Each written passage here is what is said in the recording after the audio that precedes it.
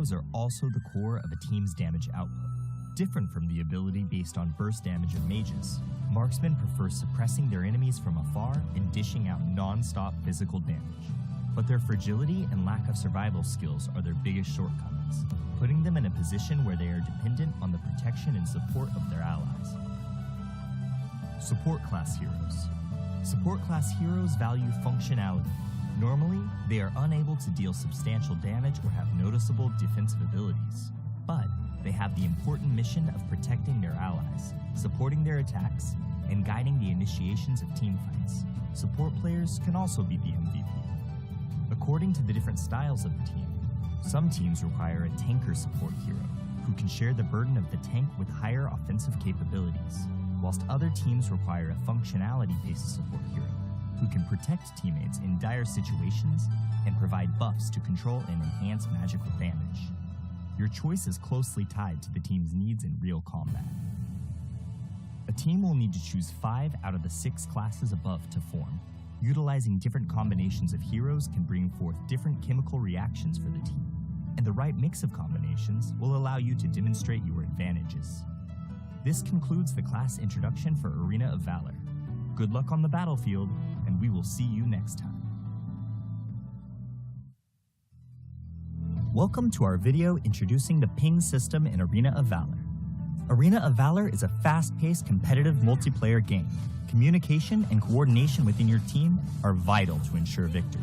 To help players communicate conveniently while reporting and delivering quick, accurate information on the battlefield, Arena of Valor has a context-sensitive built-in ping system that is easy to use.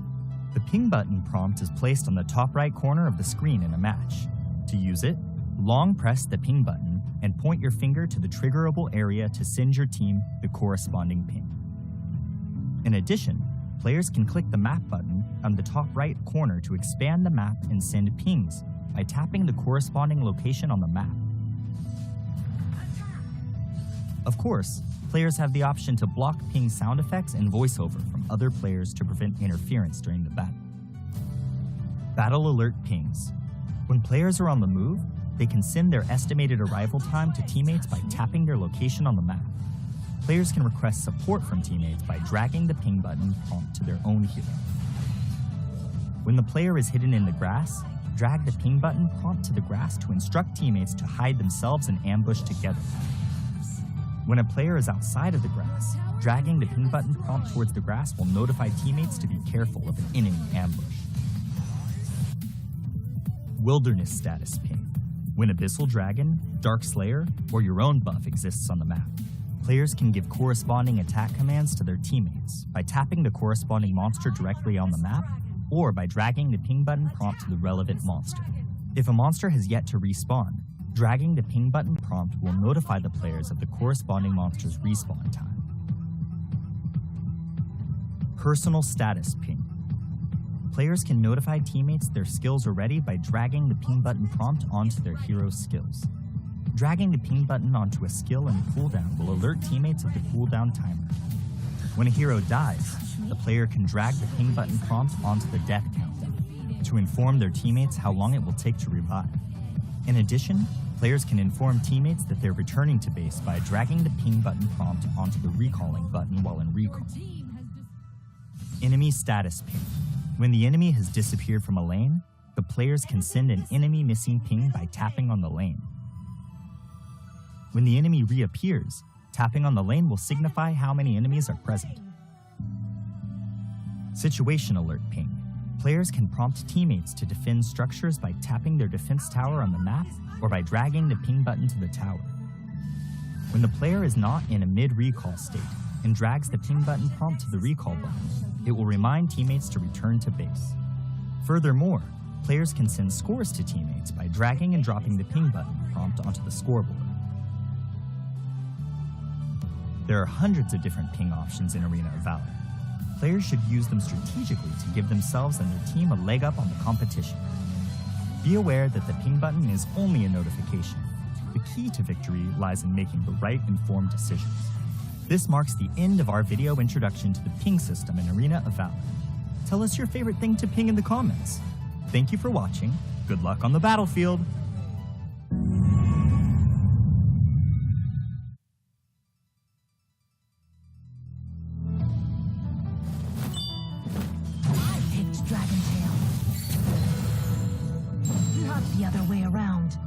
painting genius, Jan. Since his childhood, the exceptionally talented Jan has reached the pinnacle of painting as a teenager. But when inspiration dries up, causing the talented young man to fall into infinite anxiety, his master sends him on a journey to find inspiration, taking with him the Rivers and Mountains Dream Scroll and Sword of Inspiration in his path to find materials. The young man's search for a breakthrough is fraught with crisis, but this is no obstacle for the battle-savvy Jan, who will hold the brush of the Sword of Inspiration in his hand and repel the enemies that stand in his way as he paints everything in his path.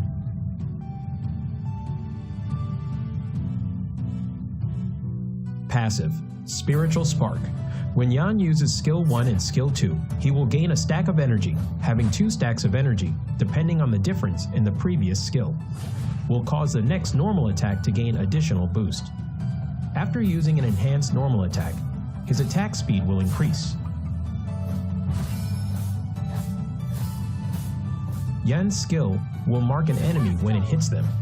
Dealing damage to the same target will consume the mark and trigger additional physical damage, restoring Jan's own HP in the process. Skill 1. Black Jade Sprinkle.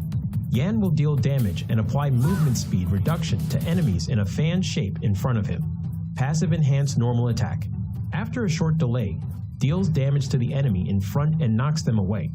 He can move during the delay and deal additional damage to minions and wild monsters. Skill 2. Draconic Step. Jan moves forward in an arc, dealing damage to enemies along the path. Jan is untargetable while using the skill. Passive Enhanced Normal Attack. Charging towards the target enemy and dealing damage, he can use another part of Skill 2 within a short time frame. Additional Skill 2 cast has a separate cooldown calculation and does not accumulate energy. Skill 3. Hills of Dream. Jan releases his seal, entering enhanced status and dealing damage to surrounding enemies, receiving a massive physical penetration, and can use the second part of the ultimate skill. He gains super armor and reduces damage taken during the cast. Jan will enhance all of his other skills. The second part of Ultimate. Jan charges forward and deals massive damage and knocks away enemies in a massive range forward. Enhanced Skill 1. Deal 2 instances of damage to the enemy. Enhanced Skill 2. Deals even higher damage. Jan's ultimate skill buff will increase with every upgrade. When Ultimate is upgraded to level 1, the skill damage of Skill 1 and 2 increases by 50%, and the number of times the mark can be triggered also increases. When Ultimate is upgraded to level 2, Passive Enhanced Normal Attack hitting enemies will extend the enhanced status duration and can be used multiple times when under the buff from the second part of Jan's Ultimate. They aren't affected by cooldown reduction.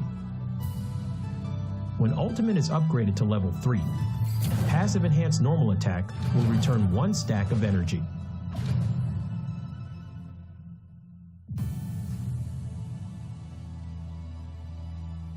Jan is a highly controllable warrior-type assassin.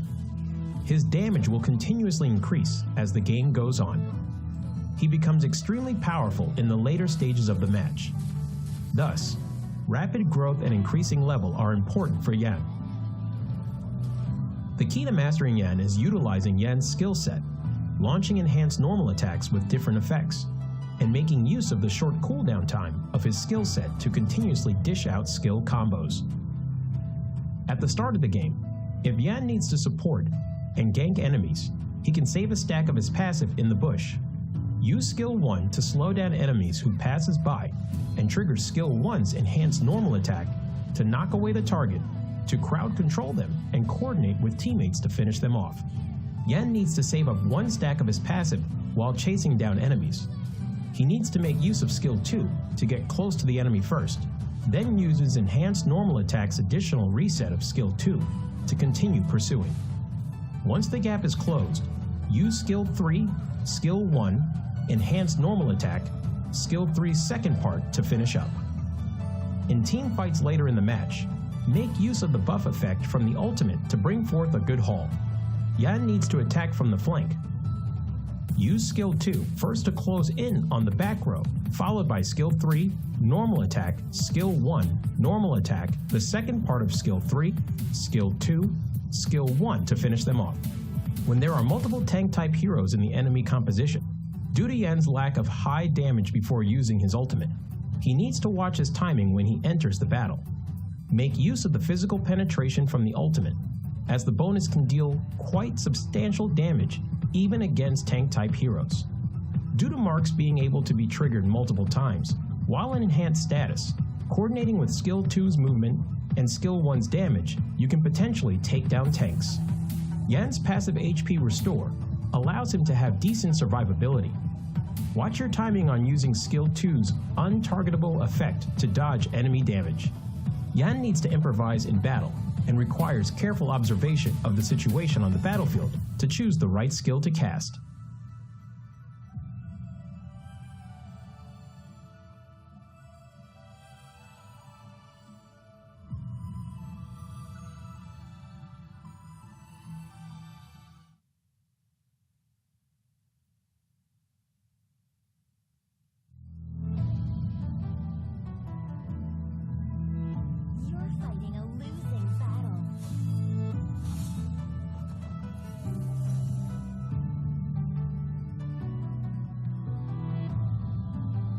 Jade Fan Beauty Yue. As the princess of the Dragon Kingdom, Yue brandishes a fan as her weapon, retaining her elegance even in battle. Aqua Force and Mountain Crusher allow her to easily control the whole battlefield, and Borrowed Might allows Yue to unleash endless attacks. If an enemy dares to offend Yue's grace, then they will taste the power of Rising Wind. Passive skill, Borrowed Might. Every time Yue uses Aqua Force and Mountain Crusher, she will gain a stack of Borrowed Might. When she has 2 stacks of Borrowed Might, Yue will reset the cooldown time of Aqua Force and Mountain Crusher and strengthen the next Aqua Force or Mountain Crusher. Skill 1, Aqua Force. Yue throws 2 bone fans at close range, dealing damage to enemies in their path. After strengthening, Yue will throw out 4 bone fans when using Aqua Force. Aqua Force will deal several times the damage where the bone fans converge. Skill 2, Mountain Crusher. Yue throws 2 bone fans at far range, dealing damage to enemies in their path. After strengthening, Yue will throw out 4 bone fans when using Mountain Crusher. Mountain Crusher would deal several times the damage where the bone fans converge. Skill 3, Rising Wind. Yue knocks back nearby enemies and deals damage to enemies in its path while pushing them back slightly. Yue will gain additional vision.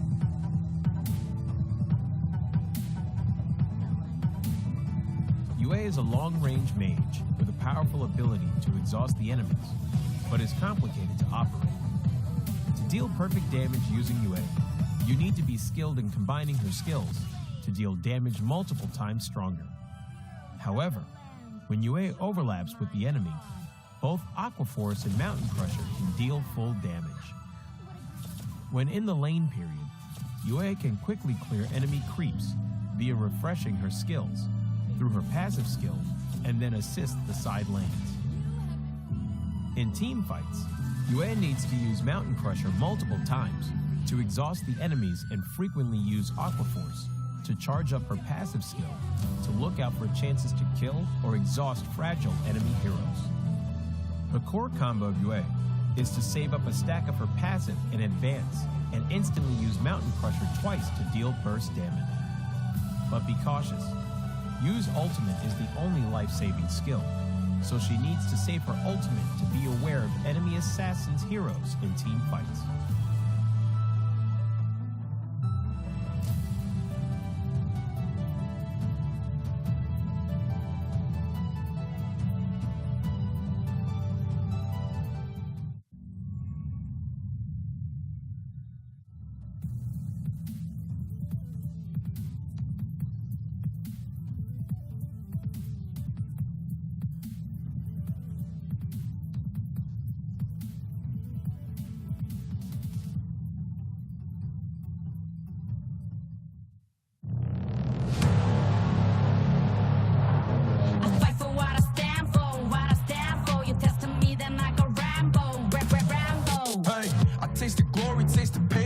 taste the play. Got the kingdom on my back, I came long ways to engrave my name. Found my pride at the borderline, I will never back down till my dues are fortified. Hit him in to get a little cautious. It's part of the process. They think I'm crazy, or am I really brave? I don't let nothing faze me, there's no hold up delay.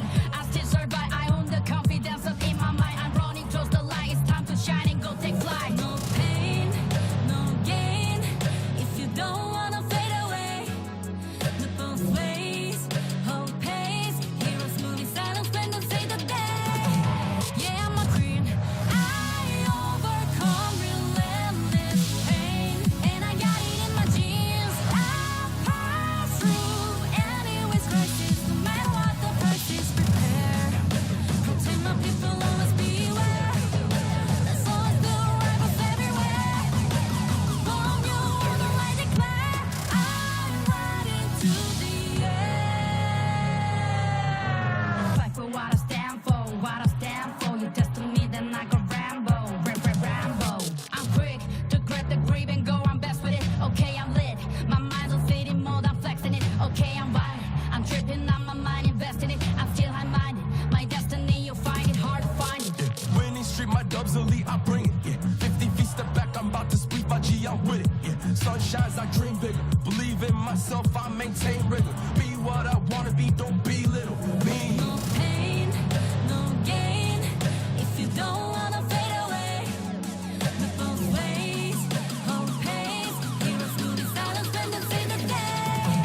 Yeah, I'm a queen, I overcome relentless pain. And I got it in my genes, I pass through anyways crisis. No matter what the price is, prepare.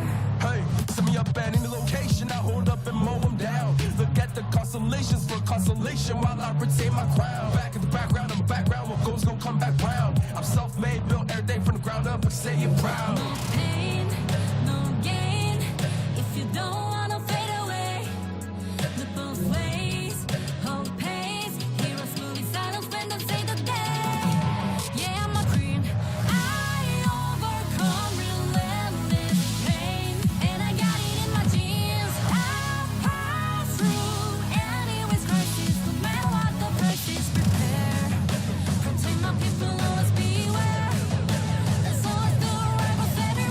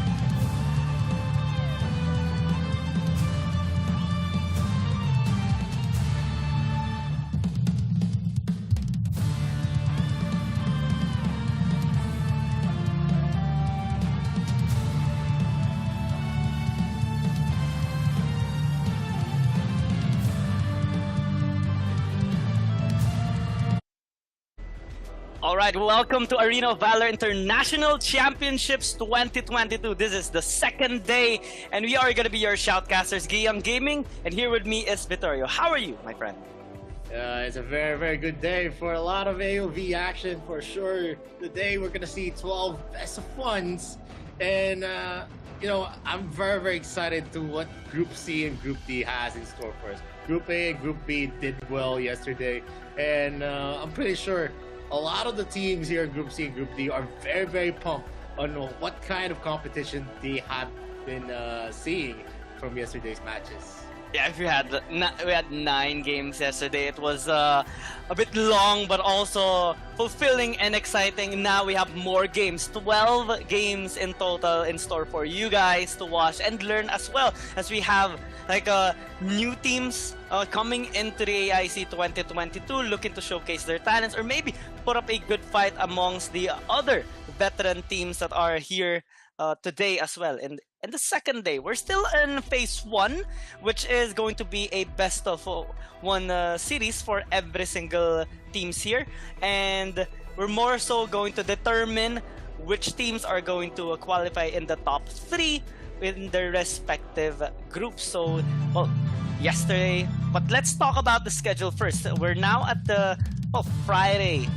It's a Good Friday today, 17th of June, and we're going to be having our group stages here in this week. Next week, we're going to be having the quarterfinals from June 23 to 26, semifinals on July 2nd and July 3rd, and the grand finals, best of 7 grand finals on July 10. Yeah, that's a lot of matches, especially in the group stages. It's a do or die for most of the teams. On the first 2 days, it's a best of 1, and then for the remaining 2 days of the group stages, they're gonna be facing each other in a best of 2. And looking at the prize pool, we have a whooping 2 million USD prize pool for AIC 2022. That is a big prize pool for sure for a mobile game event. And the first placers are gonna be taking home 700,000 US dollars. That's a lot. And even if you are placed in the group stages, even if you are eliminated, you're going to be taking home $10,000 each for the team. We also have the final MVP, the best lineup, and then qualifiers and wildcards. In total, they are going to be receiving 315,000 USD dollars. And not to withstand from the second, third, fourth, and fifth to 8, that's a lot of money in the prize pool. That's a lot. That's a lot, and it is gonna be worth it, of course, for the players and teams that are giving their very best in this Arena of Valor International Championships 2022. Talking about 700,000 US dollars. Yesterday, Mikos and I were talking about what we're going to buy if ever we do have this kind of lump sum of money. I'm for sure is going to be spending it on food. I don't know with Mikos. But here are the participating teams. Here at the day number 2, we have, I think, Group C and D. We have some new teams, new faces here in the second day. And I think I'm looking forward to seeing them perform quite well. Yep. And definitely, there's going to be a lot of newcomers. Influence Rage, a dope team. Actually, a dope team is underranked from the previous AIC 2021. We also have Bikertopia, that is one of the newcomers from the GCS region. And then, of course, Nexpuya. And we have the mainstays, Mad Team, V Gaming, It's Bacon Time, and also Dewa United, who's going to be returning for AIC. They did not qualify for the AIC 2021. They were beaten out by Archangel, but now they're coming out in force here for the AIC 2022. So our first game of the day is a dope team versus Influence Rage. It's 2 regional teams from the sea and also from Brazil that's going to be facing off in the first match of the day. And then, of course, Mad Team and the others. And this is the remaining schedule that we have here for today, the first 6 matches. So 6 matches, then double that. That's the total matches here for today. I'm really excited on seeing the other teams as well, the veteran ones. Mad Team, V Gaming, coming from AIC 2021. They got defeated by Buriram United Esports in a reverse sweep, and now they're looking to maybe have a solid performance in the tournament. I'm looking forward to Bacon Time too, honestly, because they had an incredible performance coming into qualifying for AIC 2022. And now, in our first series, Adobe Team versus Influence Rage. I like the names of these both teams. Kind of witty. Yeah, Adobe Team actually went for a rebranding for themselves under rank, which was actually in the bottom of in terms of win. They didn't actually win any matches from AIC 2021, so I'm expecting a lot since they're a team that has been consistently participating in all of the international tournaments for AOV. We're gonna see Botax, Zenshao, LCC2, XF, and LYL again for to represent the C region. And then, of course, you know, if they're not gonna be able to improve themselves from the last outing that they had, then definitely we're gonna see a repeat of what happens on their international runs. And I hope that would not be the case here for AIC 2022. But they're going to be facing off Influence Rage, which was a mainstay from the long past international tournaments. I think they went out in AIC 2018. Of course, that's going to be a lot of new faces. Makes RJ, Danny, Miss, White, and are going to be the players for Influence Rage. And you know what they say about new what do you call that? Revamps, right? You want to have a new face of a team, new look, new style, new performance. They're looking for improvement here, especially for the side of Adobe Team. You know, hopefully it's not going to be a repeat of last AIC 2021. That's their end goal. But here is the most important part, because this is the start of the tournament. This is their first match, and it's more so going to be a testing of the water. This is a pretty good setup that we have here for day number 2. And Adobe Team, Influence Rates are going to be at least throwing some jabs onto each other, measuring each other's up, and also gauging themselves whether they are going to be able to perform quite well onto each other, which will be their stepping stone in battling against the other really strong teams like Mad Team, V Gaming, and Bacon Time, such. Yep. And still, one of the biggest problems that we saw from Underrank, which is Adobe Team, was the drafting that they did. They were able to actually use some meta picks, but at the end of the day, it's about the execution. And in the best of one, you need to show everything that you've got, all of the best picks that you have. It's not a global banned pick. So you have a lot of leeway on the picks that you want to happen for your team. And that's going to be a lot and a big factor in actually winning the game. There are early game compositions, mid game compositions. We also have the late game compositions. And there are very strong meta picks that are strong from the early to the late game. And looking at the bans, the Adobe Team actually banned out Omen as their first ban, and Influence Rage actually answered back with a Itachi pick. And then an Aya ban is also actually being over there. Very, I think the Aya pick is always going to be effective as a first ban for the opposing team, not for the first pick team, which is Adobe Team. Yeah, I'm as confused as you are right now, since more so we do see it on the red side team being the one to take away the Aya. But maybe, you know, Adobe Team doesn't want to go on that path. If ever Influence Rage would leave it wide open, not so sure. It's up to them. But I was kind of excited to see another game of Aya, since yesterday we did see it on the match of what team was that? Talon Esports and Team Flash. And right now it's going to be a different route for both teams. Going to be the standard one knockout, going to be the first pick here on the side of Adobe Team. And well, Influence Rage, they do have access now to the Crixie, which is one of the most picked heroes yesterday as well, during day number 1, but they're right now hovering the Hayat and the Volcath as well. Pretty good for engage and a nice amount of sustain. Yep. Looking at the first pick of Adult team, they actually went hard. Actually, if you're gonna go for a jungler first pick, that's gonna be a very, very ballsy move. You have a lot of confidence on how you're gonna be hovering this. Nakot, yeah, I could say that he is one of the best heroes to actually go for split pushes. Actually has a lot of mobility as well to go for the ganks.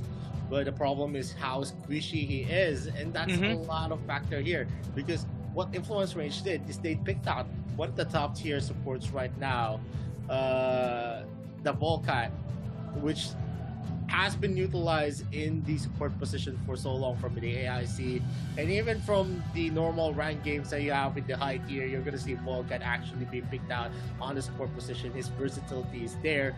He's also gonna be a top tier Dark Slayer laner just because of how good he can actually burst down heroes, and also the sustainability that he has whenever he uses his ultimate.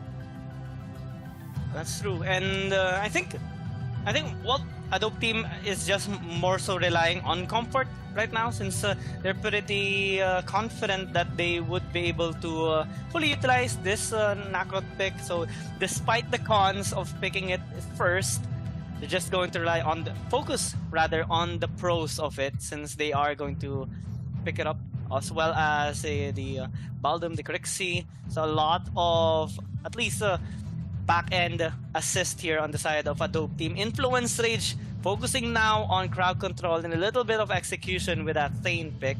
And as we see here on the second banning phase, they're removing quite a lot of marksmen here on the side of Influence Rage, while Adopt team is focusing more into the mid lane matchup for LCC2. Yep, and with the first 3 picks that we see actually here for Adopt team, they are going to be very, very versatile on the damage that they're going to be bringing. Crixie is one of the top tier mages right now. I mean, she has not been underperforming in a lot of the tournaments that we saw her, especially from the 2021. She has been one of the top picks if you really want someone that can actually burst down in the middle parts of the game, even in the early parts of the game where she just hits the level 4 cap. If Moonfall is available, she is someone that can actually go for supplementary damage to burst down any hero, even if it's a tank. Yeah, and well, I think this is going to be an interesting one coming from Influence Rage. Looking to see how the Adopt team is going to close this out, since they haven't picked up their marksman just yet, which was kind of limited here on the side of Influence Rage due to their banning of the Laville and the Kafeni. They would have some pick potential if they would lock the Slims up, but I think they would be relying mostly on the damage of LCC2 and LYL if ever they lock this in. They are also hovering an Amelie, which can serve as an additional frontline here for the side of Adopt team. Yeah, and just looking on what Influence Rage is actually building, that's a lot of zone control for themselves. That's a Thane, that's also an Alistair, which we know is very, very effective in boxing out anyone who enters. So it's not gonna be an easy target for the Nakba whenever she goes for an entry kill. He needs a lot of distraction from his teammates, from the Amelie and for the Baldwin to actually be able to go in and do a lot of wrecking in the backline of Influence Rage. And if they're going to be closing out on the Zuka, there's a lot of crowd controls on their side. Four of the heroes actually has crowd controls for Influence Rage. While Adopt team, they have the mobility for themselves. So it's going to be playing out on how they're going to be able to use that mobility to get the advantages, to get the objectives, and also to get the right rotation. So it's like Adopt team focusing more on small skirmishes, maybe some side lane control and split push potential, pickup potential as well, while Influence Rage is going full on team fight and objective control, as they are going to be looking to group up constantly here so that they will have the edge in terms of team fight. It's hard to actually deal with this kind of composition given the lineup here of Adopt team if they're going to charge it head on without any lead in terms of economy or level or positionings even, due to the amount of crowd control and safety actually of Danny. It's like he has like 4 bouncers to back him up to give him the protection and proper timing for his kunai blitz, and there's almost nobody that can pass through. Even LYL maybe would struggle going through all these 4 front lines of Influence Rage. Well, then we're going to be starting soon, as the entire battlefield is going to be spawned in a matter of seconds. We're going to see the positions of all the players up there in the map. Not much that I'm expecting in terms of the team composition. I think everyone has their own factor. If they're going to be able to use that factor to their advantage, definitely they're going to be the one in the winning side.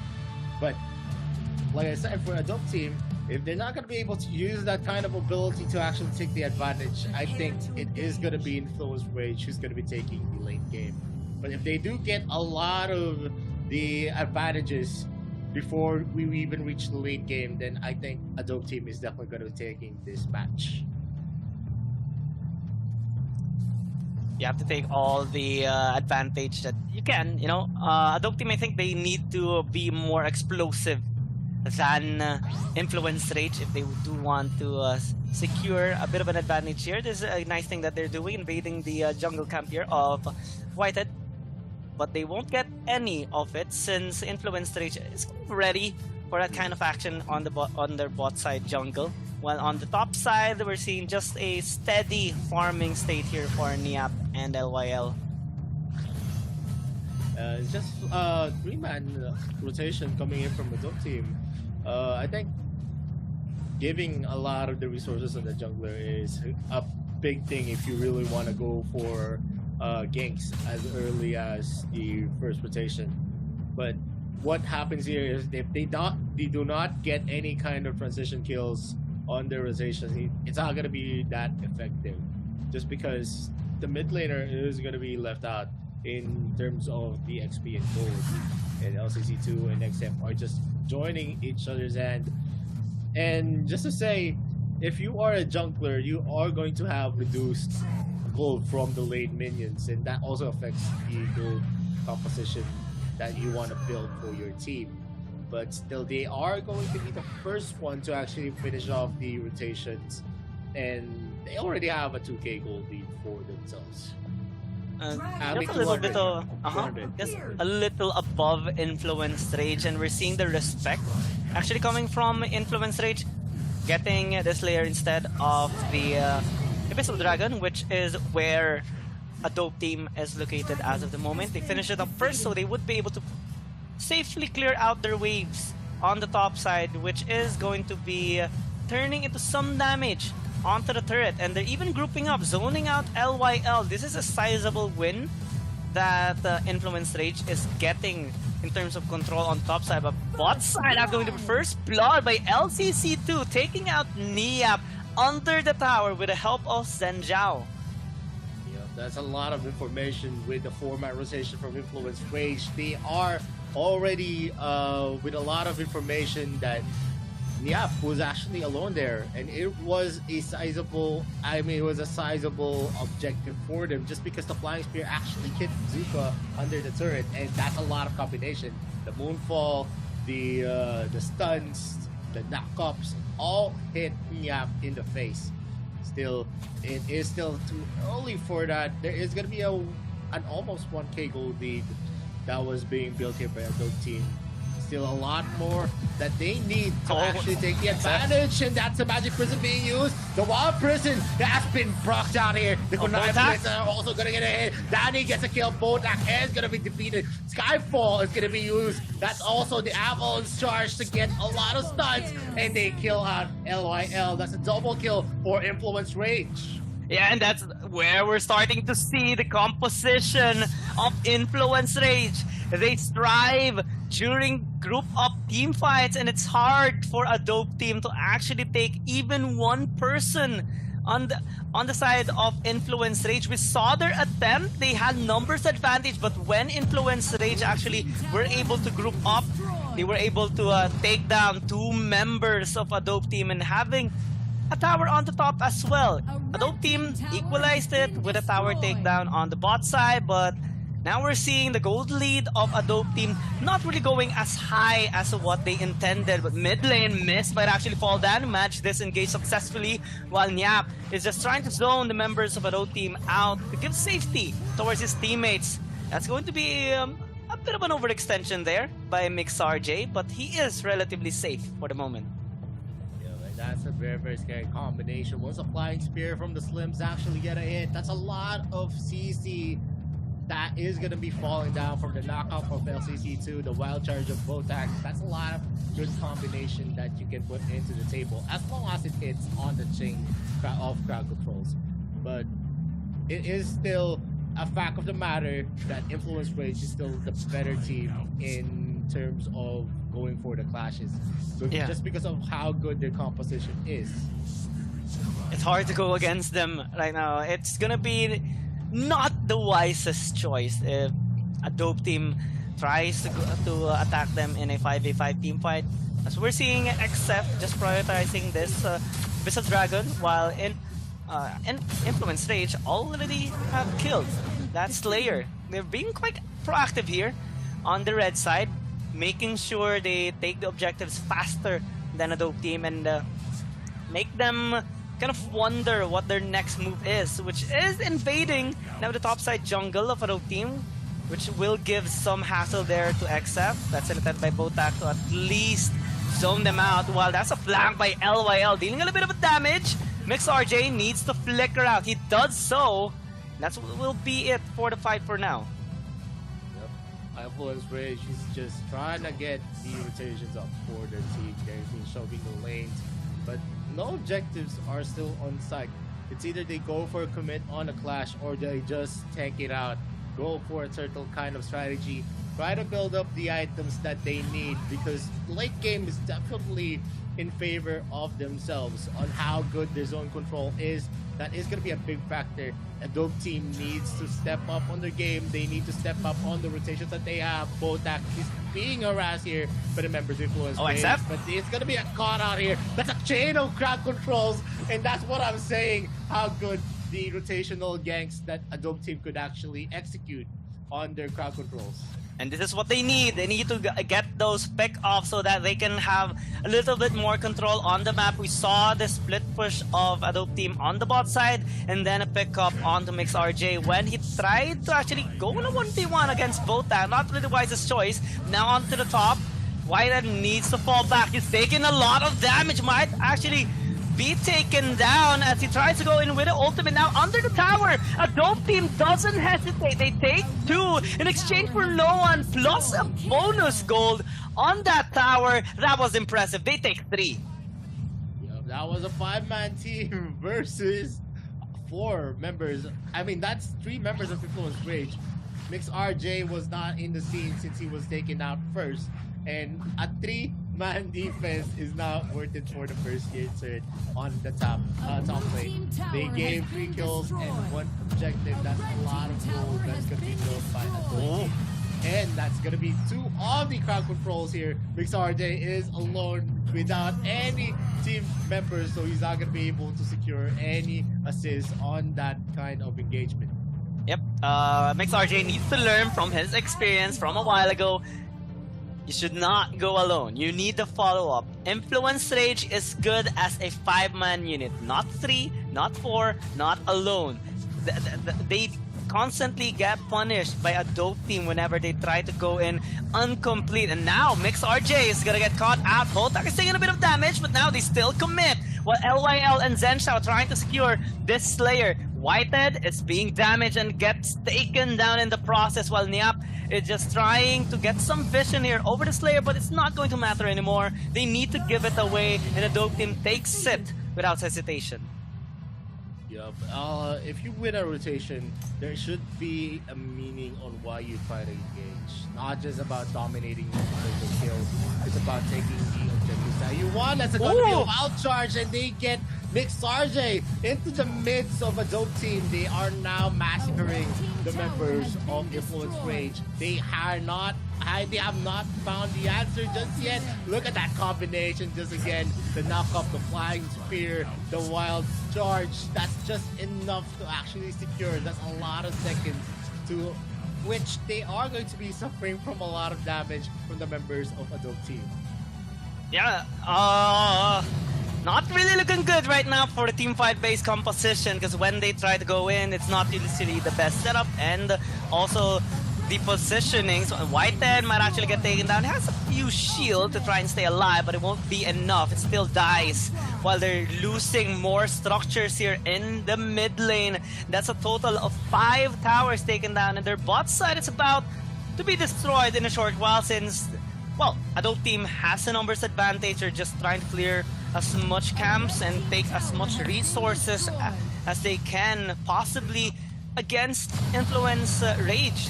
Looking at the gold lead, 6,000 gold lead in favor of Adobe team, plus this access on the Holy Dragon. There's nothing that Influence Rage can do as the moment. Even if they try to group up, Adobe team already has their win condition. Getting the gold lead through those small skirmishes, taking control across the map, and having enough power to fight Influence Rage head on, since they have better items. And this is going to be a problem here for Influence Rage. The problem is that they are always lacking in numbers. One of their members are dead and they still force for a defense. And that gives a lot of opportunity for Adobe team to actually just take advantage of. In terms of how good they are in harassing all of the lanes and shoving all of the lanes, Adobe team is doing a lot of the good work just because of how good the mobility of the heroes are. Nakrot is just mostly on the fringes trying to shove out the lanes, and Yap is going to be forced down here. He's just going to go for the Chewy Fury. Skyfall has been used. A lot of skills are being procced out here by Influence Rage to go for the defense. This is the best moment for the Direct team composition. It's just all about clearing out the waves.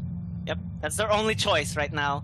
They need to scale up even more, at least reach maybe a couple of thousand gold and complete some of their items before they can actually match Adobe team. Right now, it's still just 11.5 minutes into the game. Maybe at 15 minutes, they would have a better fighting chance, but right now they need to give out these objectives.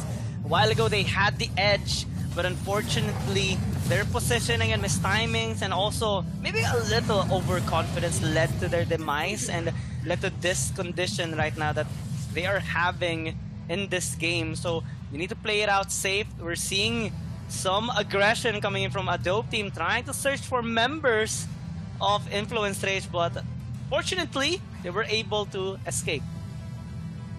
Looking at the itemizations of Nakrod, he is actually using a Leviathan, Muramasa, a Fafnir, and already a Fenrir's Tooth.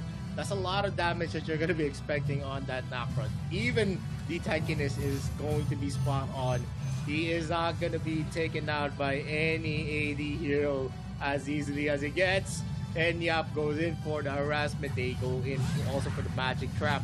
They are going to go for the Agents of Foa in the mid lane, but the Slayer has been spawned here on the bot lane. They're going to try to take that tower. The Skyfall is being committed, but the damage is not enough. They went in. The Kunai Blitz is still ready. The Magic Prison as well, but the double knockout coming in from that Crixie is just too much. A lot of the damage coming in from the members of ADT. They're now going to be finishing off most of the members. Mix RJ is the only member left here, and the Nexus is going to be locked on by the team. Are they going to be able to take this? With RJ is going to be taken out gone. in the Football, and also the Wild Prison and the Wild Charge has been procced out. They are going to take game number 1 with ADT taking it strong. Yeah, Adobe team with the superior team fighting there, especially in that last clash. We saw the struggle that Influence Rage experienced during that last fight, wherein Danny couldn't even position himself well despite that team fighting based composition with 4 front lines. They were just constantly being harassed and dealt with those crowd controls, especially by LCC2 on that double knock up, and even on that late Kunai Blitz by Danny, it was all too late. Little to no damage was felt there by Adobe team. Well, they just finished up by attacking the core, and there was nothing. I mean, they had the Doombringer assisting them as well without any members to defend the base of Influence Rage. Adobe Team just got this by a landslide. Adobe Team just taking in their first victory of the AIC. This is going to be a good sign for them. Since this is the change that we're looking for. And let's enjoy the highlights of game number 1. It's more so like, Adobe Team measuring up towards against Influence Rage. They got the positionings that they wanted in favor of them, and well, for Influence Rage, they had some attempts. They had this amazing draft, but in the execution side, they kind of lack much of it to back it up, and it's more so a sight of Adobe Team just punishing them whenever they are not grouped up or whenever they are isolated. And given the lead that they did have a 6,000, that was 8,000 rather at the end of that game, it was just a game over. Nobody could defend. Even with a team fighting base composition, they couldn't fight against Adobe Team because of how strong they are already. And well, this is the change that we wanted, and what they wanted as well, given their revamp, their re-roster, the new name, new look, new performance, and here it goes. Yeah, I guess only in the new name, new concept. I think it's the almost same roster that we saw from Monorec, but still Adobe Team proved themselves to actually be a new kind of team in terms of the winning factor that we're looking for. And that's just game number 1. We saw a lot of good things, especially Influence Rage did do a lot of, did have some fight in that game number 1. The problem is that they were not able to actually sustain because there was always a pick-off from the side of ADT. They were always taking out the Tane, which was a vital member in boxing out the members of Adobe Team. If the Tane was always alive and healthy to actually help them in the clashes, it would have been a different story going forward in game number 1. This is where we kind of see the problem when you're drafting a team fight base composition on these small skirmishes. You have to take a different approach whenever your opponent does have this skirmish-based composition. If you're going to be isolated in an area, you're going to be much more vulnerable than you expect. And we saw Mix RG getting picked off quite a lot whenever he tries to maybe go on a 1v1 against Botak, but Botak is pretty much happy just baiting him in because he has the backup that he needs. You know, LYL XF just suddenly going up front and taking Mix RG down without the Thane in the fight. There's not much control that the Influence Rage has in order to fully utilize their composition. No setup for Danny, not much crowd control, and it's especially with the execution damage with the Thane's ultimate. They don't have that since Mix RJ is dead. Yeah, I think their composition, it just falls down on how good the Thane and also the Alistair is going to be able to put out their positions in terms of the skills that they're going to be throwing. They don't really need Niap to actually join them in the fray. Niap could actually go into the lanes and actually just shove up and also create some space for their team. But we're going to see the game stats of game number 1. It is 15 kills, over 2 kills. And that's a 13 kill deficit in favor of ADT. In terms of gold, that's a 10k gold lead. Towers of Abyssal Dragons. Yes, the Slayers have been taken mostly by Influence Rage, but it doesn't really matter because as the time progresses, all the objectives just fell down into the lap of Adobe Team. Yeah, and it's the latter Slayers that matter at most, and we saw Adobe Team fully utilizing it with a spawn in the mid and a spawn in the bot side, and another one after that they used in order to be able to penetrate the base of Influence Rage without any damage, crowd control, and proper setup by Influence Rage. They struggle quite a lot on the full-on aggression here of a dope team, and if we check on the damage department, well, LCC2 had a lot with a 96,538 damage compared to Mist, which is quite low, as well as Danny, just a little over 37,000. They really struggled in terms of dealing damage to the members of a dope team. And now we check out MVP Zen Zhao having a fantastic run in this game number 1 on the side of a dope team with a 609 nice KDA, and he will be getting 12 MVP points, and that's 100% kill participation. He was there on all of those team fights. Yep. Not only that, he was an MVP. One of the reasons is that most of the kills, he actually had 100% kill participation. And that's a big thing because he was always in the moment wherein they're going to be taking in the objectives and taking in the kills. That's how good the positioning and also the rotations that we saw from a dope team. Because one member had 100% KP. And that is all for game number 1, because we're still going to be seeing a lot of games for today. But before we move on to game number 2, we'll actually be going for a very, very short break. So don't touch the browser. This is the AIC 2022. My name is Vittorio. This is Beyond Gaming. See you in a minute. In a minute, get a little cautious. It's part of the process. They think I'm crazy, or am I really brave? I don't let nothing faze me, there's no hold up delay. I still survive, I own the confidence up in my mind. I'm running towards the light, it's time to shine and go take flight. No pain, no gain, if you don't wanna fade away. The both ways, hope pays, heroes moving silence when they say the day. Yeah, I'm a queen, I overcome relentless pain, and I got it in my genes. I pass through anyways crisis, no matter what the price is. Prepare, protect my people, always beware. There's always new rivals everywhere. Bomb you on the light declare, I'm riding to the air. Fight for what I stand for, what I stand for. You test to me, then I go Rambo, Rambo. I'm quick to grab the grip and go, I'm best with it. Okay, I'm lit, my mind's on city mode, I'm flexing it. Okay, I'm wild, I'm tripping on my mind, investing it. I'm still high-minded, my destiny, you'll find it hard to find it. Winning street, my dubs elite, I bring it. 50 feet step back, I'm about to speak my G, I'm with it. Sun shines, I dream bigger. Believe in myself, I maintain rigor. Be what I wanna be, don't belittle me. No pain, no gain, if you don't wanna fade away. The both ways, hope pays, heroes moving silence when they say the day.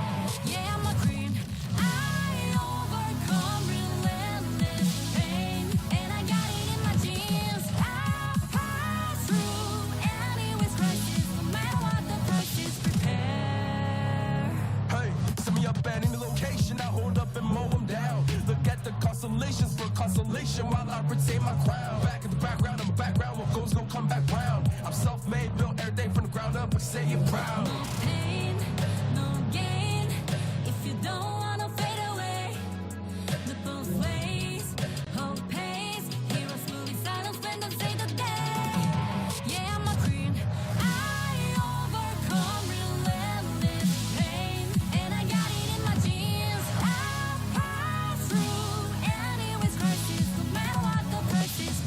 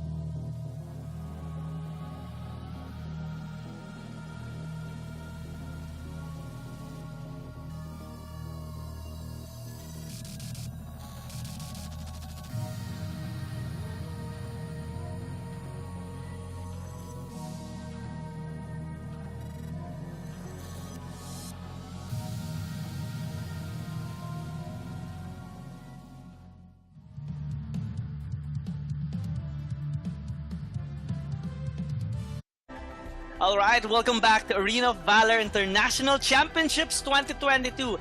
After that fantastic performance by Adobe Team against Influence Rage, we're now moving on to the second game of day number 2, which is going to be Mad Team versus Next Ruya or NRX. So it's going to be an exciting one. Let's see how NRX are going to face off, or how are they going to match up against Mad Team, since Mad Team is kind of like a really solid team back from AIC 2022. They look forward to having a better performance in this tournament.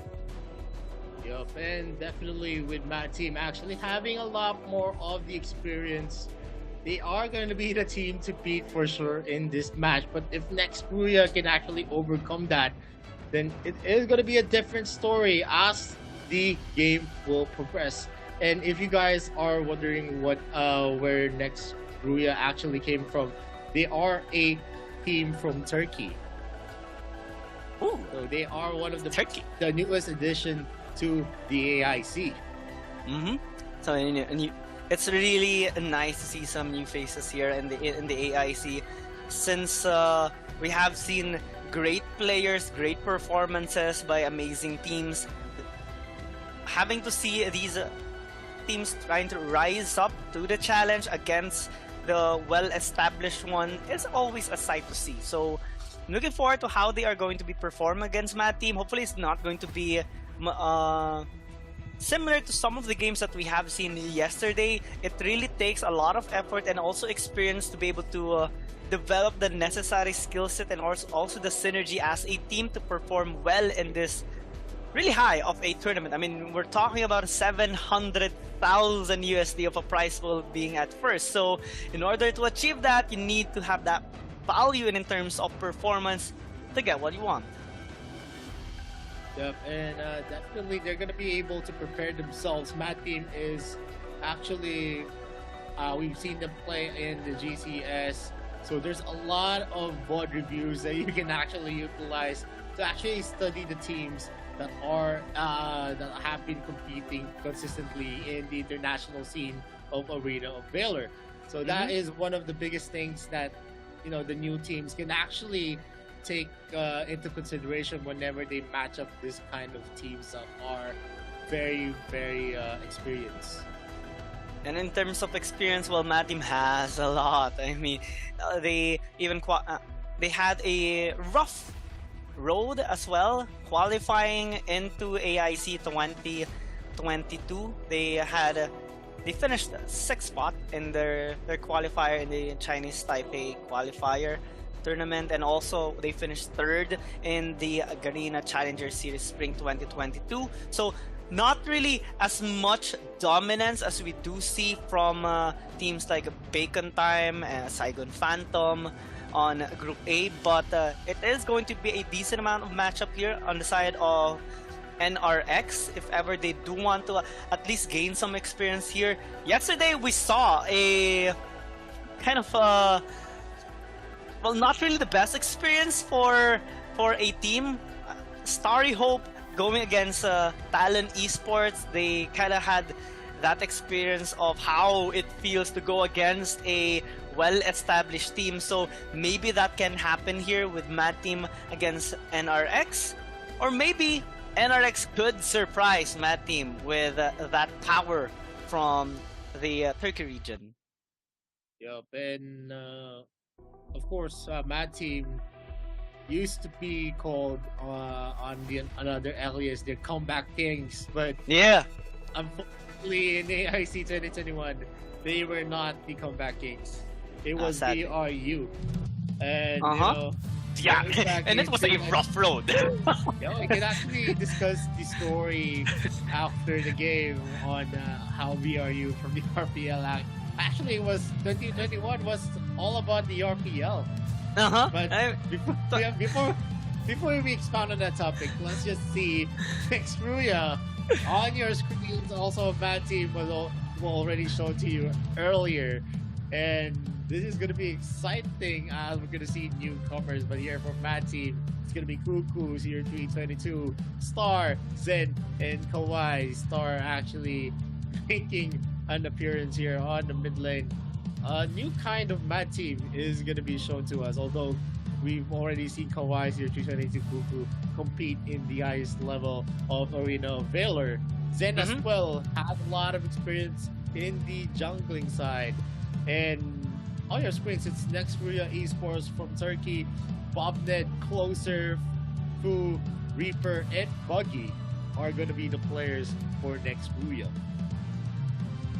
This is going to be quite exciting of a matchup here. Next Korea looking to have a strong start in the AIC 2022. I'm looking forward to seeing what kind of meta are they going to use, or what kind of lineup are they going to use here against Mad Team, since Mad Team, it's really quite adaptive. Not really the highest of performance that we do see against other well-established teams, but they are quite stable in itself. They have a decent amount of experience, and they do pick up wins even in the AIC 2021. And I want to recall our emotions during AIC 2021. There were some teams that suffered the curse, but there was one team that actually lifted up and beaten that curse and rose up to the challenge and actually won the tournament. So that is something that both of us, and even Mikos, would definitely look forward to seeing some growth here in some of the teams towards the latter ends of the AIC 2022. As we are checking now how the players are going, well, on-site events are always amusing. It gives a different vibe, not only for the players but also for the audience and everyone being involved in the tournament. As the game goes, Mad Team is going to be on the blue side, NXR is going to be on the red side. So Aya most probably is going to be banned on their side. They are going to take away the Elsu as well, which is one of the most banned heroes, not only right now, but also in AIC 2021, due to that immense poke damage and threat before a team fight even begins. It has been a fact that Elsu is one of the premier archers here on this game. One of the reasons is that if you're very, very good at handling Elsu, you're going to be able to actually shut down even the heroes even before the clashes starts, as pointed out by Giang. And that's a big thing because you want to actually have the advantage whenever clashes actually start. And looking at the bans, Omen and Aram are being banned out by Mad Team. Very surprisingly on the Aram, because we know the other regions actually love picking up the Aram. Because even if you're not a good, you're not a very, very good shot player, skill shots are not going to be hitting for you. The Aram is one of the heroes for you because you can actually finish off another hero even if you die, as long as you're going to be using the Risen skill of Aram. As well as on Next Kuya, they actually banned out the Elsu and the Aya, two big meta picks for sure.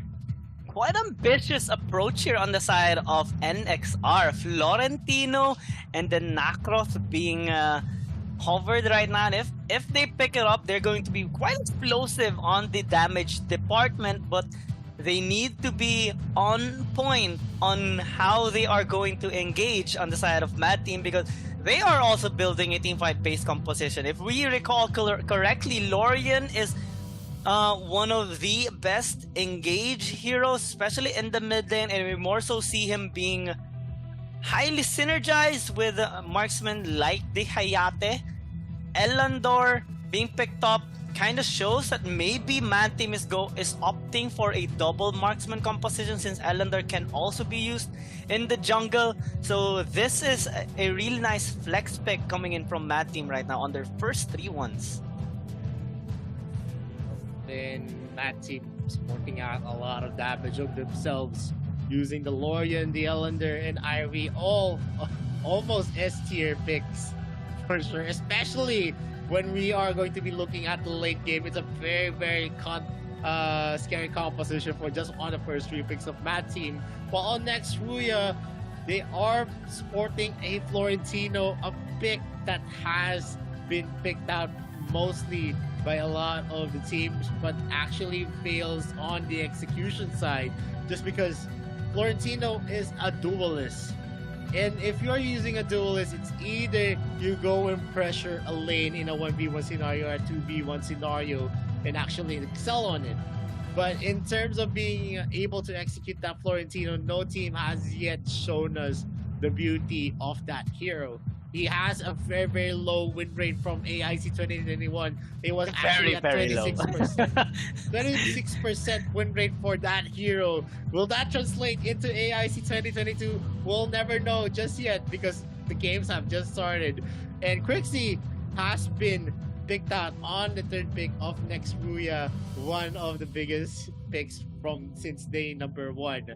Let's see if it is gonna be the one that brings victory to next Ruya. Well, I was kind of impressed on one of the Florentino users yesterday during the match of Talon and Team Flash, since it was kind of a difficult one given that Talon Esports had the Aya and the Arthur, and the Team Flash, the Florentino user, kind of hard carried in that particular game. But yeah, if you check out the stats, it's still not really quite impressive, having a low win rate, and Team Flash in that particular game also suffered a defeat against Talon Esports.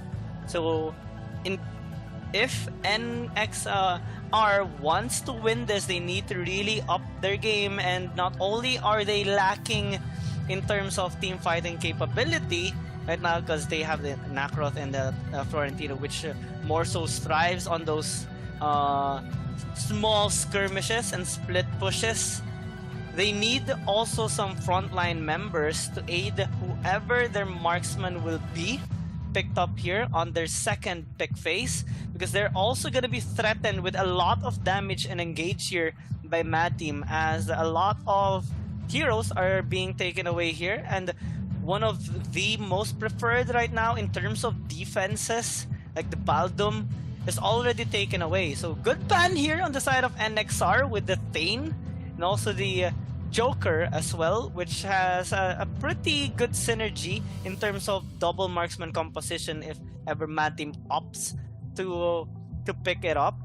But they are going to hover the Tachi in the meantime, which is a relatively okay pick. Honestly, it can be used as a good frontline as well, which can deal a bit of damage to aid the other members too. There's a lot of capabilities on that Tachi, a lot of comeback plays that can happen just because of the proc. Whenever you proc his passive, you're gonna have some shields, you're gonna have a lot of true damage as well on the skills, and that's a big thing, especially in this kind of meta. They're not gonna be able to utilize shields, but Mad Team is now gonna be hovering onto a Violet and also to a Varus, who can actually deal true damage as well. So this could actually be used to counter the Tachi pick of next Ruya. But looking at the first 4 picks of next Ruya, it is a very, very scary composition that we're actually seeing. A lot of damage on their side, a lot of dueling potential, a lot of pickup potentials as well. If you add Crixie and Nakroth to the mix, they are one of the best heroes that goes for the ganks. You get a lot of speed ups on their skill sets as well. And the 80s, the Archer, is the only one left for next Ruya. Is this gonna be literally a Yord pick? It is quite surprising. Well, they do have enough pressure already with the first 4 heroes that they have picked up, but maybe the Hayate would be a better option if they would want to commit on that engage, given that Mad Team doesn't really have that much durability in their lineup. The Kunai Blitz will deal a lot of damage onto them. Aside from the Scud, the Scud is pretty much durable. which can make sense given the matchup on the Dark Slayer lane against the Florentino. I'm wondering what will be their last pick, as they're hovering the Kafeni as of the moment, which can also make sense. Yeah, you would want to deal as much damage, AoE damage to Mad Team. The Kunai Blitz can deal a lot, but the Kafeni can also do it too with the Fussalad. But you have more execute damage in terms of the overall kit of the Kafeni. Plus, you can do it from afar. So this makes sense, and it would be a really nice matchup against what Mad Team has of the moment. It is actually a very, very scary prospect. Yes, Kafeni does have mobility for a speed up, so to speak, not really a mobile skill, which is going to be very, very scary, because if the crowd control actually reaches her from the Irie, from the Lorian, and even a closeout from the Scud, he is going to be in danger most of the time, with a lot of the damage coming in from Mad Teams. All of the heroes of Mad Team can actually deal a lot of damage to Kafeni, and not much that she can actually burst down. Maybe she can burst down here Zen or Series 322, but that is a what if, because if she doesn't have the right spot, the right positioning, she's not going to be effective in this kind of composition. You have a lot of duelists on the side of Nextruya, not much of a protector hero. And you would need a lot of all the protection that you can get, especially if you're gonna be using a Kafeni against a team fight based composition with a lot of burst damage, especially the Lorian. You know, the knockup is quite irritatingly long.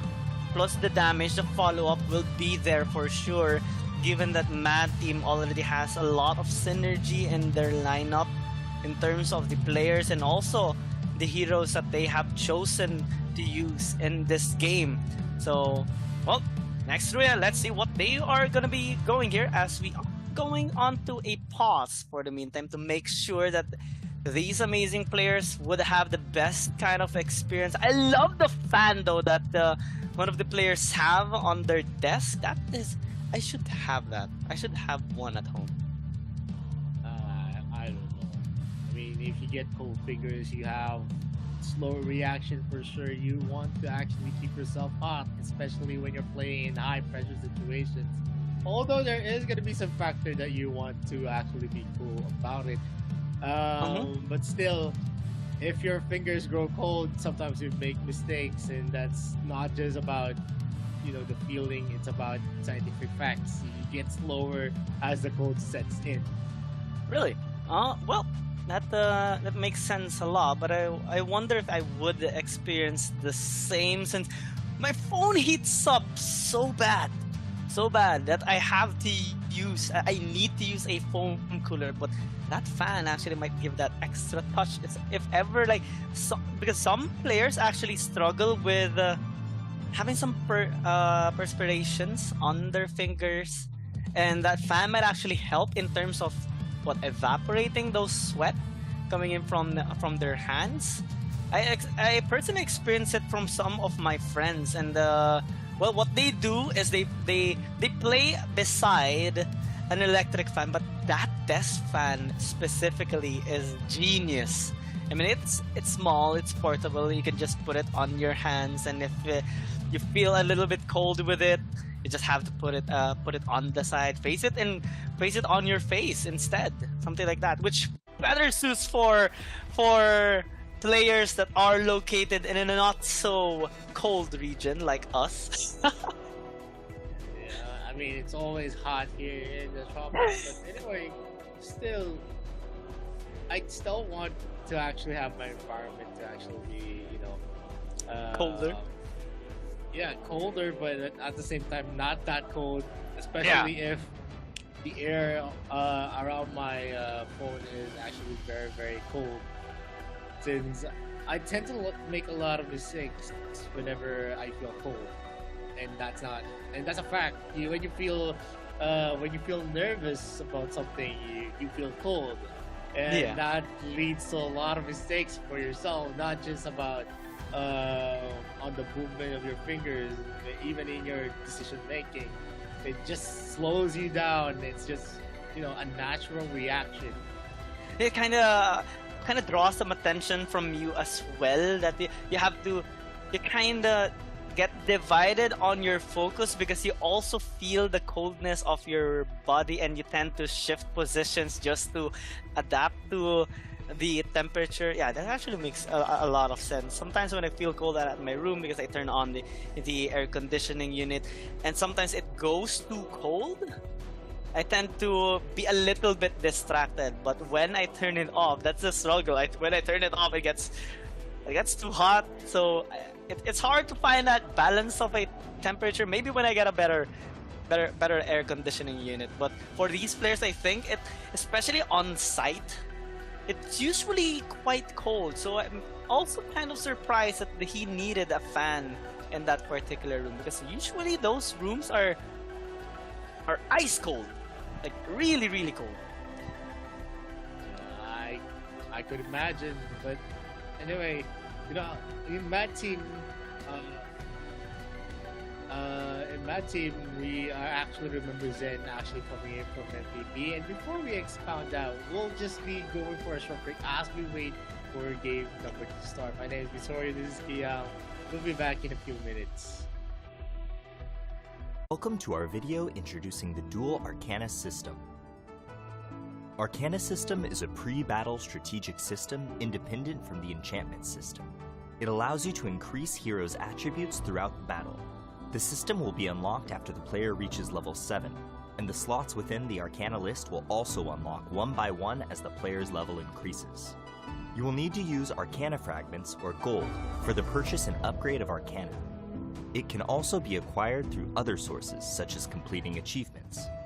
Before the start of a game, player will select the Arcana system in the preparation slot to create an Arcana combination best suited for their hero. The appropriate combination of Arcana can give players a clear advantage when the battle is begun. Arcana is split into 3 categories based on its functionality. Red Arcana focuses on increasing the hero's ability to attack. Purple Arcana focuses on increasing the hero's ability to self-recover. And Blue Arcana focuses on increasing the hero's defensive abilities. Arcana of each color is further split into 8 categories based on their bonuses: attack, life, defense, function, lifesteal, attack speed, critical hit, and pierce. Each independent Arcana has 3 levels. The higher the Arcana level, the more bonus it grants the hero. On the Arcana page, players can freely pick as they wish to create the combination from red, purple, and blue Arcana.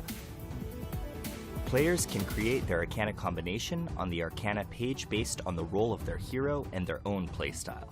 After choosing your Arcana, you can click the top right of the Arcana page to rename and save your combination. In addition, the system has recommended combinations based on roles and playstyles for the player to select directly and use. Depending on the different combinations in a match, Arcana will enhance a hero's performance in different ways. Even if the player uses the most advanced Arcana for their combination, the bonus provided for the hero will not greatly affect the balance of the game. Then, how will the Arcana system help players? Yep. Here, team against next Booyah. What are your thoughts on the composition? Yeah. Well, I'm kind of nervous a little bit on the lineup of next Ruya, given that they're focusing more on the damage than the team fighting capability. But maybe they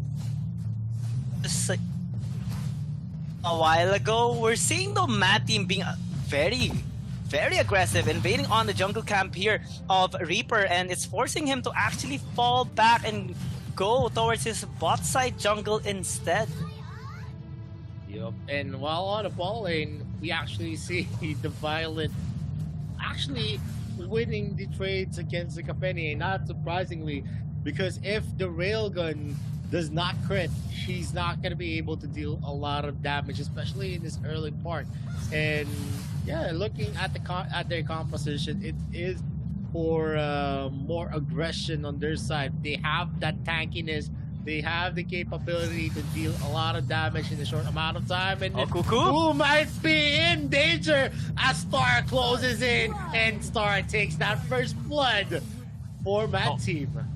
A really nice position and follow-up as well, set up by Cuckoo, and that was kind of unexpected there by NXR, and given the fact that Mad Team already is showing their aggression, NXR should pay the necessary respect that they need to give, because losing in the mid would result to a lot of damage or potential damage being reduced by the team if to pummel them in these small skirmishes. Now they are prioritizing this Abyssal Dragon while Bobned is trying to distract them. The Puzzle gets baited out, but it's not going to work since Mad Team still gets that Abyssal Dragon. Slayer being taken though by NRX, so a good trade nonetheless.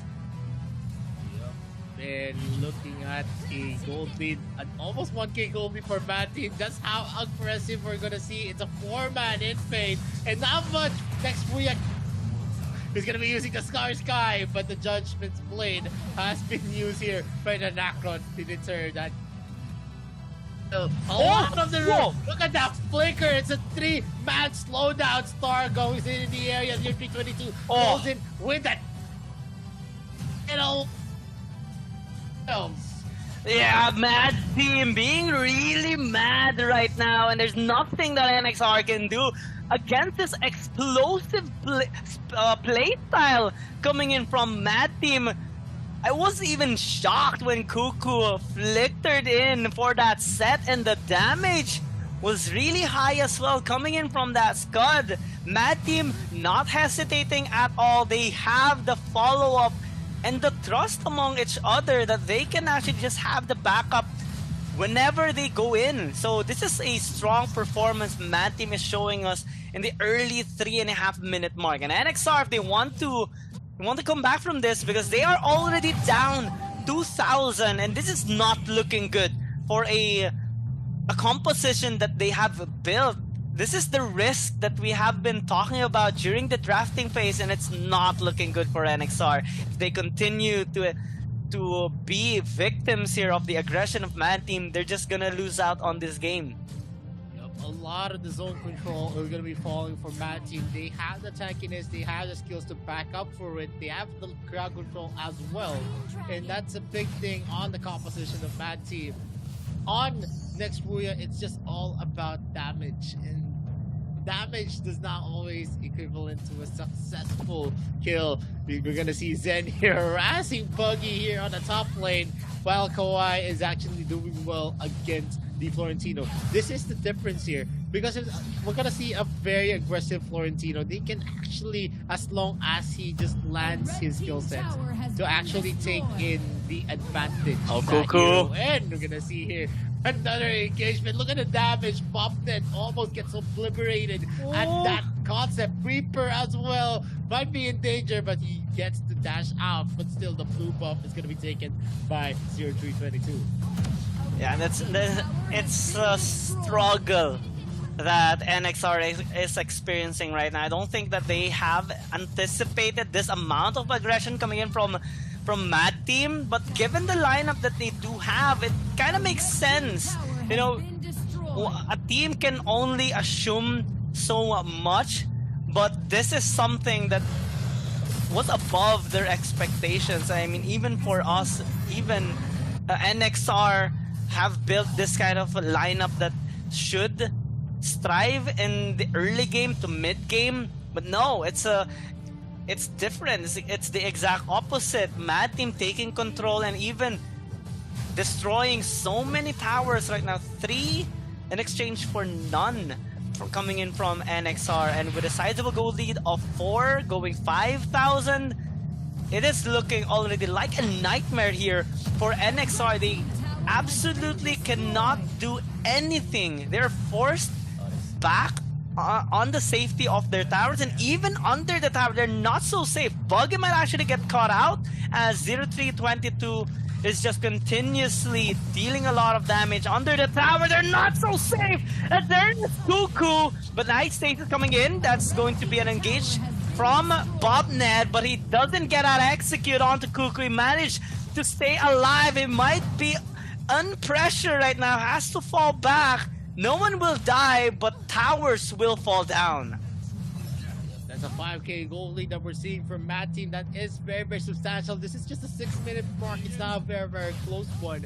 And most of the resources of the jungler of next Ruya, he's not able to actually utilize it just because of the aggression that we're seeing from Mad Team. They are just going for a lot of invades, and they're not letting Reaper take the benefit of the jungle. So the stats for sure on his jungling item is not gonna be high, maybe under 10. And that is something that, you know, is gonna be affecting next Ruya for the next couple of minutes. If they do, if they are able to actually go for a turtle defensive strategy, which is gonna be very, very hard, I think, you know, it is gonna be a very, very long game for next Ruya. But at this moment, we're gonna see a duel here where Star might be taken out, but Buggy was not able to execute that play easily because of Zen entering the fray. Yeah, I'm looking also at the gold a while ago. Reaper is suffering so much on the economy side. Imagine Cuckoo, the support of Mad Team, just a little over 400 behind of Reaper. Having that kind of struggle in terms of gold will result in the overall explosiveness of the Nacroth by Reaper, and without the damage, without being ahead in terms of gold, they won't be able to do anything. They're gonna attempt to steal out this Holy Dragon. Can they actually do it? No. Zen still picks it up, and NXR has to fall back once again. And look at this, Mad Team even having the luxury of taking that Infinite Slayer down, and NXR, they're just tied right now. Hands are tied. They're forced into this turtle defense, and nothing much can be done as of the moment. Buggy made a nice attempt on getting a kill on Star, but it's not still translating in any kills or gold. Yeah, we're gonna see some aggression for Mad Team now. They've been building up a lot of gold for themselves. The itemizations are definitely going to be on their favor. That's a lot. Oh no! Click Breaker has been used to clear out the wave. Maybe he's going to be taken now, but he's going to use the Flicker to safely disengage, and the tower on the middle lane has been taken. There's going to be some slow on the creep wave, so there's not much that they can do to take the tier 3 tower on the mid lane. But top lane and also the bottom lane, they're being pressured by the members of Mad Team. There are 4 members right now on the top lane. There's a 2 versus 4. They are going to go for the Judgment Blade. Reaper does his best to last, and still a lot of damage is going to be felt. Cuckoo goes in with a Fire Glove and then finishes now off with that beautiful teleportation into the front. Buggy does his best to go for the combination. He doesn't have the Gentleman's Duel just yet. He misses out that flower shot, and he is not going to be taken out. Then there's going to be danger as the Fury and also the Judgment Blade being used, but in exchange they do get the kill again. Nacroth is going to be falling down. Buggy enters the fray just again. Tier 22 is doing his best. A lot of crit. Look at that damage from that Violet, and they're going to be taking out all of the tier 3 turrets. It's a 4 versus 2 engagement. Will they be able to defend, or is this going to be a Nexus block? A 10-minute automatic Fuzlon is going to be used. Buggy as well is going to be using that Gentleman's Duel. Oh! He is going to be taking out yet again. Going for the end. And only closer is going to be left. Star Sky is going to be used as a knock-up on that end, and the Nexus has been destroyed by Mad Team.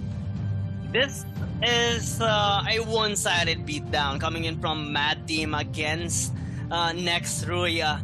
I mean, their towers didn't even felt any damage in that game. It was a almost perfect game coming in from Mad Team. A strong start in the AIC 2022, and well, not really the best experience right now from or by next Ruya. They drafted a really ambitious lineup, which was commented a while ago by us, but these ambitious lineups do have the risk, and Mad Team knows how to exploit them, exploit the weaknesses, and with this incredible performance, they will take their first victory. And well, they only need a couple more games, 2 games against maybe that they can win, but it's not going to be that easy since Mad Team still has to battle against V Gaming and Bacon Time. This game might actually be quite easy for them, but the next ones won't be that much. Yeah, and we're gonna see here on the highlights on how aggressive Mad Team was actually doing in game number 2. They have been going, and once they actually started to have the advantage, the aggression just keeps on getting stronger for Mad Team, and Next Real was just swept from that aggression. There's not much that they can actually do, and you can see from the damage that they've been doing all throughout the game that it is just too one-sided. And it's incredible to see this kind of performance coming in from teams, but for next year, I think they have a lot to learn coming in these next few games that they will also have, since they are going to be battling with the same teams, you know, V Gaming and Bacon Time. This is going to be quite crucial since you need to secure at least 2 wins in order to maintain in the top 4, maybe have 1 win at least. You wouldn't want to be the team that has 0 wins in the day number 1, because you can be eliminated quite early. Yesterday, we saw a team say goodbye to us, Starry Hope, after suffering 3 consecutive losses against their respective opponents, Talon Esports, Team Flash, and Nova Esports. And for this day number 2, if they don't keep up on the momentum and on the pressure coming in from their enemy teams, they're just gonna, well, it's not going to be a happy day for them. Yeah, definitely it's not gonna be a happy day. And as we saw, although this is just a best of 1 for day number 1 and day number 2, it already sets a bar on what we expect on the best of 2 on day number 3 and day number 4. And yeah, in this kind of performance that Mad Team actually showed us, it actually showed us the gap on in terms of the experience that they have against Next Ruya. Next Ruya was just bullied most of the time. The composition was not executed brilliantly. One of the reasons is that they didn't have a lot of crowd control. Yes, they have a lot of counter plays that they could do with the Cliffbreaker of Dachi, but what else? They cannot actually rely on Reaper just because of how good the composition that Mad Team actually showed us. They had a composition that could easily clear out and invade the jungle camps of Next Ruya. And maybe this is a lesson for Next Ruya on what to expect if they're gonna be fielding a team composition wherein they don't really have the advantage in the early game. They still have that kind of leeway. Yes, they could build up onto the mid game, onto the late game, but the problem is that the composition was just too much. 2 marksmen that can actually deal a lot of damage in the late game was seen on the lineup of Mad Team. And we're going to see on the game stats, it's a 6 kill deficit in favor of Mad Team. In terms of gold, that's a 10k gold lead at the 10-minute mark. That is very, very big. It is a very, very fast game wherein we're going to see this kind of lead from a team. That says a lot on the dominance of Mad Team against Next Ruya. In terms of objectives, all towers were taken. Abyssal Dragon, Holy Dragon. There was a Slayer take for Next Ruya, but it didn't really translate into much because that's the only objective that we saw for Next Ruya. This is also one of the fastest games, if not the fastest, since day number 1. 10.5 minutes. 10 minutes and 26 seconds is quite fast. And Mad Team has shown us how explosive they can be as a team. A one-sided beatdown shown and demonstrated by them. And they're looking to get an incredible performance in their next few games. MVP is going to be Star with an incredible performance as well in the mid lane with a perfect KDA, 3-0 and 4. Kill participation is quite high as well, 87.5%, and well, with the gold difference of 2,526, he did really win against his opponent, which we saw the struggle a while ago by Fu, getting picked off quite early and consistently as well due to the setups made by Mad Team. And if we recall on the damage department as well, you know, Star did quite a lot in that case too. That first blood was actually, I don't know, it was mostly a mistake from Fu, who actually walked into the mid lane brush without any kind of vision, and that set up that first blood, and that translated to a lot of gold for Mad Team in the early part of the game. But that is just game number 2, ladies and gentlemen. We still have a lot more games, 10 more games for today. So before we move on to game number 3, we're actually going to go for a very short break. My name is Visorio. This is Giang Gaming. This is the AIC 2022. We'll see you right back in a few minutes.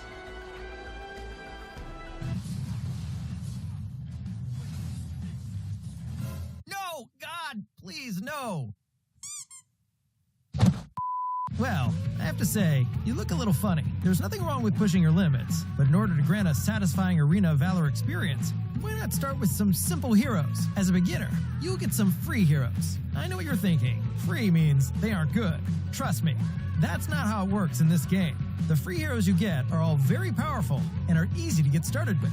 Let me introduce you to some friendly heroes that are perfect for a rookie like you. The first is an old friend, Arthur. His passive skill, Paragon, increases his armor over time as he levels up in a match. His skill 2, Holy Guard, can deal a great amount of damage over time, which is quite brutal in the early game. What's more, Arthur can use skill 1, Righteous Fervor, to leap forward and interrupt the enemy's movement. He is definitely the nightmare in the eyes of his enemies, especially when they encounter Arthur on Slayer Lane. If you prefer the pleasure of killing enemies from range rather than being a tank, then you could pick Vera for the middle lane. Vera is also a perfect choice for beginners that want to play a mage. Her skill 2, Mesmerize, can control her enemies and puts Vera one step ahead of them. This will provide you enough time to aim and deal damage. Her skill 1, Hellbat, and ultimate, Inferno Bats, are pure damage skills that can hit enemies from afar. Using Vera, you can wipe out your opponents from a long distance away with just a few hits in the later stage of the game. The last one hero we recommended is Valheim, played in the Dragon Lane. Valheim causes consistent damage to harass his opponents. While Valheim's skills deal magic damage, his skill damage increases with physical damage as well. His skill 1, Bloody Hunt, provides area of effect crowd damage, while skill 2, Curse of Death, can stun his enemies for a short duration. Valheim can use his ultimate, Bulletstorm, to slow down and damage his opponents in a wide range in front of him. Both skills 1 and 2 can lock down enemies automatically, making Valheim easier to play. Normally, Valheim should stand in the back of a team fight and use his wide range of skills to help deplete the enemy team. Of course, you can always purchase your favorite heroes in the in-game shop if these free heroes do not interest you, or you simply want more choices to play with. Click your selected hero in the hero section to see the 4 attributes of the heroes. Well, I have to admit that sometimes the length of the attribute bar may also bring you trouble, because the hero may be too difficult for you to master when starting out. Please be sure to choose carefully before buying new heroes. Before buying, you can also find the hero you want to try in the skin section of the in-game shop. By clicking Trial in the lower left corner of the hero's details, you can play a practice match with your chosen hero and get a feel for them. This helps you avoid buying a hero that is not suitable for you.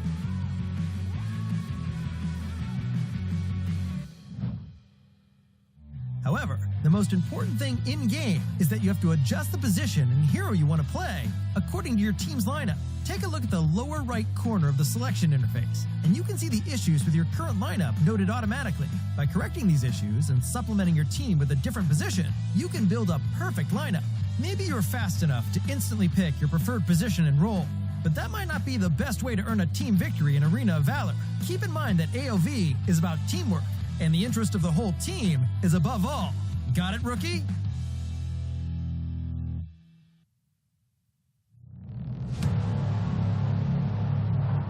I fight for what I stand for, what I stand for. You testing me, then I go Rambo, Rambo. Hey, I taste the glory, taste the pain. I know what it takes to play. Got the kingdom on my back. I came long ways to engrave my name. Found my pride at the borderline. I will never back down till my dues are fortified. Hit him in to get a little cautious. It's part of the process. They think I'm crazy, or am I really brave? I don't let nothing faze me, there's no hold up delay.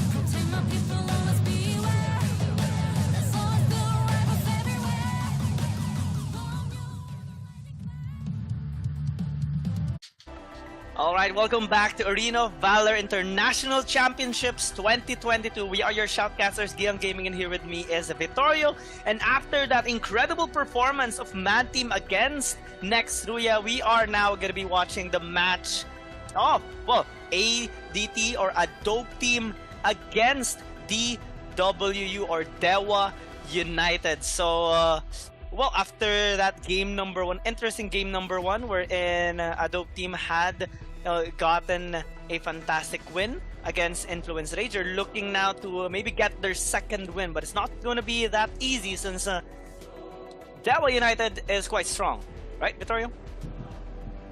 Dewa United Esports has shown their stuff in AWC, and as a returning international team that represents and beat out Archangel, definitely they have that. They also have experience in the international scene. They were the giant killers in terms of being able to actually not let Team Flash qualify for the playoff stages. And that was the biggest story for AWC. It was Dewa United who actually stomped the chances of Team Flash to ever get to ever qualify or even have a shot on the championship title of the AWC. But still, every year is a new season for these teams. So I'm expecting a lot for Dewa United, who was resting for AIC 2021 due to them not being able to qualify. So them facing up against a dope team, maybe this is the same story, because when Archangel and Underrank actually fought it out, it was also kind of one-sided for Indonesia, for the ASL teams. Yeah, and right now, Adobe Team, after having an incredible performance against Influence Rage, well, they're looking to continue winning, I guess, with the proper momentum that they do have as of the moment. Dewa United, though, I'm looking forward to how they are going to be entering this Arena of Valor International Championships day number 2, or their first day, and the first game as well, given the exciting games that we have seen already, not only today in the first two games that we have seen, but also yesterday we saw some surprise plays, surprise results, and some pretty one-sided beatdowns coming in from these amazing teams. So I'm looking to see whichever category this match is going to be put in, given the matchup that we do see as of the moment. I'm looking forward to seeing maybe a new pick coming in, since we haven't seen some heroes resurfacing once again.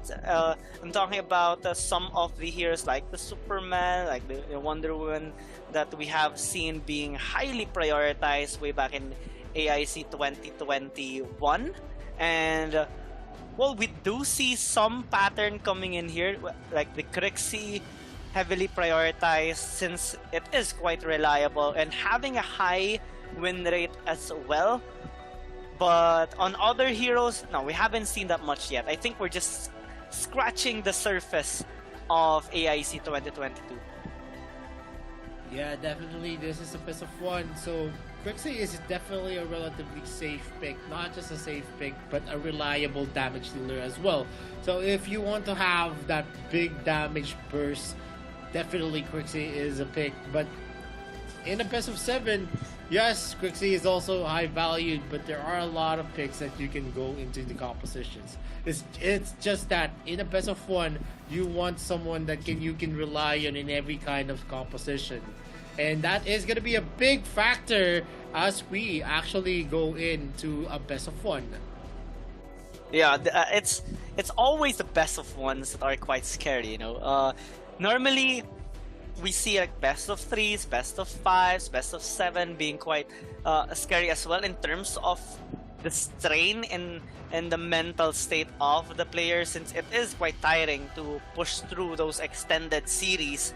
But on a best of 1, it's like everything on the table in one single game. You have to give it your all. You have to make the least amount of mistakes, and even committing just one mistake can lead to your defeat because of how big of a risk they are and sometimes in the game, especially when the situation is like you are having a full amount of lead already, and then you make the most crucial mistake and the tables get turned and your opponent beats you in that particular game. Those things can happen, and we have seen it not only in today and yesterday, but also in the past tournaments that we have seen, like AIC 2021. We saw some reverse or like comebacks coming in from some of the games, and those things not only surprise us casters but also the players as well, because they do have some expectations, and sometimes those comebacks affects their mental quite insanely. Yeah, but as the game progresses, mistakes can always happen, because one mental lapse is all it takes to get the advantage from your opponents, and that's why we have a lot of waiting games, especially in teams that know each other, who have studied each other for a while. The old mainstay teams coming in from the GCS, from the RPL, and also from the AOG already have an inkling on what to expect from each other, especially all of these teams have been facing each other repeatedly from the AWC and AIC 2021. But for, the wild cards that we can say, the teams that doesn't really have much to show in terms of the VOD reviews, wherein you haven't seen a lot of their plays, that's going to be a big factor on the surprise that they could give this gigantic teams in terms of experience. And in your screens, we're going to be starting a dope team versus Dewa United Esports. On your screens is already ADT, and now on the red side it's going to be Dewa United Esports. This is their first game of the day. ADT already has the momentum going for them. Let's see if it's going to be translating on their second game of the day. Again, it's Sai, Zenshao, LCC2, XFN last. We're going to see some roster changes for game number 2. Let's see if this is going to be the strongest kind of composition for ADT, or is it still going to be game 1's ADT lineup? While Dewa United, 44A, Phoenix 20, Axerarity, and Mammon are going to be their players.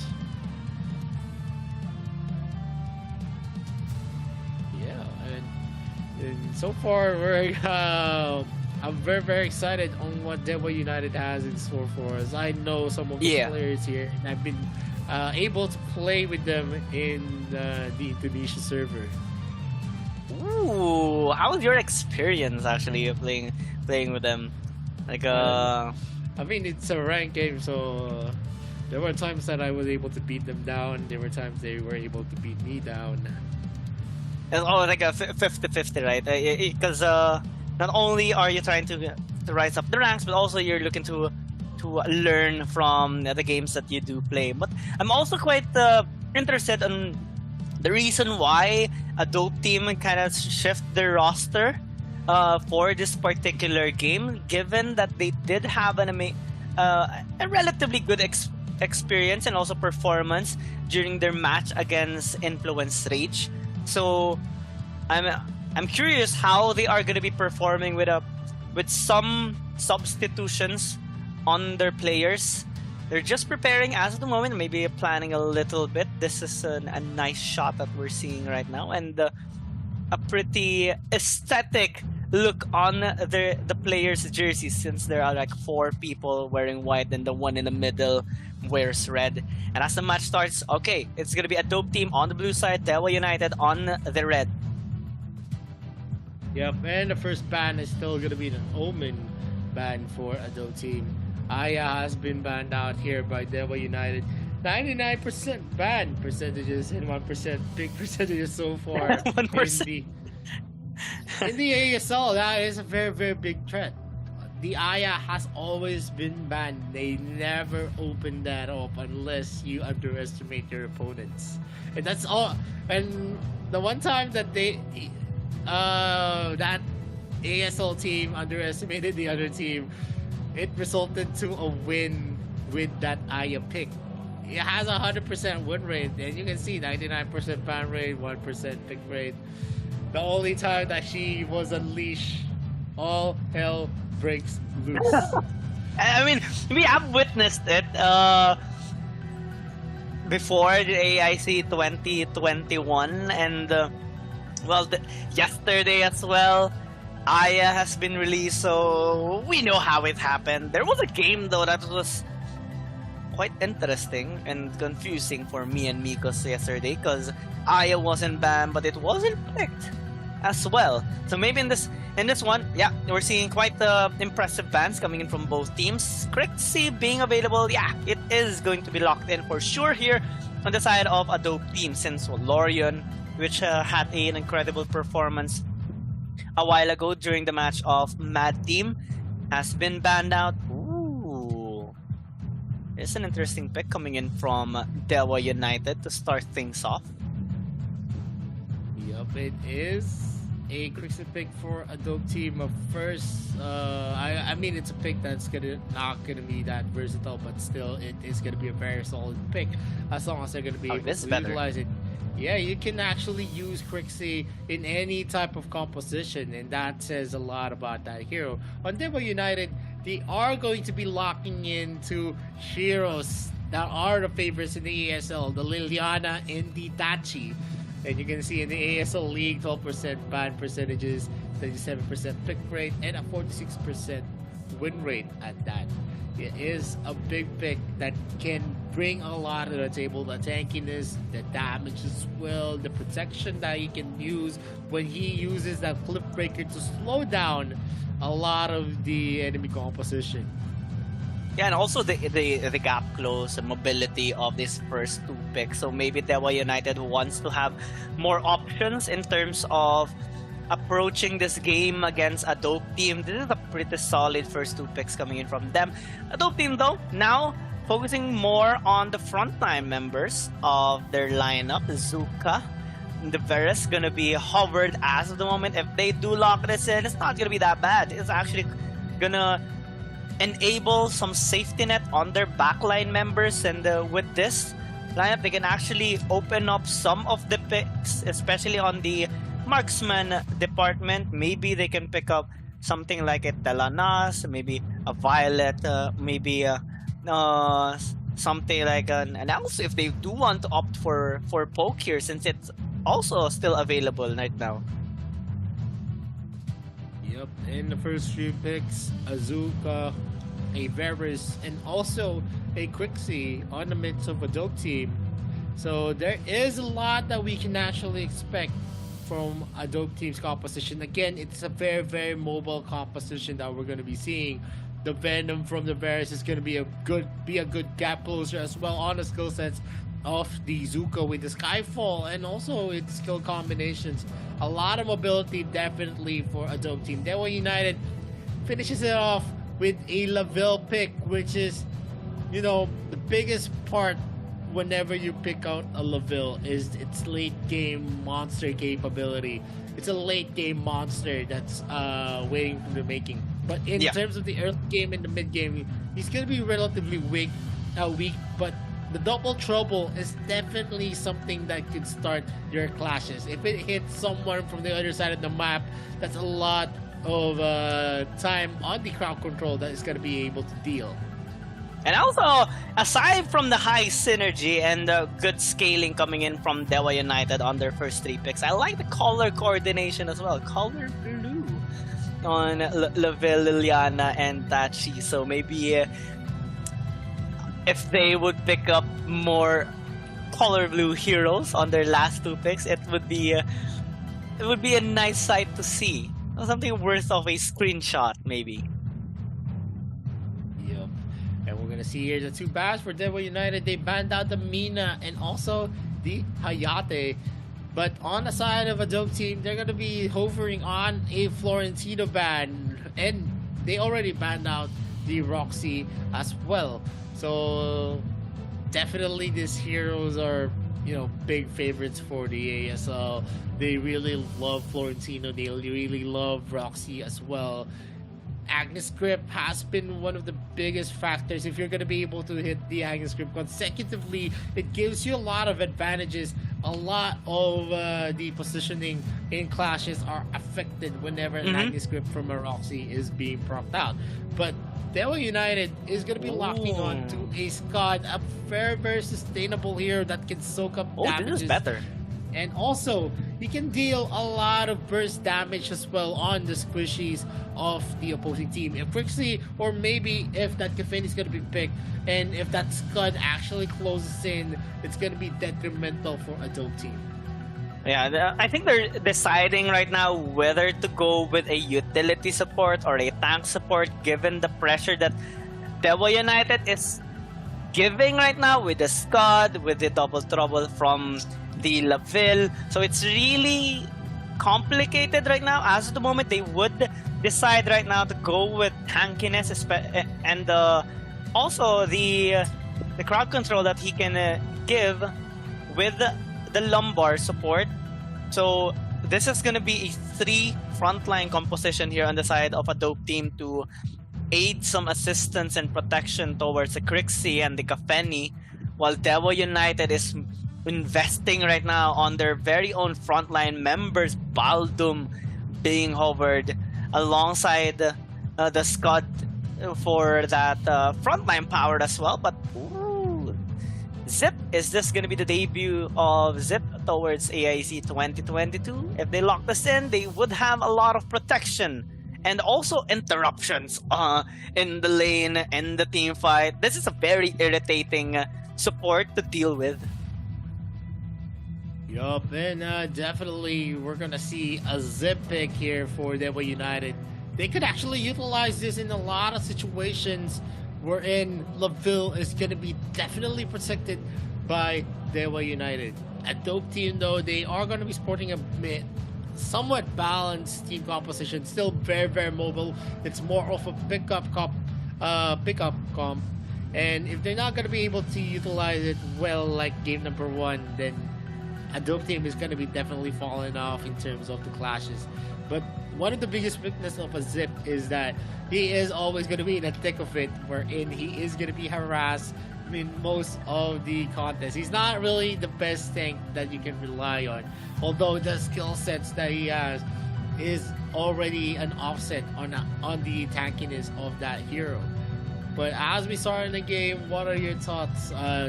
What team actually had the better composition, Guillaume? Well, I do like the amount of setups that Dewa United has, because the Zip has a long range stun, Laville has a stun, Scud can just close the distance quite fast, and the Tachi, we already know how the Tachi can pose during a team fight, especially on how tanky is. A dope team though has what you said earlier, a balanced composition. So I would kind of lean in towards them because of the 3 front lines that they do have that can actually be the ones to block the setups of Dewa United. And if they would be able to position themselves effectively, they can just muscle out against Dewa United. So maybe ADT. I'm going for Dewa just because you want ADT. I love what they have on the table. I mean, it's a classic ASL composition. Liliana has been the hero of choice, and we've seen a lot of good Liliana players. iPad Pro, we've seen Nunu as well use the Liliana. So let's see if 20 can actually do justice to this Liliana players. LCC2 is going to be harassed here, and as Zip actually joins the fray, he's going to be using the stun to actually get the rundown on the first wave. Crixie is going to be spotting out the Scud. You actually taking the blue side, so they know where it will start. Enix has been harassed here by the Kafeni. Maybe this is going to be a dangerous situation on the ball lane. The first blood has been taken by Zenshao and LCC2, and that is an overextension for Enix. And a really nice, an impressive follow-up coming in from LCC2. He rotated from the mid lane towards the bot side to aid Zenshao and given that we saw already the initial interaction of Enix and Zhen Xiao, that was an impressive reaction coming in from a dope team. So now they do have a little bit of an edge, plus the gold funneling going to Zhen Xiao. But even if they are trying to extend their efforts right now towards the topside jungle of a Shorty, well, Devil United still has things under control. They're not letting a dope team take the lead that much. They're still able to farm out safely in their lanes. Yep, and Enix is trying to get some advantage in. Enix is stunned here by the Lumber, but the damage is not yet enough for ADT to just burst down anyone at this point. Kafeni is a hero that relies heavily on items, and if he doesn't have the good items yet, she's clearly not going to be that felt. And ADT went in for the Dragon take, while the Jungler and also the Dark Slayer lane of Devil United opted to get that Slayer in the top lane for an exchange. They do get the Sentinel as well, so it's going to be some boost onto their gold, kind of gap closer on the gold advantage of a dope team. Yeah, it's a little over 500 going up and down. Not really that much to pay attention to as of the moment. It's more so these teams sizing up onto each other right now. But as we see here onto the top lane, Manmon might actually be in trouble, but he managed to disengage, especially after popping that ultimate. XF just trying to gain a little bit of a bonus by stealing out that camp from Shorty, while now positioning themselves towards the top side. XF stole out too, so that is a little bit irritating on the side of Shorty. Now, this is going to be quite scary for 44 Ape. He managed to disengage with the ultimate, but that we're already seeing some pressure being done here by a dope team. Devil United needs to play this out a little bit safe, because their win condition right now relies on the setup of Enix and 44 Tape. Yup, and Devil United is the one falling off in terms of the gold rotations coming in from a dope team. They are almost into a 1k gold deficit, and ADT continues to actually harass the members of Devil United. But once we reach a point where we see a lot of the items being made for the teams, Devil United is going to be up into the advantage in the late game. But in terms of the mid game, I still think ADT has the edge over Devil United. Yep, this is what they opted to go for. Stability in their composition, but they need to be more careful than usual since Devil United opted for this high risk on the setups. One play can actually change the flow of the game. One double trouble connecting onto Zhen Xiao, but now onto the top side, Mamona is taking a bit of damage, but given the sustainability, the tankiness that he does have, well, he's going to be relatively safe. Now onto the top side, Jungle XF taking a bit of damage there from a Shorty, and 20 is forced to disengage, and they cancel that invade for now. Yeah, and even if LCC2 actually goes in for a invade on, a gank on the top lane, it doesn't really translate much, because one of the reasons is that Tachi is a hero that is hard to kill, hard to reach, and has that crowd control immunity once he procs out that Cliffbreaker ultimate. And the Dragon is being led by Devil United, that's not yet going to be disengaged, as LCCT uses the Moonfall to get that boundary control.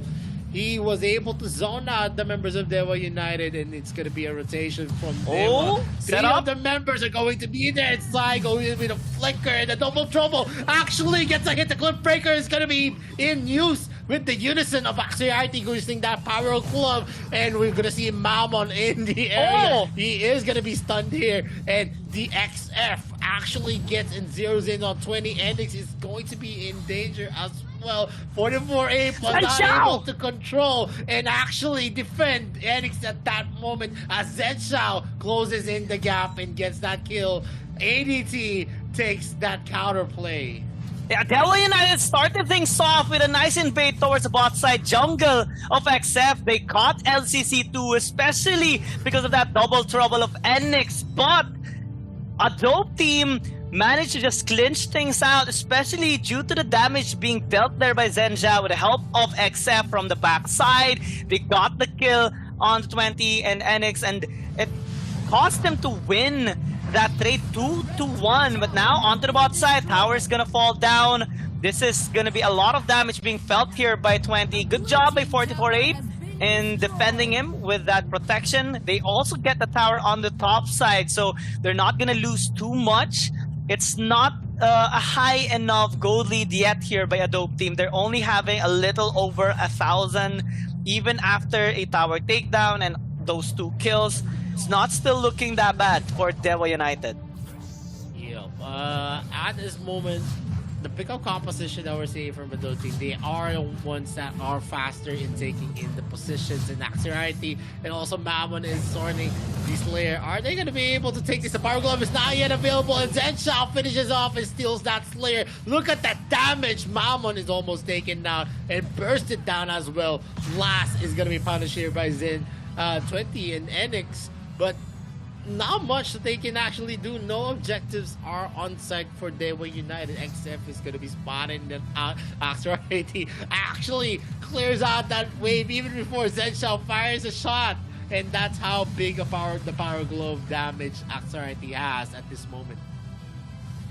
Things are starting to slip a little bit in terms of opportunity here for Dewa United. They have to rely so much on their ultimates and setups like the double trouble. And here comes 44-8 onto the top side. They're trying to catch out CY and Zhenshao. They're attempting now onto the Slayer once again, but there's also a fight on the bot lane.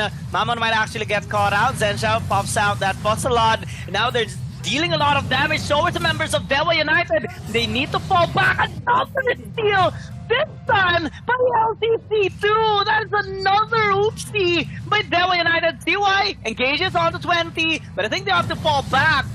ADT now pushing onto the mid, knocking this tier 1 tower down, and slowly but surely they're getting more gold. They're up by 2,500 and they're looking to get even more. And they are now pushing back the members of Dewa. That is a crucial mistake for the members of Dewa. They had the retribution ready for themselves, but they were not able to use it to clear out a wave because of the mistake of Scud going in, trying to go and boxing out the members of ADT. And they're now going for a turtle strategy. The flicker ultimate does not connect. The double trouble does. LCC2 was helped there with the cleanse coming in from their support item, and now they're in a position to take the dragon safely. Or is this going to be a contest waiting to happen for Dewa United? We don't know just yet. Scud is waiting here on the jungle camp of XF here on the top lane. Yeah, a dope team right now, having a dope of a performance, but topside last might actually be in trouble. That's 3-4 members of Dewa United trying to take down this tower.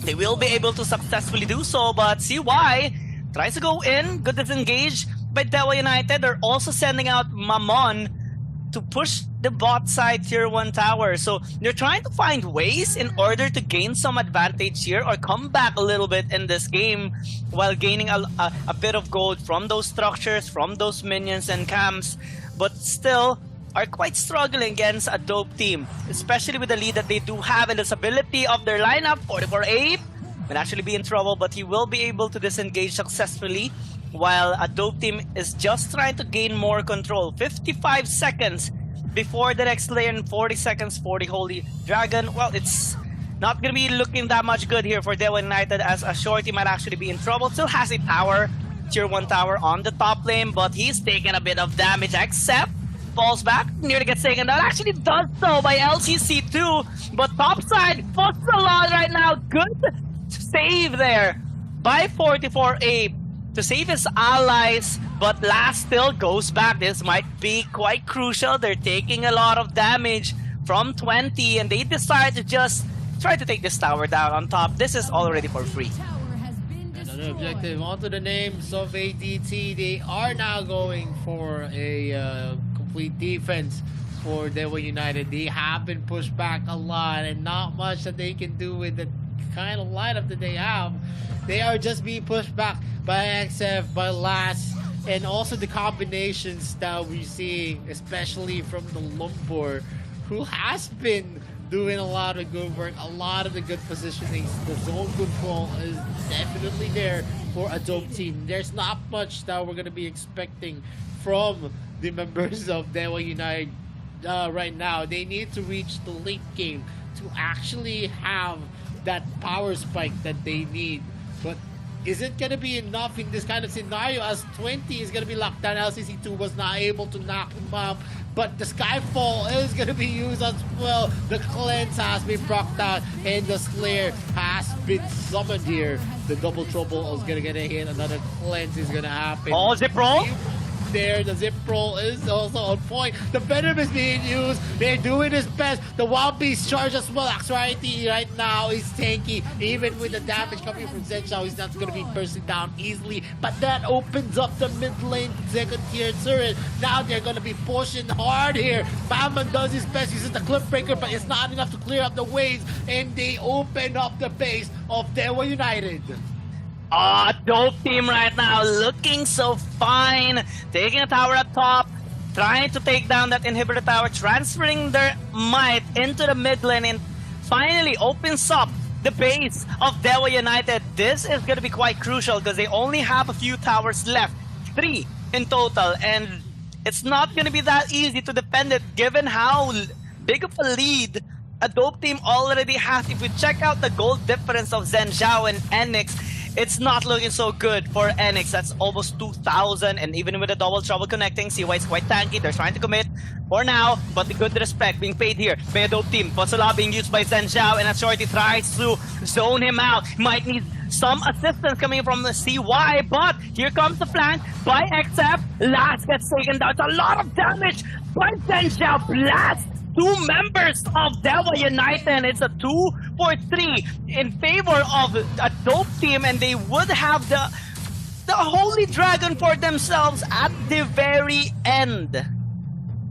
Yup, and we're gonna see a dope team take the advantage yet again. LCC2 Zenshao side is still open in the air. Splitter is gonna get a hit. Axority is gonna be in the midst of the railgun of Zenshao. That not much that he can do. He needs a lot of supplement damage to burst down that Scud just yet. And all of the other turrets are now going to be taken out by ADT. Dewa United is going to be left, and we can see here on the replay a lot of things are happening, and a lot of the priority picks and priority heroes that they need to lock on, they were not able to execute on Dewa United. 20 and also Mammon was bursted down by Zenshao at that moment. Yeah, a Zenshao total of like already 3 people tried to engage onto Zenshao, but good job coming in from XF and CY helping him out. Now Dewa United, they have too much to handle as of the moment, but they're handling it quite well. They're still being quite proactive, looking for picks, looking for plays, trying to get into a nice position for that double trouble, but they need to pay as much respect that Zenshao needs, because he is just too much of a damage dealer to be handled here by Dewa United. And as we see right now on the screen, this is going to be a Dark Lord Slayer readily available for a dope team, and they're catching out some of the members here of Dewa United. That's a nice plan coming in for XF, and a follow-up here by CY. Now here comes the damage here by LTC2. He might be in trouble. He's also taking a bit of damage here from 20. Mamon has a flank. He will try to go in, but disengage coming in from a dope team allows them to create some distance from that threat of Dewa United. That was a very, very close one, and we're going to see Mammon miss out his kill shot. He's going to be able to take the kill. No, he misses out Moonpiercer, but still able to actually close out. Zenshao is going to get a lot of field looks. A lot of the health of ADT is already out of the table, and it's going to be a shutdown from Enix. It is a 3-for-1 exchange. Mammon is taken out, but on what cost? Last and XF are the only members of ATT left. The Dark Lord Slayer is being started by Dewa United. They have the advantage in numbers, and there's not much that XF and Last can actually do at this moment. No steal is going to be attempted, and Axorite makes sure that the bushes are going to be flawless, wherein no one is going to be able to steal that Dark Lord Slayer. And this is what we talked about during the hero selection, the pick and ban phase, and also during the start of the game. Dewa United on this kind of lineup, all they need is one chance to turn the tides around, one setup, and it is gonna be because of Mamon trying to get that kill on LCC2 and the rest of the members following it up, not hesitating to help out their allies. They get 3 in exchange for Mamon. They also get this Dark Lord Slayer, which is marching into the mid lane right now. It's not gonna help out that much for the moment, but it gives hope to Dewa United because they came back from a 3,000 gold deficit, double trouble, connecting not onto the best target, but it is helping them create some pressure now across the map. There's waves pushing onto the top. There's also wave pushing onto the bot side. LCC2 taking a lot of damage. They're trying to take down this Dark Lord Slayer, but here comes Engage here by Mamon with the help of a shorty. Zenshao tries to kite it out, but he is being forced back. XF positioning himself for a flank. This might be quite crucial. They're also trying to follow up. XF goes in against 5 people. Might get blown up. Then Xiao now tries to hit from the backside, but XF falls down. The Moonfall connects. But many members from Dewa United are still quite healthy. They just survive so much from that, and that's going to be the first wipeout in this game. Dewa United, after that clean team fight, they will just take this victory. Yup, and now they're going to be finishing off the Nexus, and it is going to be a big comeback for Dewa United, beating out ADT, who was pummeling them from the start. But, you know, victory always goes to the ones who persevere, and that is Dewa United Esports. A dope team showed stability and aggression, but Dewa United demonstrated discipline and control in that game. One chance, one opportunity is all it takes to get the win. Well, technically 2, because they made another setup in the mid lane despite the efforts there of XF. But one setup there onto the top side river allowed them to gain enough momentum to turn the tides around, and this is an incredible performance. One of the best games so far that we have seen of today, and a well-deserved victory here by Dewa United. Congratulations to them. They will take the first victory in the AIC 2022 and give the first loss right now to a dope team. Yup, Dewa United overcoming all the odds, all of the advantages that ADT had. And we can see here on the highlights on how big of the plays ADT was doing on their rotations, and even in their mock,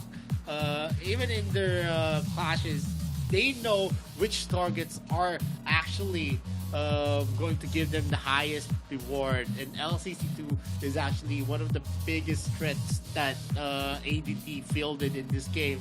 He was a monster on the quicksea, but once the shutdowns actually set it in, where he was the target, it was just all over ADT. He was the bulk of the magic damage, and you can clearly feel it whenever he is not in the area to actually help ADT.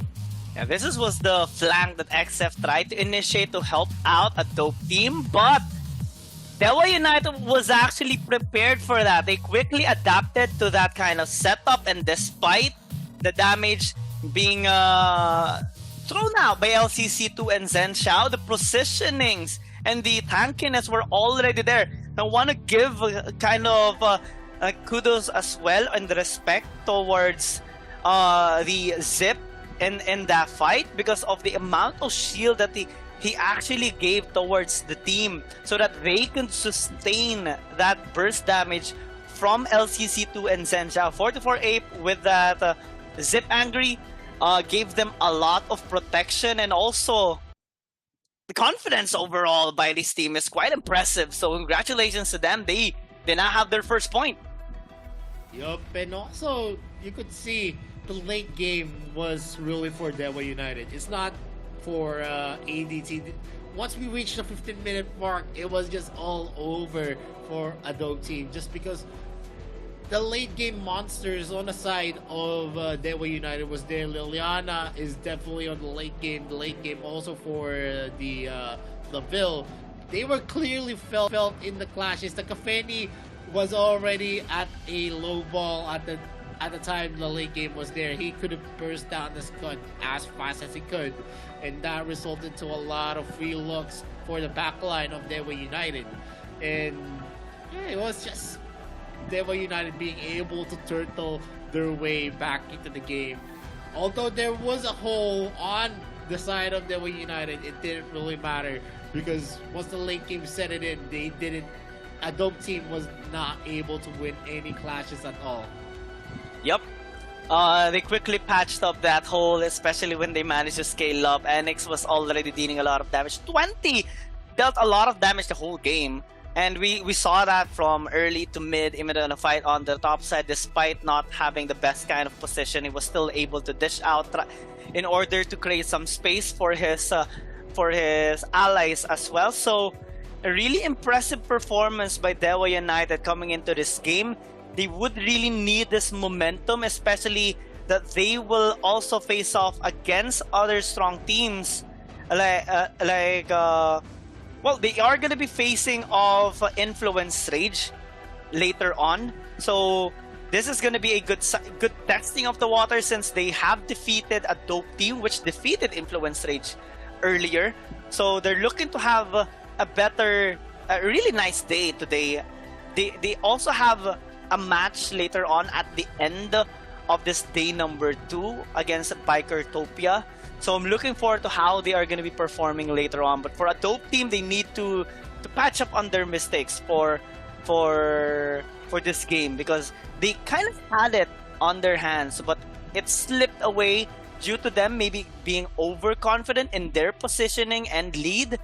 And Dewa United just took that opportunity. LCC2 getting caught out, and well, a dope team forced to just retaliate instead of disengaging, which they could have done on that topside river after getting some turrets taken down. And looking at what happened there, was one of the crucial mistakes that I saw for coming in from a dope team is the clashes wherein Dewa United, Mammon's Dewa United was able to take out LCC2. They were very, very low in health, and still they were actually engaging on the clashes. We saw a lot of the health bars of Adobe Team actually already shaved off, whilst Dewa United actually had a lot of fresh heroes that came from the base that joined into the clashes, and that's where everything turned to hell for Adobe Team. And that is also one of the crucial decisions where Mammon actually just went haywire, went ham, and zeroed in onto LCC2. Once the magic damage wasn't there, you could already see the effects. And looking at the game stats here, Adobe Team had 8 kills, while on Dewa United, most of the kills that they were able to actually take was on the latter part of the game. They actually swing the kill advantage once we went into the last wipe. And looking at the goal advantage, Dewa United was only able to take it on the latter part of the game, winning the clashes in the late game. In terms of objectives, ADT did a better job. But looking at the damage dealt to champions, LCC2, one of the main damage dealers for ADT, the one that made the system work for ADT, was the one leading the charge with 135k damage. As well on Zhenshao, 186k, but it didn't really translate much because it was mostly negated by Axoriety, Mammon, and also 44-8. He was not able to zero in on 20 and Enix, which are the crucial damage dealers for Dewa United. And that is one of the big things. Even if you deal 200k damage, it doesn't really translate to much. And we're gonna see the MVP of the game. It's Dewa United Esports Axoriety with a KDA of 3 MVP points 10.6, kill participation 75%, and that's very, very big because most of the contests he is going to be found in the clashes where it really matters for the White United. And that concludes actually the game number 3, and we still have 9 matches. Yeah. And that's gonna be very, very exciting because we've already seen a lot of good stuff on the first 3 games of the day. And to expect, Adult Team needs to jump up. They're gonna be facing up against Utopia, one of the teams that actually dominated in the GCS region. But before we go to game number 4, we'll be going for a very, very short break. This is the Arena of Valor International Championship 2022. I'm Vittorio. This is Kian Gaming. We'll be right back in a few minutes. Has reached the pinnacle of painting as a teenager. But when inspiration dries up, causing the talented young man to fall into infinite anxiety, his master sends him on a journey to find inspiration, taking with him the Rivers and Mountains Dream Scroll and Sword of Inspiration in his path to find materials. The young man's search for a breakthrough is fraught with crisis, but this is no obstacle for the battle-savvy Yan, who will hold the brush of the Sword of Inspiration in his hand and repel the enemies that stand in his way as he paints everything in his path.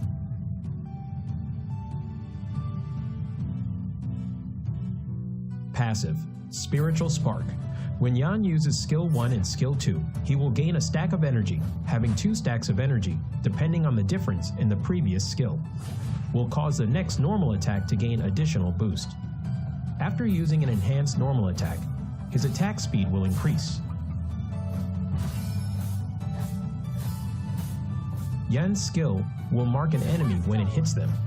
Dealing damage to the same target will consume the mark and trigger additional physical damage, restoring Yan's own HP in the process. Skill 1, Black Jade Sprinkle. Yan will deal damage and apply movement speed reduction to enemies in a fan shape in front of him. Passive Enhanced Normal Attack. After a short delay, deals damage to the enemy in front and knocks them away. He can move during the delay and deal additional damage to minions and wild monsters. Skill 2, Draconic Step. Yan moves forward in an arc, dealing damage to enemies along the path. Yan is untargetable while using the skill. Passive Enhanced Normal Attack. Charging towards the target enemy and dealing damage, he can use another part of Skill 2 within a short time frame. Additional Skill 2 cast has a separate cooldown calculation and does not accumulate energy. Skill 3, Hills of Dream.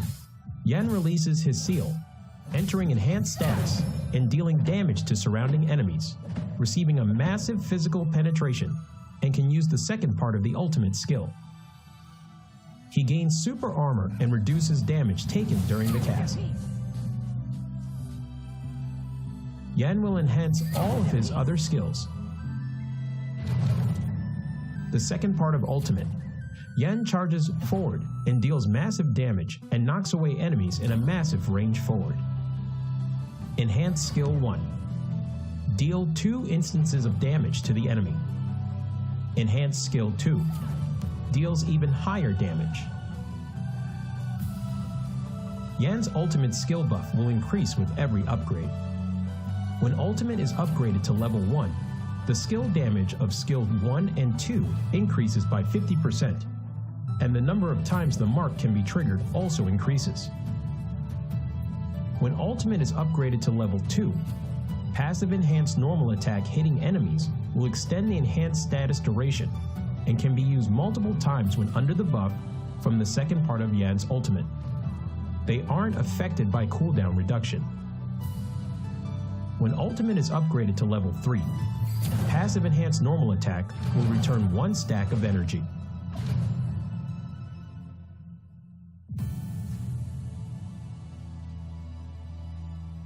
Yan is a highly controllable warrior-type assassin.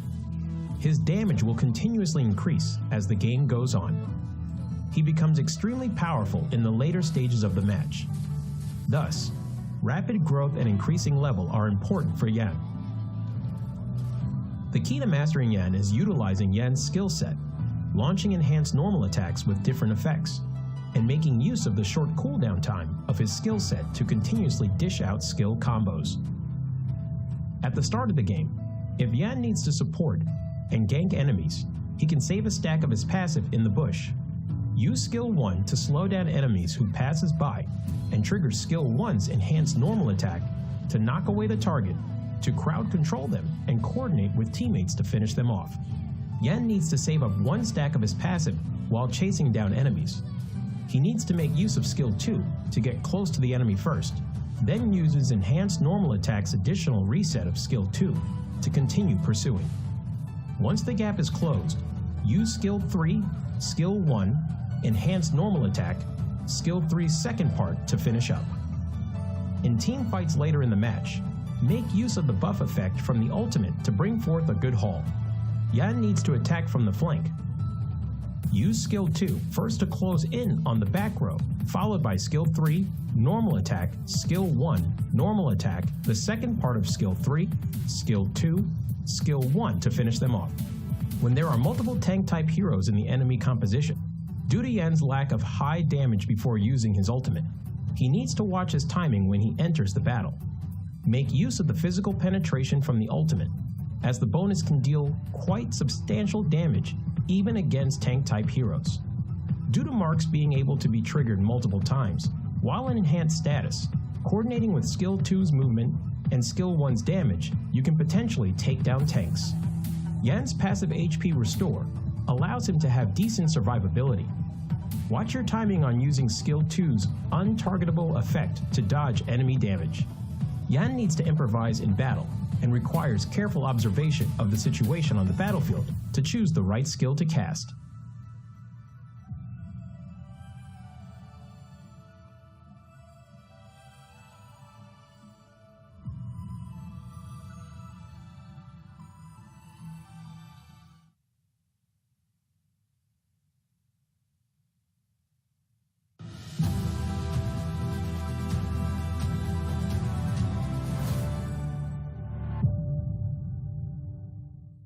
Hi there, rookie. Welcome to Arena of Valor. This is a multiplayer online battle arena mobile game. This may be your first time with a MOBA game, and you're at a loss about fighting with real players. Fear not. You have Arthur, a trustworthy pal to help you around. He will lead you into this legendary battle and show you the exhilaration of this game. See that crystal over there? Smash it with your divine blade and victory is all yours. Pretty simple, eh? But what about before that? Patience, pal. One step at a time. First, you have to destroy every defense tower in this lane. Of course, your enemies will not let you. They will do anything to stop you. So, do not rush to the tower. Wait! Get back! No! God! Please, no! Well, at least it won't get any worse. You have been defeated. Never mind, pal. We cannot run back time, but you will fully respawn as the countdown ends. See? Dying is no big deal in this game. Don't chicken out. Just go for it like a warrior. I see you have realized that you're not even qualified to fight against your opponents. Hurry up! Grab your divine blade. Embark on the journey of getting stronger. There is only one thing you need to keep in mind if you want to become stronger. That is to get richer. You can buy all these dazzling items with the money you earn to improve your combat capability. Creeps on each lane. Monsters in the fields. Even your enemies are all resources of your economy. The process of killing these targets and improving your abilities is called farming in Arena of Valor. Also, remember that you are not fighting on your own. There are 4 partners standing beside you. You will be a tough tank after you are fully farmed. Charge, hero! Charge! Your teammates will support you without reserve. Let your enemies fight back as all they want, but all in vain. You are no longer the rookie you used to be. Consolidate at every step. Break down every defense tower in sight. The glory of victory will eventually shine upon you. Woohoo! But if you keep dying all the time, your side will progressively lose ground. In the end, your base is destroyed by the enemies. Are you really prepared for the...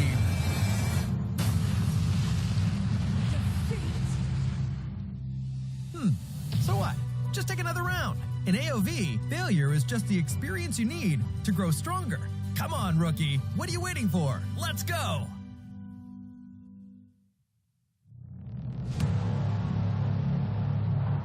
I fight for what I stand for, what I stand for. You testing me, then I go Rambo, Rambo. Hey, I taste the glory, taste the pain. I know what it takes to play. Got the kingdom on my back. I came long ways to engrave my name. Found my pride at the borderline. I will never back down till my dues are fortified. Hit him in to get a little cautious.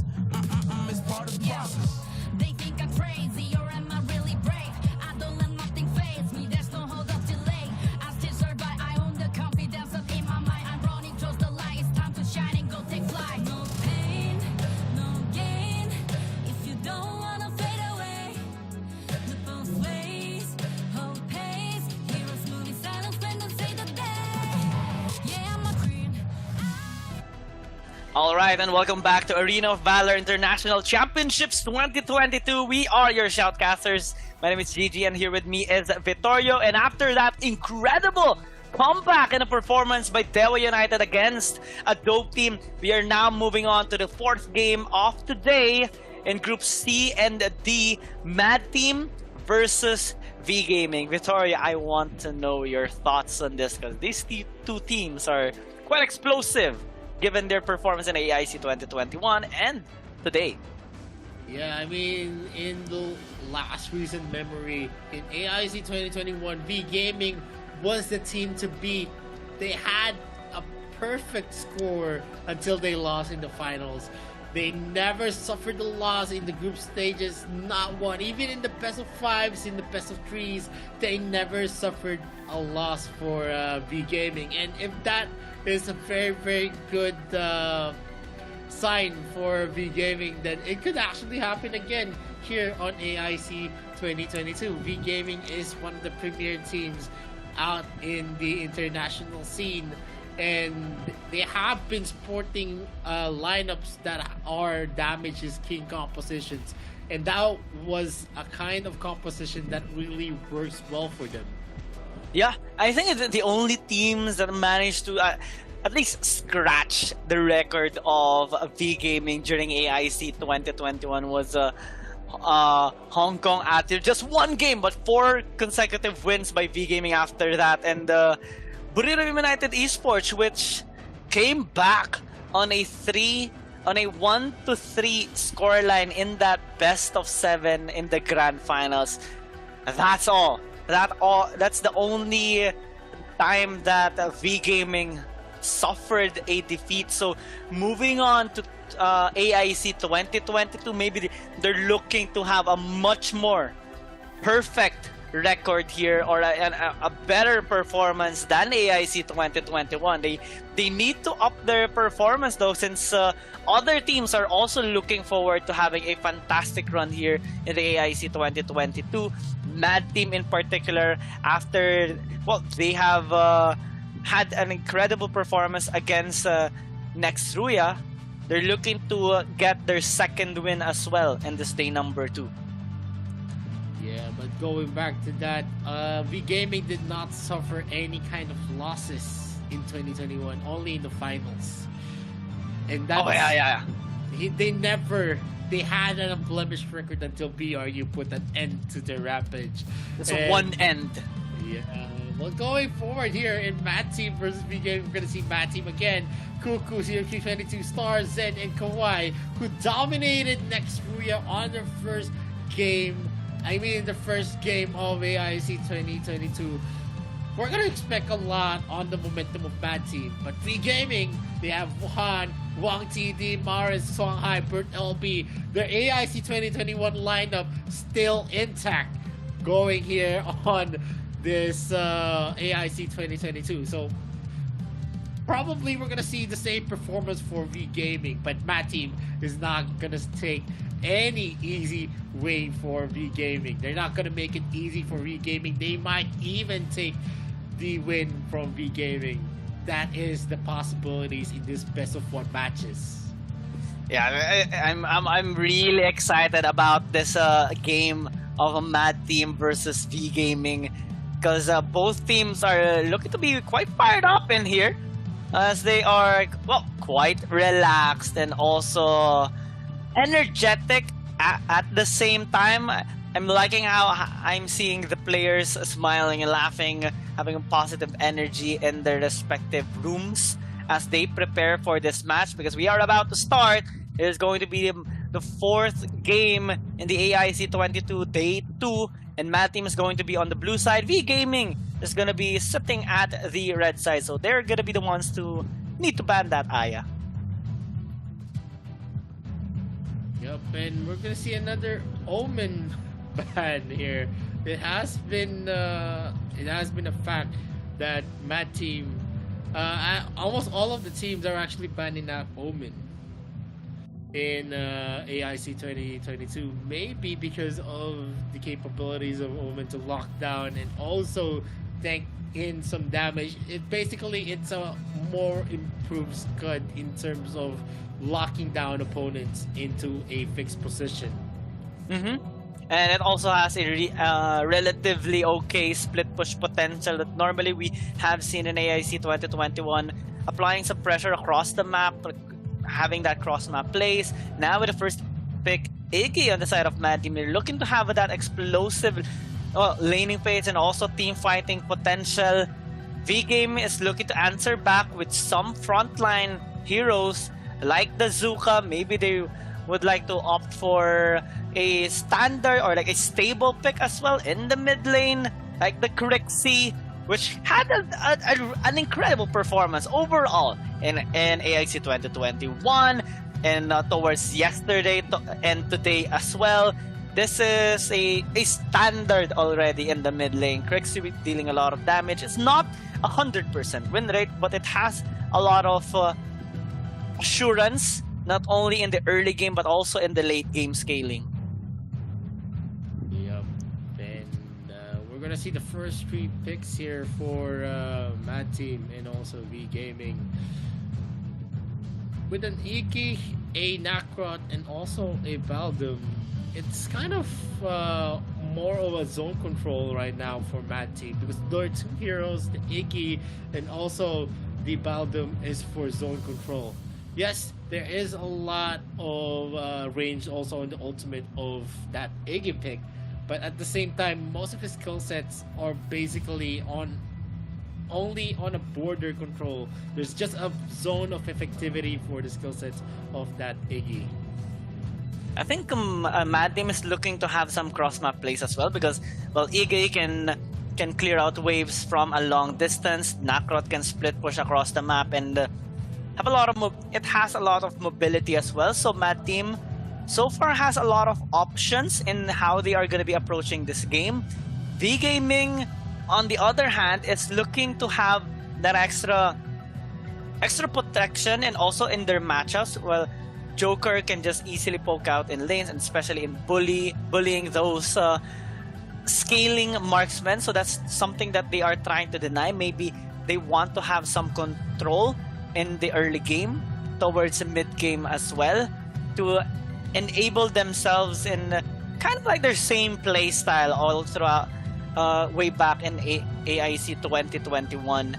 Looking at their bans right now, Laville, Ricky, and also Florentino taken away here by Mad Team. I wonder what's gonna be their last ban, since, well, the Dark Slayer lane hasn't been picked up yet here by the side of V Gaming. They're gonna remove the Elendor, which is commonly being paired up with a marksman just like a Joker, so it kind of makes sense if V Gaming would opt for a double marksman lineup, and they would happily take it away. Tachi being hovered by V Gaming, this will serve as an additional frontline, which we have seen earlier as well during the game of Dewa United and the ADT. It serves so much in terms of sustain and also damage. Yup, that's a lot of sustain. And, you know, looking at V Gaming's kind of composition, I think it's a composition that's very, very strong, especially in the early into the mid game. Joker is a hero that really spikes into the mid game, but the problem is the late game. That's gonna be one of the biggest problems for V Gaming. But knowing V Gaming, they are sporting a lineup which actually brings a lot to the table in terms of the damage. And usually they try to finish the game as early as the 15-minute mark. Hayate pick though.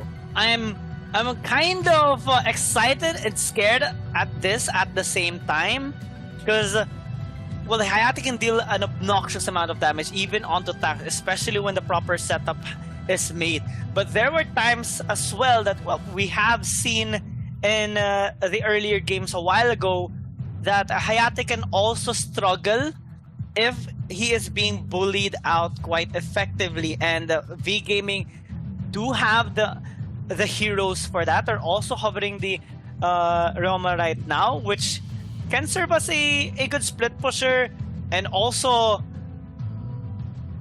like pressure during team fights with a lot of poke, a lot of damage, engage and disengage.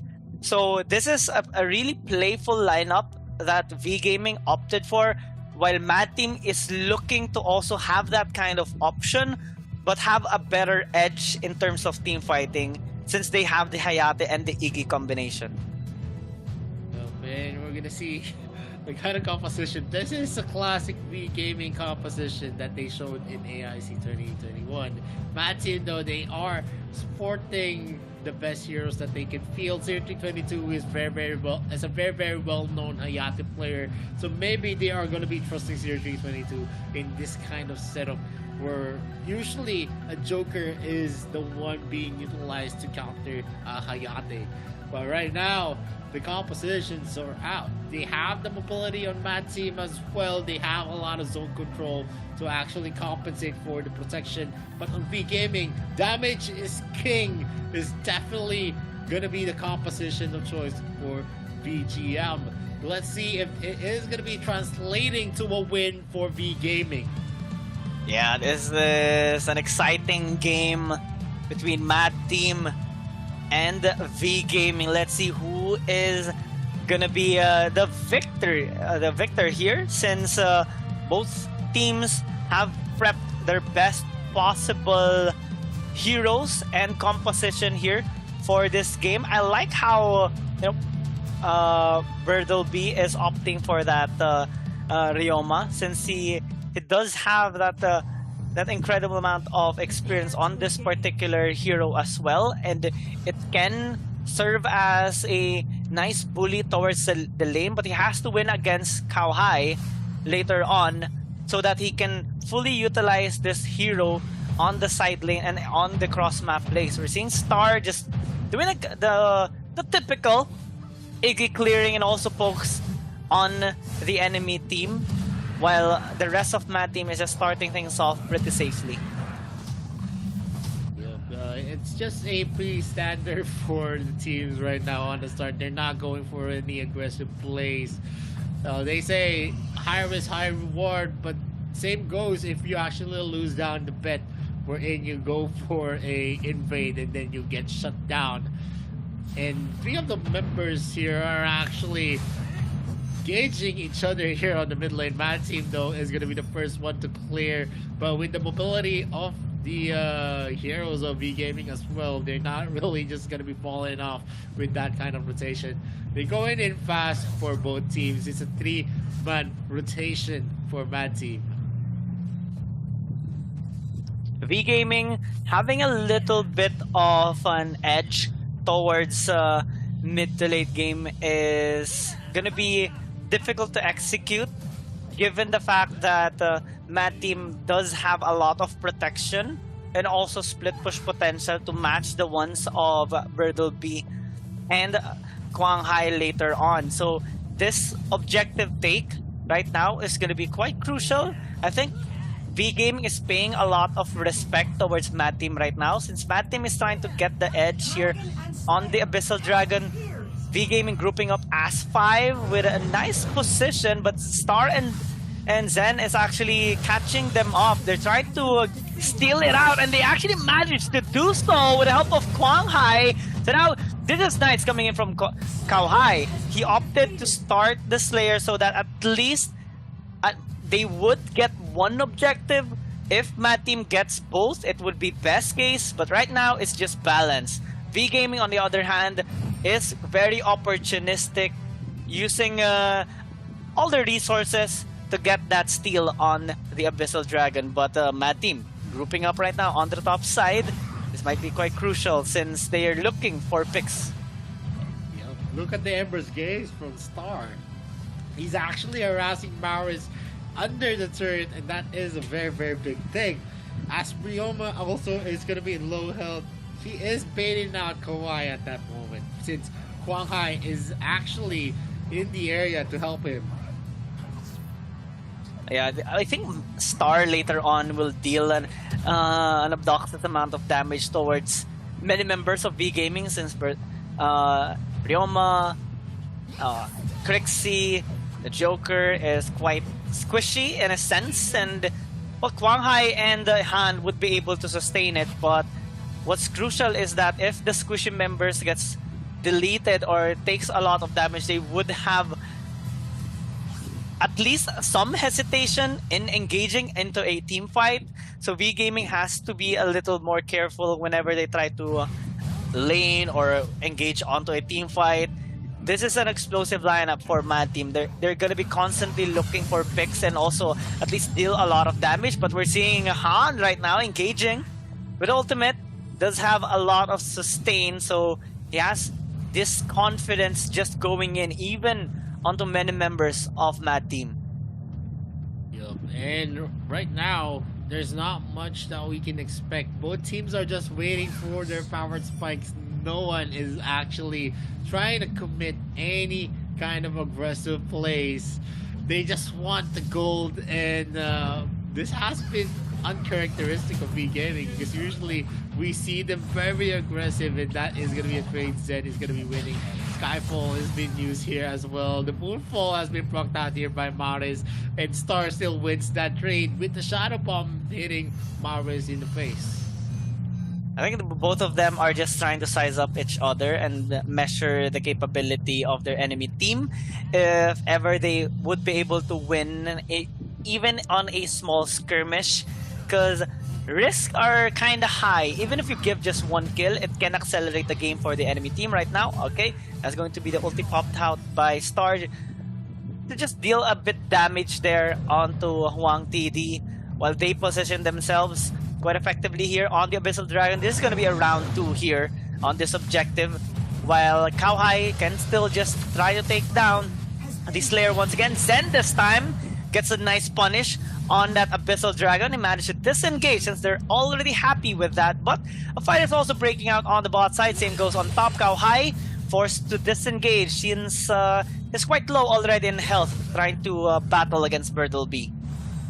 Yep, no one is actually winning the rotations, and also the ganks, they're just going in for the natural way. They're just farming up, they're just damaging each other, but no commits are actually being seen for both sides. They don't want to make mistakes at this moment. Spectral Arrow, Pinwheel as well as being used. And look at that dash coming in from Kawhi, harassing him on that top lane push. But we're going to see Mad Team take the first objective here on the bot lane, taking the first tier turret, while Han is dangerously low.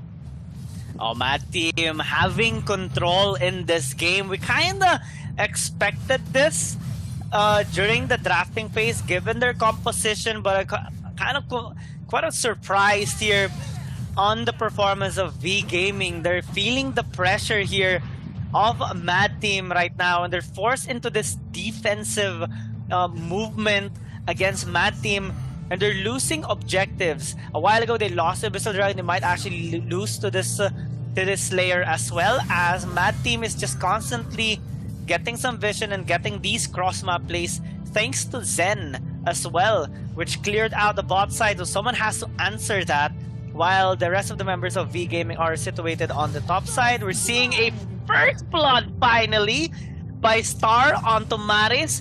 Things are looking out of hand right now for V Gaming, and Mad Team is quite happy with what's happening right now. Yep, and we're seeing Hayate actually take the bulk of the resources for Mad Team as well. 5k already on that here, already having a Fafnir, and that's already a very, very scary prospect. as we're seeing he's trying to make his crosscape for himself as well, or maybe a Yoga's Edge.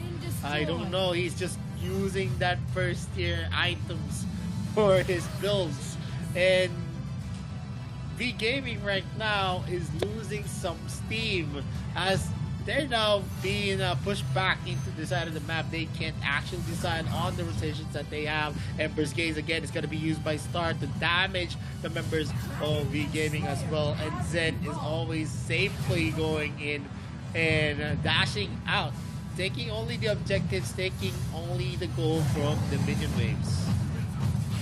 And this Slayer is going to be taken as well by Mad Team. No contest here by V Gaming.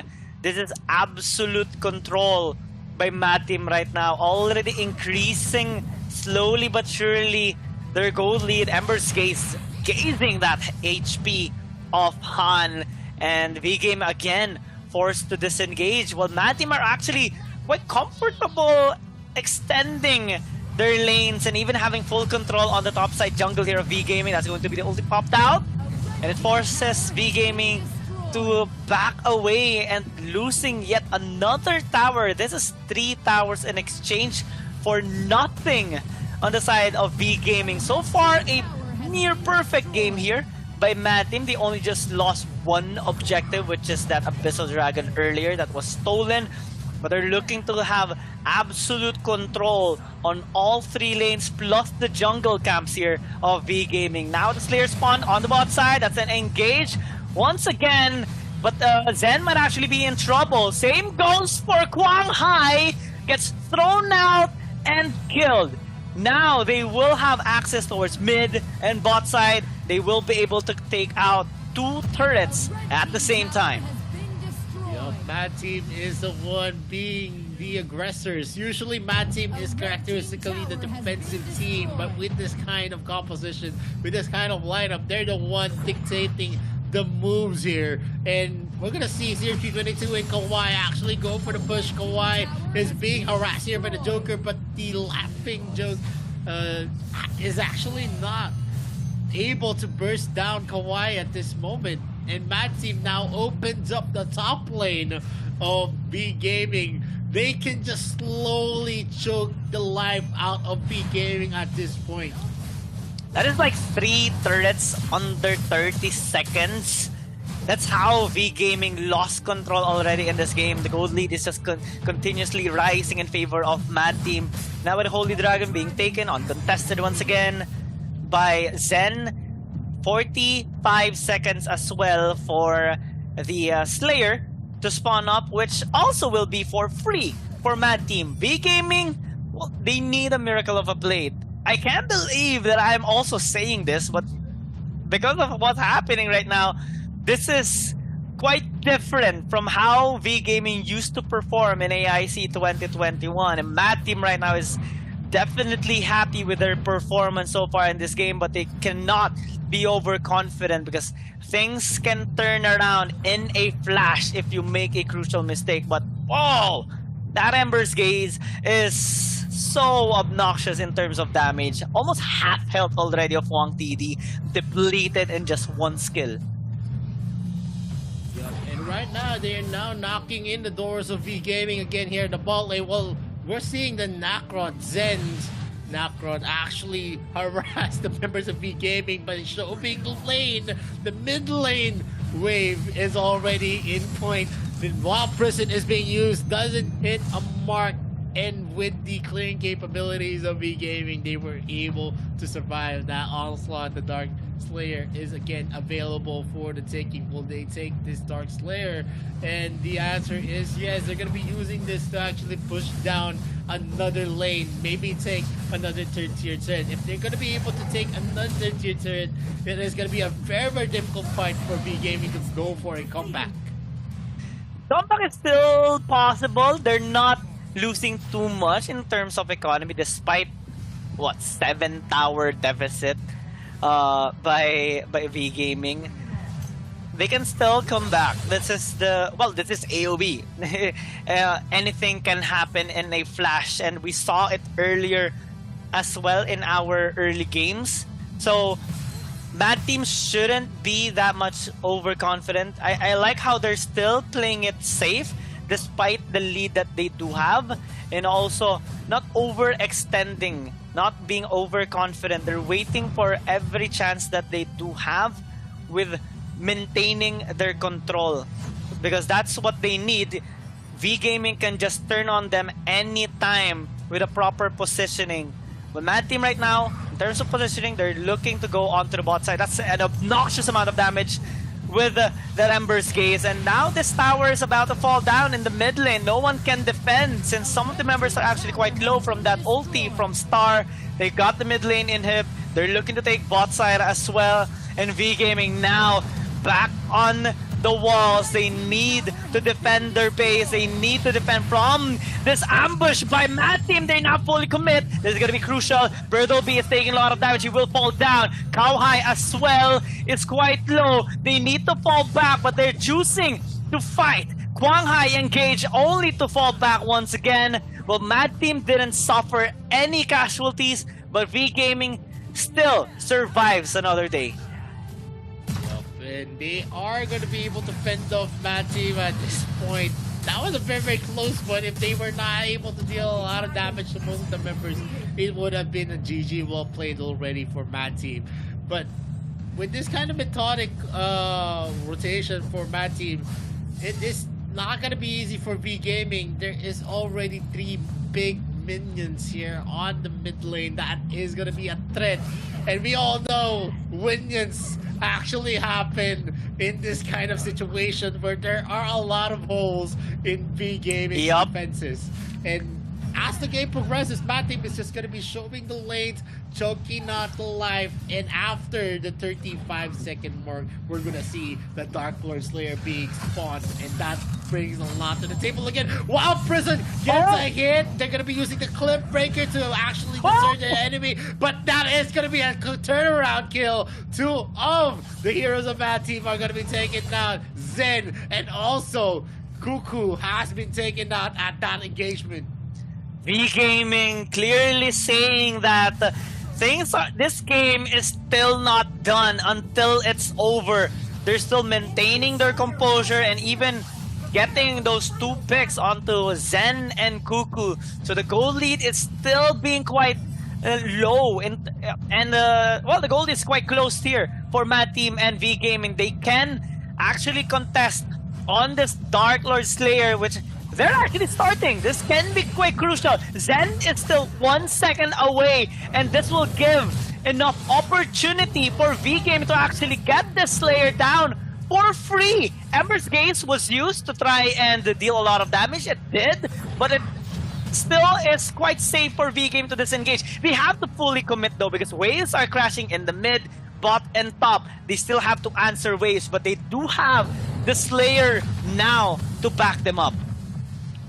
V Gaming has a Dark Lord Slayer, but it is still going to be a very tough fight. 1 lane from the top and from the bottom lane. They only need 1 minion wave to actually win this for Mad Team. And they need to play this as smart as they could. Wave management is definitely going to be a key for V Gaming as well. They know with the kind of composition that Mad Team has, they can just use Nacron, they can just use the Yenna to actually push down and harass V Gaming. And this is it. It's just gonna be the Clip Breaker is gonna be started it again. We're gonna see Star gonna be taken down. The orb is now gonna be enough. And that's already 1 member down on Mad Team. They need to clear the waves in the top lane and also in the bottom lane to actually proceed. Look at the damage that we're gonna see, the spectacle, and also the combinations of the crowd control from V Gaming is just too much. If they're gonna be able to zero in a CRG 22, it's already a done deal, even on Zen. They finally took out a tower and a second one. 1 in the bot, 1 in the mid, and things are starting to turn in favor of V Gaming. Mad Team losing their grip 1 time, and the game is now slowly slipping away from them. A while ago they were ahead like 3,000, 4,000 gold, but now we're seeing 5,000, almost 5,000 gold lead by V Gaming after they just picked up 2 kills onto Zen and Cuckoo, translated it onto the Slayer take, and now They are back. They are alive. They're looking to really get the control in their favor right now. But Mad Team can still close this out. They need to maintain their composure, just like how V Gaming did in their first 15 minutes of this game. Because if they don't, they're gonna continue to lose towers and they're gonna continue to lose control. And V Gaming, as a stable team, they're not just any team that easily falls off. They try to fight back as much as possible. They want established dominance, but right now it's going to be quite crucial. As an engage here by Han, might actually get caught out. Zen takes a lot of damage. Han gets pulled back, but Quang Hai turns onto them. That's going to be the ulti by Star to try and force V Gaming to disengage. They do, but on top of that, they at least get one more tower. And almost a quick wave reaches out the Nexus, and this is one of the key.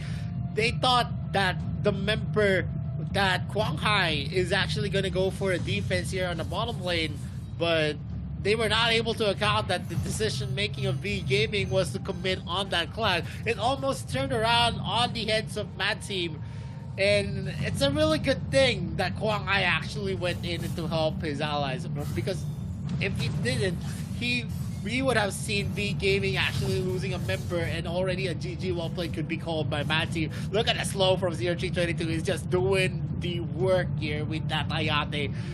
As long as that Hayate is gonna live, it's gonna be hard for V Gaming to get a push onto Mad Team.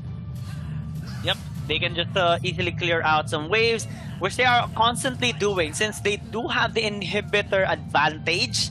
So waves are gonna be constantly clashing onto the base of V Gaming, and it kinda is limiting their movement right now across the map. That is what they are having in mind in terms of their goal.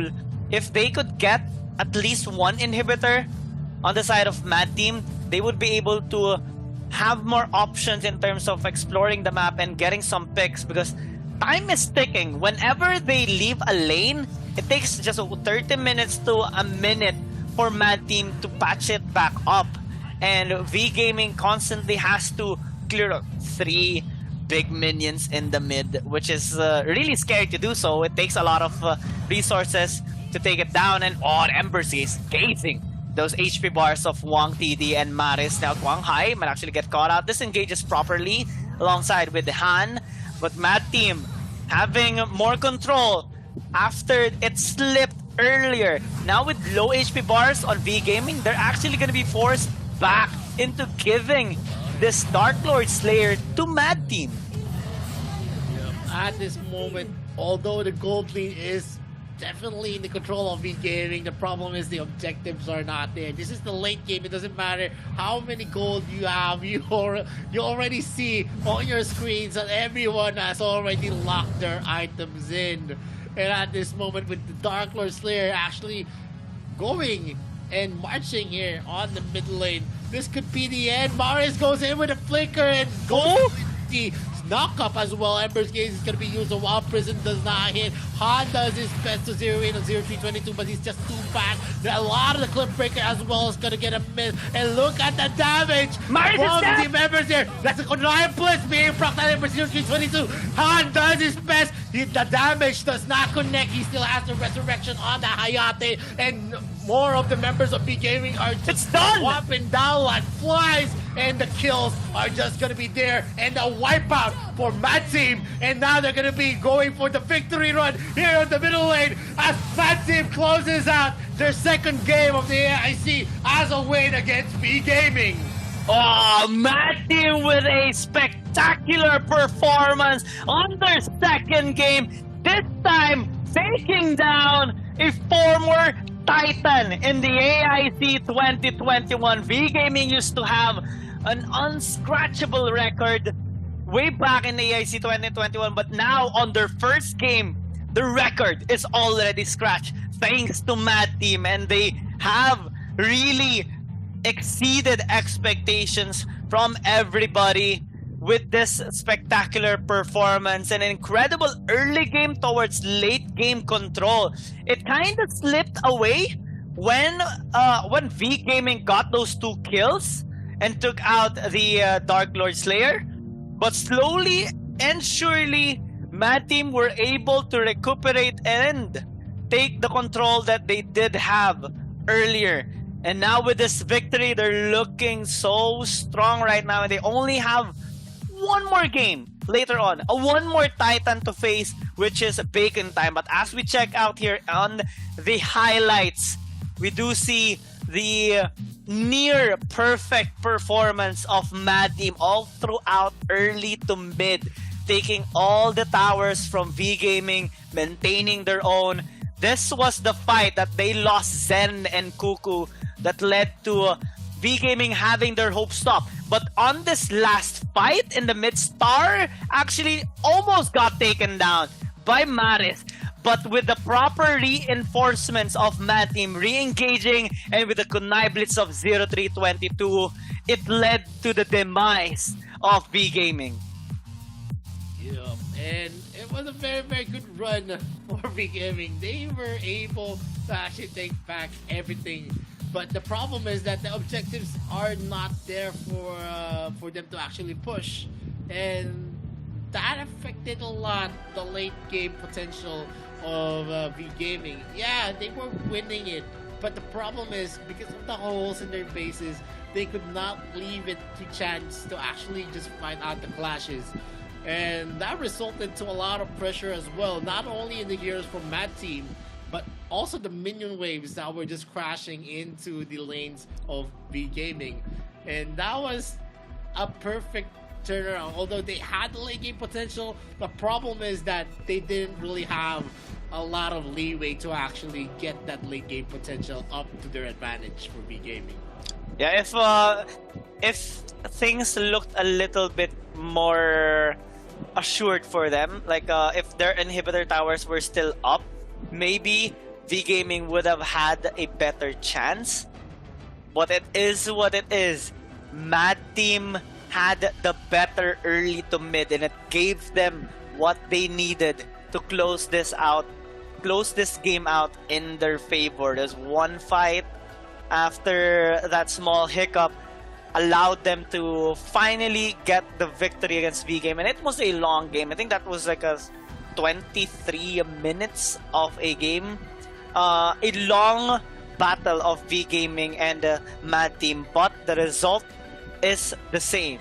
Mad Team right now will secure their second victory in the AIC 2022 group stage, day 2, and they're looking to just get at least one more. Or even if they don't, they're already assured of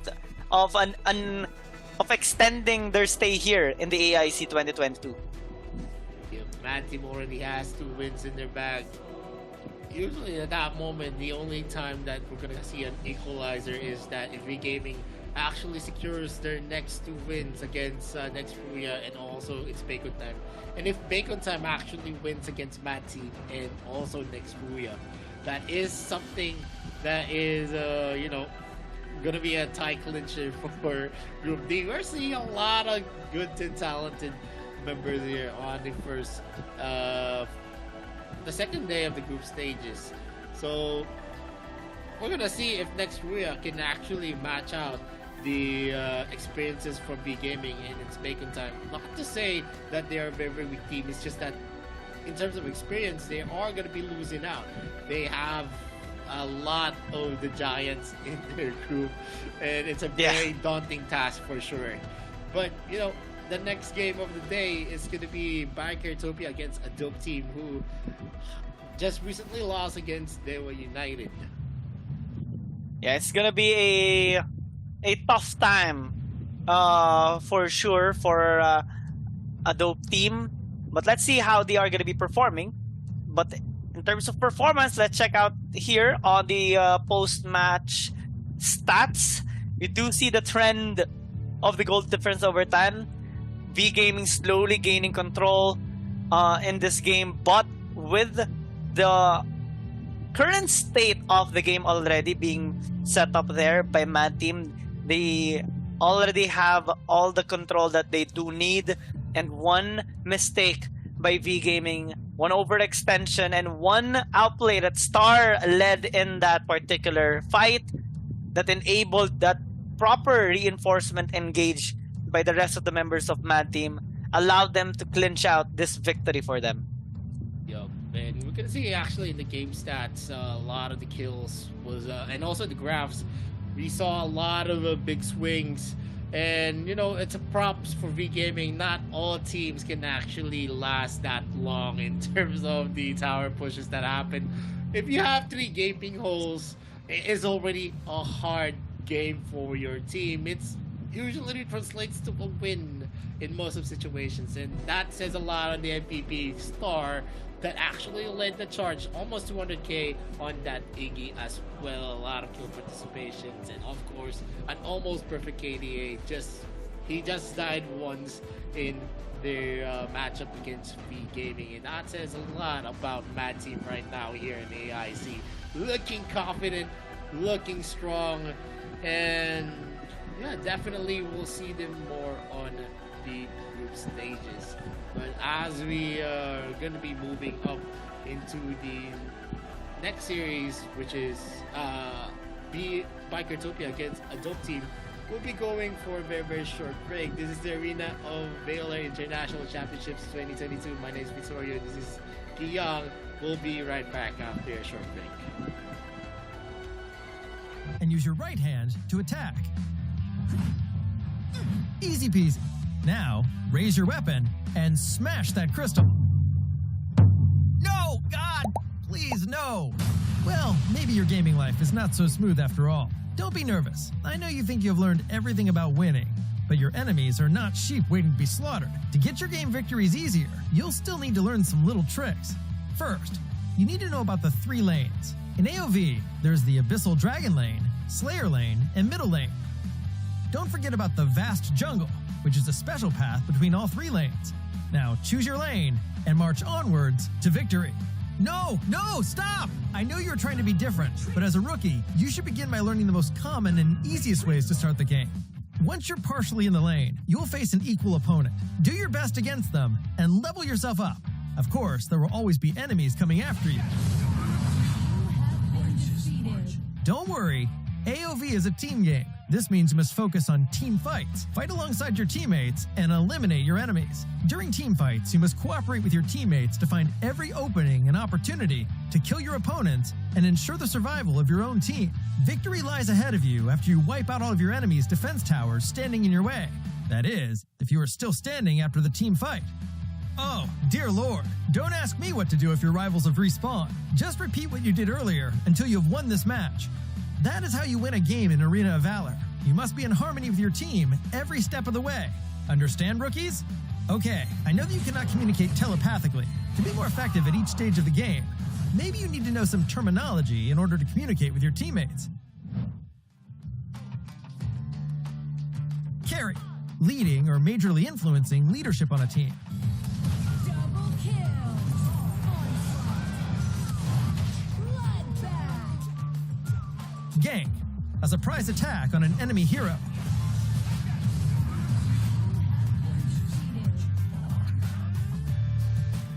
Buff, status effect that gives a beneficial boost. Debuff, status effect that gives negative impacts. Farm, gaining levels and gold by killing creeps. KDA, kills, deaths, assists.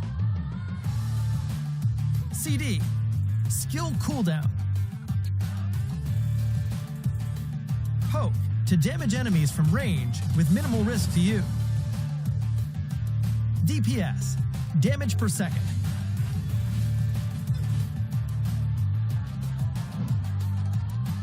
That's all the rookie training for today. Let's start a match and get fully absorbed into the world of Arena of Valor and win glory with your teammates. What could be more enjoyable than praise from your team?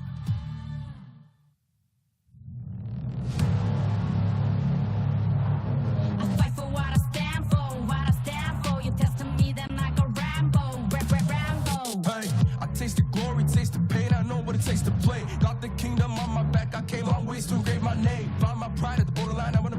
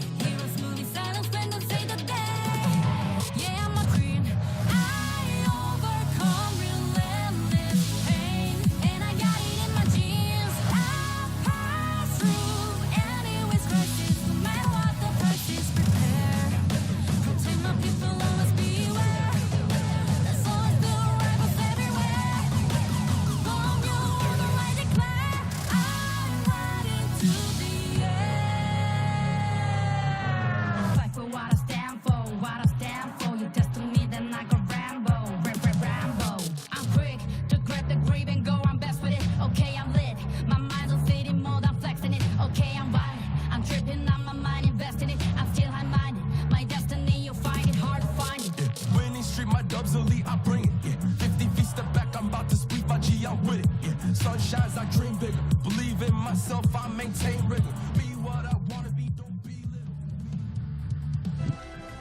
Alright, welcome back to Arena of Valor International Championships 2022. Again, we are your shoutcasters, Gion Gaming, and here with me is Vittorio. We're now on to the 5th match of the day, which is gonna be Bikertopia Esports versus Adobe Gaming. And after the unfortunate loss of Adobe team against actually the victory of Adobe team against Influence Rage earlier, and the defeat on Dewa United, they're looking to at least balance it out with a win this time against Bikertopia. And Bikertopia, maybe on this day number 1, they're looking, of course, to getting their first game with a win. Yep, and Bikertopia Esports are going to be on your screens. It's T1, Zirui, Sin, Tilan, and Pika. Sin has experience in the international scene, and we're going to see a lot of new faces here for Bikertopia Esports. And to give a background there, before anything else, it is going to be a dope team. Sai, Zhenxiao, LCC2, XF, and Lal are going to be playing for ADT. We're going to see another roster change here for a dope team. Let's see what is going to be happening. Just to give you guys an idea, Bikertopia are the second placers of the GCS region. They actually,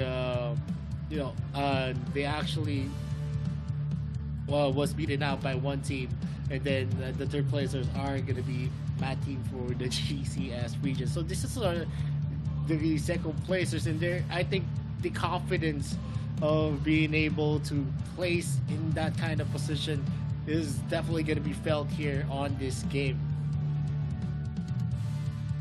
A lot of pressure, especially for Adobe team, since this is going to be their last game of the day.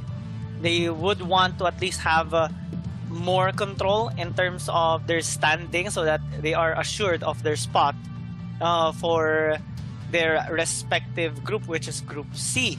I think though it would be okay for them to suffer a loss here, since they already have picked up a win. It's not really so much bad on their standing already, but they would want to have more assurance on their spot. So they have to really up their performance against Bikertopia, which has a lot to offer in the AIC 2022, given how they have performed incredibly well qualifying into the AIC 2022. It's gonna be a tough battle for Adobe team. Well, Bikertopia landed 5th during their qualifier in the Chinese Taipei qualifier tournament, landed 2nd during their tournament at the Garena Challenger Series Spring 2022, just under one team.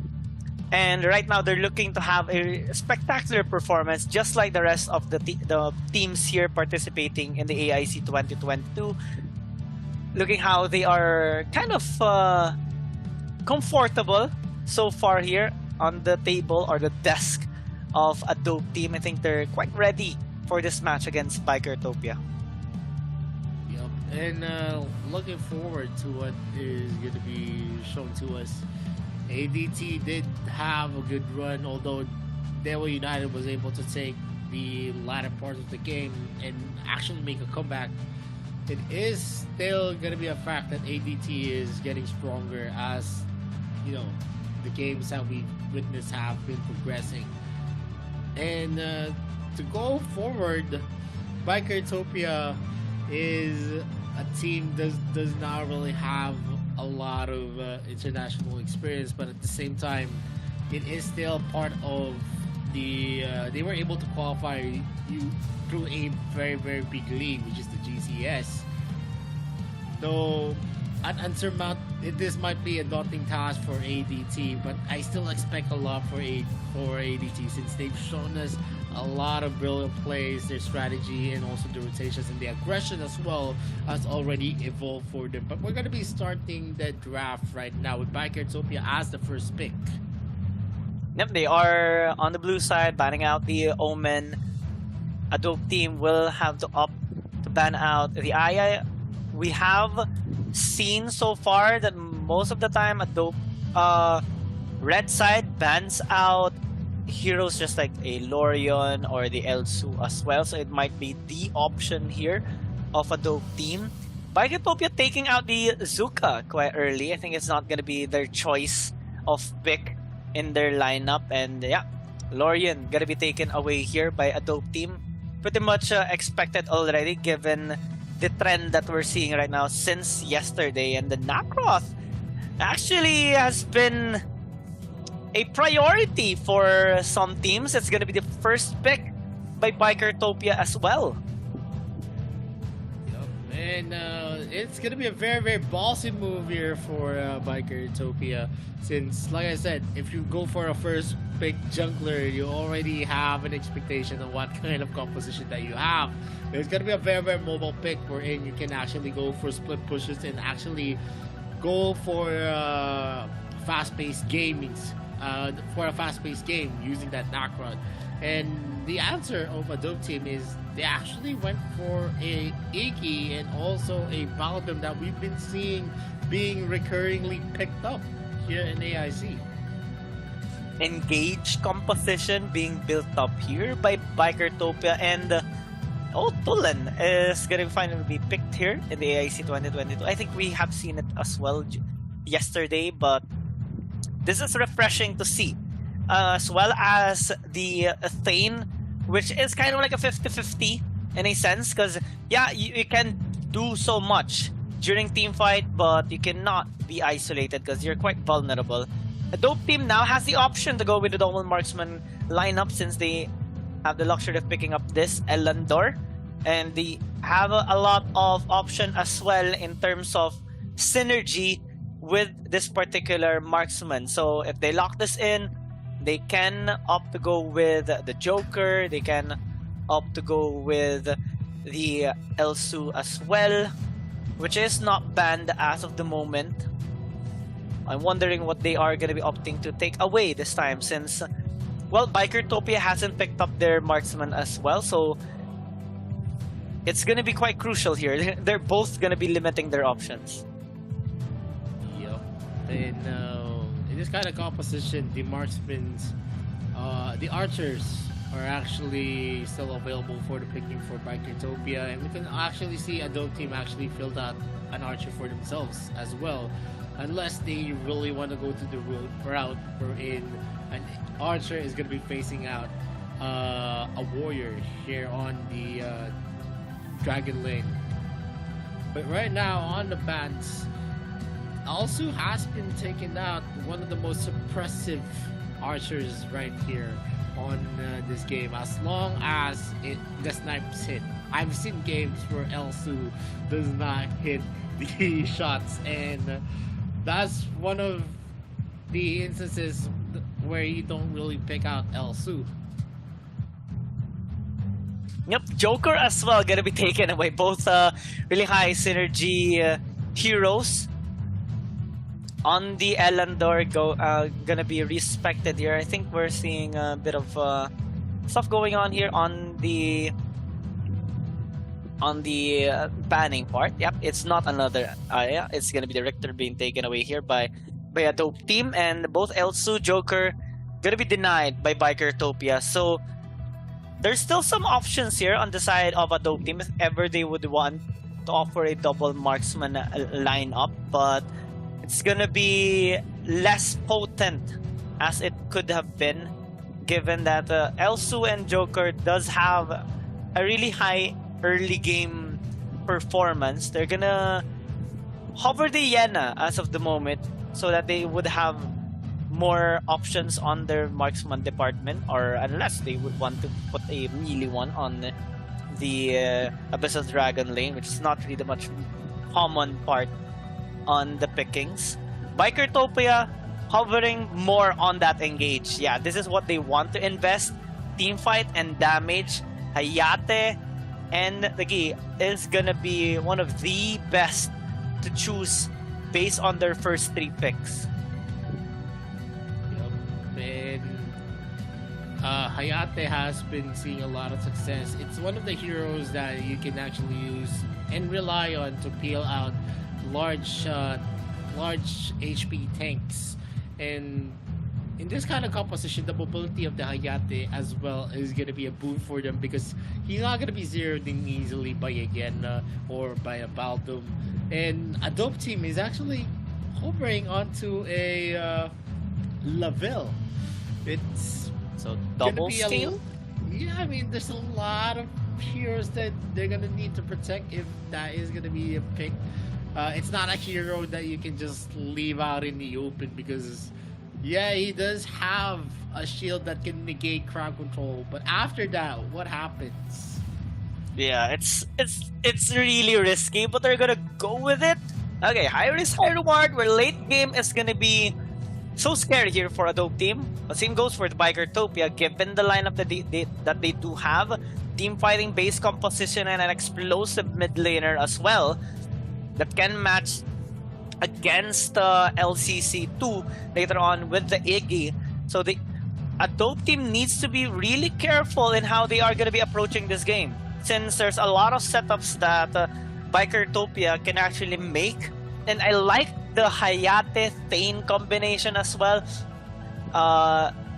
Zero is gonna be having that goal of shredding the health bars of a dope team, while T1, his goal is just going to be, well, engaging on that team fight and also landing that execute damage. Yep, and at this moment, we're going to see a lot of mobility on the side of Bikertopia. The only one that maybe is not going to be that mobile is going to be the Tane, but it's going to be used for zone control, so that is going to be okay. While on the side of a dope team as well, there is going to be a lot of mobile heroes, but a lot of heroes that they need to protect. Is Baldum going to be enough, or is it going to be the zone control of Iggy that's going to be helping on the protection? Let's see what is going to happen here on match number 5. Yeah, it's an interesting lineup here for both teams. Quite an ambitious one, actually, on the side of a dope team. Let's see how they are going to be performing against Bikertopia here in this game, as Bikertopia does have a scary lineup as well that can dictate the early game quite effectively. And as we dive into the game, let's see who's going to be taking this win. Bikertopia having this as their first game, while a dope team will have this as their last game for the day. And I already assume that a dope team is gonna play this quite reservedly, just farming out, just avoiding some team fights, since they do have that double marksman lineup. Yep. And right now, we're gonna see the shadow bombs being used to clear out, and not much of any engagement, of course. It is going to be in the advantage always of the Iggy in terms of the zone control, but if the Tulin actually closes out on that Iggy, usually the Tulin is going to be getting that win. Zenshao is trying his best, trying to go for some damage in. Zirui goes in for the dashes, and Proxat is passive. And the more shurikens that actually hit, the more damage that you can use and utilize on the shred of the shurikens. My LCC2 though doing a really good job poking out Shin in the mid lane, but it's not much affecting him as of the moment. That's a nice engage here coming in from a CY, forcing out Sin to disengage a little bit or respect that damage coming in from a dope team. Not much fight occurring as of the moment. They're just gauging onto each other. LYL onto the top. Pika is relatively safe. Not much though for LCC2, as it's gonna get caught out as Shin will take the first blood. And now onto the bot side, Kunai Blitz here by Zero. Can he actually get the kill into Zenshao? The answer is no, but it forces him to fall back. Yup, and we're seeing Tillen actually being aggressive here trying to get and close out that kill, but at the same time, that is already a win for Bikertopia. They have forced out the members of ADT to actually lose out on the lanes.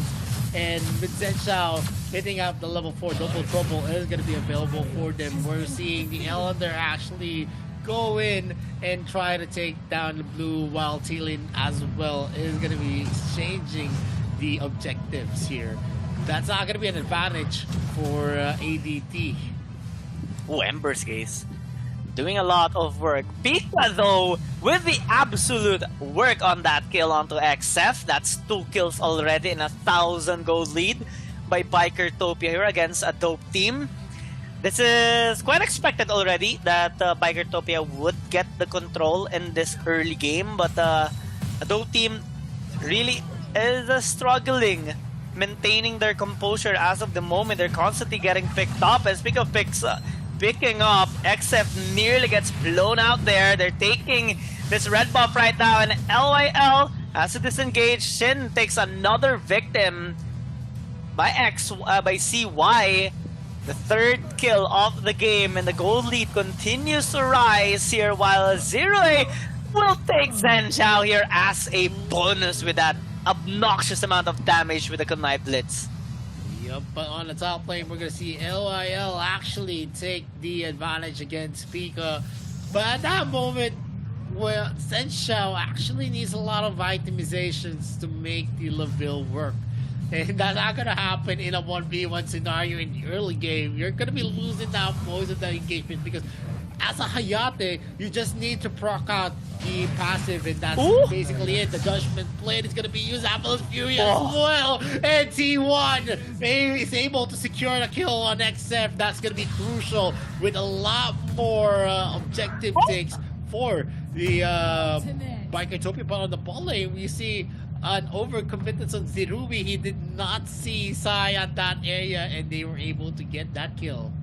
Yeah, Shin as well took out the life of LCC2 once again. LCC2 not having the best of time here in the mid lane, as he already suffered 2 deaths in this 4.5 minute game. I'll see why. That's a nice engage onto Shin. Will force him out to disengage, while T1 is just trying to defend his allies, while T-Lin will steal yet another buff away from XF. CY will get caught out. T-Lin takes the kill, as Bikertopia just explosive in this game right now with a 7-2 scoreline. Yup, and we're seeing a very lackluster performance from ADT. They are being pushed back in most of the contests. Yes, they get some kills on the side, but that's just on the side. You need to actually win the rotation wars. And definitely ADT is reeling, and they get a slowdown there. That's a Dragon Spade being used. The stun as well. Judgment Blade is going to be used. Fury Fury as well. T-Lin is just soaking up the damage. He doesn't care, because there is someone else taking the dream here in the bottom lane. The Hayate is going in for a push, and with the members of ADT low in health, will that Diana be able to actually defend the second tier turret? The answer is no, but Zenshao was able to kill T-Lin at this moment. Sin secures that kills as well with a Thunderbird. And it is just Bikertopia getting a lot of good looks, even the objectives as well. So that sacrificial play by T-Lin was actually worth it, to give space for Zero to push the bot side, get the Abyssal Dragon, and Shin has actually got the kill in the end there onto Zenshao. Now with a whopping 4,000 gold lead at 6 minutes into the game, things are getting out of hand here for the team. This is their struggle. This is the weakness of their composition early game. So they need to just farm it out. They have nothing else to offer here. As of the moment, they're constantly going to be vulnerable to ganks just like this on the top side. Zenshao, you have nowhere to go. LYL survives by a small margin, but Bikertopia will continuously do that. Even in the bot lane, XF might actually get caught out, as Pika is looking to get this kill, is trying to escape, but you cannot really do so against a chase, so you're just gonna fall down pretty quickly at the very end. Yup, Pico was able to take that kill easily, even in a 1v1 situation. He is one of the heroes that they use to actually deter a 1v1 from a Florentino. So in a 1v1 situation, you know the capability of that hero. And the stunts, the dashes as well. But Pika is going to be taken now here onto the jungle camp of ADT, while most of the members of Bikertopia are just taking in the resources, taking in the objectives that they could get, and still Sin takes out the kill. The Thunderbird is there and procs out the passive. A lot of damage onto the Tulin. He is going to be using again the Thunderbird. He's not going to be able to secure that kill, but the Kunai Blitz is not going to be enough to burst down Sai at that moment. But still, they get the outer turret objective, and no more turrets are left outside the base of ADT. That's a double trouble. It's gonna get a hit onto Zero-E. Lyle is gonna be zeroing in, uses the full mode. He is not gonna be committing himself in that kind of crossfire wherein the Tane is still ready to push. Yeah, normally when someone hits the double trouble, the allies will fully commit on that target, but not for a dope team. They're way too behind right now. 6,000 gold lead by Bikertopia. Holy Dragon taken. The Slayer is gonna be, well, for them as well. A dope team cannot contest at all because Bikertopia will just will just turn onto them. They have enough resources to do so. They have so much kills already in this game. 603 on Shin. That is quite impressive. And even if it's Zero-E doesn't have that much kills, he already made so much work for the team by split pushing in the bot lane, allowing them to have better economy in this game as well. But now Bikertopia looking to close things out. They can just push here onto the top, mid and bottom lane as well, led by Pika, but they're choosing to engage here in the mid lane while they're pushing onto the top. Nice work there by T-Lin, and that engage by T1 will allow them to fully commit and Kunai Blitz under the core. Will get to the demise there of Zero. They might actually be overextending here by LYL takes one before it falls down. T-Lin has to disengage along with Pika, but they're already happy with what they got. That's 3 inhibitor towers that Bikertopia took away from a dope team in exchange for just 3 members. That is going to be definitely a trade that's going to be remembered. A dope team is now sitting at a defenseless base. All of the holes are there. The top lane, the middle lane, and the bottom lane. They're just going to have a hard time. Yeah, we've seen it before on the earlier game. Gaming did their best. But at the end of the day, it's going to be hard if you're going to be worrying about creep waves as well, not just the clashes. You need to manage the waves well. You need to be in the right positions. You need to have the advantage in starting the clash. And that's going to be hard at this situation because that's a lot of things that you need to worry. And T1 and the others are actually marching out. He's going to be using the Avalanche Fury to start up and put some damage into the table. He's going to be tanking up. That's a Dragon's Bane. Sai is going to be taken in. While Prison is going to be used. Pika is again going to be damaged here as well, but Sin is going to be zeroing in on XF. He is going to be taken down here. He's going to use Metamorphosis to get back. He is going to be taken out by Pika as well, and we're going to see T1 secure the kill off to Zenshao. He's just taking the damage from the Nexus. He's going to fall down again, and Zero-E as well is going to be in the position, but he's not going to be able to zero in onto the Nexus just yet. Yeah, a dope team still staying strong in this game. They took out Pika and T1 while successfully defending their base. They lost XF and Zenja, but that's okay because they can still defend with LCC2 being alive. Now Bikertopia wants to secure yet another Holy Dragon, maybe another Slayer, so that they will have the edge in terms of pushing down onto the base of a dope team. But they have to be really careful because we're already reaching the mid to late game. XF and Zenshao are starting to hurt. alongside with LCC2, which has quite an okay amount of kills, which translates to his economy. So they can actually fight back effectively under the safety of their core. Yeah, but the problem here is that, yes, there's going to be a lot of damage onto XF and Zhenxiao, but also on Sin, who's already able to actually complete his Staff of Null. So another magic penetration item onto Sin at this moment. Will they be able to last here with its layer actually in their bags? T1 is going to go for that That's flash engaged. in. It's going to be Lyle zeroing onto Pika. Pika might be taken down as well, but Lyle's damage is not going to be enough. He's going to be finished up by Theory using the Kunai Blitz. That's going to be a lot of thunder onto Sin, who's just going to be using the Thunderbird. There's not much that they can do at this moment. Thielen gets that double kill with the Druid Fury, and the Nexus Lock is going to be secured by Biker Zopia, taking match number 5, giving a loss to a dope team. Beautiful performance there by Bikertopia, and that fight was initiated by D1 with a proper engage that caught out a dope team actually, unexpectedly by them, because they just wanted to defend their base under the safety of their core, but they weren't allowed here by Bikertopia. They charged into the mid and actually almost took out Zhenxiao quickly. Luckily, he was able to disengage, but with that split of a team fight, a dope team couldn't actually position themselves back effectively, which gave the proper advantage to Bikertopia to just pin them down and take them out one by one. And this victory will allow them to have that edge in this tournament right now, since they still have 2 more games later on against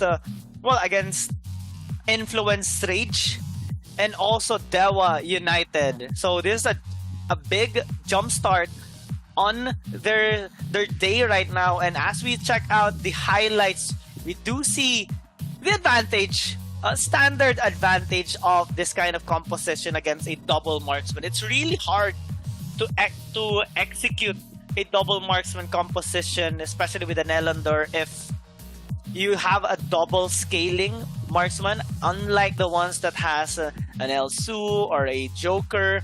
And also, you're dealing with a lot of damage coming in from Bikertopia, from Thielen, from Shin, and also Zirui. They have performed quite well in this game to gain the advantage that they do need to close this out. And we can see in the highlights, there was a lot of action in this game. It's all about the high octane kills that we saw from Bikertopia. They have been doing a lot of aggressive plays. Yes, even in the invades, you can see the Tane actually going in, using the flicker on the charge, and just soaking up the damage for the team and opening up the positions for T-Lin and the others to enter, especially Sin on that Tulin, who's just going ham on that Tulin, just getting some kills left and right. And not to say the Nakron as well, who was very, very aggressive. This is the first time we saw Nakron here in day number 2 to be that aggressive. He's very, very sure of himself. He knows when to dash in, to dash out. That's how good the Nakron of Bikertopia was. And also the rest of the members performing really, really well in that game. Shin having a lot of kills, shutting down LCC2 quite early. And, well, Zhenxiao as well, struggling quite a lot against Zirui because of the aggressiveness of this particular player. We saw earlier that he did get some solo kills against Zhenxiao, and it forced a dope team to invest a little bit more on their Abyssal Dragon lane as well as their mid laner, so that at least they would be able to survive just as much as their Dark Slayer lane. But on top of that, well, we already know the weakness of this composition, and it was really exploited here by Bikertopia. And that fight at the very end was really beautiful on the side of Bikertopia. Divide and conquer onto a dope team and setting up fully mitigating the strengths of ADT, and finally closing out that game. It has been a very, very exciting. You know, if I was gonna be changing some of the draft, I would have picked up Crixie instead of the Iggy pick, which, you know, is more of a defensive liability. One of the reasons why is the mobility that he has, the wave clear actually. His wave clearing capability can also be negated if he gets stunned during the release of Shadow Bomb. Yes, you have a lot of range in terms of the Ember's Gaze, but at that moment he was more of a liability because there was a lot of heroes that was needing protection at the composition of ADT. And I think that is one of the biggest loophole that they had going into this game. They had another liability, which is the Iggy. And looking at the game stats, we're going to see a lot of kills on the side of Bikertopia. A lot of kills as well on ADT. That's going to be a 12 kill deficit that we could consider. And in terms of gold lead and almost 10k objectives, it's all about Bikertopia. The damage that Sin did, that's 102k. LCC2 tried to match that. But even if you have a lot of damage that you've been dealing, it doesn't always translate to any kind of kill. Because yeah, you can do a lot of damage, but at the same time, because of the mobility of Bikertopia, they were not able to zero in. They were not able to actually close out the kill. And looking at the graph as well, it was just Bikertopia dominating the game, not giving any bread for a dope team. And we're going to see the MVP of this game. It's going to be Sin on that Tulin, an almost perfect KDA 717. Damage that he's dealt is 35.5%. He was able to close in using the Thunderbird. Kill participation 66.7%. That's 2/3 of the kills that they were able to actually utilize in Bikertopia. They were able to accumulate 2/3 of the kill participation, and that says a lot on how big the mobility of Sin on that Tulin is. And yeah, that actually concludes match number 5. A dope team actually failing out to utilize the double marksman composition. Because if you want to utilize that kind of composition, you need some kind of protection, someone that can supplement your composition as well. And that concludes it. Before we go to game number 6, which is going to be next Ruya and the gaming, everyone, we're just going to be going for a short break. This is the Arena of Valor International Championship 2022. My name is Victoria. This is Kiyan. We'll be right back after a few minutes. Sensitive built-in ping system that is easy to use. The ping button prompt is placed on the top right corner of the screen in a match. To use it, long press the ping button and point your finger to the triggerable area to send your team the corresponding ping. In addition, players can click the map button on the top right corner to expand the map and send pings by tapping the corresponding location on the map. Of course, players have the option to block ping sound effects and voiceover from other players to prevent interference during the battle. Battle alert pings. When players are on the move, they can send their estimated arrival time to teammates by tapping their location on the map. Players can request support from teammates by dragging the ping button prompt to their own hero. When the player is hidden in the grass, drag the ping button prompt to the grass to instruct teammates to hide themselves and ambush together. When a player is outside of the grass, dragging the ping button prompt towards the grass will notify teammates to be careful of an enemy ambush. Wilderness status ping. When Abyssal Dragon, Dark Slayer, or your own buff exists on the map, players can give corresponding attack commands to their teammates by tapping the corresponding monster directly on the map or by dragging the ping button prompt to the relevant monster. If a monster has yet to respawn, dragging the ping button prompt will notify the players of the corresponding monster's respawn time. Personal status ping. Players can notify teammates their skills are ready by dragging the ping button prompt onto their hero's skills. Dragging the ping button onto a skill in cooldown will alert teammates of the cooldown timer. When a hero dies, the player can drag the ping button prompt onto the death counter to inform their teammates how long it will take to revive. In addition, players can inform teammates that they're returning to base by dragging the ping button prompt onto the recalling button while in recall. Enemy status ping. When the enemy has disappeared from a lane, the players can send an enemy missing ping by tapping on the lane.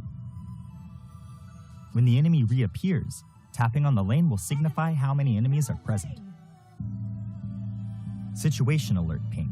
Players can prompt teammates to defend structures by tapping their defense tower on the map or by dragging the ping button to the tower. When the player is not in a mid-recall state and drags the ping button prompt to the recall button, it will remind teammates to return to base. Furthermore, players can send scores to teammates by dragging and dropping the ping button prompt onto the scoreboard. There are hundreds of different ping options in Arena of Valor. Players should use them strategically to give themselves and their team a leg up on the competition. Be aware that the ping button is only a notification. The key to victory lies in making the right informed decisions. This marks the end of our video introduction to the ping system in Arena of Valor. Tell us your favorite thing to ping in the comments. Thank you for watching. Good luck on the battlefield.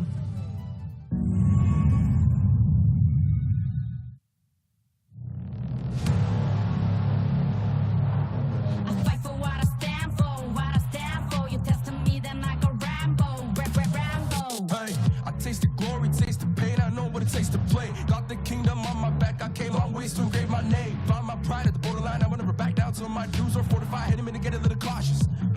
It's part of the process. They think I'm crazy, or am I really brave? I don't let nothing faze me, there's no hold up delay. I still survive, I own the confidence up in my mind. I'm running close the light, it's time to shine and go take flight. No pain, no gain, if you don't wanna fade away. The both ways, hope pays, heroes moving silence when they say the day. Yeah, I'm a queen, I overcome relentless pain, and I got it in my genes. I pass through anyways crisis, no matter what the price is, prepare. Protect my people, always beware. There's always the rivals everywhere.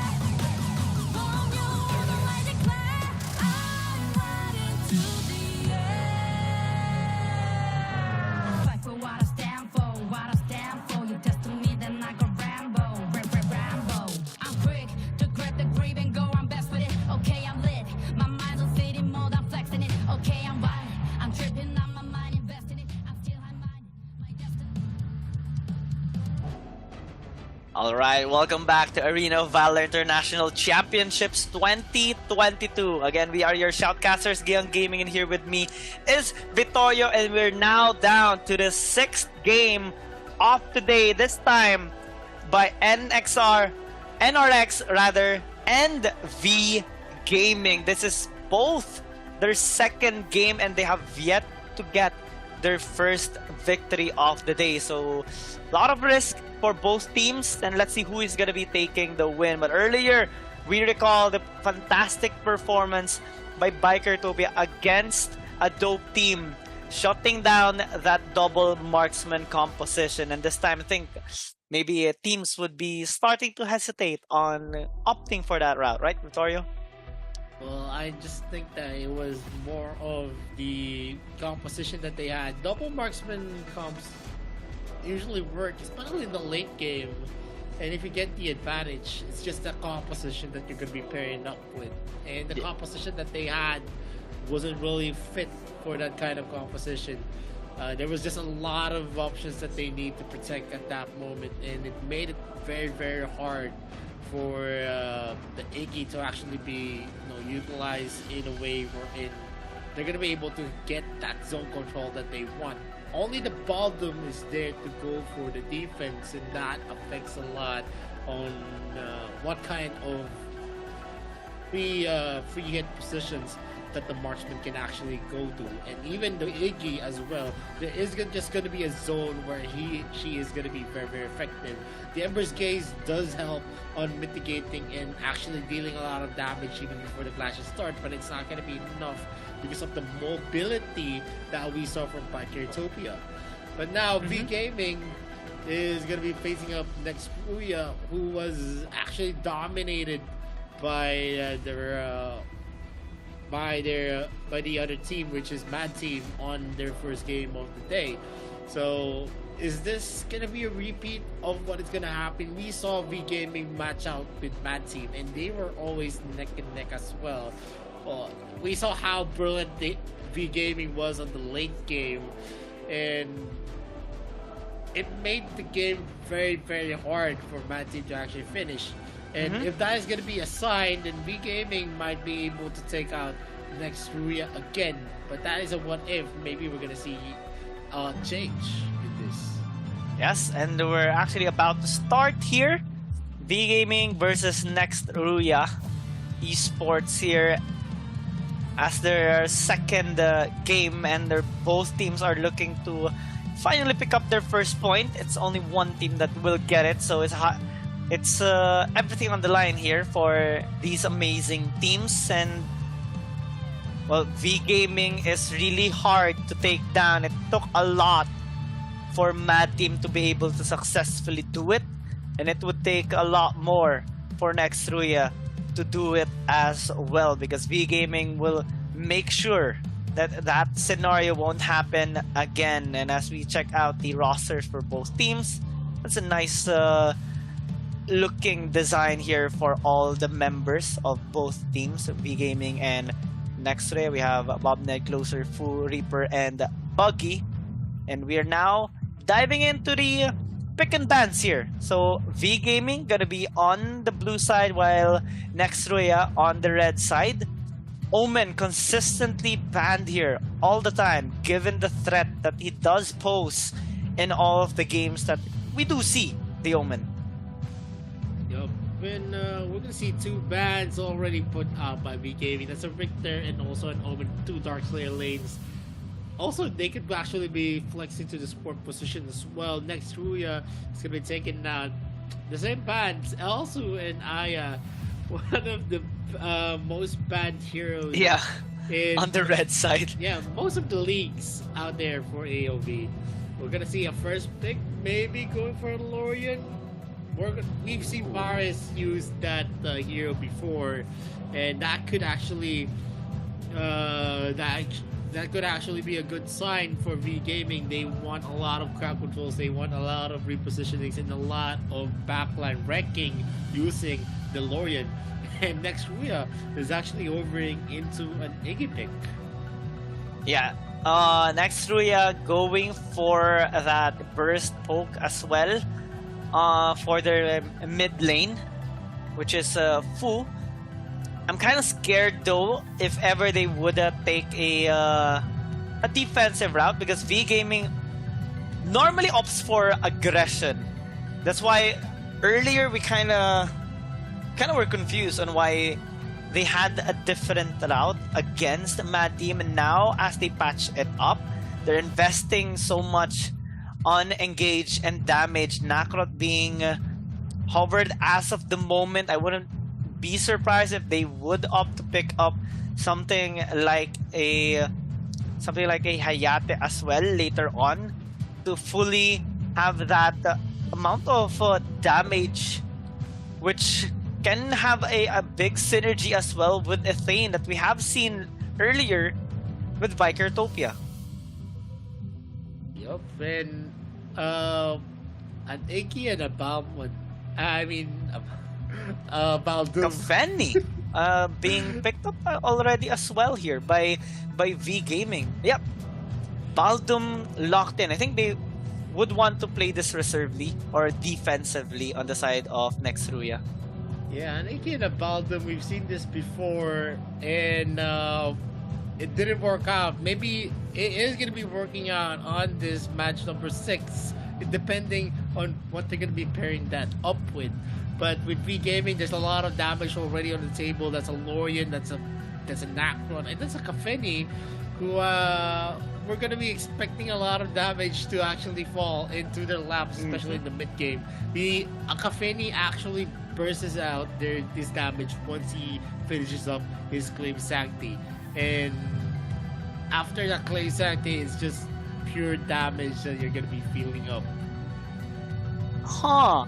Laville pick here by Nextria. So possible double trouble into the Embers Games combination here by Fu and Closer. Let's see if this is gonna be their route. They're taking away some team fighting, high synergy on team fighting heroes here, just like the Mina, and it would make some sense here since the first 3 picks here of V Gaming are actually quite scary. Like, even if we just check Lorian and the Kafeni, if Mina would actually be picked up here as their support, or even on the Dark Slayer lane, it would allow them to have so much engage.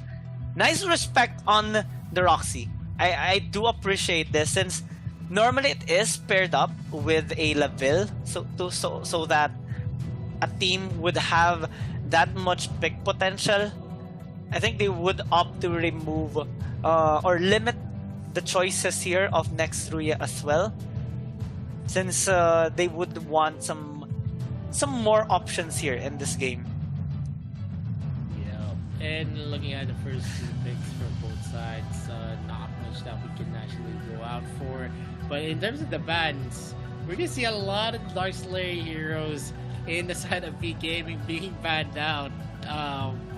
They're actually shutting down the ideas of Nextria. Maybe the strong Dark Slayer lane heroes have been banned out already. The Lubu, the Richter, the Roxy, and also the Omen. And on Nextria, they banned out the Florentino and the Mina as well, that we could actually utilize in the Dark Slayer lane as well. So I'm pretty curious on what kind of Dark Slayer laner are we gonna be seeing. V Gaming, Birdelby is a very, very well-known Ryoma player. Maybe we're gonna see a Ryoma again here on match number 6. It's not gonna be impossible. I think V Gaming would want to redeem the Ryoma here of Birdelby, which he did try to have a good performance earlier on their match against Mad Team, but unfortunately the control of Mad Team earlier was really on point. They're having a different route right now. I like their options right now, especially the Thane pick alongside with the Yenna. So a lot of frontline power and also execute damage on their hand, which has a lot of synergy with the Lorian and the Kafeni. It would make sense, and I'm not even gonna be surprised if they immediately lock this in. They're still deciding, or at least look for more routes, and yep, they do decide to finally take it as their lineup. Nextria now hovering the Aoi, which is going to be a nice pick coming from them, especially on the jungle side. Yeah, I mean, in terms of mobility, Aoi is also a hero that you can actually contest with the Nakrot. The problem here is that in terms of the composition, there is just going to be one defensive hero again for the side of Nextria, and most of the engagements are going to be started here by the Aoi and also the Irie. So in comparison here by both teams, I'm kind of leaning towards V Gaming based on their team fighting based composition, with a nice amount of side lane control as well because of this Nakrot pick. They have a lot of options in how to approach this, and they would actually have a decent amount of early game control that best suits their playstyle. What about you? Well, in this type of situation, Birdelby is still a Dark Slayer laner who's going to be very, very aggressive for sure, and Yenna fits right into that criteria. It's just about the wombo combos that's going to happen, because Nextria actually is fielding a very, very mobile comp as well. It's the rotations that's going to happen that's going to be dictating who's going to be in on top of the other team. And we all know Lorian is actually still one of the undisputed heroes that you want to actually field because of the mobility that he has, the capability to deal a lot of damage in the AoE, and of course the long knockup that he has. That's the advantage that the Lorian has over the Iggy, who only has a minute, maybe a split second of the crowd control. Yeah, Lorian, the knockup duration is so long. You can actually cook food while you're waiting to go back onto the ground. That's how long that knockup is. It's obnoxiously capable of allowing your teammates to follow up pretty quickly, and it best suits the lineup right now of V Gaming, since they would want to establish a really aggressive, engaged composition against Nextruya that has a lot of potential in allowing them to win in this game. But let's see though, because Nextruya does have a lot of options as well. They have a decent amount of pick potential with closer info combination here with the Iggy and the Laville. It's up to them on how they are going to manage V Gaming, since early game, well, they can actually have a really good standing, since the pokes here of Fu can actually be quite hassle. Maris though chunks him down to half health in just a small poke. Yup, and we're seeing the effectivity of Lorian, who can actually deal a lot of damage. There's also some minuscule life steal as well as he deals damage. That's one of the advantages of having Lorian on the mid lane. And definitely, Fu might be in danger here, because there's going to be a push and they get that kill. First blood goes to Maris with a combination of Kwang Hai's Jury Fury. We're gonna see here that the Baldom is starting here, the blue buff, and they get that steal yet again, and Bobden might be taken out, but the crit is just not enough to get that kill as well. Reaper again is gonna be pushed back. This is the second time that he is being invaded aggressively by their opponents. Yeah, V Gaming having a different playstyle this time. Well, not really different. The previous game that they had was a different one, because normally this is how they play out their games. Really, really aggressively, and try to squeeze as much lead as they can. 1,000 goal lead at 2 minutes is not surprising here for V Gaming. We're already quite used to how they usually get this in their games, especially in the AIC 2021. Now they have complete access towards this Abyssal Dragon, while Nextruya is trying to equalize it with a take here on the Slayer, but Bertleby is trying to prevent them alongside with Maris, so this is going to be a tough choice. Reaper will secure the Slayer, but in what exchange? They do get Bertleby as well, so this is good coming from them. They exchange Reaper for that trade. Not really a bad deal coming in from Nextruya. They have to keep this up if they want to win against V Gaming, because V Gaming, even if they lose a member, they're gonna be continuously trying to make some plays once again. Yep, and Maris is just here doing some work. He is gonna be winning most of the trades, because Fu is just gonna be electrified in most of those situations. The Wormwood Circle being used to bring Bird LB. He is going hard against them, and that's the Dragon's Claw actually being used to reposition, but Bombnet is going to be left alone against the trio of V Gaming, and they get another kill for themselves. Oh, V Gaming not giving a break there for Bombnet and Reaper as well, because they constantly invade on his jungle camp. Now that's a knockup that we stated earlier. A minute in the air, and Reaper will not be safe. V Game yet again with a kill. Wang TD and Han trying to take down this turret in the bot side. It will take them time, since Wang TD doesn't have that much damage yet, but it does chunk out a bit of HP on that tower. Now at 3.5 minutes, they're already having a whopping 2,500 gold lead, while Han continuously tries to initiate here for Maris in the mid lane. So NXR needs to be really careful. NRX rather. Nice double trouble connecting onto Maris, but Nextruya showing some hesitations in terms of engaging, but zero hesitations here by Huang TD on the bot side, and they get the bonus of the tower as well to further increase their goal lead. Huang TD, Kwang Hai actually will try to invade while helping the bot side as well. That's a double kill by Wang TD, and it's already looking so blurry here for next Ruya. Yes, and this is one of the reasons why I'm actually very pessimistic on the Baldoom and also the Iggy pick. One of the reasons is that it relies heavily on protection, and look at the damage that they've been doing. Buggy almost taken down with most of the members of B Gaming actually at half health. That's how big the damage they were able to deal. The Thane was just taking the damage from the Archer, and he was mostly ignoring most of the skills of next Ruya. But on the top lane, maybe we're gonna see a lot of engagements. Dragon's Claw being used here by Aoi to actually close in. Not much that next Ruya can actually do at this moment. They are. We're seeing a build-up from V Gaming, reaching an almost 5K in a few more minutes. I'm for sure that is gonna be in the advantage again by V Gaming, and most of the plays that we're gonna see, next Ruya is not able to actually secure the kills that they need. Oh, that's going to be the double trouble connected onto Huang Hai, though.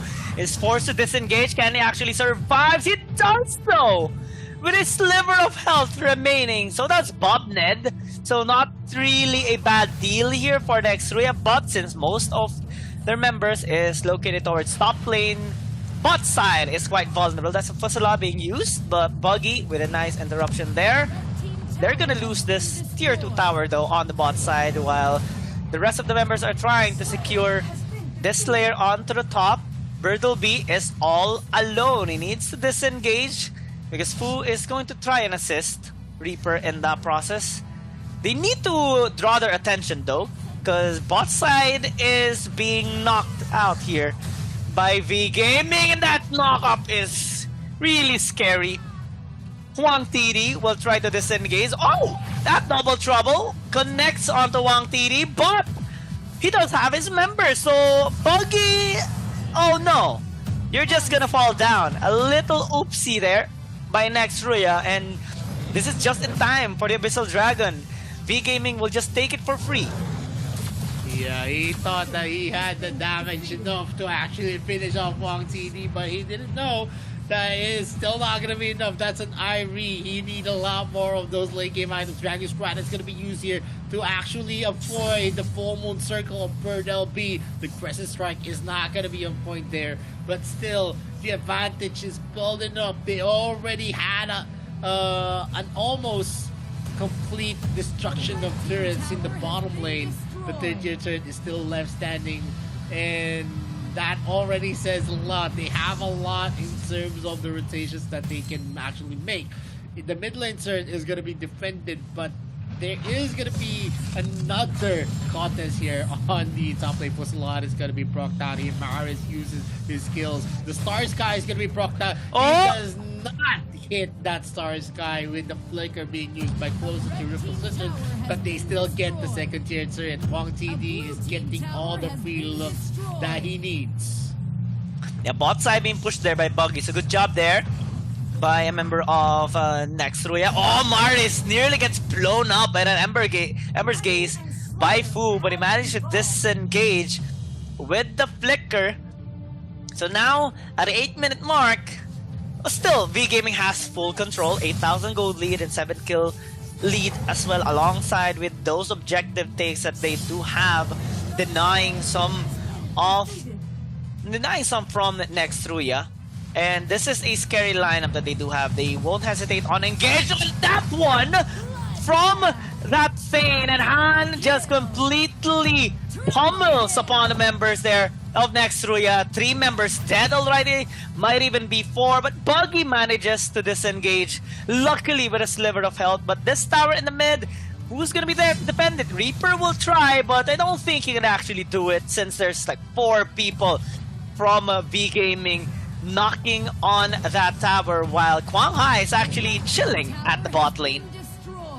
Yep, Huang Hai is now at the doorsteps of next Ruya. He is just going to be taking in some damage, trying to deal and slice off the health of that third tier turret. While on the top lane, we're gonna see Bert LB showing up the lane. Wong TD is now gonna be summoning the Slayer here in the mid lane. They are going to be in danger, but Kwang makes Boogie and Reaper run away in a 1v2 situation, and they're doing their best. Wong TD secures the third tier turret here in the top lane, while we're seeing the Slayer actually dealing some damage. Look at the damage coming here from Kwang as well. He has been slicing off the health bars of those turrets. Wong TD is still in an open position.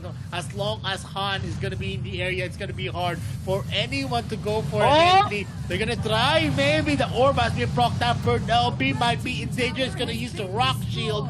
But Fu is not going to be able to reach out Bird LB. And that's a failure onto their defense. B Gaming now going in strong. They'll be going back into the base. The Dragon is open for the taking. Another objective to their name. A 10k gold lead as early as the 10-minute mark. Oh, this is an absolute dominance right now by V Gaming, and it's only at the 10-minute mark. Well, it's not going to be as fast as a game here compared to Mad Team versus Next Ruya. But right now they're doing pretty much the same work here as they do try to engage. Now, once again, Fu alongside Buggy and Closer gets obliterated in an instant from that wombo combo, and now they're just gonna be looking to close out this game. This is GG. They're not even waiting for their minions anymore, and there's nothing that Reaper can do. This game is absolute dominance, and pretty much how we know V Gaming. Yup, V Gaming was able to close that out at the 11-minute mark, and that shows a lot on how good they are on their rotations as well. Yes, they might have lost their first game of the day, but it doesn't matter. They're just gonna be going strong onto their next matches. And looking at the wombo combos, did you see the last clash where Reaper was the only one who was able to survive because he wasn't there? The Star Sky from Mars was very, very on point. They got all the right looks, and V Gaming just being V Gaming, showing that damage is still king. Yeah, aggression, absolute at its finest as well here, coming in from V Gaming, and a well-deserved victory. They will secure their first point here, and this is day number 2 of the group stage phase 1. And they only have, one more game at the end of the day against Bacon Time. So at least they are already assured of their spot so far here in this, in their respective group, in Group D. Since Next Ruya has a lot more in store, they need to perform really well on their next game, which is not going to be that easy as well, since they're also going to be facing against Bacon Time. But as we check out here in this highlight, well, it's pretty much deja vu here for Next Ruya against V Gaming. It's really similar to how they experienced Mad Team earlier during the second match. Yeah, they've been pushed back, and one of the problems there is that Reaper does not have the leeway to actually be effective, because most West jungle cap has been invaded repeatedly here. And if you don't give a lot of space for your jungler, it's going to be detrimental for your chances of the team, because the jungler is very you're going to be depending on the jungler to actually go for objective takes, especially on the Dragon and Slayers, which is very, very crucial to build up the gold lead for your team. And we saw more on the side of V Gaming, having absolute control on all of the objectives. They didn't really give away much onto Next Ruya because of how they took control not only on the top side but also on the bot side as well. So there's not much that Next Ruya can actually do, since most of their members were actually bullied out in their lane, and we saw V Gaming absolutely demolishing everyone on the side of Next Ruya. They only had like 1 kill, I think, in that game.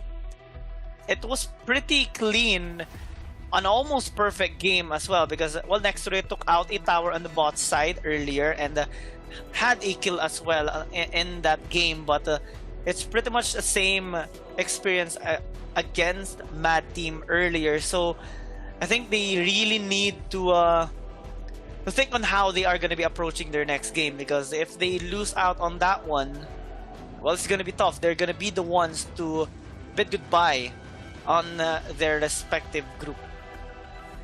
Yeah, and at this moment, for sure, we're gonna still see V Gaming in tomorrow's best of two matches. They already have a 1-0, unless we're gonna see next Korea maybe take a win against its vacant time. Maybe take a win. That is still a what if. Maybe we're gonna see a giant killer again happening here in AIC, because you know who doesn't love an underdog story? Yeah. Well, things can happen, surprises can be made by any team, and redemptions can be made as well. We have seen it last AIC 2021, curses being lifted up. So next Ray, I thought gonna be impossible for them. It's gonna be very difficult though, since they're battling with other well-established teams that have a solid background coming into AIC 2022. I don't wanna deny their hopes here in AIC 2022, but their opponents are really strong, like V Gaming, Mad Team, and also later on Bacon Time. It's not the best experience coming into Group D, so they have to really prove themselves if they want to belong towards the latter stages. But as we check out the stats, post-game stats here of this game, well, V Gaming having a beautiful performance. The trend on the gold difference over time is obnoxiously almost stable, going up and up towards 11,500 thousand gold at almost 11 minutes, and they're not really trailing much behind in terms of ending this game as fast as a Mad Team, because Mad Team closed this game out, closed their game against Nextruya at 10 minutes and 26 seconds. They did it just 31 seconds later, 10 minutes and 57. So they're looking to have the usual performance that they normally have on their games as V Gaming, while Nextruya are still yet to find their groove in this AIC 2021.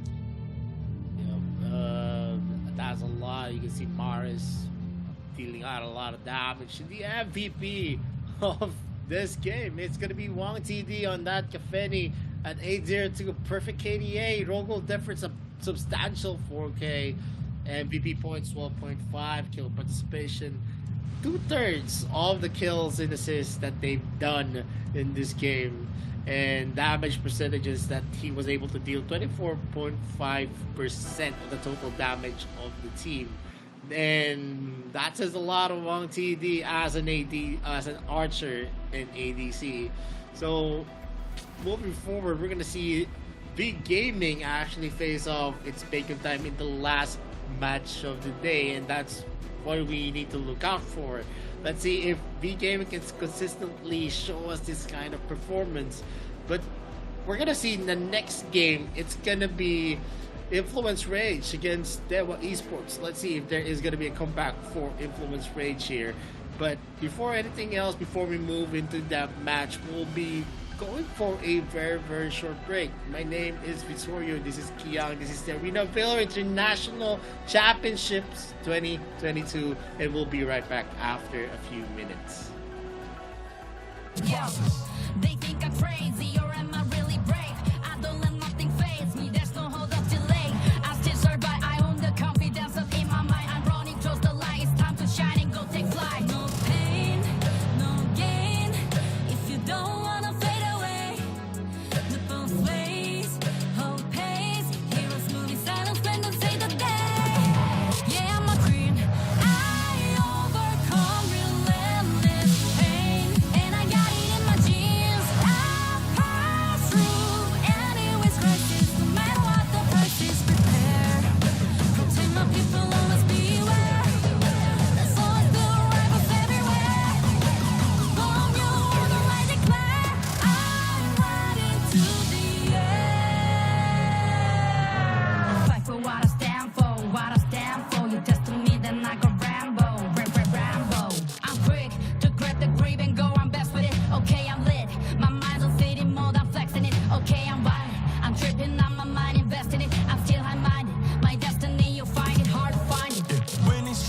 easily I bring it, yeah. 50 feet step back, I'm about to speak my G, I'm with it, yeah. Sun shines, I dream bigger. Believe in myself, I maintain rigor. Be what I wanna be, don't be little. Me. No pain, no gain. If you don't wanna fade away, look both ways. Hope pays. Heroes who be silent when they say the day. Yeah, I'm a queen. I overcome relentless pain, and I got it in my genes. I pass through anyways crisis, no matter what the price is. Prepare. Hey, send me up at any location, I hold up and mow them down. Look at the constellations for consolation while I retain my crown. Back in the background, I'm a background, what goes gon' come back round. I'm self-made, built everything from the ground up, I say it proud. No pain, no gain. If you don't wanna fade away, look both ways. Hope pays. Heroes will be silent when they say the day. Yeah, I'm a queen. I overcome relentless pain, and I got it in my genes. I pass through anyways crisis, no matter what the price is. Prepare. Protect my people, always beware. There's always the rivals everywhere. From your order, I declare, I'm riding to the air.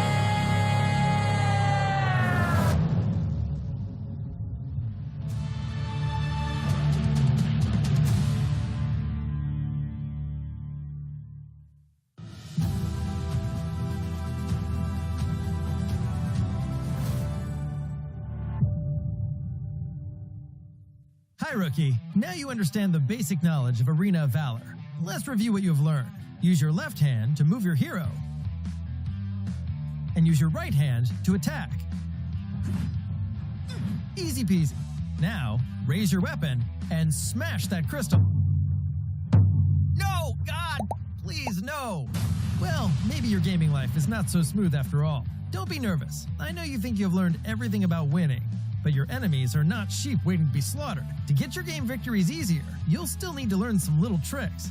First, you need to know about the 3 lanes. In AoV, there's the Abyssal Dragon Lane, Slayer Lane, and Middle Lane. Don't forget about the Vast Jungle, which is a special path between all 3 lanes. Now choose your lane and march onwards to victory. No, stop! I know you're trying to be different, but as a rookie, you should begin by learning the most common and easiest ways to start the game. Once you're partially in the lane, you'll face an equal opponent. Do your best against them and level yourself up. Of course, there will always be enemies coming after you. Don't worry, AoV is a team game. This means you must focus on team fights, fight alongside your teammates, and eliminate your enemies. During team fights, you must cooperate with your teammates to find every opening and opportunity to kill your opponents and ensure the survival of your own team. Victory lies ahead of you after you wipe out all of your enemies' defense towers standing in your way. That is, if you are still standing after the team fight. Oh, dear Lord, don't ask me what to do if your rivals have respawned. Just repeat what you did earlier until you have won this match. That is how you win a game in Arena of Valor. You must be in harmony with your team every step of the way. Understand, rookies? Okay, I know that you cannot communicate telepathically. To be more effective at each stage of the game, maybe you need to know some terminology in order to communicate with your teammates. Carry, leading or majorly influencing leadership on a team. Double kill. Bloodbath. Gank, a surprise attack on an enemy hero.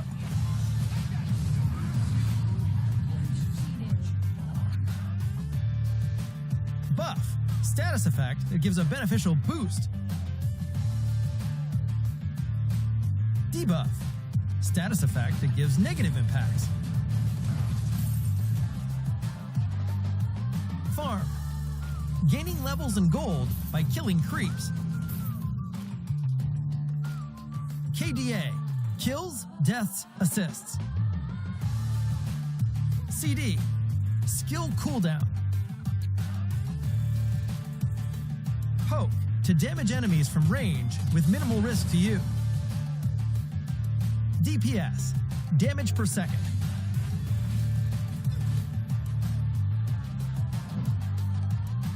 That's all the rookie training for today. Let's start a match and get fully absorbed into the world of Arena of Valor and win glory with your teammates. What could be more enjoyable than praise from your team?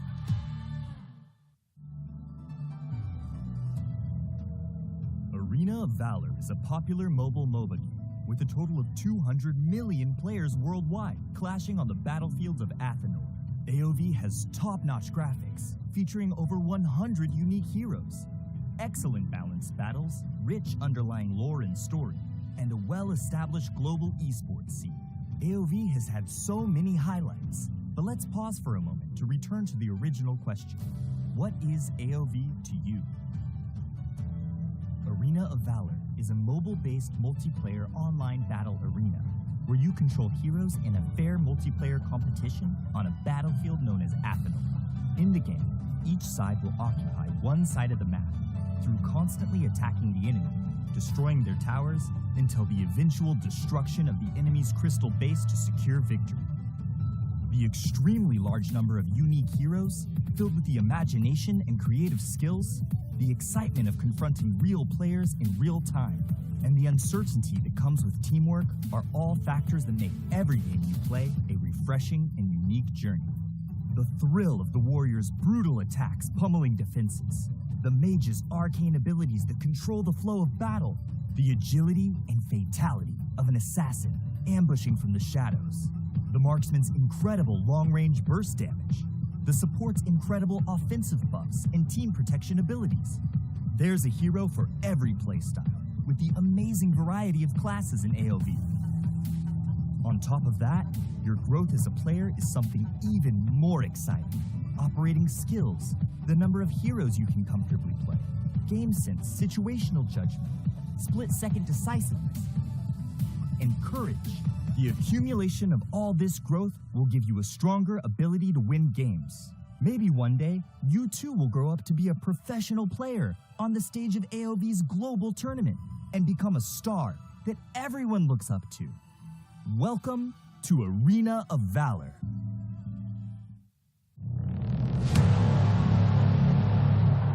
I fight for what I stand for, what I stand for. You testing me, then I go Rambo, Rambo. Hey, I taste the glory, taste the pain, I know what it takes to play. Got the kingdom on my back, I came long ways to engrave my name. Found my pride at the borderline, I will never back down till my dues are fortified. Hit a minute, get a little cautious.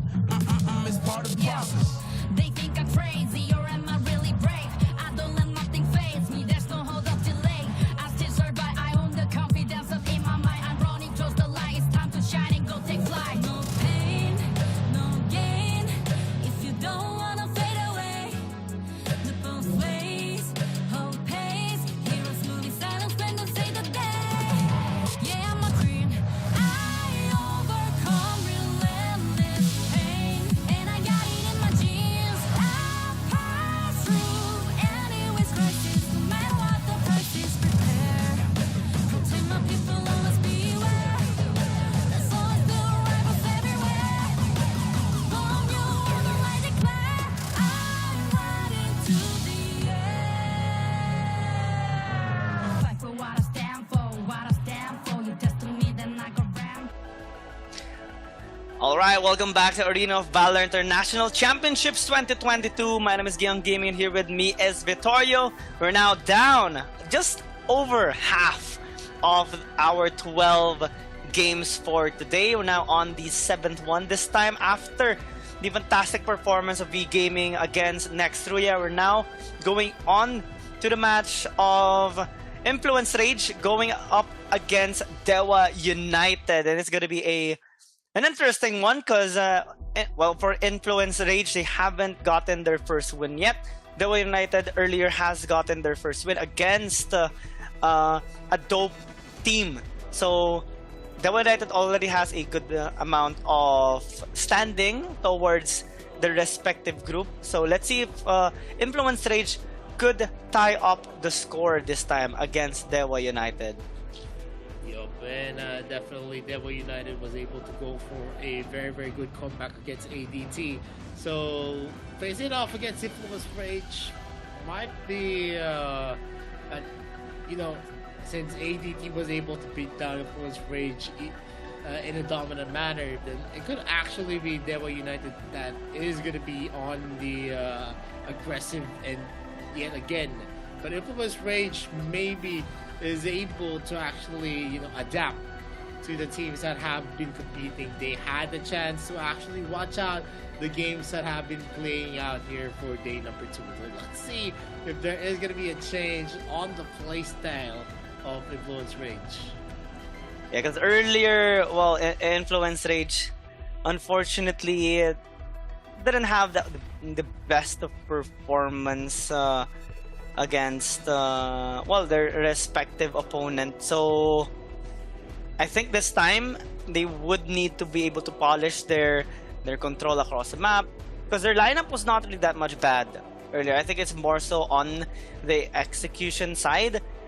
They actually started off with a nice combo of the Hayate and the Thane. Unfortunately, they lost on the team fight due to a dope team earlier having the better positioning, as well as LCC2 just basically dealing a lot of damage for team fight. So I think maybe this time it would be better to have maybe still the Hayate and the Thane combination, but with a better mid lane, top lane, and also jungle to back him up. Not anymore the Alistar, the other heroes that they tried to experiment on their game against a dope team. Because Dewa United, they're not gonna save at all on their lineups. Earlier we saw their really good comeback and also their nice performance with the debut of the Zip as well, and with their enough frontline power that they had, they were able to actually resist so much damage coming in from a dope team, which was kind of like their key strength during their match against Influence Rage. So having that in comparison kind of states that if Influence Rage wants to win against Dewa United, they need to be able to kind of break their limits and also be able to finally have that nice touch of a lineup with a proper execution as well that best fits their playstyle if they want to defeat Dewa United. Because right now it's gonna be kind of tough, as we are just gonna be checking on their rosters right now. Props to the production team and also the graphics for making this beautiful work, as we are on space watching this amazing tournament.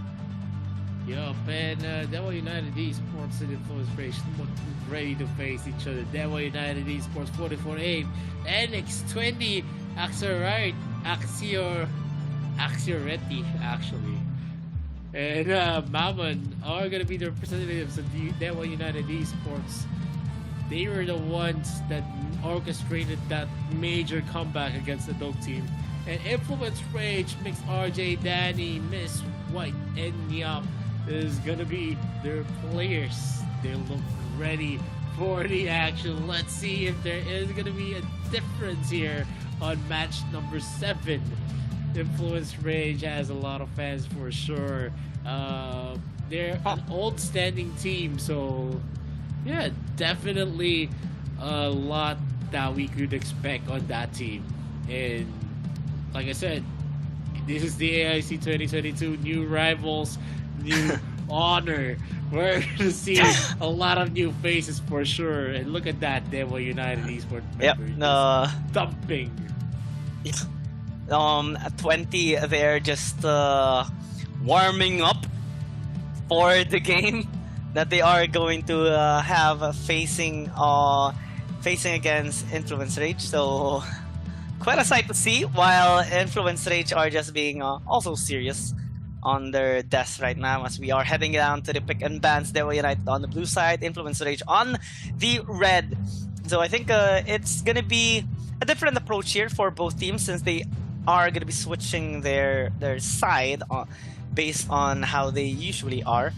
Actually, Influence Rage on their match against a dope team were on the red side, so maybe they can try out the similar lineup that they had against ADT, but have a better synergy in terms of completing the lineup. Instead, they're banning out the Lorian, which is pretty standard, because usually just either Lorian or Elsu being banned on the red side, plus an Aya. Then on the blue side, it's almost always the Omen, right? They're also going to be removing the Nakroth. For now, they wouldn't want to first pick it this time since, well, during their match against a dope team, they didn't really had interest on that particular hero. They're more so focused on the usual utility, mobility, and damage with a nice touch of tankiness as well for their front lines. Oh, no ban on Aya? Really? Oh, they actually had a ban here with the Omen and the Nakroth. And for Infamous Rage, they're hovering on a Tachi. No Aya ban? So Aya is going to be open What? for the taking. Will Dewa United Esports be able to use Aya at this moment? Maybe we are seeing a strategy from Influence Rage that they're baiting an Aya pick and they have a counter for it. Maybe. Just maybe. Nah, I mean, I don't know. I don't know. Even Dewa United got surprised.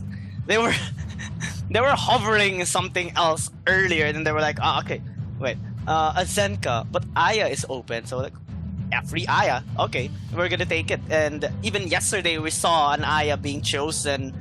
Team Flash tried to counter it with the Florentino and the Hayate and the Arum as well, but it wasn't really that much enough. And this time, there's a lot of heroes open for the taking here of Dewa United that has a lot of synergy with the Eye as well. So, kinda confusing ban here coming in from Influence Age. I don't know why they specifically allow this Aya to be open, but let's see how they are gonna be patching this up. Maybe you're right. Maybe this is part of their plan. They are gonna be locking in the Kafeni and the Zuka, but still, how the question still persists. Like, how do you counter this Aya? There's not much that you actually have. It's just you need to have a lot of firepower whenever an Aya is involved. There's a lot of crowd controls. The crowd controls she has, it depends on the area as well. It's an area of effect. So, yeah, definitely the speed up, the shields, it makes it very, very hard. Especially if you're going to be fusing Aya to a hero that's going to be very, very tanky. And lo and behold, we have Scud. And we also have another very, very valiant pick on the Elsu. On the hands of Dewa United. Two meta heroes that are broken are going to be in the hands of Dewa United. As long as they're going to be able to utilize those heroes to their best of abilities, it's definitely going to be an easier game for Dewa. Yeah, I'm really, really confused as of the moment, by the decisions here of Influence Rage, but there's enough chance that we might be wrong, and this is all part of their plan. Hopefully, that is the case here, because we're all just basing on statistics as of the moment and like the trend on how things usually go. And when an Aya gets chosen, when an Elsu gets chosen, it really increases the win rate of the particular team that got that heroes higher. I mean, so far we haven't seen, since last AIC 2021, an Aya pick that suffered a defeat. It has 100% win rate, and it will take a lot for Influence Rage to get this win against Dewa United. Florentino as well has been taken away, so not much counters left here for Influence Rage to utilize. Yep, and Zane is being over there by Influence Rage. Yeah, he can actually try to outlast an Aya, but at the same time, it doesn't really, translate to a lot of the counters on that hero. You want heroes that can actually burst down easily. Maybe a Hayate pick would have been better at this moment, because adding some tanks into the mix, definitely you're just gonna be shredding those shields and HP. But since they went for a first pick, Kafeni, I don't know. It just becomes a lot more nonsensical at this point. And we're gonna see an Arthur. Maybe we're gonna see an Arthur mid while we're being fused by an Aya, because we already saw a Scud jungle coming for Dewa. Let's see if it is gonna be a repeat of what we're gonna be expecting. Last pick for Influence Rage. Not much that they can actually pick to turn around every situation for their team.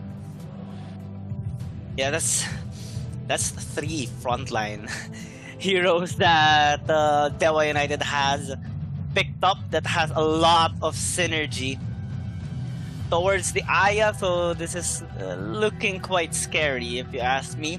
And Arthur Aya combination has been utilized already yesterday by no other than Talon Esports on their match against Team Flash, and that game had a Florentino and Hayate in it for Team Flash, and they still struggled to actually take down the Arthur. So in this one, well, it's looking much blurry for me, especially that they do have the Scud, they do have the Yena as well. That's gonna be really challenging to kill. Plus they have the Elsu just at the back line going for those snipes, allowing Dewa United to win a team fight without it even being started. So that's going to be the struggle right now of Influence Rage. I wonder how they are going to be approaching this one, since, well, Dewa United has a dream team as of the moment. Yep, it's a composition that's going to be hard to actually put the hole in. Mm-hmm. The only advantage, I don't know, even the advantages that I'm thinking, it's just not there. Yeah. Now, the versatility of an Arthur who can just speed himself up whenever he uses his first skill. And basically that's it. Yeah, Influence Rage does have a lot of damage on their side. A lot of field damage as well on their mage, which is the Iggy. A lot of peel damage as well onto acompanhe, but I don't know if it's gonna be enough right now to actually beat out the kind of composition we're seeing from Dewa. Oh my. I don't know right now. I'm at a loss of words. Dewa United has this really strong team fighting based composition that strives on extended ones for sure, since they do have the eye. And yeah, Arthur Aya in the mid lane. Normally we see before that it's mostly paired up with a Tara, but right now with the trend of Arthur being used in the game, especially on the support side, it does really make a good amount of sense to pick it up for them, as 44 Ape gonna be happily taking this particular hero. For them, we're seeing an invade here by Influence Rage, by Mist and Mix RJ trying to get a camp. However, the reset on the camp kind of delayed what they wanted, and he's currently taking a bit of damage there from 20.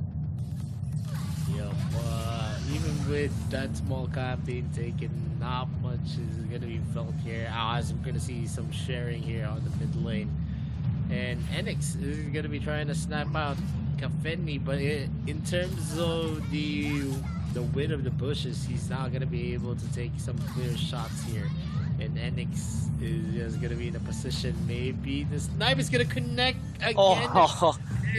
And, yeah, Mix RJ is going to be in the area to maybe push Enix into the right position, but still going to be easier said than done.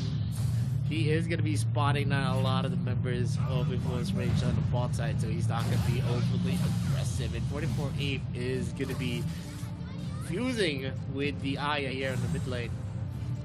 Yep, that's a combination. That's a hard to kill Arthur since he does have the protection of the Aya, and just gonna continuously try to close the distance onto the members of Influence Rage, while Enix keeps on hitting those snipes onto their members, and now this dragon is gonna be for free, absolutely free, while Influence Rage will at least trade it out with with the Dark Slayer. For now, we're seeing a shorty closing the distance here onto Mix RJ. They're gonna be diving since 44 Ape has 20 to back him up. Danny falls down, and well, 44 Ape and our shorty are kind of low in terms of HP. Our shorty might actually fall down. That's the Ember's Gaze getting the kill onto Dewa United's jungler. 44 Ape a little bit too late on that re-engage, as they are just trying to clear out the wave for the meantime, but it gives actually some time for Influence Rage to have the luxury of invading the jungle camp here of Ashorty, since he just respawned. Yup. And at this moment, one of the problems that has been arising for Influence Rage is being mitigated right now, because they do still have the early game advantage with the damage that they're making. Mix RJ is going to be spotting out 44 Ape. He was able to get that push, and not much of an advantage right now for Dewa, although they are neck and neck in terms of the gold that they have. 44 Ape is going to be zeroing in here, and this is going to be one of a big problem. They are not going to be able to close that out, but Mamon finishes up Miz. Fusilon is going to be used by Danny, and a flicker by Niap, but he does not spot out anyone for the Dragon's Bane.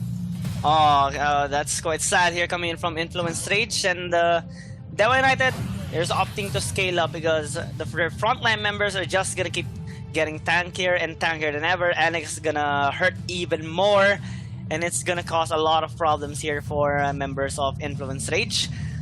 If you look at the gold, it's dead even. So this is at least a good sign coming in from Influence Rage. You're not getting bullied at all by 44 Ape and Ashorty and Mamon, and Enix as well, as Enix continues to try and hit someone with a snipe, but good defense being made there by Danny alongside with Mix RJ. But on the top side jungle, 44 Ape is running alongside with a shorty, and here comes the dive.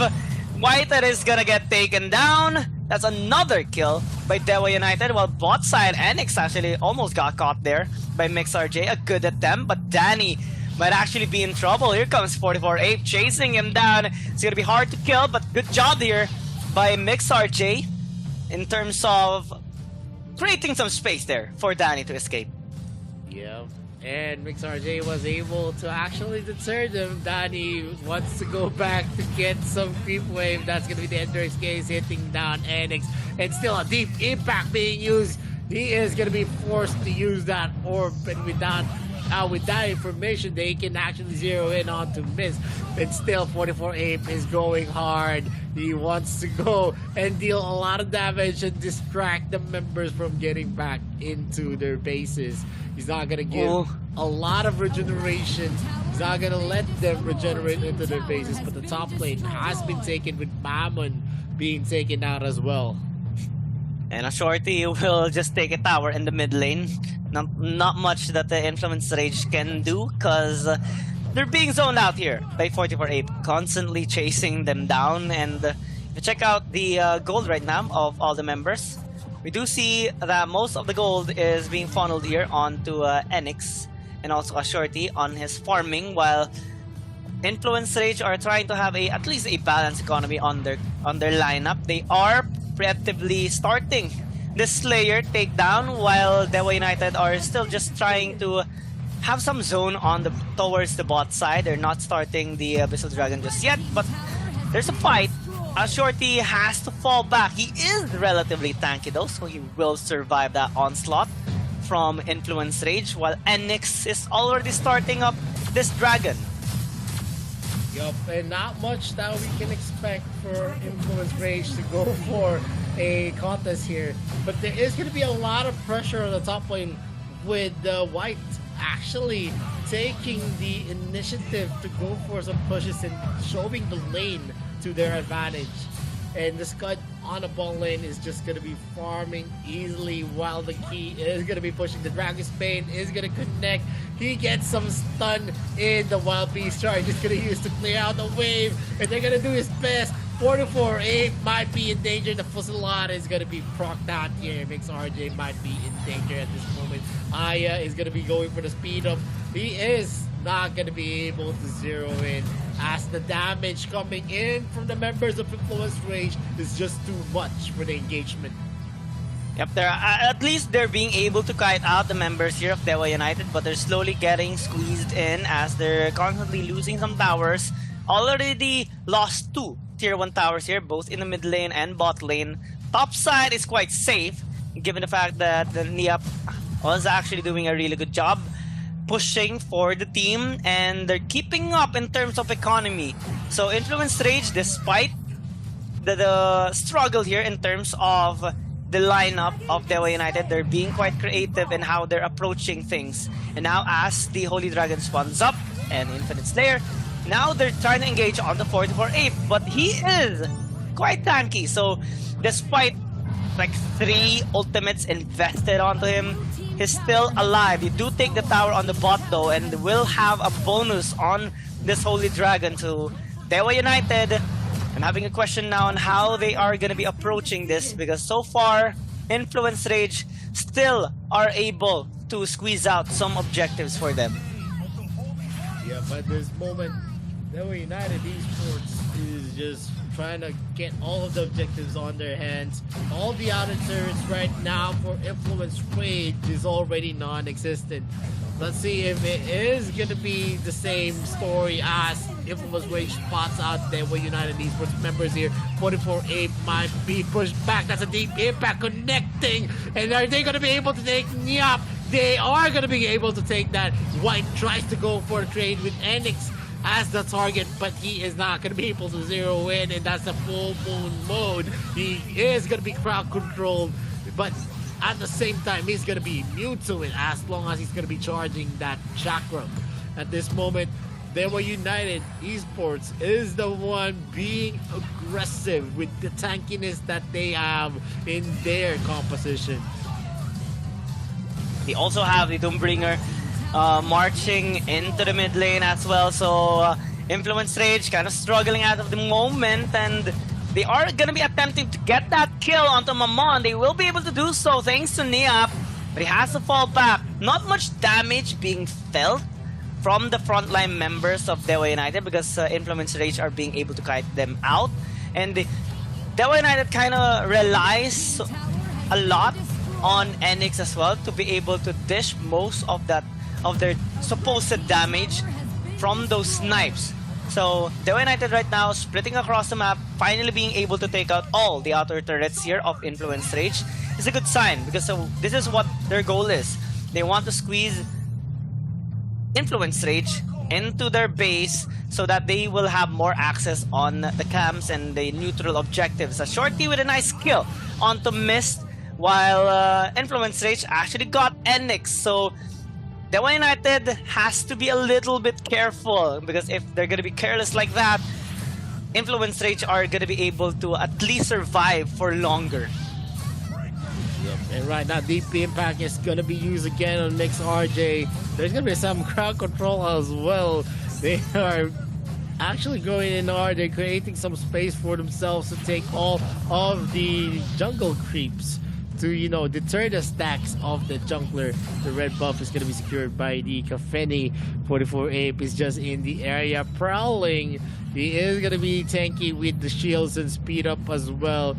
He has his own speed up, and there is going to be a speed up coming in from Aya. He is going to be zeroing in again. The Skyfall is being used. It's just playing on all of the ultimates, even with all of those kill shots being procced out.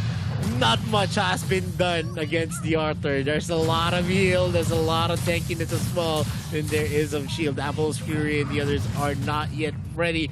Danny has his full slot yet, but there is going to be a 0-in. Anxiety goes in hot. Danny is going to be the target of choice. Mammon closes it out with a full moon crescent strike, and as well as a dragon's bane from Niao, but he's not going to be able to get that kill as easily as it gets. And the snipe connects from Manix, and they get a wipeout against Influence Rage. And this might be it. They have the wave onto the bot side, crashing onto that inhibitor tower. 10 seconds before Danny spawns up, but I don't think he will be able to arrive safely or in time to defend the base. And, well, Devil United will take the victory here against Influence Rage and have their second point or score for today. Yup, and look at the faces of Devil United Esports. They are celebrating already on that win. They already have a 2-0 for themselves. Maybe they're living the dream as Devil United Esports has, although I could say that it is not really a very, very dominant game for them, but still a very, very solid showing for their team against Influence Rage. I mean, they got the Aya, so it really allowed them to have that incredible amount of advantage in terms of picks. So really good job by Devil United, especially that a while ago they were already they were already hovering the Azenka. So if they actually have locked it in, maybe Influence Rage would have gotten that chance of picking up the Aya instead, but it's not the case. They got it. They got the Arthur. They got the 3 frontline composition with the help of the Elsu as well, and a Shorty actually did quite a lot of work during that game in as well. So really good job by Devil United. We saw them struggling in some of the cases since Influence Rage also has gotten some kills and objectives and towers as well. But Devil United regrouped, replanned, and executed perfectly, especially in that fight on the Holy Dragon. I think Influence Rage kind of got tempted since 44 Rage is kind of low, but they did not anticipate the Arthur to actually fall back, to engage once again. And he has the proper backup this time. It's not him just alone with the Aya helping him out. And Devil United just fully committed on that fight that allowed them to secure that win. Yeah, and definitely with Devil United actually, they're sitting pretty right now in Group C, because they're definitely going to be able to play in the 4th day of the group stages in the best of 2 series. And Influence Rage is definitely in danger. The next team that they're going to be facing up is against Bikertopia, and that narrows down their eligibility to actually qualify for the 2nd day of the group stages. But still, in that game, we didn't see a one-sided stomp. They did have some fight in them, and this could also be the case when they face up Bikertopia. Yep. This is the struggle though. Influence Rage lost against a dope team, and they're going to face a team that actually defeated a dope team. So in terms of comparison, it's not going to be a happy match for them. They need to patch up a lot of mistakes. And this is their final chance here if Influence Rage wants to stay in this tournament in the AIC 2022. But for Devil United, they're pretty much done already for the day. They have one more game against Bikertopia, but they're A-okay with it since they already have gotten 2 wins. They're already assured on their spot for the next part of the group stage, the next phase. Yeah, and definitely it is gonna be a hard fight. And we all know Bikertopia actually dominated a dope team pretty one-sidedly, and that is a fact. Not even Devil United was able to dominate a dope team, but still in Group C, it is a fact that PRO is a different kind of beast. And Influence Rage is going to be handling that beast, and I'm very, very scared for Influence Rage. I'm quite scared, honestly. Especially after this kind of performance, it would take a lot of improvement for them to be able to defeat such a team as Bikertopia. But let's see how it will pan out later on. They still have some time. You know, we still have a match after this, which is Bacon Time against Mad Team. So at least just one game to set up a meeting and maybe talk things out. Like, what should we adjust? Well, one thing's for sure, like for me, and I bet you would agree. Like, please ban out the Aya. Like, if you're on the red side, ban it out, man. You know, maybe they're banking on the Aya being open for them, but that is a Hail Mary kind of strategy. In terms of the drafting, I guess they did build something decent that actually worked for them. They were actually able to last long against them. It was a 12-minute game, and looking at the kills, a 6-kill deficit in terms and in favor of Dewa United. Gold isn't that big, only a 5k gold difference, but the towers, they are definitely going to be taking the bulk of the objectives. Abyssal Dragon as well, Holy Dragon and Slayer. In terms of that count, yeah, Influence Rage was able to take those, but at the end of the day, it's about who pushes the Nexus. We're gonna see the damage being dealt here. Yes, Miss was able to deal a lot of damage against 44-8, but because of the shields, the speed ups, it didn't really matter, because most of the time you're gonna see 44-8 walking out alive in any type of contest. Yeah. You can see in the gold graph that Dewa United Esports was actually not in the lead at the early parts of the game. It was Influence Rage who had the advantage, but it slowly dwindled down once the shields were down and out. And we're gonna see the MVP of the game. It's Axioretti. Yep. He had a wonderful performance. Not only was he able to dish out a lot of damage, but also he was helping out all the lanes. A while ago, we saw him ganking onto the bot side, which is natural. He is a jungler, but also he was split pushing for the team, pushing onto the top, mid, and bottom as well to just overall aid his allies. And also during team fights, we saw him being in the front line alongside with 44-8. So really good job there by a shorty, and he will continuously do that for the team, as he did it as well during their match against a dope team. So let's see what will happen, as we do have a couple of more games to follow after this one. But for now, we are just going to be going into a very short break. Vittorio and I will be back as you're watching Arena of Valor International Championships 2022.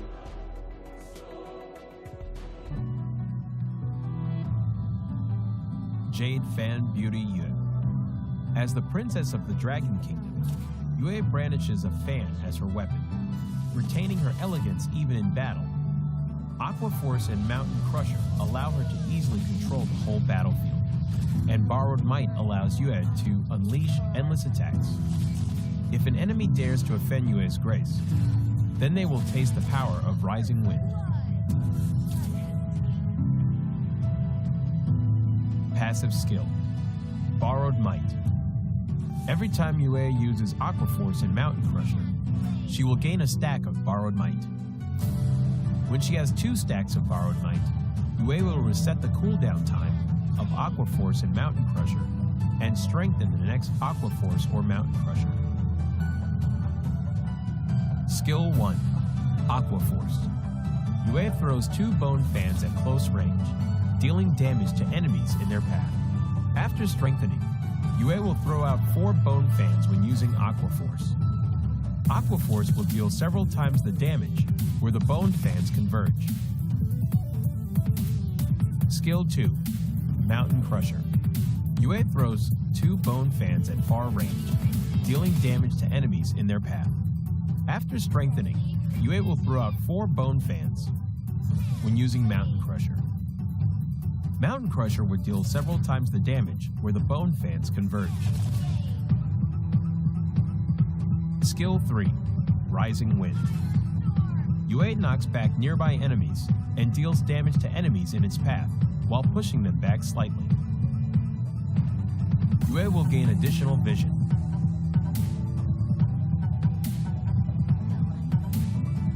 UA is a long-range mage with a powerful ability to exhaust the enemies, but is complicated to operate. To deal perfect damage using UA, you need to be skilled in combining her skills to deal damage multiple times stronger.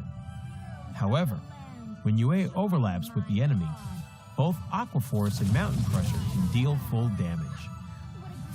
When in the lane period, UA can quickly clear enemy creeps via refreshing her skills through her passive skill and then assist the side lanes. In team fights, UA needs to use Mountain Crusher multiple times to exhaust the enemies and frequently use Aqua Force to charge up her passive skill to look out for chances to kill or exhaust fragile enemy heroes. Her core combo of UA is to save up a stack of her passive in advance and instantly use Mountain Crusher twice to deal burst damage. But be cautious. Yu's ultimate is the only life-saving skill, so she needs to save her ultimate to be aware of enemy assassins' heroes in team fights.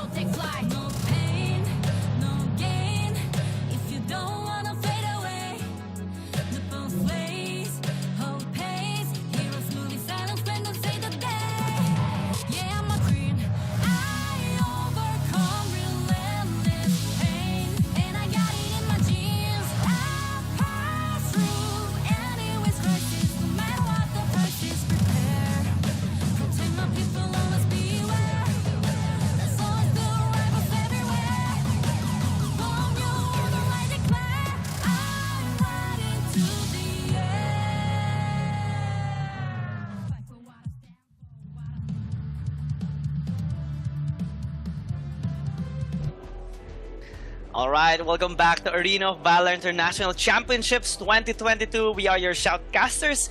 Gion Gaming here with me is Vittorio, and now down towards the next match, which is Bacon Time going up against Mad Team. And of course, we are slowly but surely coming towards the end of the day, and games are getting more and more exciting after the fantastic victory of Mad Team earlier against Nextruya and also against V Gaming. They're now sitting at a 2-0 standing in their respective group, which is Group D. And now Bacon Time on their first match coming into AIC 2022.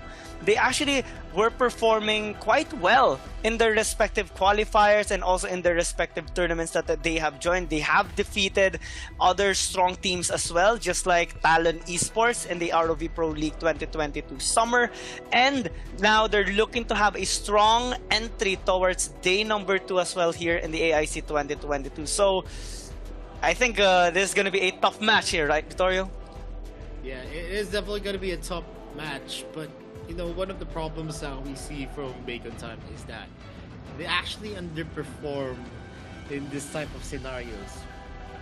They were the favorites on the AWC, they actually fell short. They were one of the favorites going forward in AIC 2021, and they actually fell short again. And going here in 2022, I don't know what to expect from It's Bacon Time, because the more we expect, the more we get disappointed of what happens. But I'm sure It's Bacon Time is going to be coming out strong here to start 2022. As you said, they have been performing consistently well on their local leagues. But that is the local league.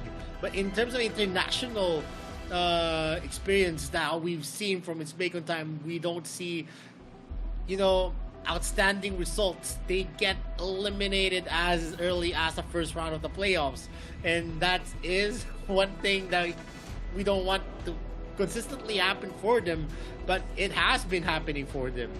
So to speak, I know a lot of fans of It's Bacon Time who gets disappointed on their run, but maybe they can actually change this image, just like how BRU was in 2021. No one expected them to actually win because of the runs that they had. They had the curse, right? Yeah, they had a curse on the international championships, even in the world championships. But they took it all on 2021. They were able to win AIC. Maybe this is the season for It's Bacon Time. Let's see if that is what's going to happen. Because the first game that they're going to be actually facing off is V Gaming. Yep. I mean, Mad Team. Actually, Mad Team is the first team that they're going to be facing for today. Mad Team, and maybe, just maybe, a little off chance, maybe Bacon Time is going to be the new Buriram United Esports this time in the AIC 2022. Anything can happen, and we pretty much have witnessed it way back in the AIC 2021. So, against Mad Team, though, it's going to be a bit of a challenge since Mad Team has taken down one of these strong titans as well coming into AIC 2022, which is V Gaming, and well, not really the other one, which is Nextray. They pretty much just had fun during that game. Now coming into this third match of Mad Team, let's see how they are going to be performing, since Bacon Time wants to establish a good start in the day 2 of AIC 2022, and now we are going to be checking on to the rosters as well, and which players are going to be playing for this game, as we are already coming a little bit closer towards the end of this tournament. So we have on Bacon Time side, Tao X, Muwan, Kim Sensei, Almond P, and Marky as well here as their Dark Slayer lane. So this is the roster for Bacon Time. They're looking quite strong. Almond P coming from AIC 2021 is looking to have a better performance here alongside with Bacon Time, while Mad Team is consist of Cuckoo, 0322, Star, Zen, and Cow High, which pretty much have already stated how they are going to be performing based on, well, how they dominated their games a while ago against their respective opponents. Yep, and Mad Team so far has a 2-0 onto their name. Are they going to be able to close out this day with a 3-0 for themselves to rule Group D? Or It's Bacon Time is going to be ending that streak as early as this game? Let's see who is going to be having an unblemished score record here in Group D. Because whoever gets that momentum will have the targets in their back. And for sure, It's Bacon Time, since they are the RPL champions, they are going to be the first representative, the main representative for the RPL region. It's going to be a tough start, but speaking of start, Bacon Time is going to start on the blue side, as Mad Team is on the red. I don't think we are going to be seeing the eye being available here this time, coming from both teams. Mad Team immediately banning it out, and I think actually it makes more sense to ban it out first rather than the second time, so you would have more options if ever the team on the blue side would take out another ban. You would have a lot more options on your second ban, since you are the second one to actually ban out on your second ban. And here, yeah, Aya is taken away, Omen, and now the Nakroth has been taken here. So Mad Team will just choose Lorian or Elsu. They choose the Lorian, Elsu is available, Bacon Time. Instead of getting the Elsu, they are gonna try to counter it with the Iggy, with that immense amount of AoE damage, especially with Ember's Gaze. At this moment, it's Bacon Time actually picked up an Iggy, and so far in the number 2, we're not seeing a lot of success for that here, although we did see some brilliant plays from Iggy picks, but mostly whenever they actually pair it up with a Baldum, it always ends up in a disaster. And Bacon Time finishes off with a lot of range on the first 3 picks. They have that Iggy and they have that Elsu and Thane in the front to make it hard for the pushes to happen for Mad Team. While Mad Team actually close out with a Liliana, Azuka, and a Hoover on a Paina. If they would actually lock this in, they kind of just state that they would like to pick up something like Yatelanas or maybe the Kafeni. Overall, a late game scaling hyper carry of a marksman, so Bacon Time can just immediately take them out. So Mad Team are removing some of those hijack heroes, or those heroes that has a lot of pick-off potential like the Roxy, so really good ban coming from them. They would have a little bit more safety net in their composition. Bacon Time now, responding to the possible high synergy heroes or marksmen for the Paina pick. Laville immediately taken away, which does have some pick potential as well with the double trouble. Scott gonna be respected here by Mad Team since Bacon Time can use it in the Abyssal on the Dark Slayer lane or also on the jungle, which has been done earlier by Dewa United against Influence Rage. Yep, and there's a lot of heroes that you can pair up with the Paina pick. It could also be a hero like Slims, a hero like Gafeni, who is going to be definitely getting a damage boost whenever he is going to be in the field of range of the Paina. And the hero's already been hovered here. It's either the Slims or the Gafeni pick for Mad Team. And it's already predictable because it's a Paina pick. There's not much of a hero that you can pair up with a Paina. And right now, lock it in. is going to be picked up. That's going to be a lot of damage boost for the Kafeni. Definitely, she's going to be felt even with just a Claim Sancti in tow. But on the side of its Bacon Time, I'm pretty curious on what they're going to be fielding in the jungle and also on the Darkslayer lane.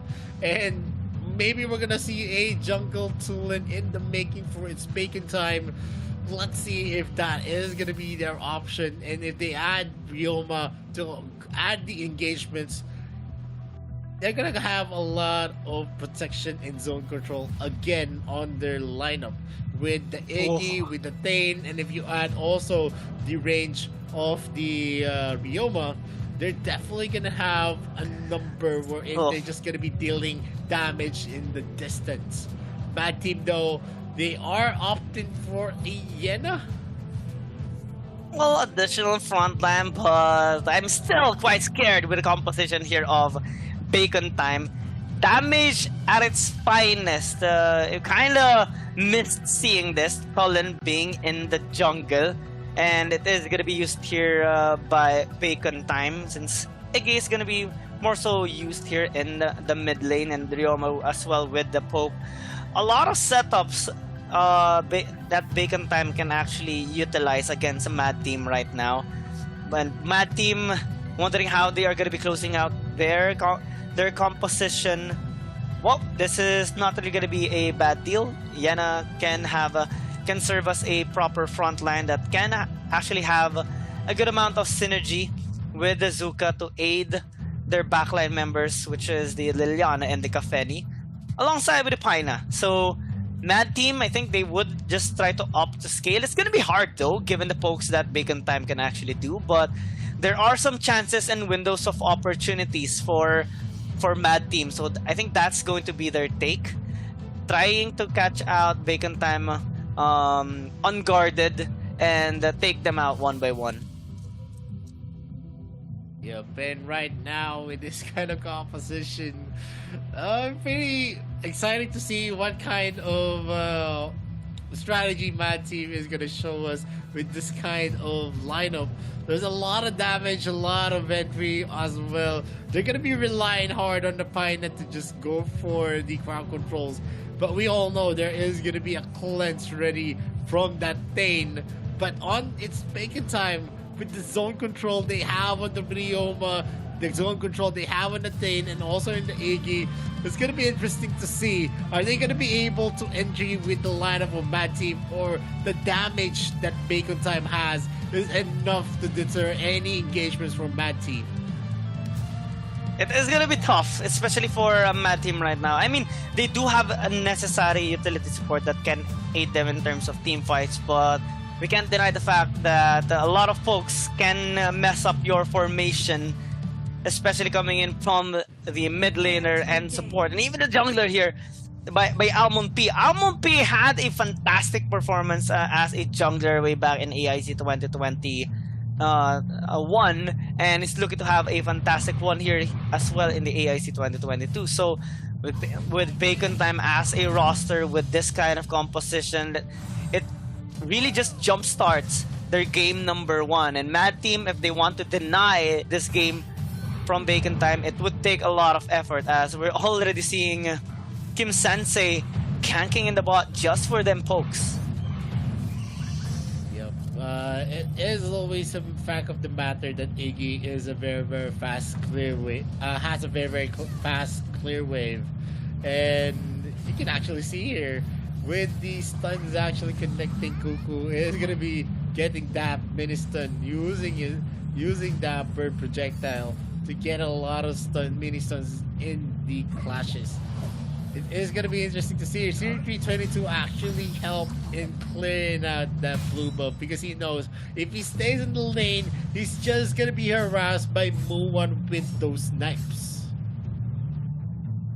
And Muwan is gonna be happily attempting to land those snipes, as it is an Elsu. If you have a high enough accuracy on your snipes, it's gonna really mess onto the laning phase, or even onto the mental state of your opponent, since the threat is gonna be constantly there, and they can actually go for finish, given that they do have Almond, the Tolen and the Iggy as well. But good job here for 0322 and Cuckoo, actually being able to lane safely despite the attempts there of Muwan. Almond P starting this Abyssal Dragon, and Mad Team are not gonna give this for free. They are attempting to steal it out. They are contesting. Almond P still gets it with a punish though, as that's going to be the Ember's Cage being used. Tao X nearly gets a kill onto Cuckoo with that ultimate, but Mad Team will still be able to disengage successfully. So despite not being able to take the steal, it's not much of a risk though. They're still able to disengage successfully, and they can actually transfer their might onto the Slayer instead. Yep, and Marky is actually in the receiving end of the damage coming here from Kawhi. He is going to be forced back to recall, but the Tulin is going to be in the area. He's not going to go back just yet. He still has the Spectral Ire to get back into the clearing of that wave. Kim Sensei is in the area, throwing in some bombs against the members of Mad Team Tugs. He spots out Star. He is a tanky support, so even if he does receive damage, it's not really going to be felt, even in this part of the game where he doesn't have a lot of defensive items. A lot of the pushes right now is being dictated by Bacon Time because of how fast they are in terms of the rotations. And the Tulin, as a jungler, also has that capability to burst down the jungle waves as easy as it gets. And he's going to be using the Thunderbird to get the damage in. And that's a steal coming from Muwan. Takes that blue buff under the noses of Mad Team's jungler and mid laner. Oh, Muwan, you cheeky boy. Getting that blue buff from Zen. That's gonna leave a mark there onto the jungle member of Mad Team, interrupting those farming. But speaking of interruption, Marky is actually getting damaged there by Kauhai. Really good job by Kauhai to bully out in terms of the lane. But Zen, ooh, Oh, that's an almost kill with a combination of Almond P and Kim Sensei. So good job by Star actually on blocking that damage. But Mad Team still are quite struggling in this early game. We're seeing now an increase in gold lead by Bacon Time, as they are also having the luxury of slaying the Slayer while waiting for the Abyssal Dragon to actually spawn up, which is in the next 35 seconds, as Muan constantly just tries to have this dominance in the bot side. Yeah, they're just keeping each other in check right now, and yeah, the Sentinel is going to be secured here by Marky. It is going to be a very, very hard day for Mad Team, since they don't really have any leeway. Muwan is in the backside. Tonks is going to be entering the area. He's going to be using that disengage to get that snipe pin, and Kim Sensei is in the area as well. The healing rally is being used here. The healing light coming here from the Fina to get that HP up and also the damage up for Seer 322. Right now, we're seeing it's Bacon Time actually taking in the dragon. They have the capability to have the first phase on the hill, and also the clear wave of that Elsu is just too suppressive. Yep, he keeps landing those knives, and Marky finally gets the first blood here for Bacon. I think this is kind of like the longest first blood that we have seen since yesterday. 5 minutes and 45 seconds before well, one of the members of Bacon Time actually got that first blood, and it does translate onto a tower as well, onto the bot side, since Mad Team is kind of losing their grip in their laning phase, and an increase of gold lead is being seen right now in favor of Bacon Time, a little over 2,500, and this is starting to get a little bit out of hand for Mad Team. Bacon Time just gonna continue to poke and push back Mad Team's members because of their damage and setup. Actually, Cuckoo being in the front line, just trying to get some information. That's actually a nice engage, but they need to be very, very careful. Tau X almost executes 2 members of Mad Team with the help of Kim Sensei. And now Muan trying to position for a snipe. They need to be very careful because he's gonna eye on to the low HP members of Mad Team right now. A good defense by 0322 on the mid side tower, so at least they're not gonna leave that tower be for now. But top side, it's gone. Yep, it's Bacon Time just going in for the top form. Usually in a matchup for a Ryoma and Yena, we're gonna see a Ryoma and Yena. It is usually the Ryoma at the receiving end who is gonna be losing out against a Yena pick. And Cuckoo has been harassed here. One after another, the Emperor's Gaze and also the Snipes are just harassing that Fina, and no amount of heal is gonna be helping him. Marky goes into fray, and the snipe is not gonna connect just yet. Tugs is being harassed here, but at the same time, he's just relishing from the pain. He's gonna use the Apple's Fury. The Ember's Gaze again is gonna connect with the snipe of Muwan in tow. Oh, this is gonna be tough. Mad Team continuously struggling right now. At least they're not suffering from casualties out of the moment. Oh, Pusila a little bit too late. Kim Sensei still manages to disengage, while Bacon Time are eyeing onto the objectives, while Admin P taking the Slayer, and Marky is actually positioning himself towards that Holy Dragon. Mad Team actually contesting. This is kind of new, a little bit risky, but Tau X is there. Muwan is ready for the snipe alongside with Almond P, and they will actually not be able to get that Slayer. So good job here by Mad Team. Quick disengage, nothing in exchange. They just get the Slayer for free.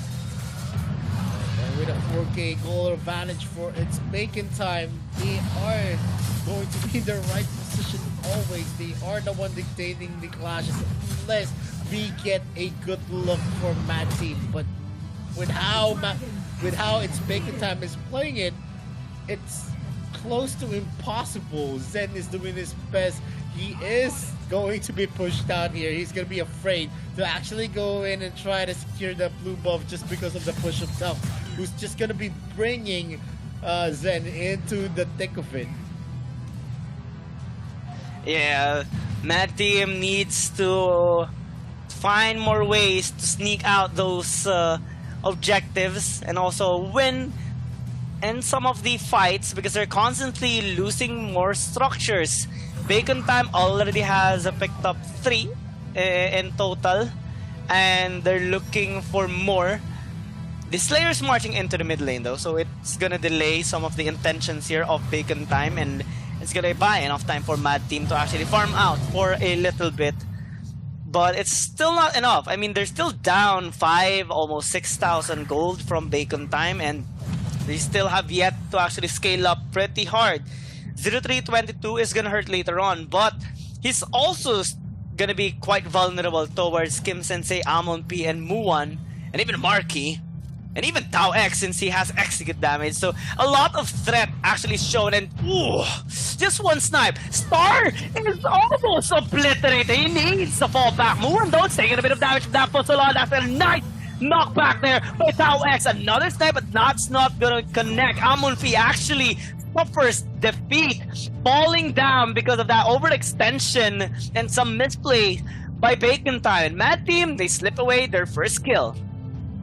Yep, maybe this is the start of the momentum shift for Mad Team, who was able to actually bait out Alma P at that moment. And the crazy thing about it is the damage coming in from 0322, and that is the combination of a Paina and a Kafeni. Once you boost up the attack speed of Kafeni, his passive actually brings her a lot of damage, plus 80 damage.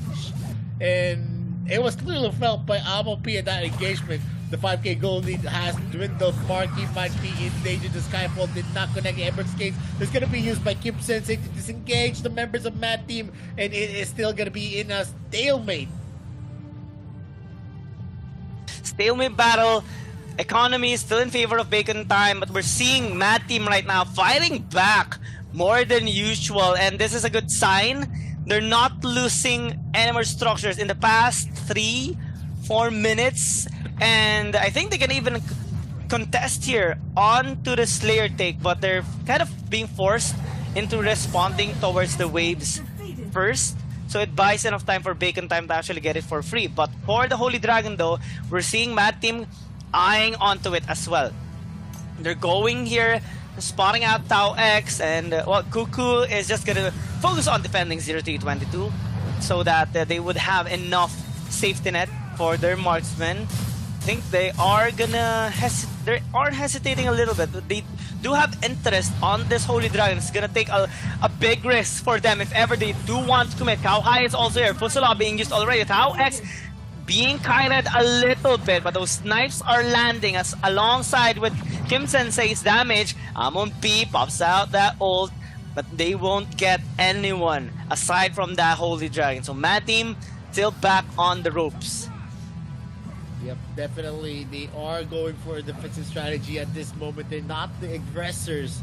And Muon is making sure that the snipes suppress most of the members of Mad Team.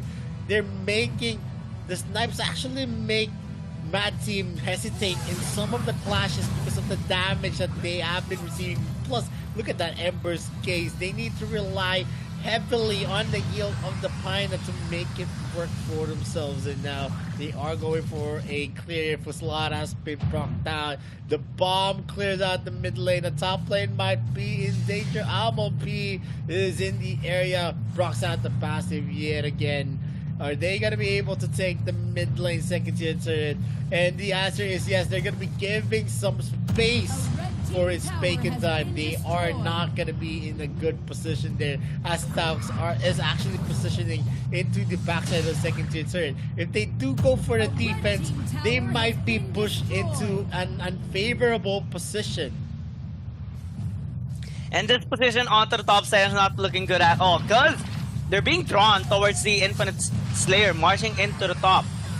It gives enough opportunity for Tawax to actually engage, but they engage instead. Tawax might actually get caught. They're trying to retaliate. Here comes a flank there by Marky. It forces a lot of flickers by Mad Team for that disengage. So both teams are relatively safe, but they're losing grip on their towers. All outer turrets have finally been destroyed here. acompanhe goes for that ult. Star survives with a sliver of health.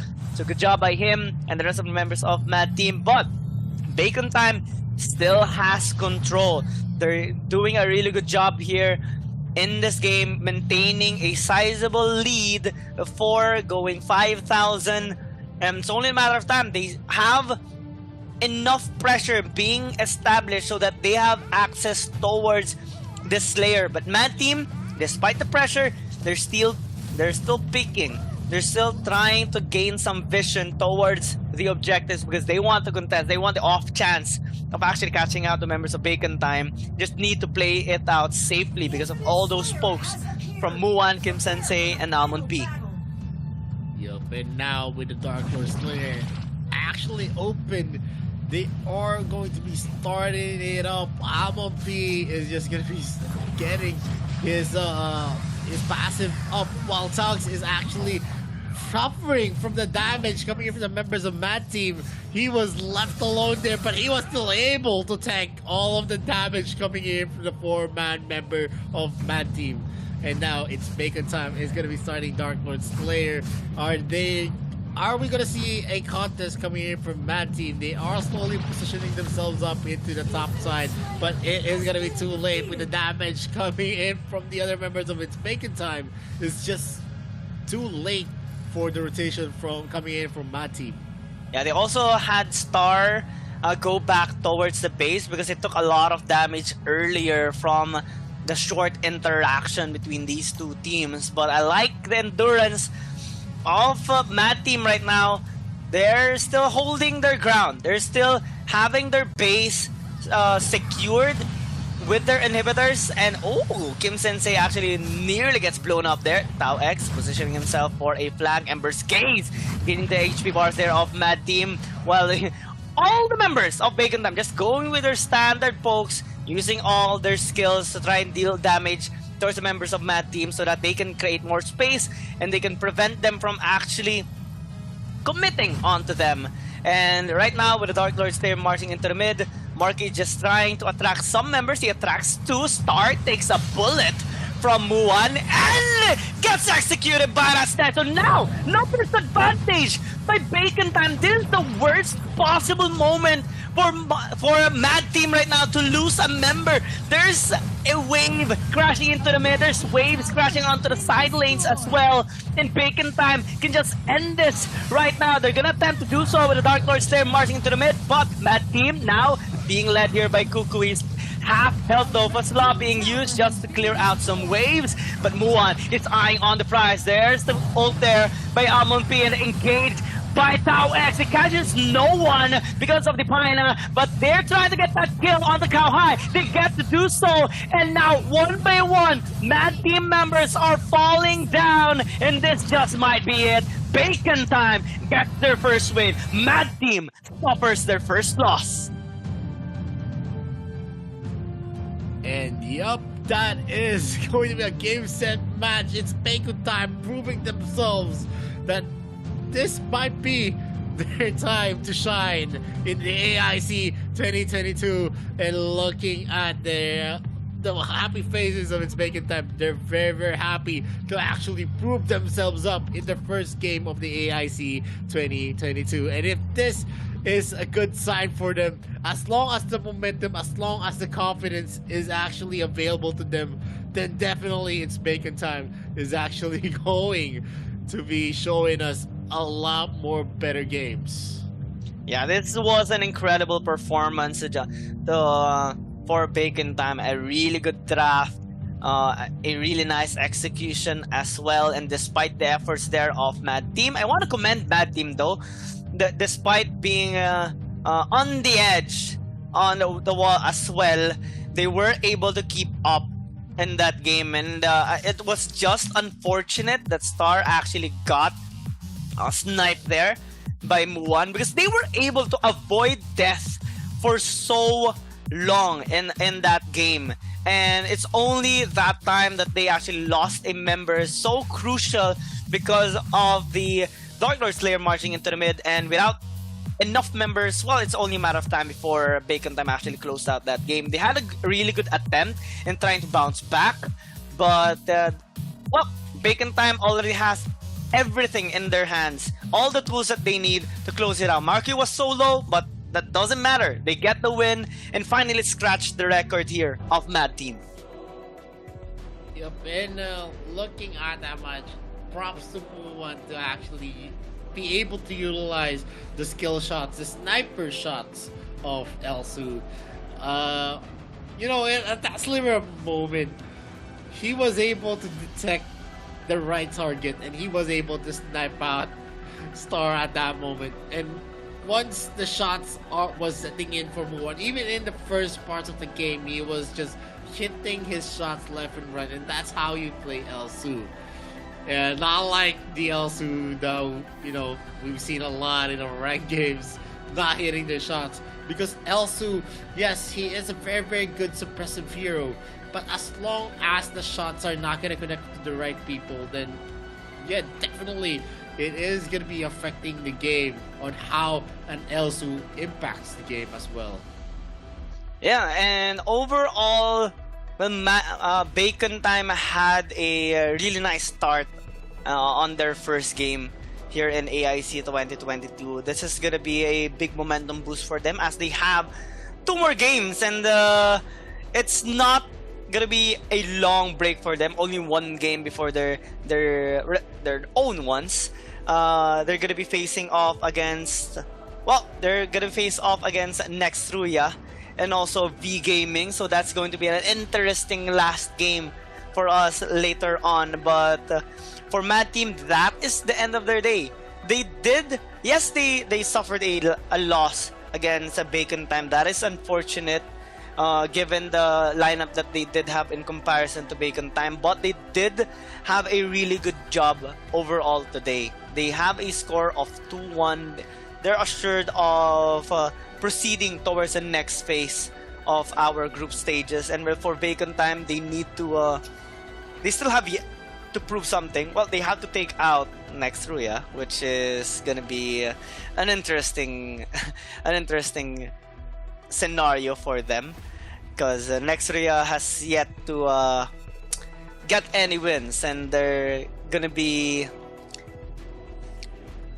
quite intimidated, I guess, on their match against Bacon Time, given that they have defeated pretty much the team that defeated them as well, like, you know, Mad Team. So let's see how it will pan out later on, but it's gonna be quite a feat here. Bacon Time going on towards the AIC 2022. They had a lot to prepare. Yes, they do have that curse that you talked about before, that it's actually hard to expect from them, because sometimes they do lose their grip. But maybe in this time, as they do start the AIC 2022 with a blast, maybe they would be able to have a better holding on their grip on their games.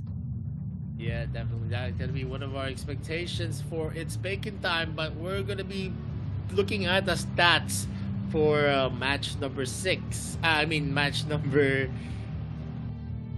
8. This is match number 8. I'm sorry. For match number 8, look at the kills. It's not really that big, because in these types of games, it's not about the kills, and the players know that as well. It's about how they're gonna be able to take the objective, because at the end of the day, it's all about the Nexus. If they are going to be able to push out the Nexus, that is already a total win. They are always going to be eyeing for the prize to maybe build out their itemizations, and that's how you usually see pros do their games. In terms of gold, it is at an 8k gold advantage, which is statistically 80% of the time that you actually have an 8k gold advantage is already translating to a win. And the MVP of match number 8 is going to be Muan on that Elsu. He brings the firepower for It's Bacon Time. He has a KP of 80%, a 103 KDA. That's not really, substantial, but at the same time, you can see the damage that he's dealt is 25.2%. So that is a lot because there's not much of any kills that you're going to be expecting in these types of games, and he was able to deal 25% damage for its bacon time, which is a very, very big thing. So moving forward, if we're going to see, it's bacon time showing this kind of games wherein they're going to be playing it as cool as it gets, they don't really get intimidated, they don't get baited, then yeah, we're going to see a much better bacon time here on the AIC. But before that, we're going to be going into a very short break before we start match number 9, which is going to be Influence Rage against Biker Topia. So once again, this is Visorio, with me is Ian Gaming. We'll be right back after this short break. Excellent balanced battles, rich underlying lore and story, and a well-established global esports scene. AOV has had so many highlights, but let's pause for a moment to return to the original question. What is AOV to you? Arena of Valor is a mobile-based multiplayer online battle arena where you control heroes in a fair multiplayer competition on a battlefield known as Athenor. In the game, each side will occupy one side of the map through constantly attacking the enemy, destroying their towers, until the eventual destruction of the enemy's crystal base to secure victory. The extremely large number of unique heroes, filled with the imagination and creative skills, the excitement of confronting real players in real time, and the uncertainty that comes with teamwork are all factors that make every game you play a refreshing and unique journey. The thrill of the warriors' brutal attacks pummeling defenses, the mage's arcane abilities that control the flow of battle, the agility and fatality of an assassin ambushing from the shadows, the marksman's incredible long-range burst damage, the support's incredible offensive buffs and team protection abilities. There's a hero for every playstyle, with the amazing variety of classes in AOV. On top of that, your growth as a player is something even more exciting. Operating skills, the number of heroes you can comfortably play, game sense, situational judgment, split-second decisiveness, and courage. The accumulation of all this growth will give you a stronger ability to win games. Maybe one day, you too will grow up to be a professional player on the stage of AOV's global tournament and become a star that everyone looks up to. Welcome to Arena of Valor.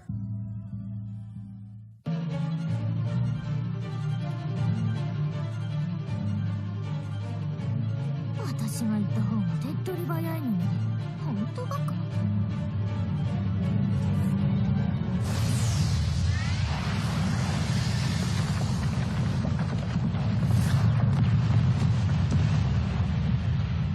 何？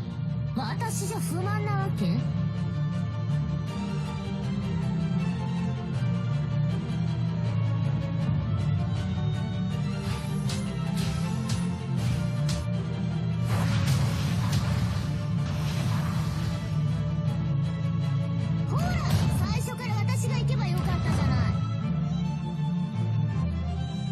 次はあんたの番よ。全部私が片付けるから。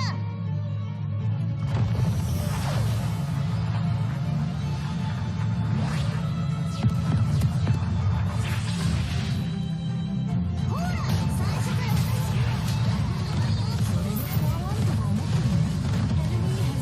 不安とか思ってるの？最初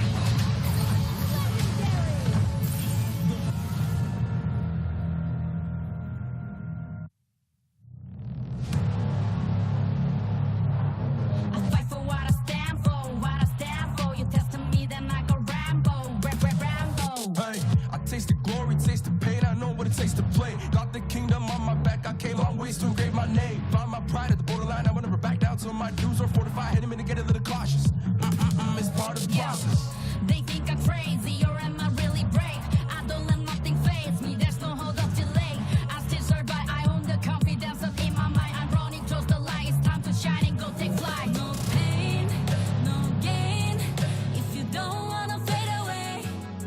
The both ways, hold pace, heroes moving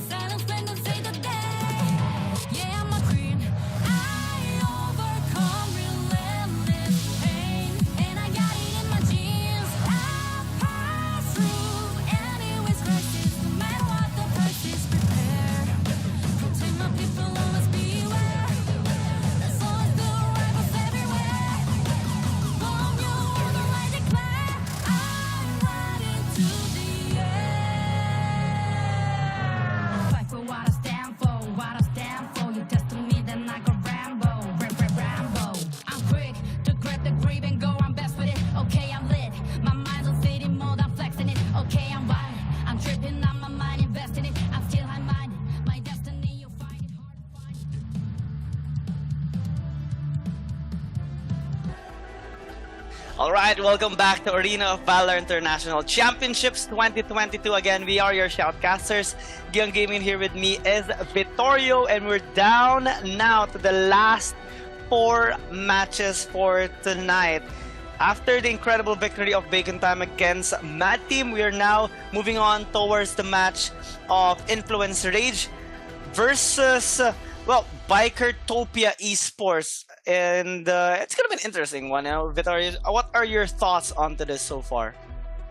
Well, with the showing of Bikertopia, having a dominant win against ADT, and a dope team actually had a dominant win against Influence Rage. So if we're gonna be going by that kind of logic, then definitely Bikertopia is gonna be dominating Influence Rage as well, because that is the thing of it. Because if ADT could dominate Influence Rage, why can't Bikertopia, who had a wide margin against ADT, not dominate Influence Rage? But if Influence Rage maybe suddenly has a miracle in store for them, then Influence Rage could actually take a win against Bikertopia. But that is a very, very hard logic to actually take into consideration. I got a slim chance, but do you believe in the miracles? Right? Because for me, sometimes I do, but in this case, it's really hard to do so.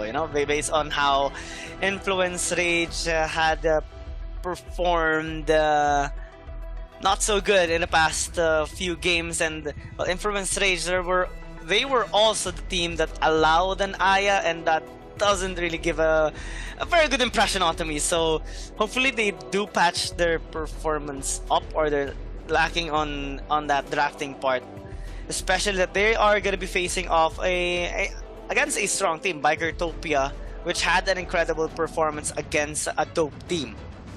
Well, I'm not going to be mincing words. At this point, I do believe in some kind of miracles, but in this kind of games where strategy, wherein the training comes in, that's actually a padding for Bikertopia that that deters those kinds of miracles, because it only happened once. If we're gonna see confidence, the confidence, cockiness that happens on the team, like what happened on AWC against Team Flash, who went and subbed in 2 of their sub players, and that turned to a disaster for them in the group stages. That's not going to happen on Bikertopia for sure, because we all know every game counts. Every game should be taken into consideration. You should always take it seriously. Yeah. You have to give it your all, especially here for Influence Rage. Everything is on the line now. If they don't get a win, then they would be the team that will bid goodbye here, and just happened to leave AIC 2022 on the respective group, which is Group D. On Group C, and for sure they don't want to be that team. However, this time against Bikertopia, it's gonna be a tough wall to climb. It's gonna be a tough mountain rather to climb if ever they do want to keep on their hopes or like their dreams here at the AIC 2022. Because if you do check their history against Dewa United, they didn't really have the best of performance. During their match against a dope team, it's not really the best performance as well. They got dominated, and they're both in both of their past 2 games. So in order to improve that amount, it's not gonna take.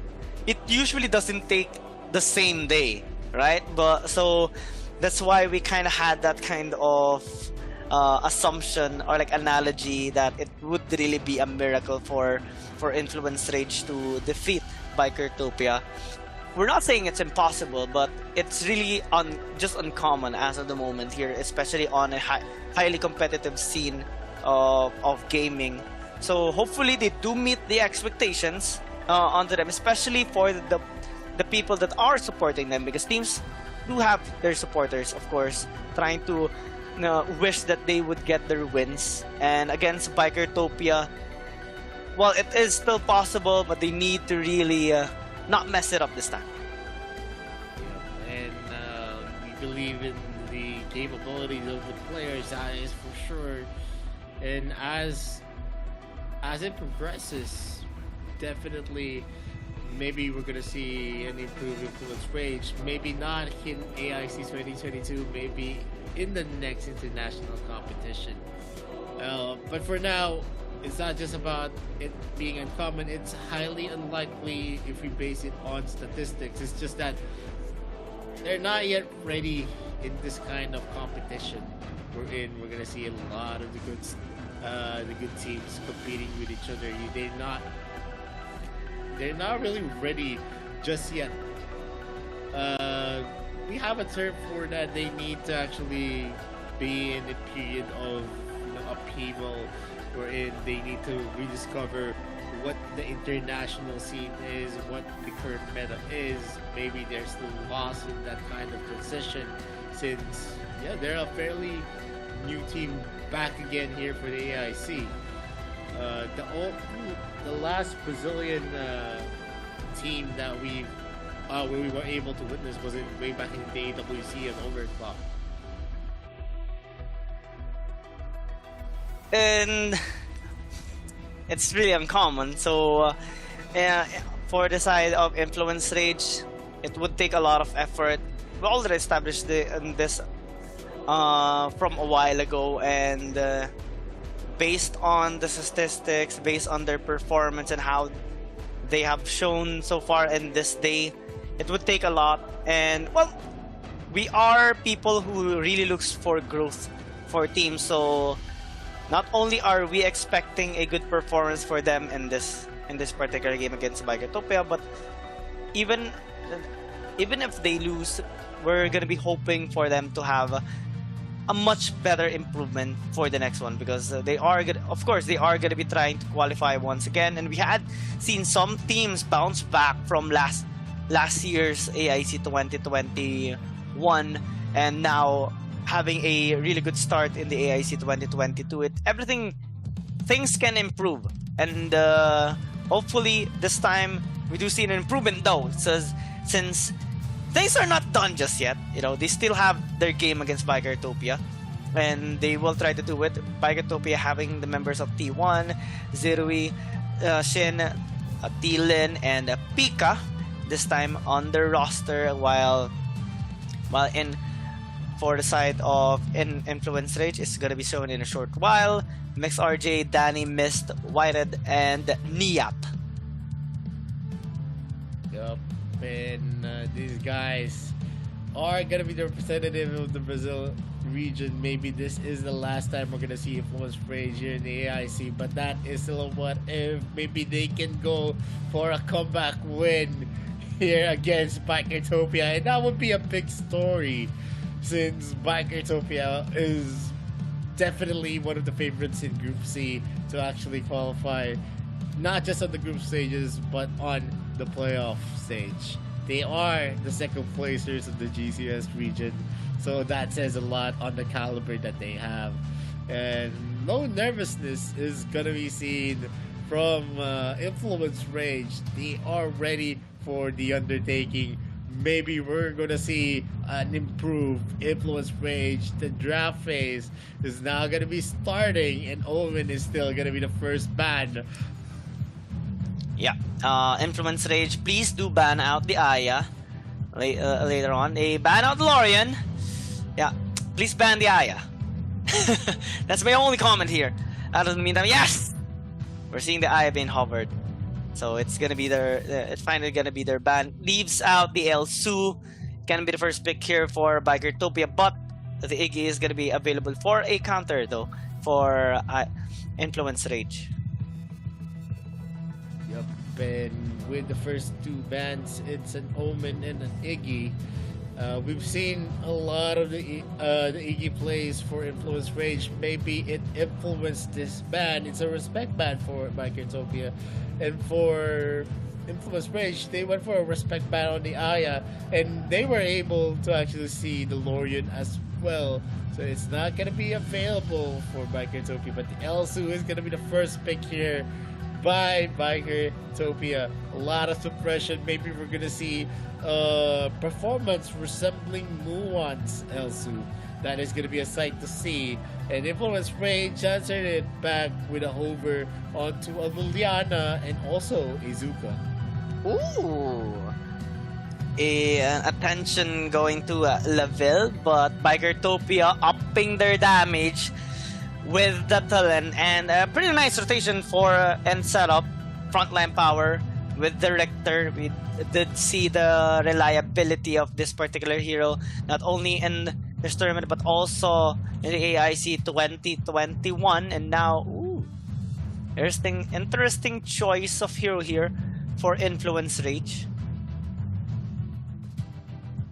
Yep, and right now with the first 3 picks, the Elsu, the Tulin, and also the Richter, a lot of ability again on their lineup.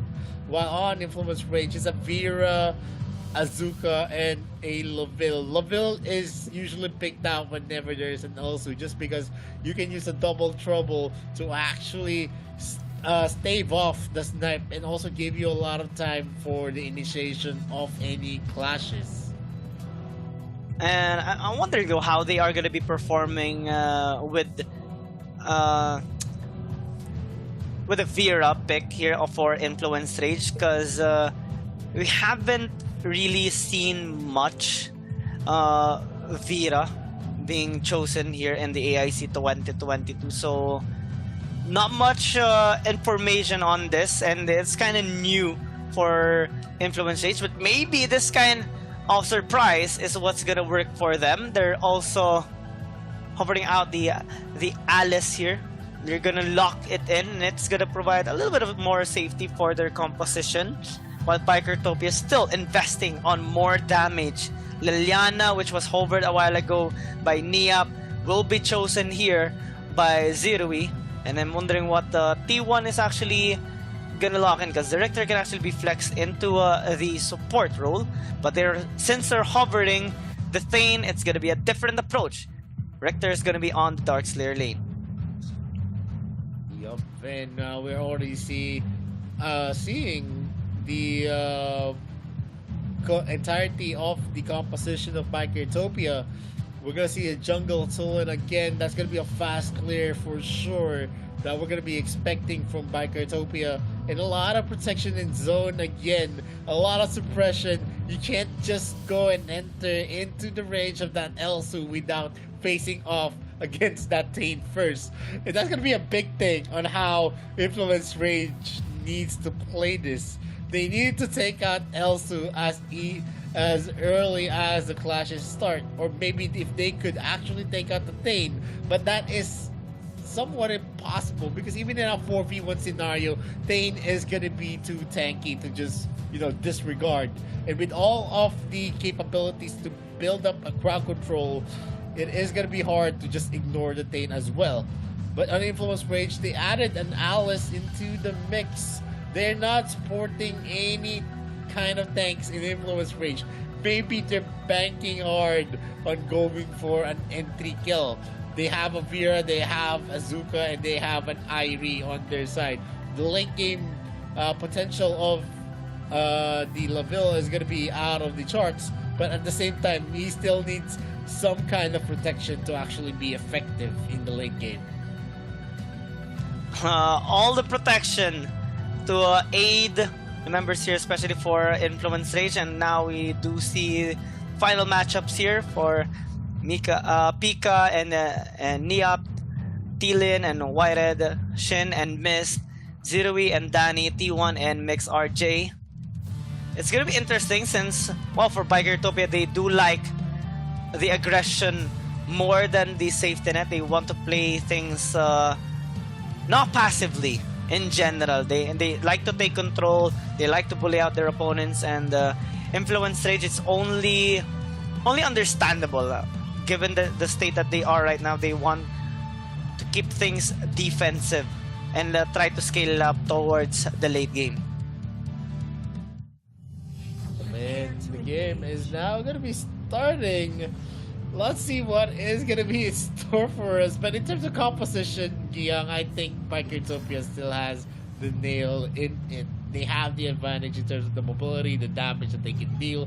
They're going for an early invade right now, with Pika leading the charge and T-Lin as well. It's in the area. They are going to go for a very, very sneaky invade. Not much on the information network here. T1 and the others are just harassing them. We're gonna see that Miss is actually gonna be taken. MXRJ is gonna be taken at this point. Miss as well as being harassed here. But Sin actually goes into the turret range and gets taken down. Zerui is gonna be doing his best. And nope, that's gonna be a stun and an aggressive play from Zerui. He's gonna be taken down at that contest. D1 as well. But skilled by Danny, and that equalizes the goal here. Yeah, interesting interaction here by both teams, and actually Influence Rage got the more benefit out of that scenario, given the more kills that they did secure. And Bikertopia, I think it's not what they intended to experience here, as Mist already has 2 kills and 1 for Danny as well. It is kind of split up here. Shin and Zerui both got 1 kill for themselves, so they are going to be able to at least have some gold for themselves. But right now, Bikertopia grouping up here for the Abyssal Dragon. They have to be very careful though, because Whitehead is there. Influence Rage are also grouping up towards this very objective. But we're seeing more numbers here inside of Bikertopia, so they will get the objective. MixRJ nearly gets blown up, but they managed to disengage successfully. Blue buff though will be stolen out here away from Whitehead. Yup, and Pico was almost taken down here. Good thing Richter has that parry ready for himself. He is going to be using his dashes to get away. And Yap is in the area, throws out the shuriken, pops out the ultimate view, and he goes for a lot of dashes as well. He's going to be disengaging as the orb is slowly descending on himself.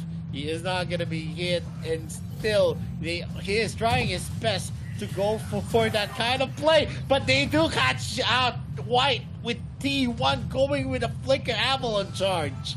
And still, Sin is gonna go for the stun. That is gonna be the mark of the hunter being brought down here, but the dash did not hit. He's not gonna be able to refresh his first skill, and Miss is gonna be in the midst of the members of Bikertopia. That's 2 versus 1. He is gonna be taken down. Pika is not gonna be able to finish that out as White takes the fray, and the double trouble is not gonna get a hit on anyone. But it is going to be a turnaround play, but still the advantage is going to be in the hands of Bikertopia. Kill fast in the first 3 minutes into the game. That's a total of 10 kills for if you add both 5 of both teams. And it's really interesting because Bikertopia tries to be very aggressive, but most of the time they get punished and traded out here by Influence Rage, and it's not gonna be beneficial for Bikertopia if this continues to happen. Oh! Ouch! Danny almost gets taken out there as he gets hit by 1 more snipe by Zerui. MixRJ tried to stop or block, but unfortunately it was angled quite effectively by Zerui. Missed though. Almost dies once again. Pika as well, as he is able to disengage for now. Double trouble might actually connect, but a good preemptive dash there by Shin, trying to now counterplay here onto the but a good disengage by them as well. T1 just zoning out MixRJ right now to buy some time for T-Lin to actually steal out an objective from Whitehead, and that's a nice push by Zerui. He has been bullying Danny since the very start of the game, but Bikertopia still has yet to commit onto more objectives. T1 might actually get caught out, but good hiding on that brush allows them to be zoned out a little bit and hesitate on the side of Influence Rage while they take this Slayer down for themselves. lot of the objectives and a lot of the rotations are now being dictated again by Biker and Tokyo. They are showing a lot of aggression here. They're not letting Whited actually take some chance to go for a farming game wherein he's going to be able to turtle it out.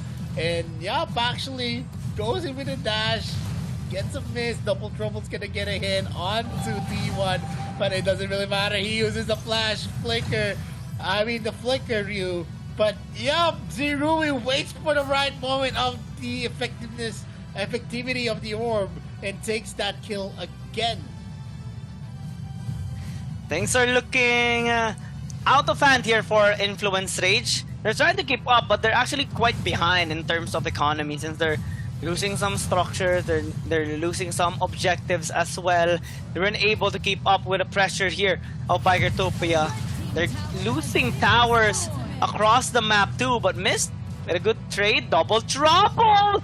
Nearly connecting onto Zerui. Oh! Tries to go back in for that outplay, but a good defensive strategy there by Mist, allowing them to instead take the kill onto Zerui. Thielen trying to get that kill onto Niap, actually blows him up right in front of his face, and he will try to get this tower as well. He does so. Makes RJ a little bit too late on that approach, but Bikertopia right now still having 3,000 gold advantage with the Abyssal Dragon now spawning back up. Bikertopia will just take this for free. Yup, and more objectives are being stored out here. Thielen secures that the Abyssal Dragon. Double Trouble is going to be proc that hits. No target at all, and even a snipe from Zerui as well. But it is going to be mixed RJ being taken out. This is the price of not having any tanks on your team. Ryu is going to be used here, but he is not going to be able to get out of that sticky situation as T1 uses Aval's Fury, while Thielen secures a kill for himself as Whited is going to be wiped out in the map. That leads to a 5,000 gold lead now by Bikertopia, and they only need to destroy the top lane outer turret to finally gain some better view on the inhibitor towers here of Influence Rage. They're trying to knock onto the base right now, half health on that mid inhib, and it's just enough time right now for them to have access on these both objectives. They're splitting across the map. They're starting with the Slayer on top, while Pika is actually rotating, getting some vision on the Holy Dragon. And the Slayer is going to be secured here again by Bikertopia. We're going to see as Whited actually going to go for a steal, but that is going to be a punishment waiting to happen as Zerui is going to be able to snipe out here. Not even using his skill shot, just a normal attack at that moment because he was in the midst of the members of Bikertopia. Pika goes in with a Mark of Daunte, misses out it again, and the snipe is waiting to happen. He misses out that shot. And the Thunderbird is not yet enough to burst down the allies at this moment, but the damage is clearly felt here with the Thielen actually building out a lot of the damage here. They are going to be felt soon enough as we see Thielen coming up with the Thunderbird just again. He's just using his ultimate to burst down them, and Ryu is going to be procced out again to get an additional damage reduction.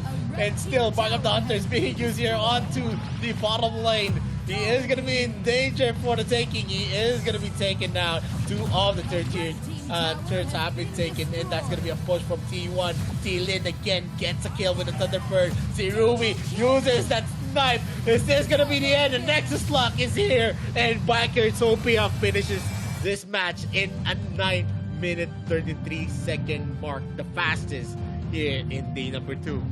Yeah, fastest game right now. Absolute dominance, and well, not gonna lie, we kind of expected this to happen given how Bikertopia performed quite well here today, and how it is kind of like the opposite of Influence Rage. So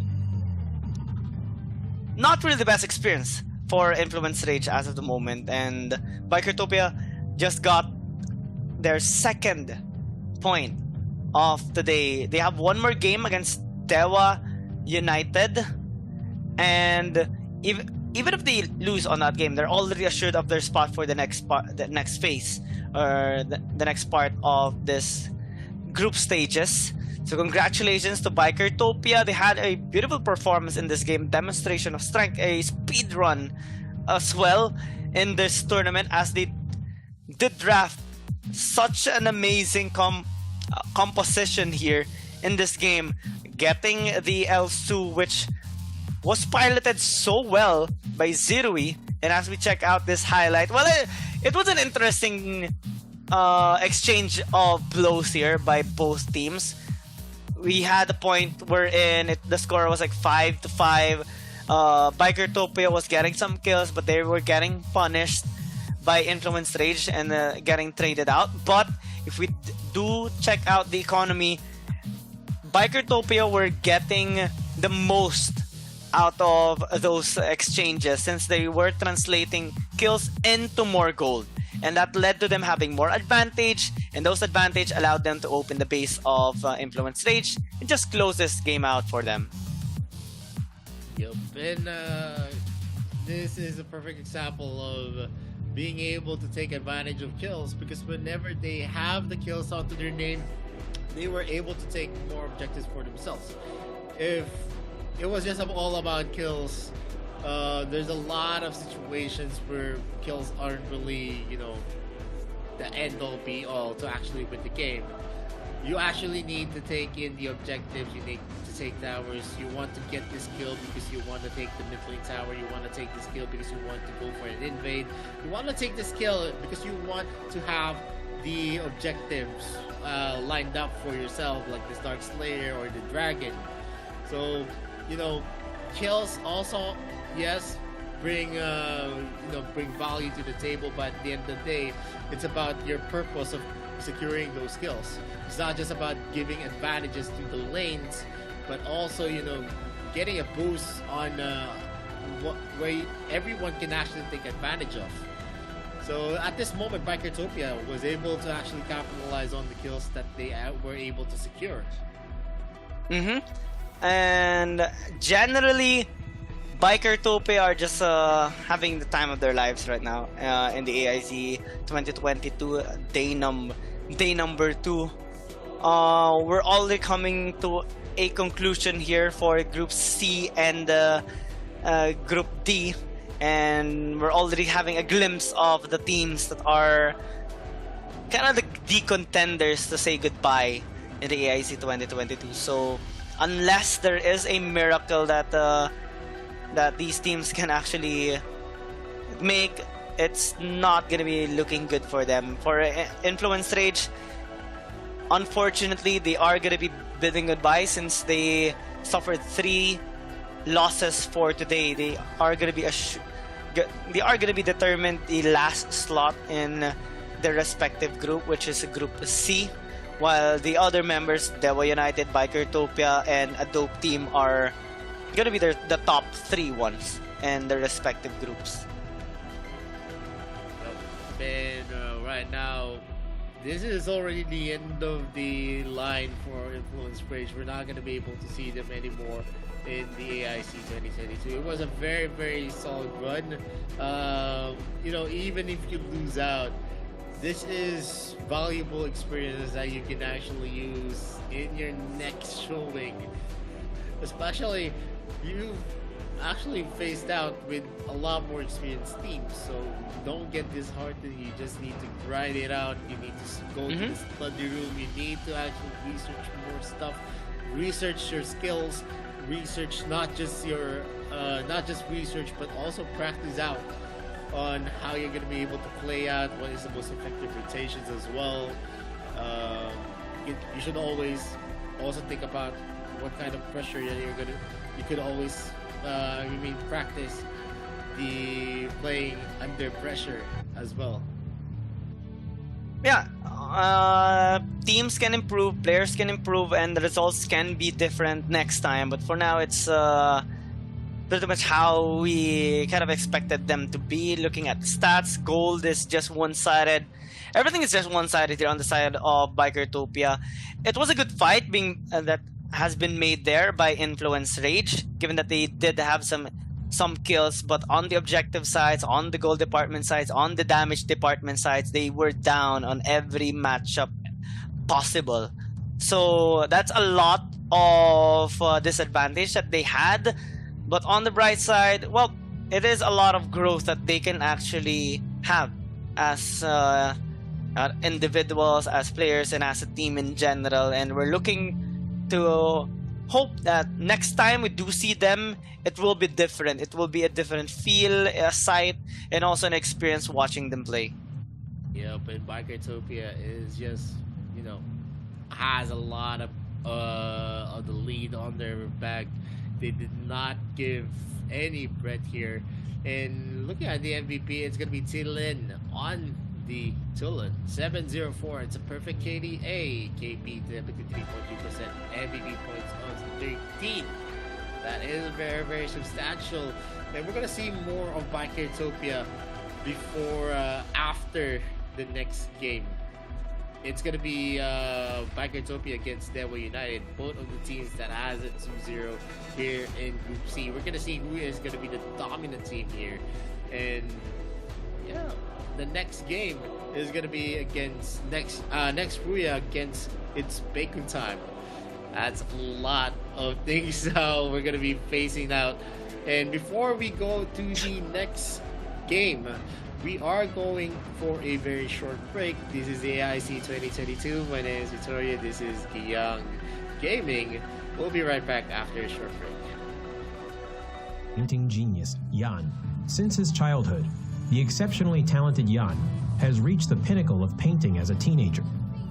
But when inspiration dries up, causing the talented young man to fall into infinite anxiety, his master sends him on a journey to find inspiration, taking with him the Rivers and Mountains Dream Scroll and Sword of Inspiration in his path to find materials. The young man's search for a breakthrough is fraught with crisis, but this is no obstacle for the battle-savvy Yan, who will hold the brush of the Sword of Inspiration in his hand and repel the enemies that stand in his way as he paints everything in his path.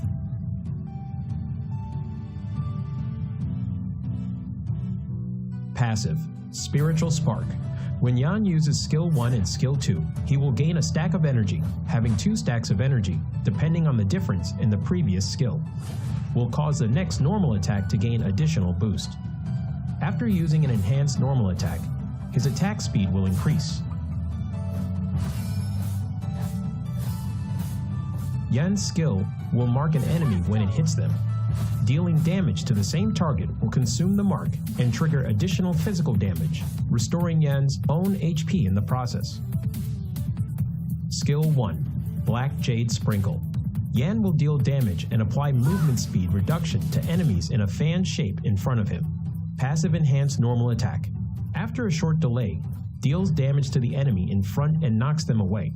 He can move during the delay and deal additional damage to minions and wild monsters. Skill 2, Draconic Step. Yan moves forward in an arc, dealing damage to enemies along the path. Yan is untargetable while using the skill. Passive Enhanced Normal Attack. Charging towards the target enemy and dealing damage, he can use another part of Skill 2 within a short time frame. Additional Skill 2 cast has a separate cooldown calculation and does not accumulate energy. Skill 3, Hills of Dream. Yan releases his seal, entering enhanced status and dealing damage to surrounding enemies, receiving a massive physical penetration, and can use the second part of the ultimate skill.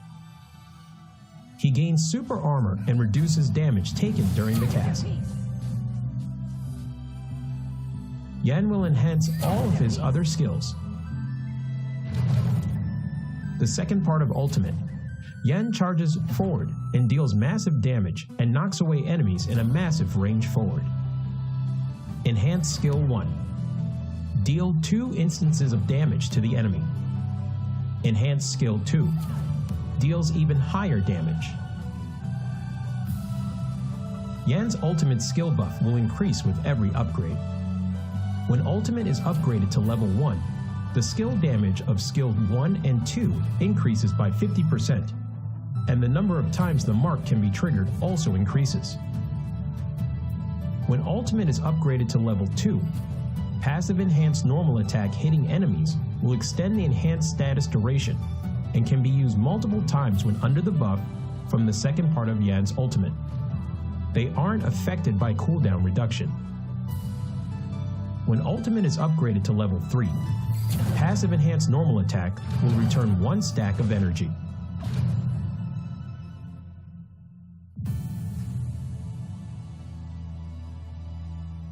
Yan is a highly controllable warrior type assassin.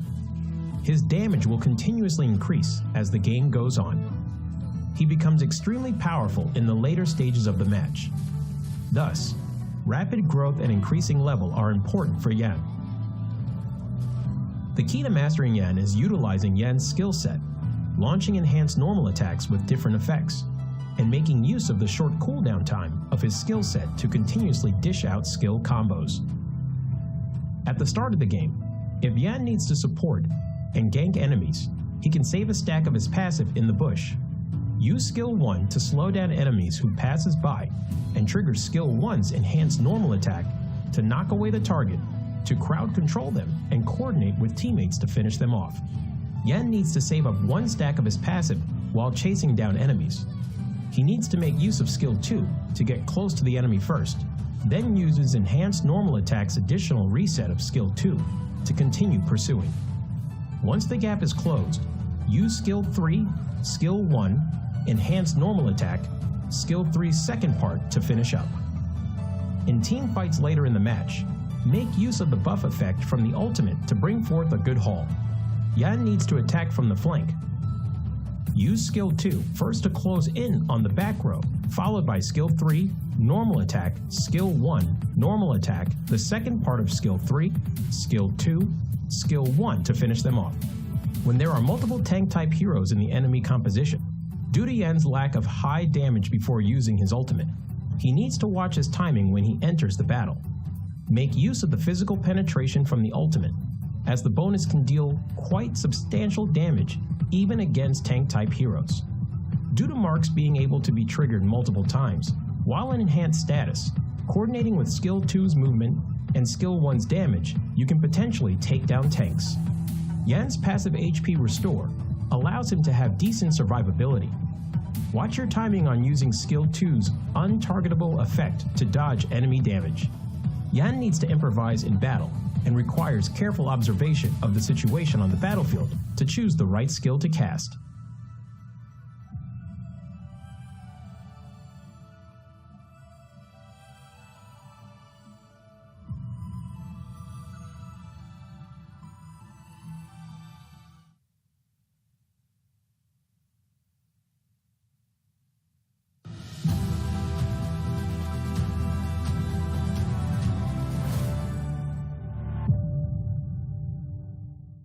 Hi there, rookie. Welcome to Arena of Valor. This is a multiplayer online battle arena mobile game. This may be your first time with a MOBA game, and you're at a loss about fighting with real players. Fear not. You have Arthur, a trustworthy pal to help you around. He will lead you into this legendary battle and show you the exhilaration of this game. See that crystal over there? Smash it with your divine blade and victory is all yours. Pretty simple, eh? But what about before that? Patience, pal. One step at a time. First, you have to destroy every defense tower in this lane. Of course, your enemies will not let you. They will do anything to stop you. So, do not rush to the tower. Wait! Get back! No! God! Please, no! Well, at least it won't get any worse. You have been defeated. Never mind, pal. We cannot run back time, but you will fully respawn as the countdown ends. See? Dying is no big deal in this game. Don't chicken out. Just go for it like a warrior. I see you have realized that you're not even qualified to fight against your opponents. Hurry up! Grab your divine blade. Embark on the journey of getting stronger. There's only one thing you need to keep in mind if you want to become stronger. That is, to get richer. You can buy all these dazzling items with the money you earn to improve your combat capability.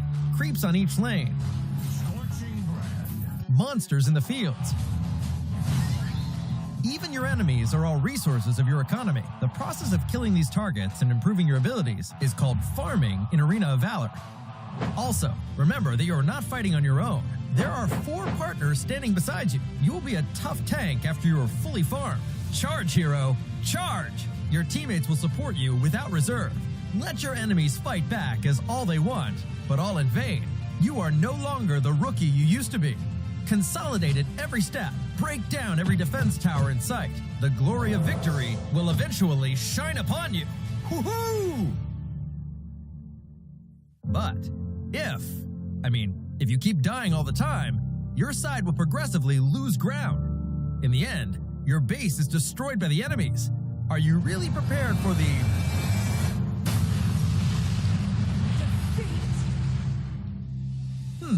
So what? Just take another round. In AOV, failure is just the experience you need to grow stronger. Come on, rookie. What are you waiting for? Let's go!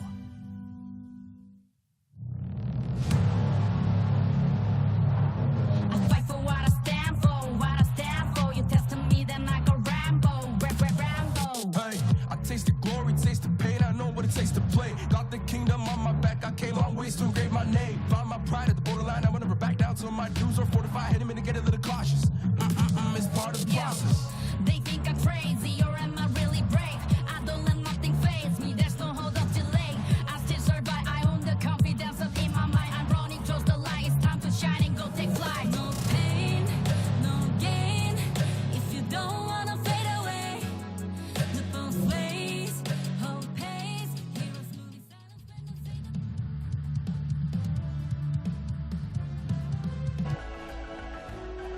Alright, welcome back to Arena of Valor International Championships 2022. Again, we are your shoutcasters, Gion Gaming.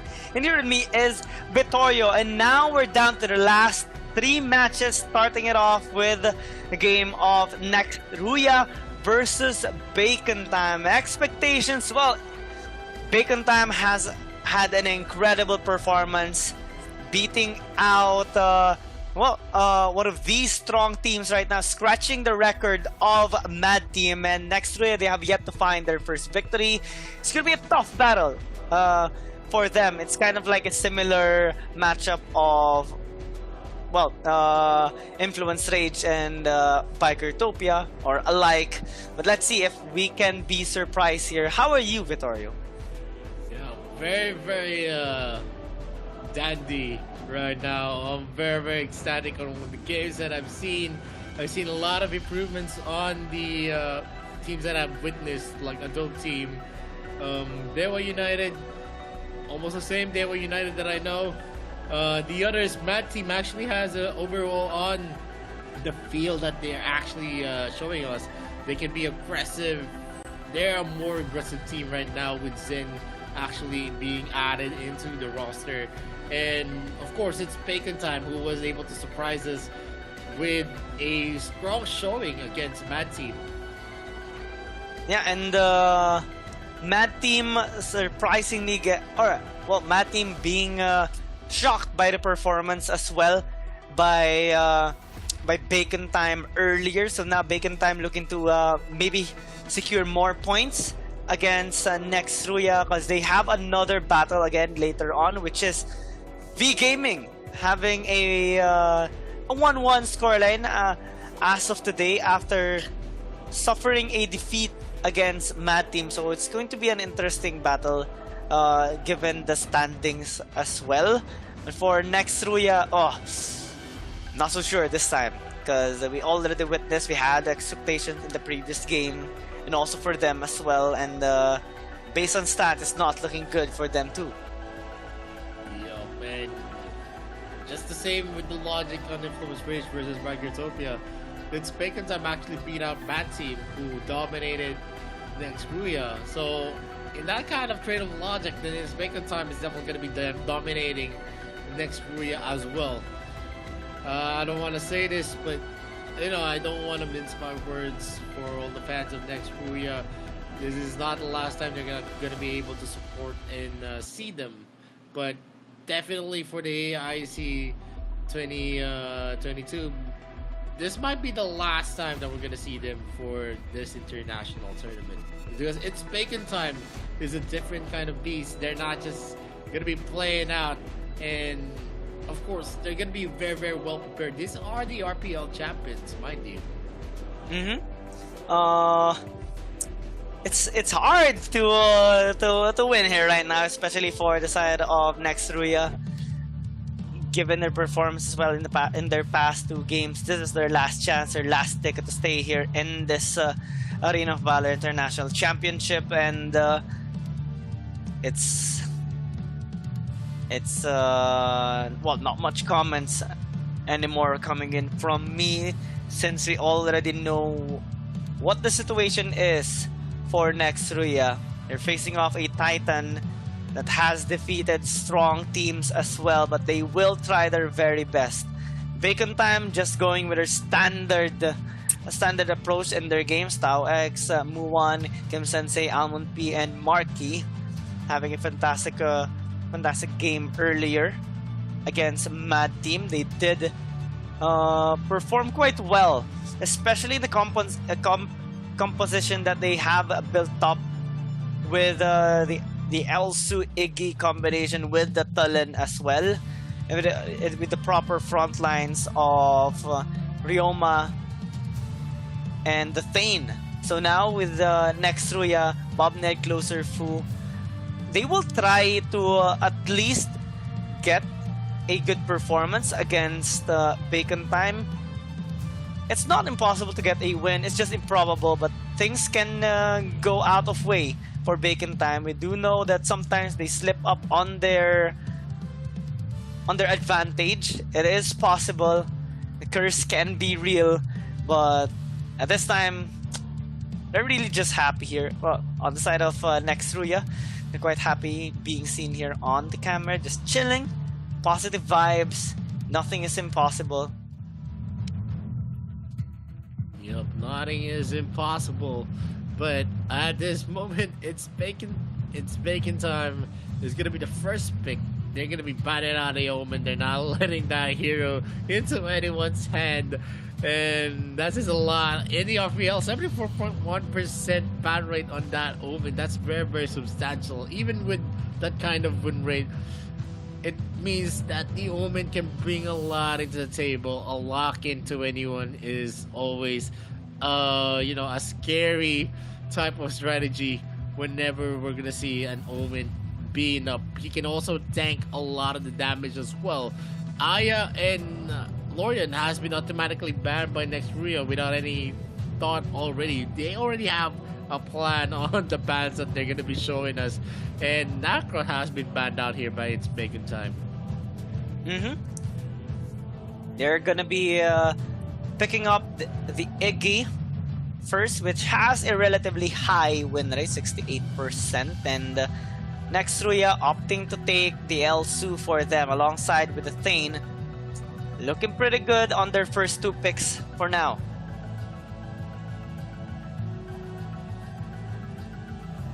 And yep, it's gonna be a Thane and an Elsu. Ooh, these are 2 of the most winning heroes right now on day number 2. Maybe Nextruya is gonna be surprising us here on match number 10. What do you think?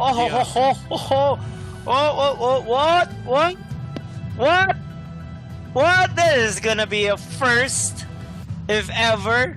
Even in the AIC 2021, it didn't actually turn into a win. Flasho, not really the best option here for Bacon Time, but they could flex it out. Paina being hovered alongside with the acompanhe, pretty standard stuff. We have seen this kind of combination as well before, and it does work wonders, especially towards the late game. So Bacon Time now will lock it in. Pretty solid first 3 picks. Nextruya with a lot of high meta heroes picked up in their first 2. And on their mage department, they are turning things on a different one. On their 3rd pick, Kali being hovered, it is gonna be locked in as well. Yup. And with the first 3 picks here, Paina and Fenny again has been picked out here for another composition. It has been a strong composition. We saw how the damage of Mad Team was able to compensate and prolong the fight just with the Paina and also the Kafeni combo. But at the end of the day, execution is king. But Kali on the side of Nextruya, that's a very questionable pick. Maybe they're looking for a lot of range, and Kali can bring that into the table. The problem is that you only have a slow, you don't have any mobility on that hero. Kind of speed up, but at the end of the day, it's not going to be enough. He's still a hero that's going to be very, very squishy as well.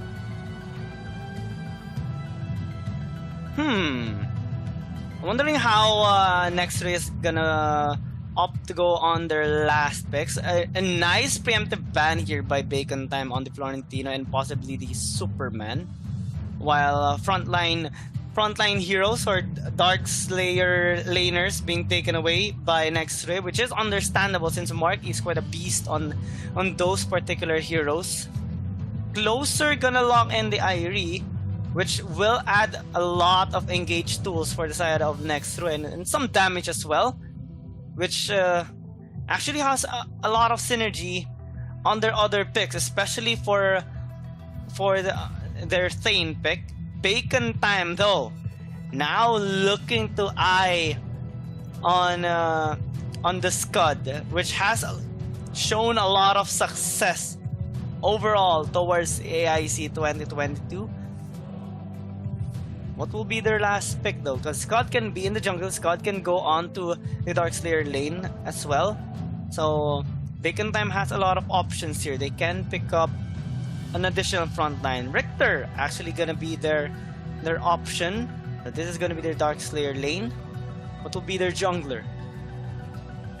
Yeah, that is something that's gonna be boggling our minds. Kira. Kira is gonna be over here with 5 seconds in the clock. I think that's gonna be a lock-in.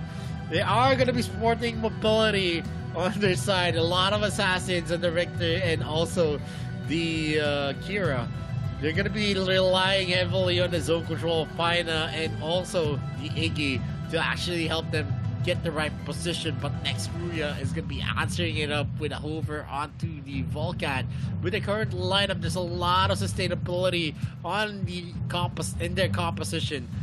In paper, this kind of works, except maybe because of the Kali pick, which I totally dislike.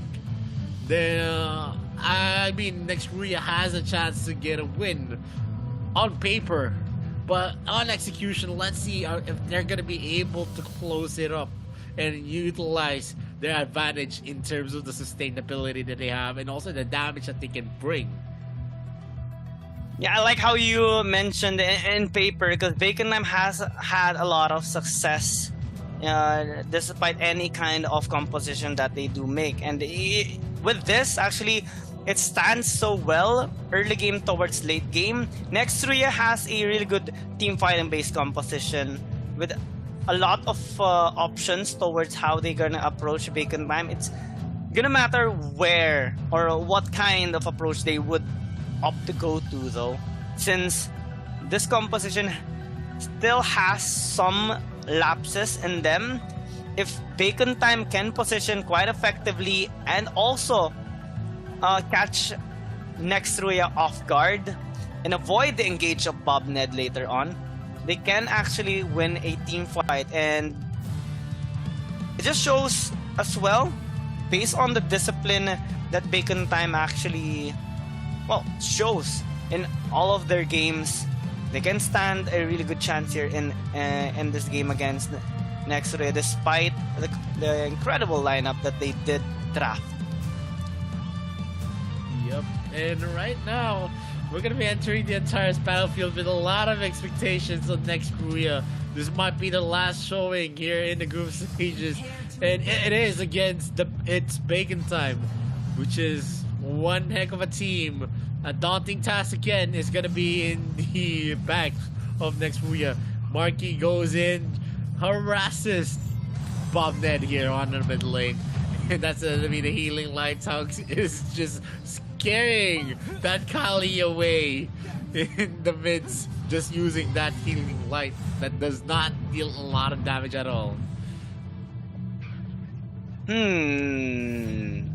Next, Rhea playing this passively, which kind of makes sense, of course, given how Bacon Time usually operates their movement, and now invading towards the bot side jungle here of Next Rhea.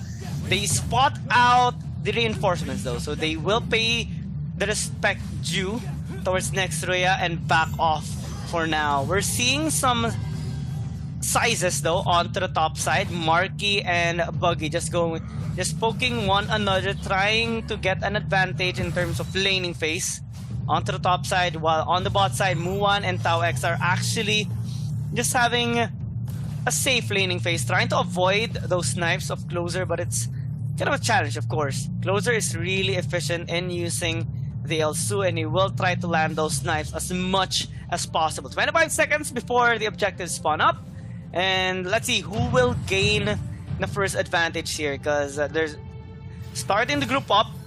Abyssal Dragon is going to be prioritized here by Bacon Time, and Next Rhea will, of course, try to interrupt here in their taking, as they are grouping as for Bobnet might actually be caught out. Almond P is not showing himself as of the moment. They want to keep some privacy here as they do try to take control on this Abyssal Dragon camp. Reaper closing in, Closer, trying to land those knives. They finally engage, and Reaper actually steals out the Abyssal Dragon. Now they turn on to Bacon Time, but actually they are overextending a little bit. Reaper gets caught out, gets the first blood done for Bacon Time, and well, that's not much of a casualty since Next Rhea still has taken that Abyssal Dragon. Buggy trades it out as well. He will try to disengage, but it's almost impossible to do that. Almond P takes the kill. Closer now, trying to disengage. Flickers away from the danger. And that is it for that fight. Bacon Time with 2 kills. Next Rhea with a kill and the Abyssal Dragon. Yup, that was a lot of the clashes. I thought that it was a very, very good take for Next Rhea when Reaper was able to secure that dragon. But the problem is that he overextended himself against 3 of the members of its Bacon Time. Yes, even if that's a Vulcan, that is not a good decision for yourself.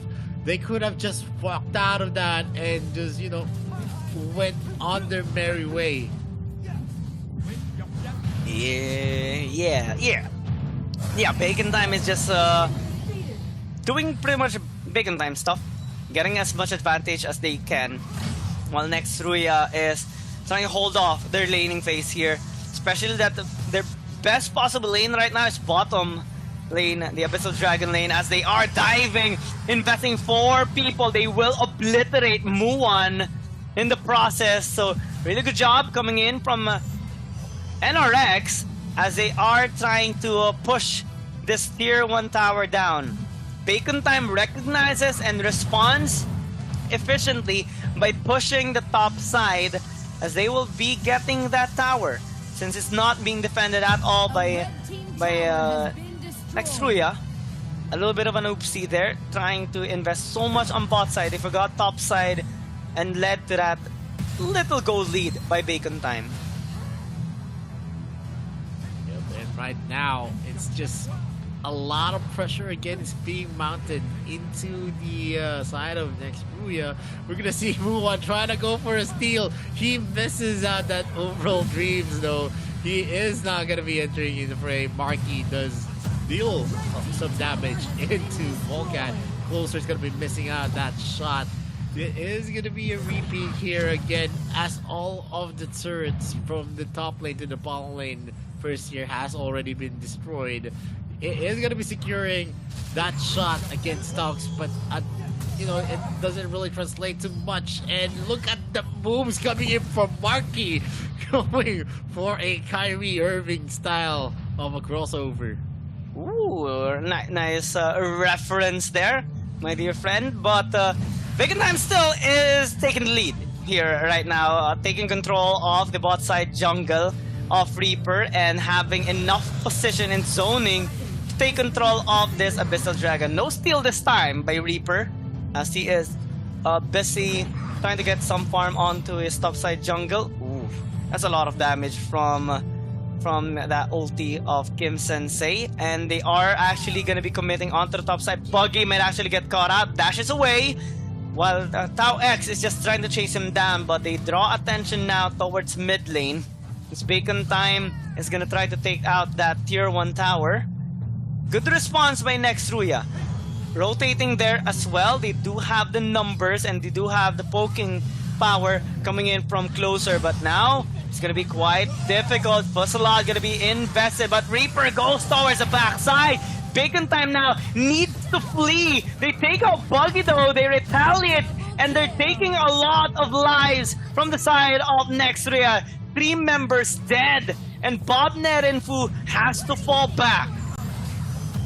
Oh, actually, Fu even gets killed in the process. That's 4 kills by Bacon Time now. Yeah, they're just racking up those kills, taking in the objectives that they can.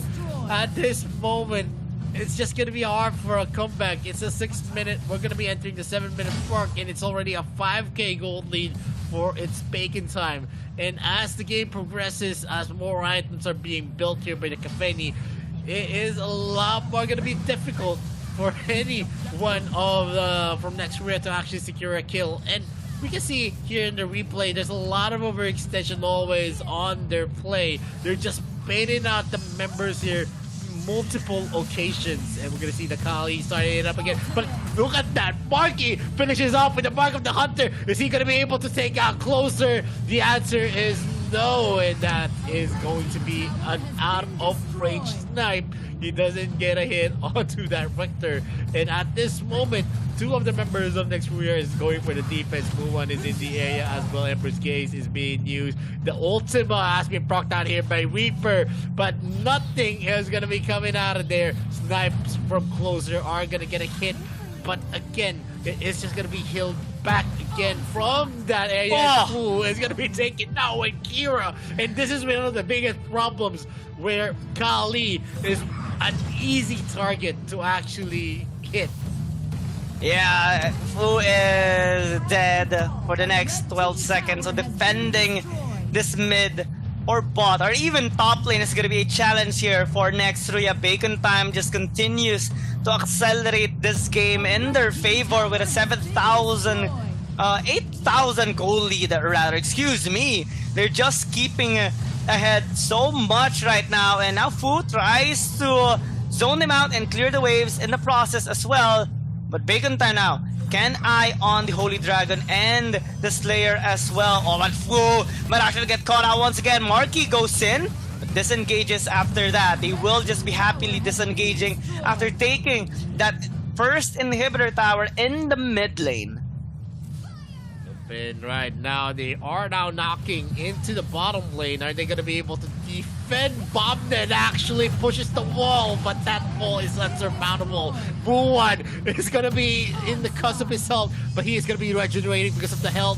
The healing light coming in from the Pena and the Mark of the Hunter again coming in from the Mark. He's just going ham. He is going to be securing a lot of kills. Fusselot has been used, but he is not going to be able to secure that. He's going to be taken out by the Nexus Fire, and it's a 3 versus 2 defense. I don't think it's Bacon Time has a firepower to finish this just yet. Yeah, they did wanted to at least finish this game as fast as possible. Nearly actually beats the time of what team is that? Biker Topia against Influence Rage, but now it's not gonna be that. They need to play this out at least safely as possible. They do have an incredible amount of lead and options as well with the Slayer takedown, the Dragon takedown, but they're opting to push the mid for now to gain that lane control. Amon P engages. Bobnet pops out ulti just for the zone control, but now with limited resources, Bacon Time opts to go towards the Slayer, but Reaper actually will try to catch out Kim Sensei. Nice shield coming in from Tau X, and it does save the day here for Bacon Time. Good attempt though by Reaper, but unfortunately he won't get anyone for that time. Yup, the Nature's Rally actually helped them up, and also the Healing Light as well. You can see the regeneration felt here, even if they always escape with the Sliver of Health just because of how effective Talks here is in this game. And an almost 10k is already been built up here by its bacon time. And statistically, when we reach this kind of gold lead, it is already in the bags of the team that has this kind of gold lead. We're gonna see more of the action here with next Ruya spotted out Tongs here on the bushes. The blue buff is going to be available for the taking Alma P. He's going to be securing it. And the ultimate has been popped off here by the Kali, but it doesn't really matter. In with the is not going to be dealing a lot of damage onto that support. He's just going to be healing up the damage here. They need an anti-regen, but the anti-regen is not in sight at all. He is going to be using the Owl Sentry to get the mini stun. Alma P disengages, uses his ultimate to get out of the way. Talks might be in danger here. He's just going to be using the Healing Light to regenerate out of itself. He are going in for the last push here. The last inhibitor turret is going to be taken here by its bacon time. They're going in hard for a defense. It's a 5 versus 5. Convergence. Let's see what's going to happen. Alma P misses out of that. Upral Gaze. Already the triangle. Mace is not going to be hitting. Marky as well has the Mark of the Hunter. He's going in hot. He is going to be going in hot against that Fall Guy. Reaper is going to be taken down. It's a 5 versus 4. Not much that they can do. Is this going to be a Nexus lock? Nature's Rally as well as Minions. Alma P finishes off Bobnet. Buggy is going to be the next target of Marky. Oh, they commit for that turret bomb. And it is going to be a win for its bacon time. Absolute dominance right now for Bacon Time, and unfortunately for Nextria, they are gonna be one of the 2 teams today to bid goodbye towards AIC 2022. They fought hard, but not fought enough against the other Titans here in the AIC 2022. Bacon Time, however, will secure their 2nd victory of the day. They have one more match later on against V Gaming, but so far they're looking quite strong. Yeah, definitely a very, very strong showing for its bacon time. They still have one much of the day against V Gaming. Will they be the one to have the 3-0 here in Group D? Or is V Gaming going to be tying it up to a 2-1 for themselves as well? That is something that I'm actually looking forward to.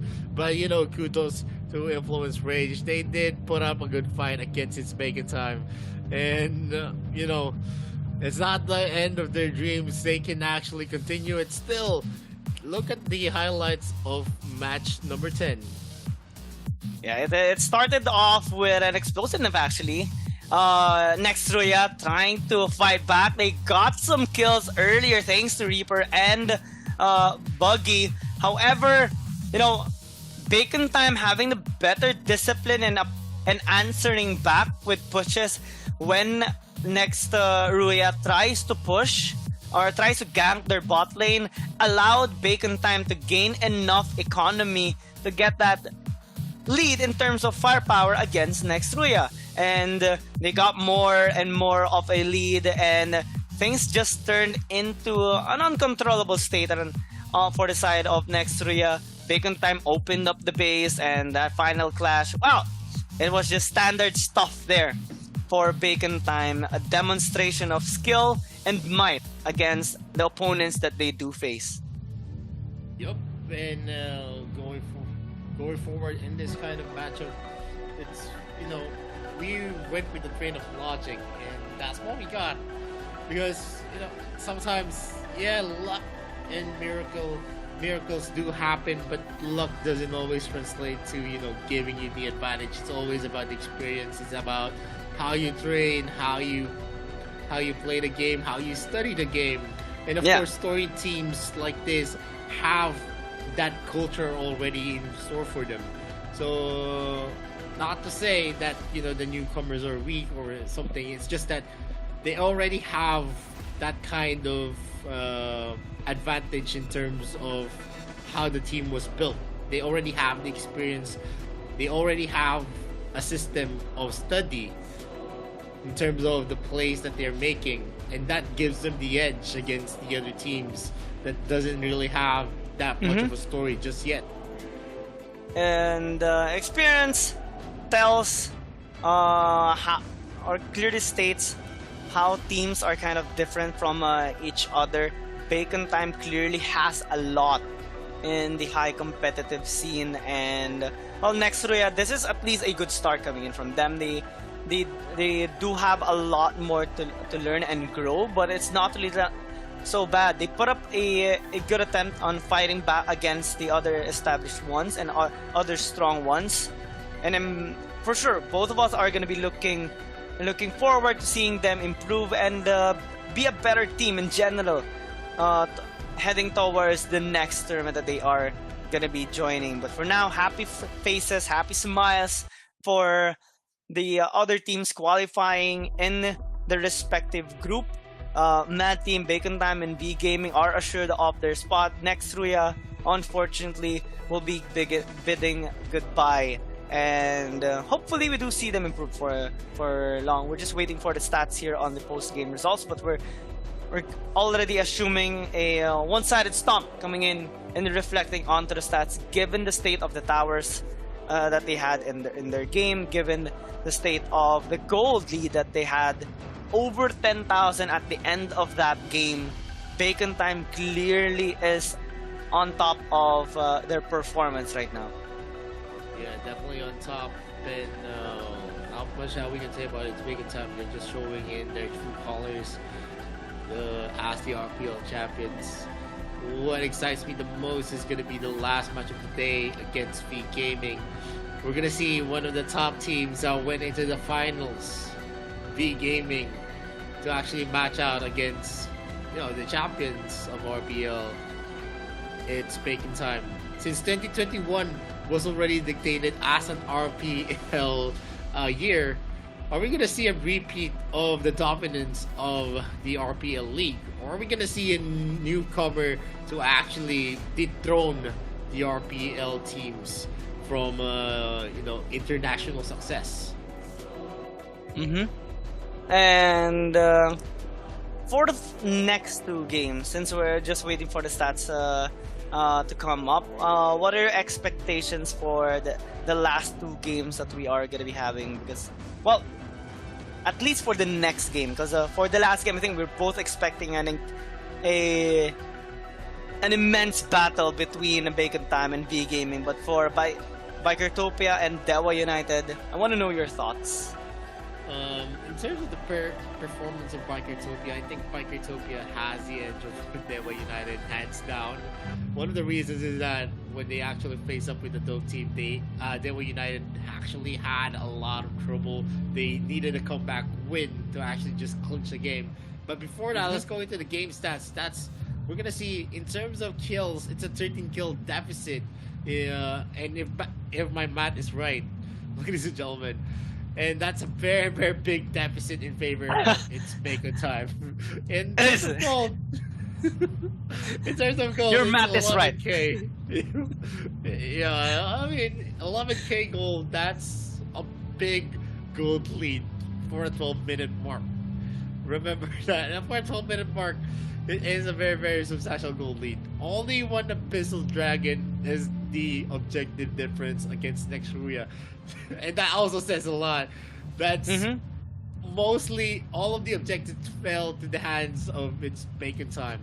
And even in the damage being made, the top damage dealer, Kim Sensei, made 120k damage against the top damage dealer of Nextruya at 60k damage. Almost half of what Kim Sensei has unleashed against Nextruya. Goal difference over time, you're going to see on the graph, it's just very, very one-sided.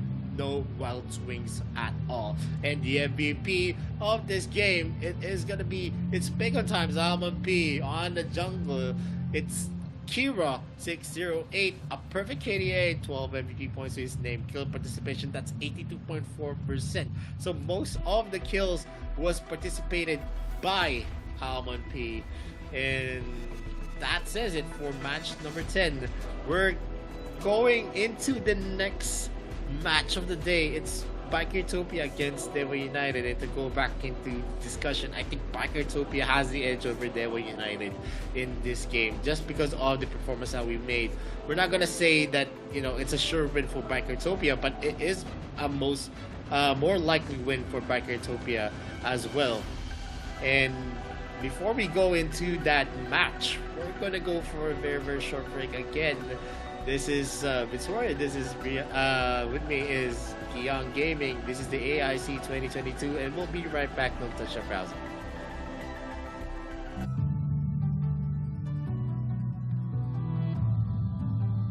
Jade Fan Beauty Yue. As the princess of the Dragon Kingdom, Yue brandishes a fan as her weapon, retaining her elegance even in battle. Aqua Force and Mountain Crusher allow her to easily control the whole battlefield, and Borrowed Might allows Yue to unleash endless attacks. If an enemy dares to offend Yue's grace, then they will taste the power of Rising Wind. Passive skill, Borrowed Might. Every time Yue uses Aqua Force and Mountain Crusher, she will gain a stack of Borrowed Might. When she has 2 stacks of Borrowed Might, Yue will reset the cooldown time of Aqua Force and Mountain Crusher and strengthen the next Aqua Force or Mountain Crusher. Skill 1, Aqua Force. Yue throws 2 bone fans at close range, dealing damage to enemies in their path. After strengthening, Yue will throw out 4 bone fans when using Aqua Force. Aqua Force will deal several times the damage where the bone fans converge. Skill 2, Mountain Crusher.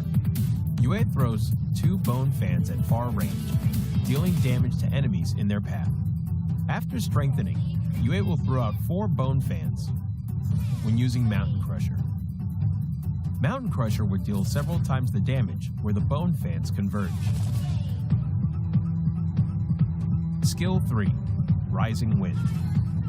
Yue knocks back nearby enemies and deals damage to enemies in its path while pushing them back slightly. Yue will gain additional vision.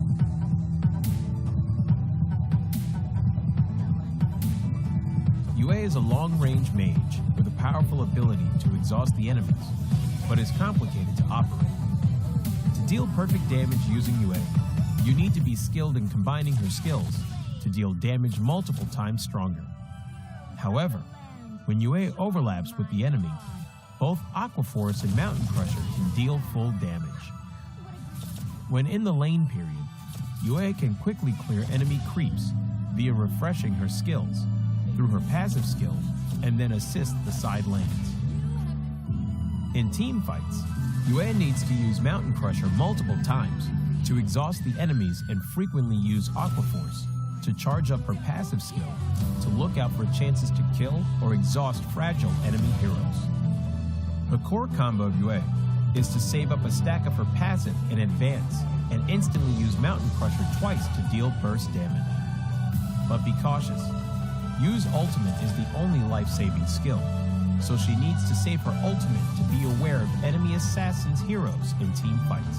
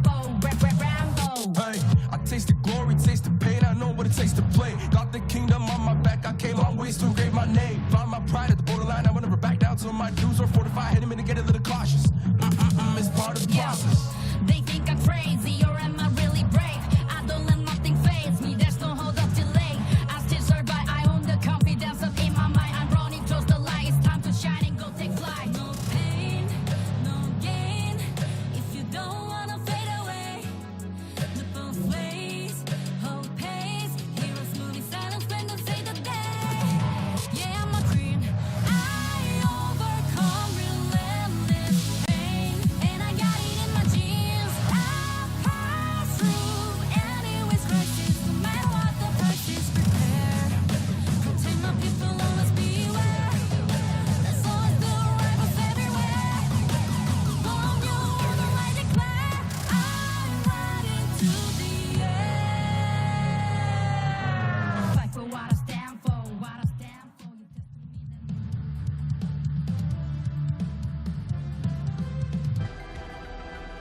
Alright, welcome back to Arena of Valor International Championships 2022. Again, we are your shoutcasters, Guillaume Gaming, and here with me is Vittorio. We're now down to the last 2 games for tonight.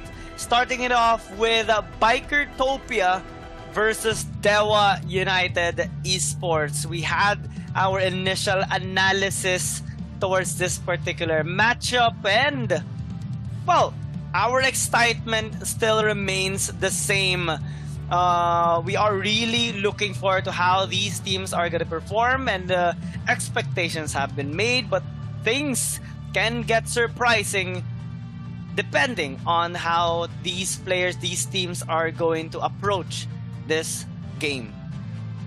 Yep, and definitely we're going to see Bikertopia's players here. T1, Zirui, Sin, T-Lin, Pika, who has been doing effective work in terms of strategy, in terms of rotations, in terms of individual plays.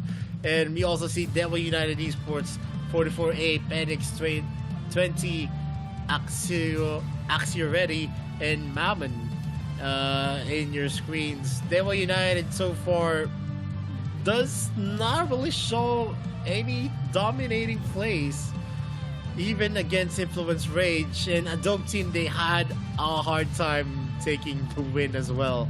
So at this point, Bikertopia, who is the exact opposite, which actually showed their dominance in their previous 2 games, is gonna be their matchup. So it's a 2-0 for both of these teams.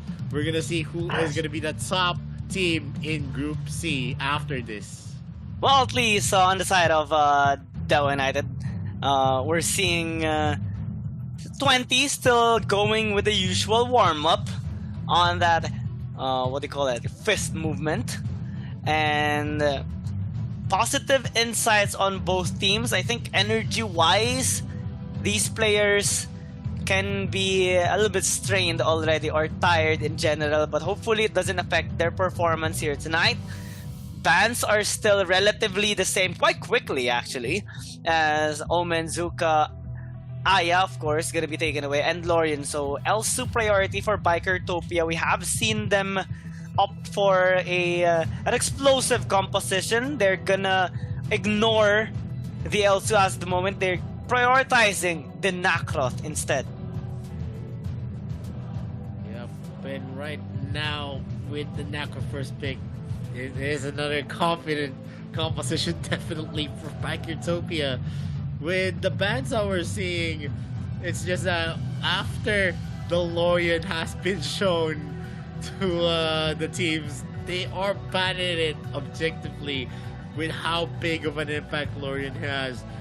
And even way back, Lorian has been a very strong hero pick, even matching it up against a Crixie, an Iggy, a Raz. Usually the dueling potential of a Lorian as well in a 1v1 scenario is very strong. Ooh, Bikertopia though. Roxy has been consistently banned out, especially in the second banning phase in the games that we have seen. Bikertopia will prioritize in getting it instead in the first pick phase alongside with the Liliana. Varus gonna be the answer though here by Dewa United alongside with the Crixie and the Joker. So the Joker says that okay, maybe they would opt to at least counter if ever or match the possible Elsu pick. It also shows that maybe Dewa United would opt with a double marksman composition with the Elandor. It's gonna be hard though, since Bikertopia has a lot of kill potential, with their initial first 3 picks. A lot of mobility as well.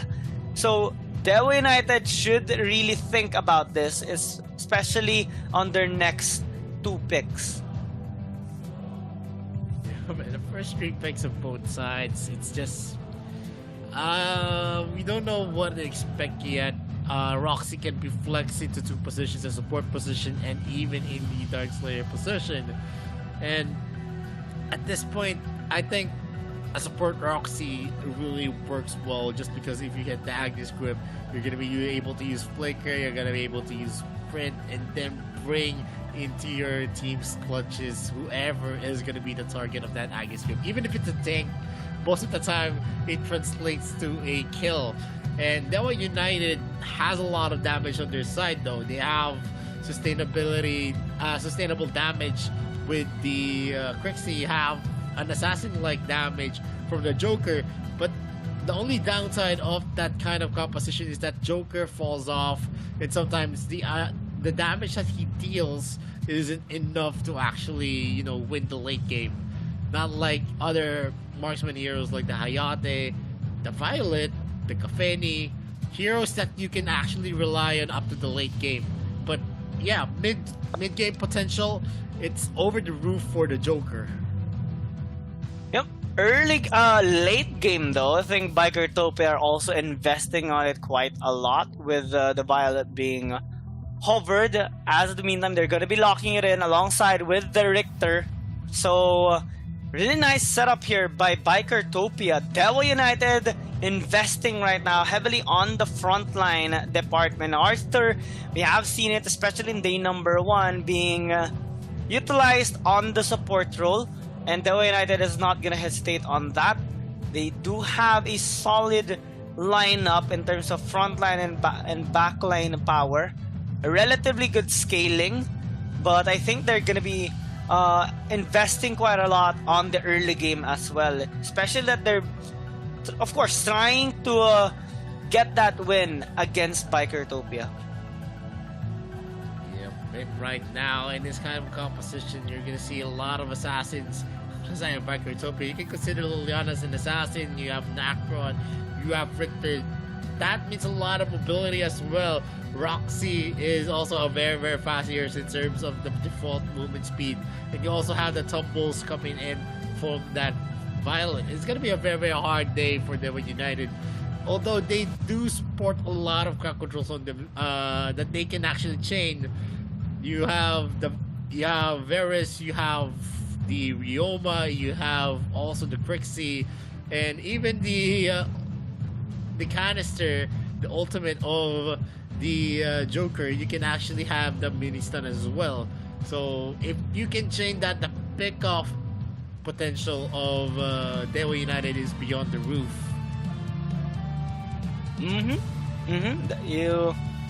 It is gonna be possible, depending on how they are gonna be executing that. But Bikertopia normally does try to avoid those kinds of setups on their opponents. And I think on this particular lineup, they would be really aggressive as well, since they do have the Roxy and the Nakrot on their lineup. Roxy as a support, so he would be trying to land those Agnus grips to set up for the team with a sizable amount of follow-up. 44 Ape took a bit of damage there in a short amount of time, since it's just the early start of the match. And Bikertopia actually investing quite a lot in this early rotation and access towards the jungle camp of Axiority. Yup, and right now with Bikertopia actually taking now the advantage in terms of the wave clear, they are going to be opening up the jungle for an invade, and that gives a lot of breathing room for Bikertopia at this moment. They're going to be taking the red buff and also direct route to more resources for themselves. We're going to see Zerui here just securing here the vision on the camps of BRO. Oh, I wonder what happened. Okay, there has been some technical difficulty on the side of Bikertopia. I think it's going to be addressed in a short while to make sure that these players have the best possible experience in this amazing tournament. And it is up to the tournament marshals, of course, to make sure that everything goes as smoothly as intended. Yes, it's okay. Okay, they just want to patch things up, prevent any further issues. We're just waiting for it. But in terms of what happened, is just that whenever there is going to be some confrontation in the mid lane, you want to clear it as fast as possible so that you can actually rotate and have your cooldowns ready for deterring any kind of invade from your opposing team.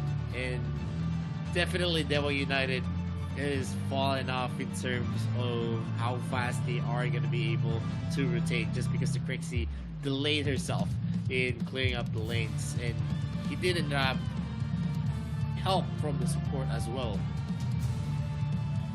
In terms of supports, if we are going to compare the overall impact of their choice of heroes, I do see more on the side of Bikertopia because of that kill potential with the Agnes grip. But 44 Ape is going to be trying to at least distract Bikertopia's laning phase, given Arthur is quite irritating. We haven't seen him invading some camps though from T-Lin, so this jungler of Bikertopia is being able to farm out quite safely after being assisted here by both T1 and Shin. Now in the mid lane, 20 seconds before the first objective spawns up, Bikertopia does have a relatively good access towards Abyssal Dragon, and Devil United, I think they need to answer with a trade for the meantime. Yo, man, we're seeing here Bikertopia actually trying to harass here. The members can't laughter is being used, but still the goal has been taken here. He is going to be secured with that Agnes grip, as was able to run away safely. Yeah, nice execute there with the punish by our Shorty, taking the Slayer for the team as well. So balanced take for now. Oh, 44 Ape nearly gets blown up. Bikertopia has yet to start this Abyssal Dragon though, so Dewa United with Axorti on the bot side jungle will have a chance to actually steal this out, since this cooldown on the punish spell is quite fast. It is available right now, and Bikertopia has yet to decide where to actually go. T-Lin now opts to go into the mid lane, maybe just try to clear out the wave and gain access towards the bot side jungle of Dewa United to have that more assurance in landing that punish towards the Abyssal Dragon. While Shin and T1 are actually gonna zone out 20. He actually gets the kill instead. That is quite impressive. And first blood there by Bikertopia plus that Abyssal Dragon. And more of the moves are gonna be done here by Bikertopia. They have the control here. They spot out 44 aim, but T1 does not commit with the Agnes grip. If he did commit, for sure 44 aim is gonna be falling down now. And they're just going in hard. Pika as well going for a 1v1. Action ready. It is going to be deterred from getting any push. 44 aim might be in danger. Cat laughter is being used here. He's going to be in the midst of 3 of the members. Are they going to be able to secure the killing joke? Has been used. Agnes grip as well. But we get 2 of the members of Bikertopia down with 20 entering the fray using the Moonfall. T-Lin is doing his best to go for a rotation, but with him being spotted out on the top lane, it is just a matter of seconds and a matter of decision making for Dewa United to actually go for a commit on the bottom lane. Yeah, a little bit of an oopsie there by Bikertopia, and the Dewa United are not a team to mismanage here, because they will try to take as much resources as they can when they get the opportunity to do so. Pika took a bit of damage there from Amon, so he needs to pay the necessary respect due with now Bikertopia hovering towards the bot side. 44 aim now engages. Good steal there by Enix, denying some gold from Bikertopia, as 20 is dealing quite a bit of damage there towards the members of Bikertopia. The Slayer is going to be up in the next 15 seconds, as Abyssal Dragon is going to take a bit of time. It was taken out earlier by the members of Bikertopia quite late, so now options are quite limited.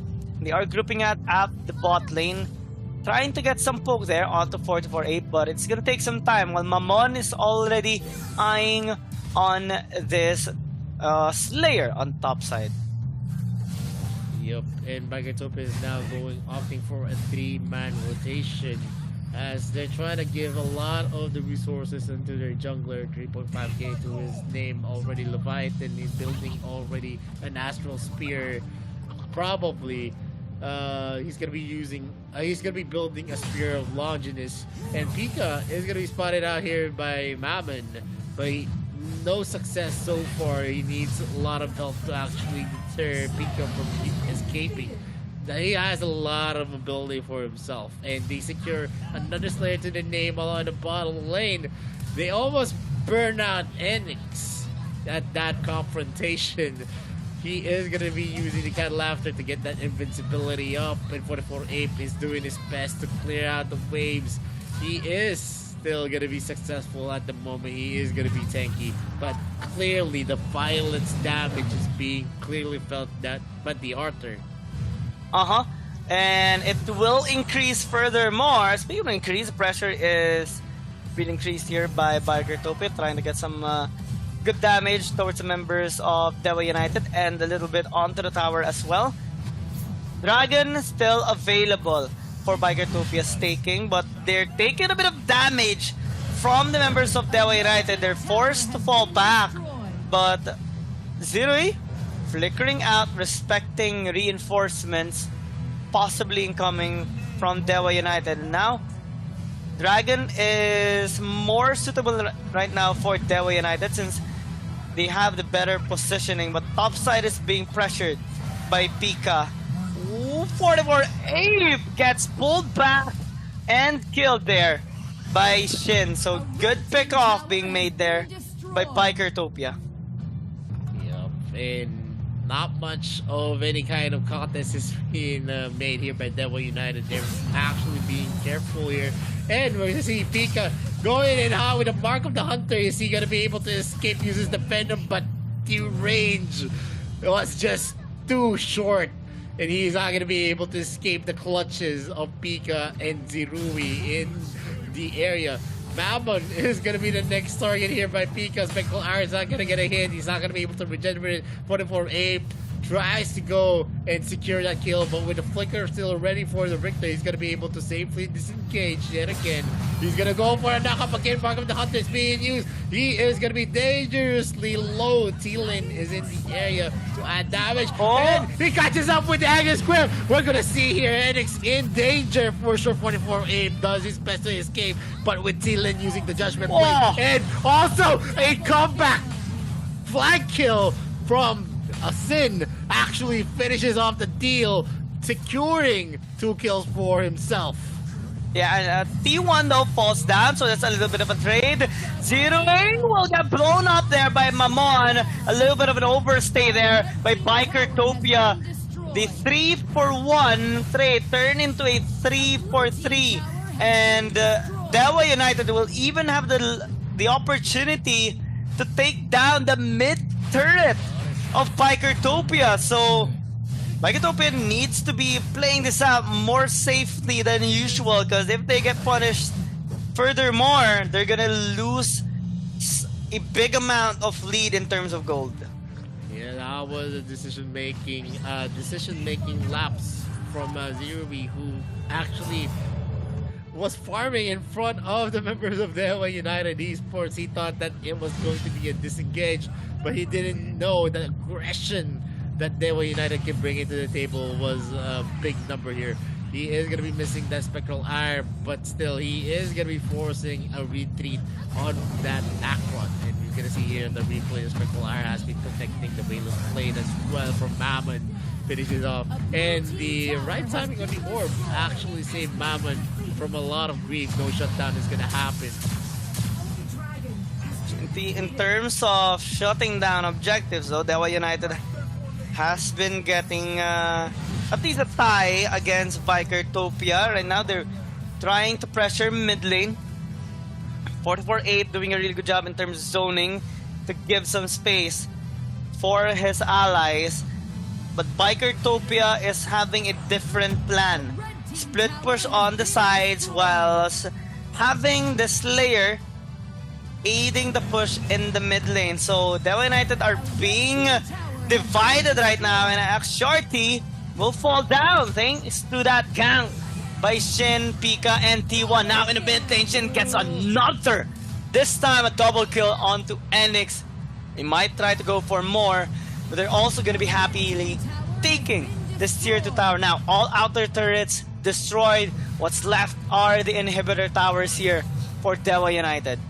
Yes, what's left is the hope and dreams of Dewa United to mount a comeback.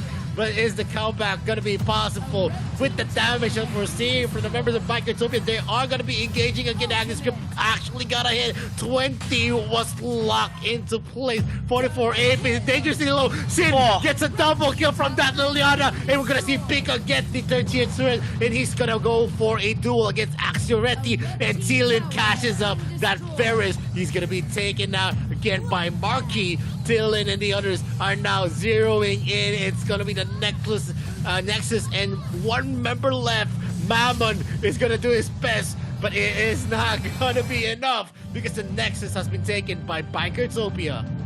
Yeah, a fantastic performance coming in here from the side of Bikertopia. Incredible aggression, and they could not be contained here by Dewa United. I want to commend them though for putting up a really good fight.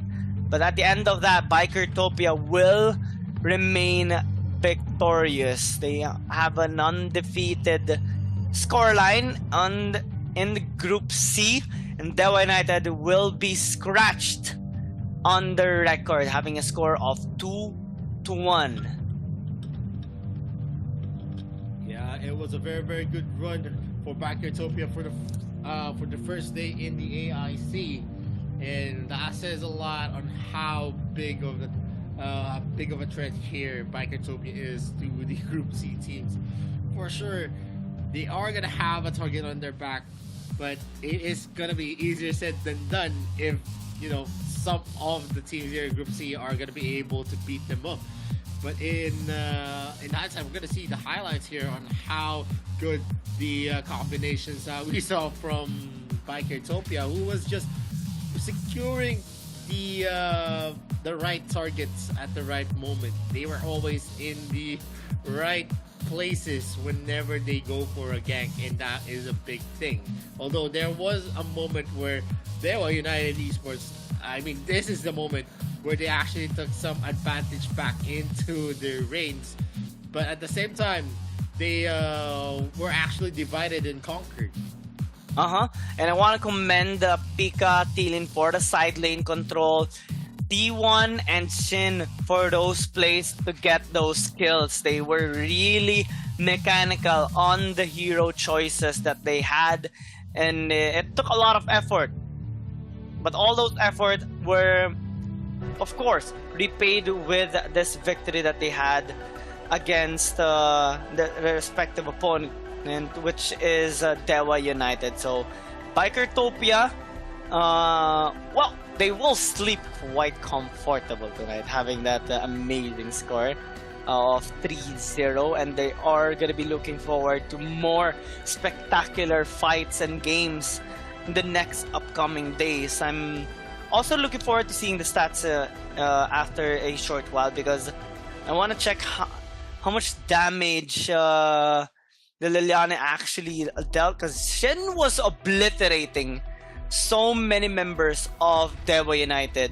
I want to commend as well the Agnes grip by T1, always connecting. I don't think we have seen his Agnes grip miss on any target. It was always on point on the best possible targets.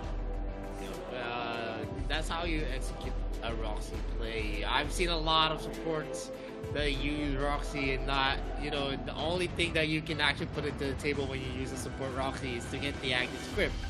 And that's how you play it, ladies and gentlemen. You actually need to be sure that you're going to be hooking someone. Even if it's a tank, it doesn't matter as long as it's a hero. And not only that, the proper follow-up is also equally important. And Bikertopia showed good synergy with that nice follow whenever T1 actually tries to kidnap someone with the Agnes grip. So kudos to that. I want to point out as well that Dewa United, despite the loss, they actually put up a really good fight against Bikertopia. So I'm also looking forward to seeing a better performance in the next upcoming day, since they are going to be sticking around. It's just that they lost the grip on the first being on the first top 1 spot here at Group C. They're trailing just 1 point behind Bikertopia, but still relatively dominating. Yeah, and that is a lot. Let's see what is going to be in store for Group C in the coming days. As we're going to be entering the last match of the day, and it's one of my favorites. It's V Gaming against It's Bacon Time. One of the reasons why it's my favorite match of the day is because these guys have been performing wonderfully in today's group stages, as well as the legacy of V Gaming in 2021 could be scratched here by It's Bacon Time. Will we see a V Gaming that has been beaten out by Mad Team and also It's Bacon Time, or are we going to see an equal ground in terms of the score that they're going to be building? Because if V Gaming takes this, it's a 2-1 for Mad Team, for It's Bacon Time, and for V Gaming. But if V Gaming loses this, they're going to be the 3rd seeded team. Not much that we can say. First, second, third, you don't want to be in that kind of position. So I think V Gaming needs to prove a point that they're not just going to be pushed around here in the group stages. Yep, I don't think we have seen a tied score yet on the top 3 on all the groups. Mostly we see someone really staying on top, and it's going to be interesting if that does happen here on our next match, because the scores are really nice as of the meantime. Mad Team taking out V Gaming. Well, all of them have won their games against Nextruya, but on the top 3 ones, they had a win against each other, and almost. It will depend though on the result here of Bacon Time and V Gaming. If Bacon Time will secure the victory, they will secure the top slot. They will be the undisputed one and at Group D. But if they don't, well, it's gonna be a balanced Group D here on their top 3 ones: Mad Team, Bacon Time, and V Gaming.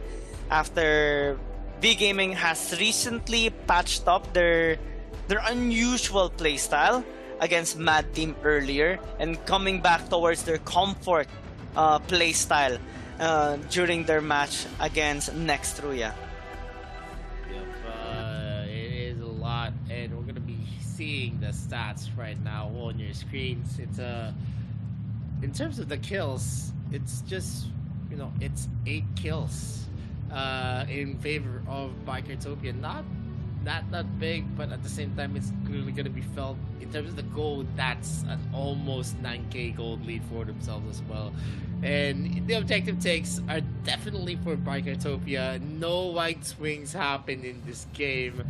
Mostly Bikertopia has everything under control.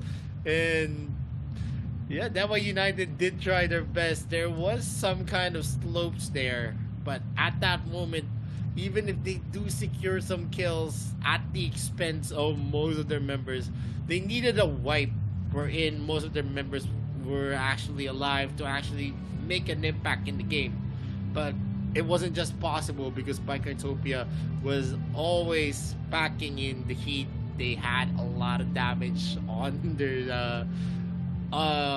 their pocket, and it turned out great for Bikertopia just because we saw a lot of the flanks coming in from Sin as well, who ended up as the MVP of this game. A 922 KDA, roll goal difference, almost 3k KP of 78.6%, and PV points of 11.7. And look at the damage that he's actually been dealing all throughout this game. It's 28%. That's a lot of damage to account for. He was able to secure some kills just because of how good he was able to maneuver that Liliana. And usually when we see an ASL team, they usually love that Liliana pick. But at the same time, right now, they actually turned the tables and used the Liliana against them. And it turned out great for Bikertopia. The mobility, the damage, everything. And before anything else, that concludes match 11. We're going to be moving on to the match 12, which is going to be V Gaming against It's Bacon Time. But before we move into match number 12, we'll be going to a short break. This is Victoria, this is Kian Gaming, this is the AIC 2022. We'll be right back. Don't touch your browser.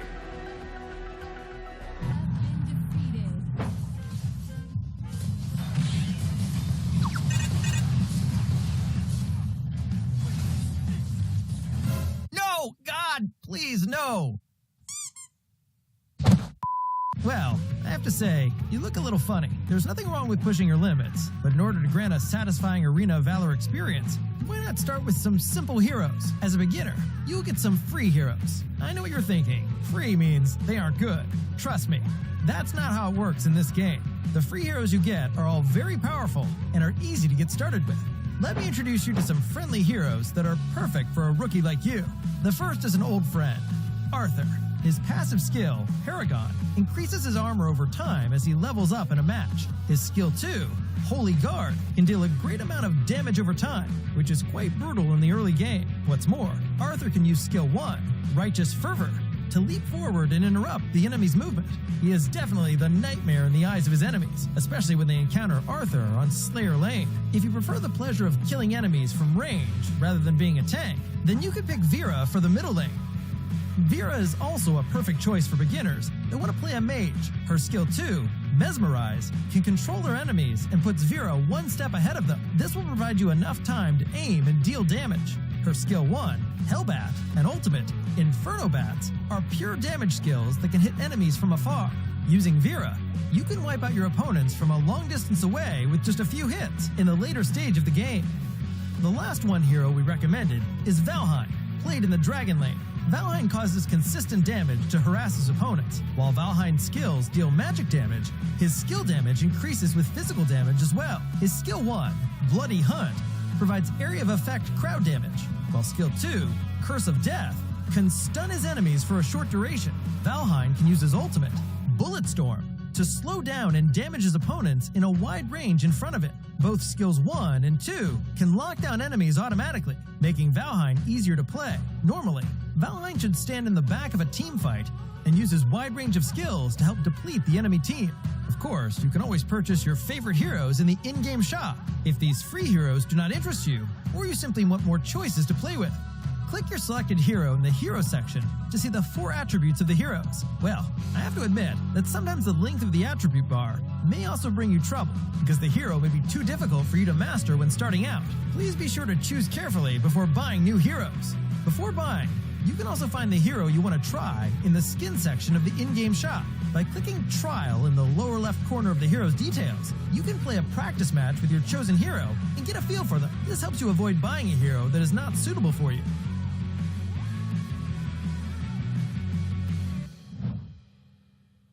However, the most important thing in-game is that you have to adjust the position and hero you want to play according to your team's lineup. Take a look at the lower right corner of the selection interface, and you can see the issues with your current lineup noted automatically. By correcting these issues and supplementing your team with a different position, you can build a perfect lineup. Maybe you're fast enough to instantly pick your preferred position and role, but that might not be the best way to earn a team victory in Arena of Valor. Keep in mind that AOV is about teamwork, and the interest of the whole team is above all. Got it, rookie?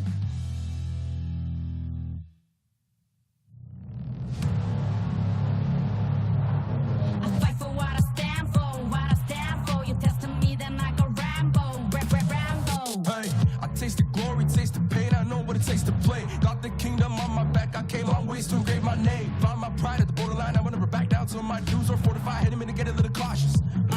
It's part of the process. They think I'm crazy, or am I really brave? I don't let nothing faze me. There's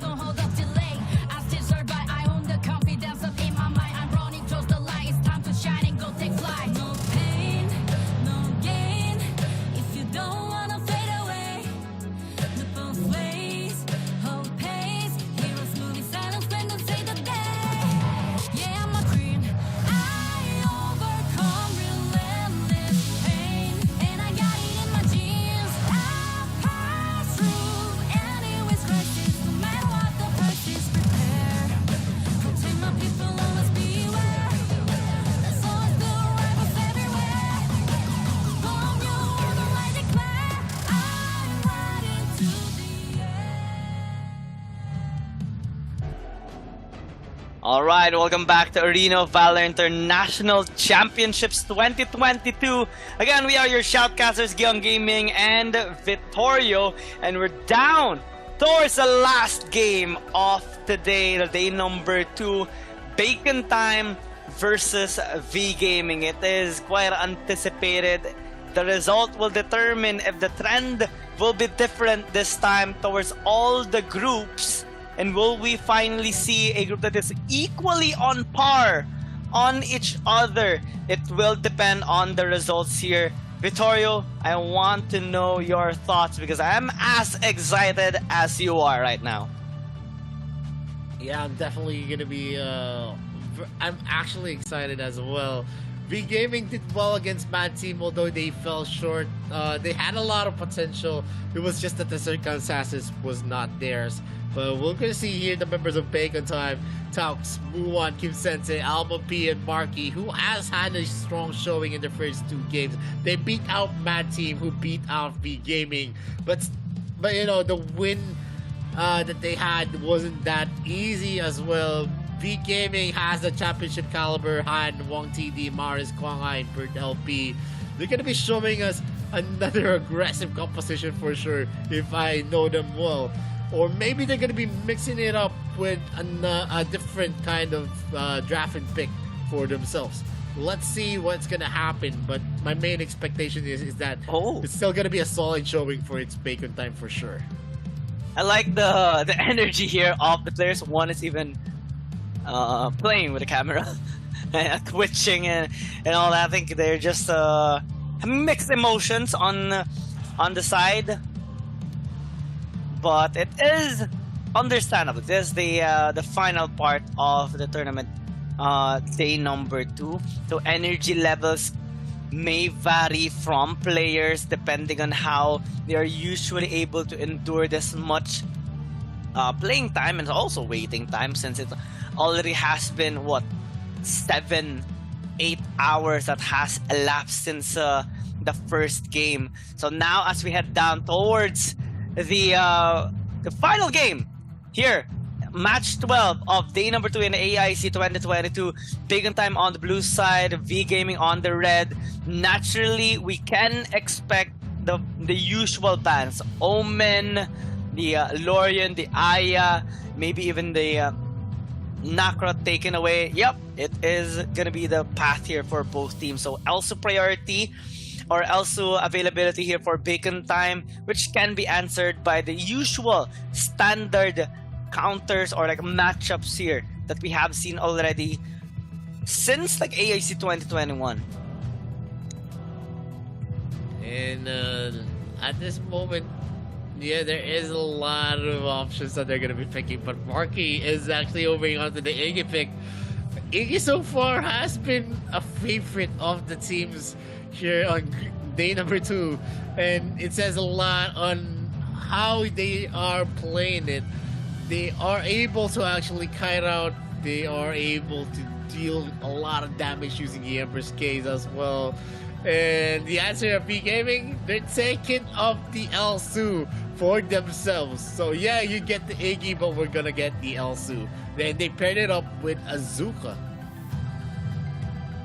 So lots of poke damage coming in from both teams. I think Bacon Time, one of the reasons why they didn't opt for the first pick on the Elsu is that they want to take a same route that they had against Nextruya.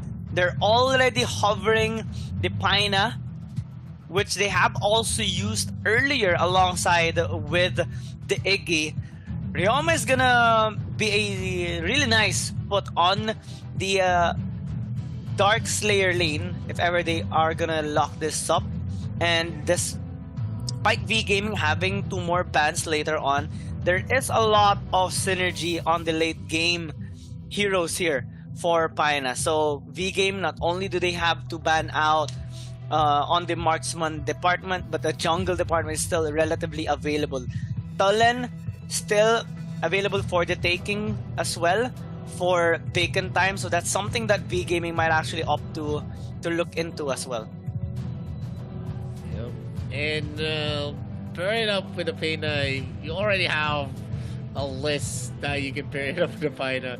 I've seen a Yorn before that was paired up with the Pena and they actually won that game in AIC. But the usual is a acompanhe. I don't know what else you can actually pair up with the Pina. Laville could actually be paired up as well because of the attack speed boost and also the sustainability that you can bring into the table using that Pina. And well, so far none of those are being hovered onto the ban here of V Gaming. So it can be the option here for Bacon Time. They're gonna be comfortable with this. V Gaming are opting to go with a different route here. Picking up the Kali, I think they would like to have some defenses set up here in terms of wave clear later on. Especially on the worst case scenarios, like the towers being taken out, they would want to have that enough long range capacity to clear out waves and also zone or shove away back the members of Bacon Time. Elandar gonna get taken away here by Bacon Time. Good respect on the possible double marksman composition here of V Gaming, since Zuka can not only be in the jungle but also can be flexed on somewhere else. Depending on the play style that V Gaming would opt to take here right now.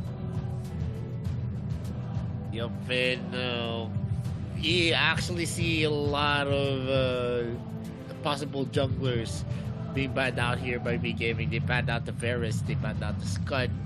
So yeah, definitely there is still a lot of options for its Bacon Time. This is just, in a best of one, even if you do ban out some of the heroes that you usually see, it doesn't really affect much the draft that's gonna happen, just because you still have a lot available for you. One of the heroes that I haven't seen so far here in the AIC, it's the Superman. Yeah, the Superman, the Raz, those heroes that had explosive impact into the game. I missed it, honestly. We even saw before Superman Raz combination team fighting prowess being utilized by some of the teams way back in the AIC 2021. This time I think the teams are just testing the water, using limited, or all the teams limiting their choices for now so that later on they can put up a big surprise towards their opponent. As Bacon Time are going to be locking in the Hayate actually, and the Tulin, which we have talked about earlier, that can be used in the jungle. Now V Gaming having to hover the Wukong, kind of curious on how they are going to be utilizing if ever they do lock it in, and they do.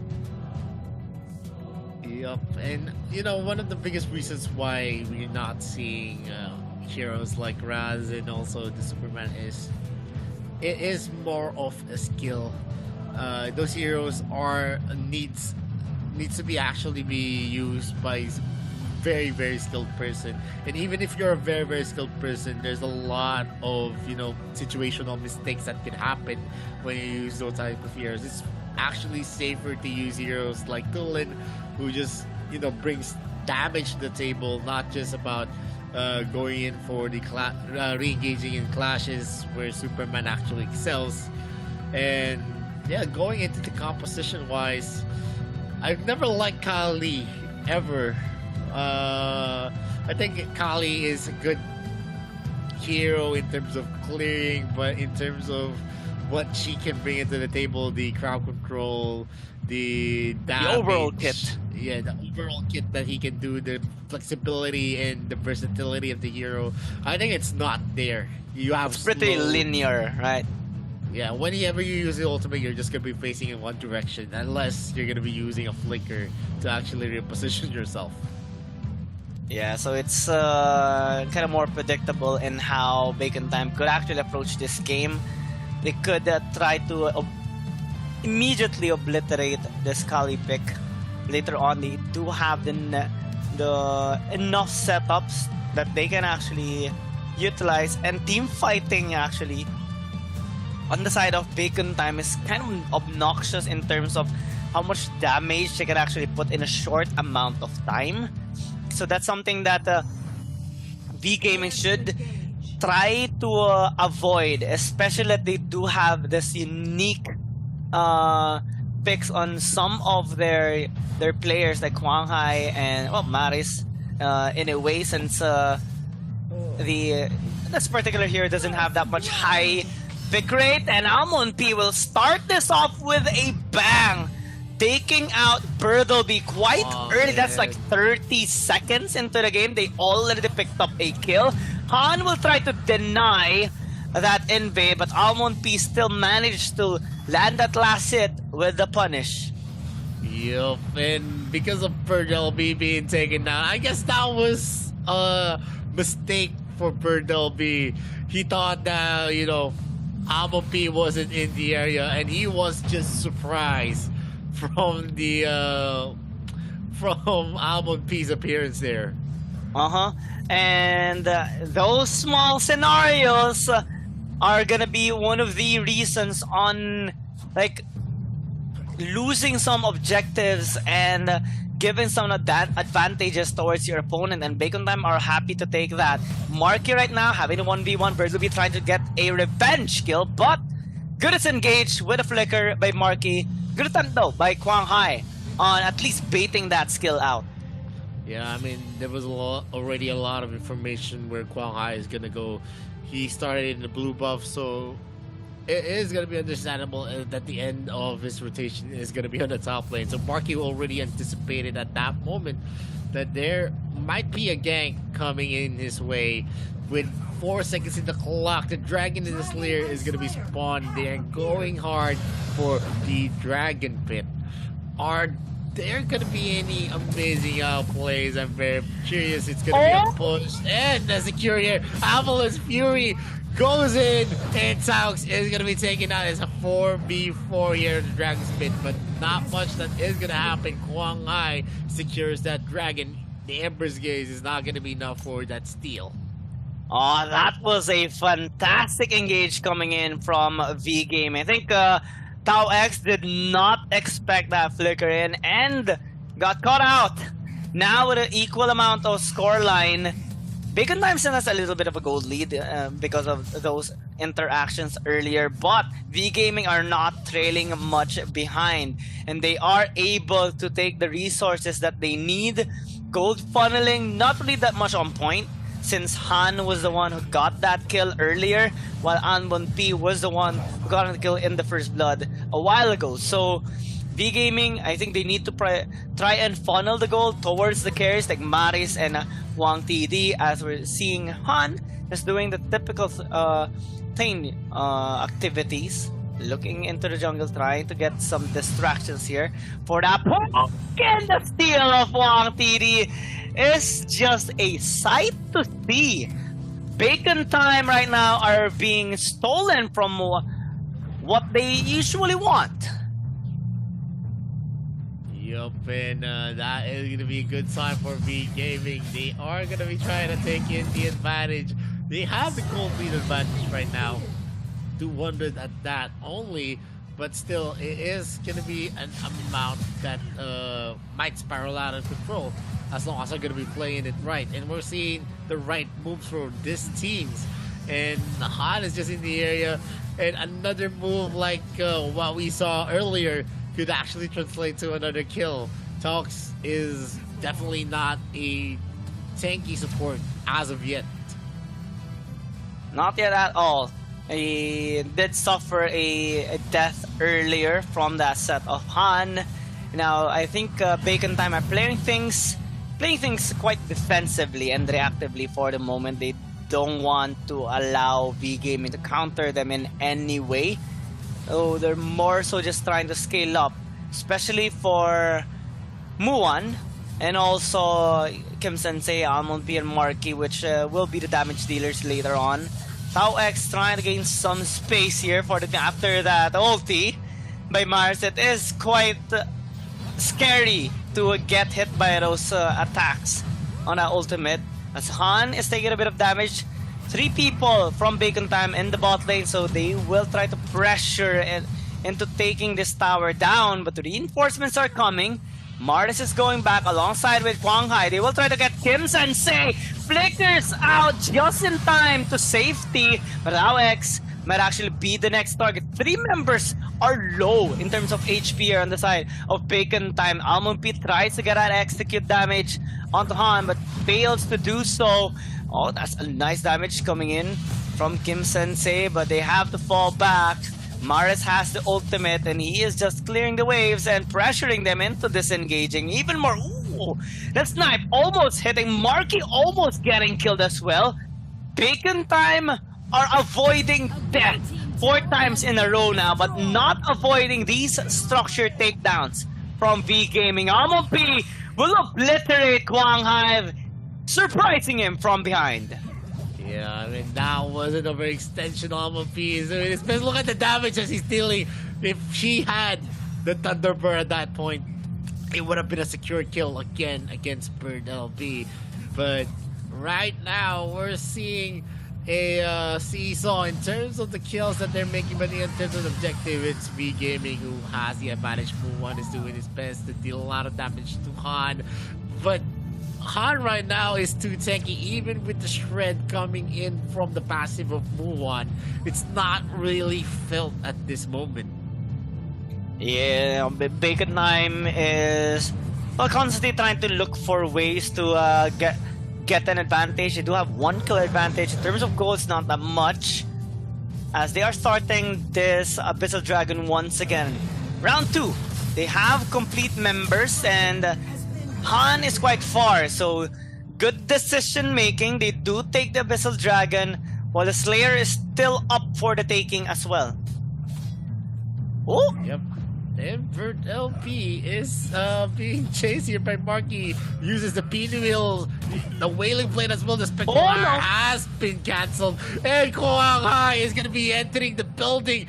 Is Marky going to be able to lift this? The Wailing Blade is not going to connect, and that is a secure kill for himself.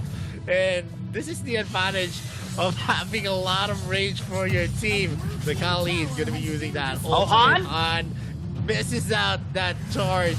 And still Aval's Fury is going to be used. Is it going to be enough? No, they're going to be pushed back again. Kwang Hai is going to be starting this Slayer. They get that Slayer take as well. And Wang TD is going to be securing a shot into Mu1. They are going to be dangerously low. Ember's Gaze is already ready, but he is not going to be able to just safely take the Ember's Gaze into the range of Maris and Wang TD. Yeah, they have to be really careful as well on the Ethereal Pulse there of Maris, constantly zoning them. And saw 1 flicker out as well to pay respect on that damage. Kwang Hai has been really proactive in his rotations. Han with a nice charge back once again onto Tau X, but they won't get the necessary follow-up from the rest of the members of V Gaming, so now they need to fall back. For the meantime, respect the damage coming in from Bacon Time, as they are actually spreading across the map once again. They can get the tower on top side to have a little bit more gold, and no one's actually there to defend the tower, so it will be taken for free as of the moment. Bird will be a little bit late on that backup towards the tower. Han taking a bit of damage. Thorough Pulse once again here by Maris, just for the wave clear, just for the defensive strategy of V Game. It's currently working so far, given that they are keeping up so well against Bacon Time and actually zoning them quite effectively. But Han, I need to disengage. The Holy Dragon is up. And oh, that's a nice backstab coming in from Kwang Hai. A big burst, but they're also taking a bit of damage here from Amon P. They need to respect Kim Sensei. Also has his Ember's Gaze readily available to burst out any close member that is not moving that much. Oh! Thunderclap not connecting onto anyone, but with the Slayer marching onto the pod, V Gaming are looking to secure more towers. They took mid as well. Bot lane, the only outer third remaining alive, and the Ethereal Pulse is actually doing the work in terms of zoning. They will try to clear the wave. They have done it. Only needs to take down this Doombringer And they successfully defend at least this last outer turret of Bacon Time. Yep. There is still 2 turrets for Bacon Time. It's the mid lane and the bottom lane. But still, the pressure is gonna be mounting with with the door almost open here on the top lane. V Gaming so far, yes, they've been losing out in the 3 versus 3 scenario, but what happened is that Guang Hai was able to capitalize on Marquee, which is, it's gonna have a lot of difficulties to actually get away. We have 2 dueling heroes. We have the Wukong and we have the Zuka as well, who has been doing a lot of damage at this point. And the snipers are going to connect again. Wang TD gets 2 snipes in a row, and he is going to be suppressing Almond P at that moment, forcing a back into the base. Yeah, Bacon Time needs to respect those pokes and those ethereal pulses landing onto them, chunking their HP bars down. And also, at the same time, watching out for Guang Hai on those flanks. Han is setting up for the team. He's being zoned out a little bit after taking a bit of damage, but the tower will fall down. Only lasting out the turret now is the mid lane. Like what you said, Maris once again with the zone currently working so well for V Gaming, and now Guang Hai and Bertleby are positioning for a flank. They do take the last outer turret, and now increasing the gold lead a little over 2,000. It's not that much, but it's actually helping them so much in terms of control across the map, having the luxury of securing the Slayer and getting even more control and attempts to actually close out this game for them. Yeah, I mean, this is a classic V Gaming. Now they're the ones being aggressive in most of the situations. And props to Maris. He's actually changing my mind about Kali at this moment. Yeah, same. I could see the synergy between Wang TD and Maris here, with it also the Kali pick, which they actually used to shut down Kim Sensei at this moment. Whenever we see Kim Sensei is just going to be using the ethereal pulse at that moment, and that is another point being taken. Emperor's Case being used to damage the members of V Gaming at this point. Han goes in and stomps on the wall. Maybe it's a sign here, as we're going to see them knocking onto the doorstep, and Guang Hai bursted out. Muwan, who used the Kunai Blitz, you're not going to be able to sustain that ultimate easily. And Marky and the others are going there for the defense. The bottom lane, there is going to be a Slayer marching there. Forest Rescue being used up here. Spectral Iron from Marky as well. Wailing Blade is going to hit 2 targets. Owl's Fury is going to be used by Han to disengage them. And the Slayer is now currently here. Bird LB does his best to harass them. Ethereal Pulse being used here. Daux is doing his best to tank it with his healing light. But at the end of the day, it is still going to be hard. Almond P just trying to zone out Guang Hai away from the tower. They're trying their better best. That's a nice damage coming in from Kim Sensei, and it allows them to actually push back V Gaming for a short while. But Holy Dragon available for the taking. The towers of Bacon Time as well in the mid and in the bottom lane is quite low, so it can easily be taken down here by V Gaming in just one more setup. That's something that they need to be really prepared of, because if they don't, it will open up the base in favor of V Gaming. And in 55 seconds, another Slayer is going to be available for the taking here of V Gaming. That's going to be their route, as they're positioning themselves towards a good flank here towards the mid lane. Han looking for a nice setup. It does catch out too, but it gets caught out as well. It's taking a bit of damage. Still pulse once again, but Kim Sensei nearly gets blown apart. Purple P with that flicker engage will take out one, but Almond P with the help of the tower will get that trade. The tower falls down in a 2 1 exchange. Quang Hai tries to survive, but he dies. Ethereal Pulse raining all those damage. Will get a 4th kill. Marky tries to save the day. He does so miraculously as 2 members of V Gaming are just too low to end this game. Yep, and at this moment, the Dark Slayer is going to be descending into the map. That was a very, very close call. If Marky was not able to take down Quang Hai, it would have been a different result. But we're going to see here V Gaming actually taking a tower that opens up the bottom lane for the big minion waves to actually converge. And looking at the replay, you're going to see the Anvil Pearl, the pulse, the commitment coming in from Pearl. I'll be using the Skyfall, the Kunai Blitz from Buwan.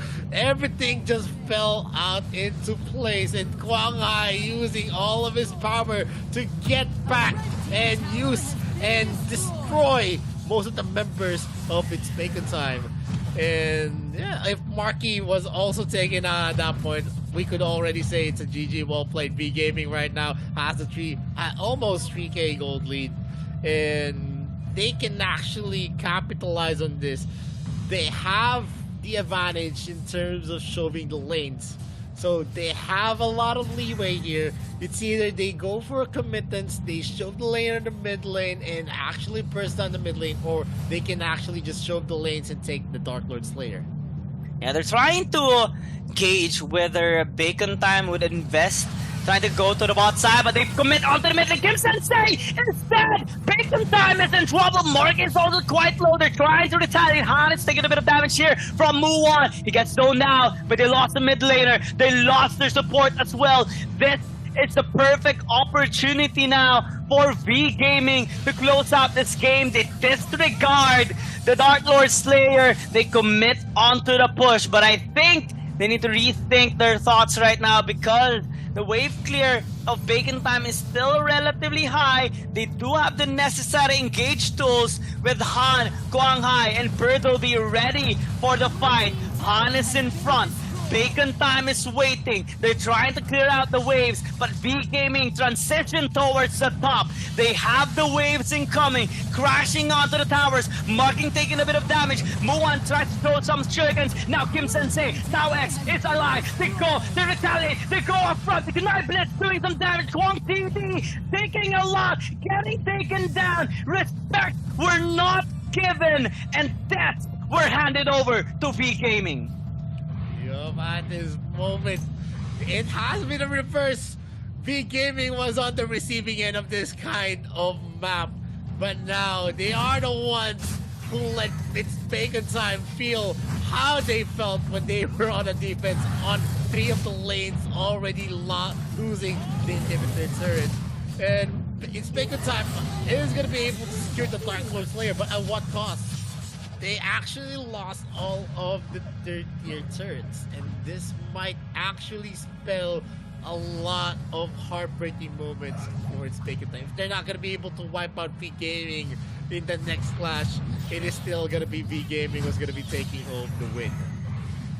Yeah, I mean, at most, V Gaming exchanged those 2 kills for Dark Lord Slayer and all the inhibitor towers. But right now, it's going to be another battle. Yeah, you get damage. The Shuriken and the Kunai Blitz taking out 2 once again here from V Gaming. And this might be the chance of Bacon Time. Quang Hai is dead. No Ethereal Pulse. No wave clear at all for V Gaming. They had all the chance in the world. They had the opportunity to take the Dark Lord Slayer, but now they have to wait 25 seconds for the wave clear to come back up. Bird will be trying to do his very best to escape. It takes a buckload of damage there from Almond P, and now they're trying to defend this mid lane turret. It's falling down pretty fast. The Dark Lord Slayer is marching to the mid. Bacon Time is mad. They're just engaging right now. No hesitation at all. Taking out Wong TD. Desperation plays come up, but desperation can only lead you so far. And Bacon Time gets their 3-0. Oh my gosh. That was an intense match. A big comeback from its Bacon Time. they are now the undisputed winners of this group stages day number 2 as they get a 3-0 record, putting down B Gaming to third place here in the rankings. Yeah, Bacon Time held strong for so long. They had all inhibitor towers destroyed, and V Gaming at that point still had like 6 standing towers on their base, and it cost them just one small mistake. Actually, just one mistake, but that mistake actually turned out to be huge because they decided either to push mid and top or take the Dark Lord Slayer. They decided to go up with the tower take, but what they did not anticipate is that Bacon Time would be able to stall enough time for those 20 seconds for Kim Sensei and Tau X to actually respawn back up. And now as we check on the highlights, we can see that V Gaming had it in their hands already in that game. It was a relatively back and forth action in the first 10 minutes, but V Gaming had it all towards the 11 to 15 minute mark, even on the 17th minute mark actually. But after that fight, after the stalling of Bacon Time, they actually made that miracle play, killing most of the members, especially Muan with that obnoxious amount of damage with the Kunai Blitz, Kim Sensei with the Ember's Gaze, and Amonpi with just that execute damage. V Gaming did not anticipate Bacon Time charging them on, but Bacon Time, they exceed expectations, they exceed all those thoughts, and now they are the undisputed teams right now in the AIC 2022 in the respective groups here at Group D. Definitely seeing a lot more. It's Bacon Time. V Gaming actually fell short in their the composition that they had the advantage if they are the one actually engaging the clashes, not the other way around. The only one that they actually rely on their lineup to actually prolong the fight, it is going to be the Tain. And after the Tain, nothing else could actually happen. You're just going to be waiting to actually have the Wukong or actually the Zuka on wreaking havoc on the back lines of its Bacon Time. It didn't happen. In the last 2 clashes, they were the ones always in the side of the receiving end. And yeah, basically, even if V Gaming got all of the towers, they did not play it out well. They could have done what they could have done is they could have pressured the lanes instead on the sides instead of committing for one last clash on the mid lane. It's a Hail Mary clash. That's what the attackers actually want to happen whenever all of their turrets, even the inhibitor turrets, are already broken, and they were not able to actually use the advantage of having those turrets down. They should have just shoved the lanes. They should have used their electrical pulse to actually mitigate the mid lane threat of the Dark Lord Slayer. They could have just used the snipe to actually suppress them and force a retreat from its Bacon Time. But yeah, things happen, and sometimes in the heat of the moment, the decision making is sometimes has lapses, and that's basically what happened for V Gaming. And the opposite happened for Bacon Time. So really high respect towards them right now after that incredible comeback. V Gaming unfortunately will result into being on the lowest or second lowest on the top 3, lowest on the top 3 rather, in Group D after losing to both Mad Team and Bacon Time. They actually had it. I was actually quite impressed with the Kali pick already, given the zone and the AoE damage and the mobility it had overall in terms of movement speed. They had the proper setups already on most of the clashes, especially at the very end. However, on the actual end, they got caught out. They unexpectedly got caught during the top lane fight, and when they were actually trying to defend, well, Maris tried to throw out the Ethereal Pulse into the mid lane to try and deal some damage towards the Dark Lord Slayer.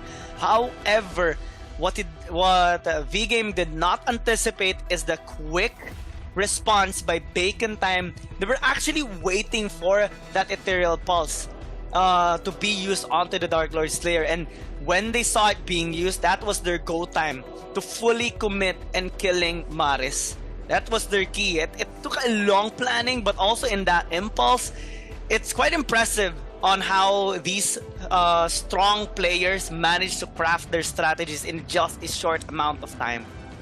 Yeah, I think it's not more of a plan. I think it's more of the reaction that they did and the split decision making that It's Bacon Time was actually able to come up with, and that is truly top tier. They really deserve the title of the RPL champions, and we're gonna see in the game stats. It's a very close game. It's a 2-kill deficit for It's Bacon Time's advantage. They were able to take this because of the wipeout on the last part. And in terms of gold, you don't actually look at that in the late game because it doesn't really matter. But in terms of objectives, they actually fell off against V Gaming in most of the scenario.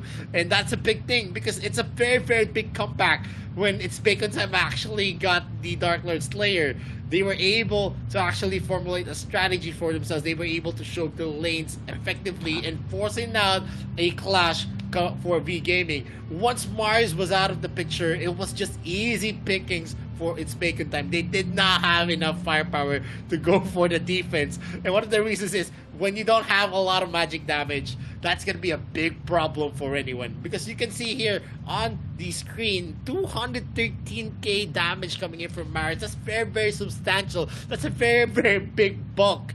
He actually almost doubled the damage coming in from Wang TD. Kwanga and Perdalby barely scratched that. They were not able to go into half of what Mars was able to do for V Gaming. And that was the biggest thing. When he was taken down, it was just all over. And we're going to see here the MVP of the game. It's going to be Muwan on that Hayate, who did fairly well using the Kunai plus to reposition himself and get some kills. Counter kills at that 4-5 KDA, 9.9 MVP points. Kill participation 75%. That is 3/4 that he was able to contribute for his team. And going forward, if It's Bacon Time is going to be performing this well, maybe you could see the curse for It's Bacon Time is actually going to be lifted.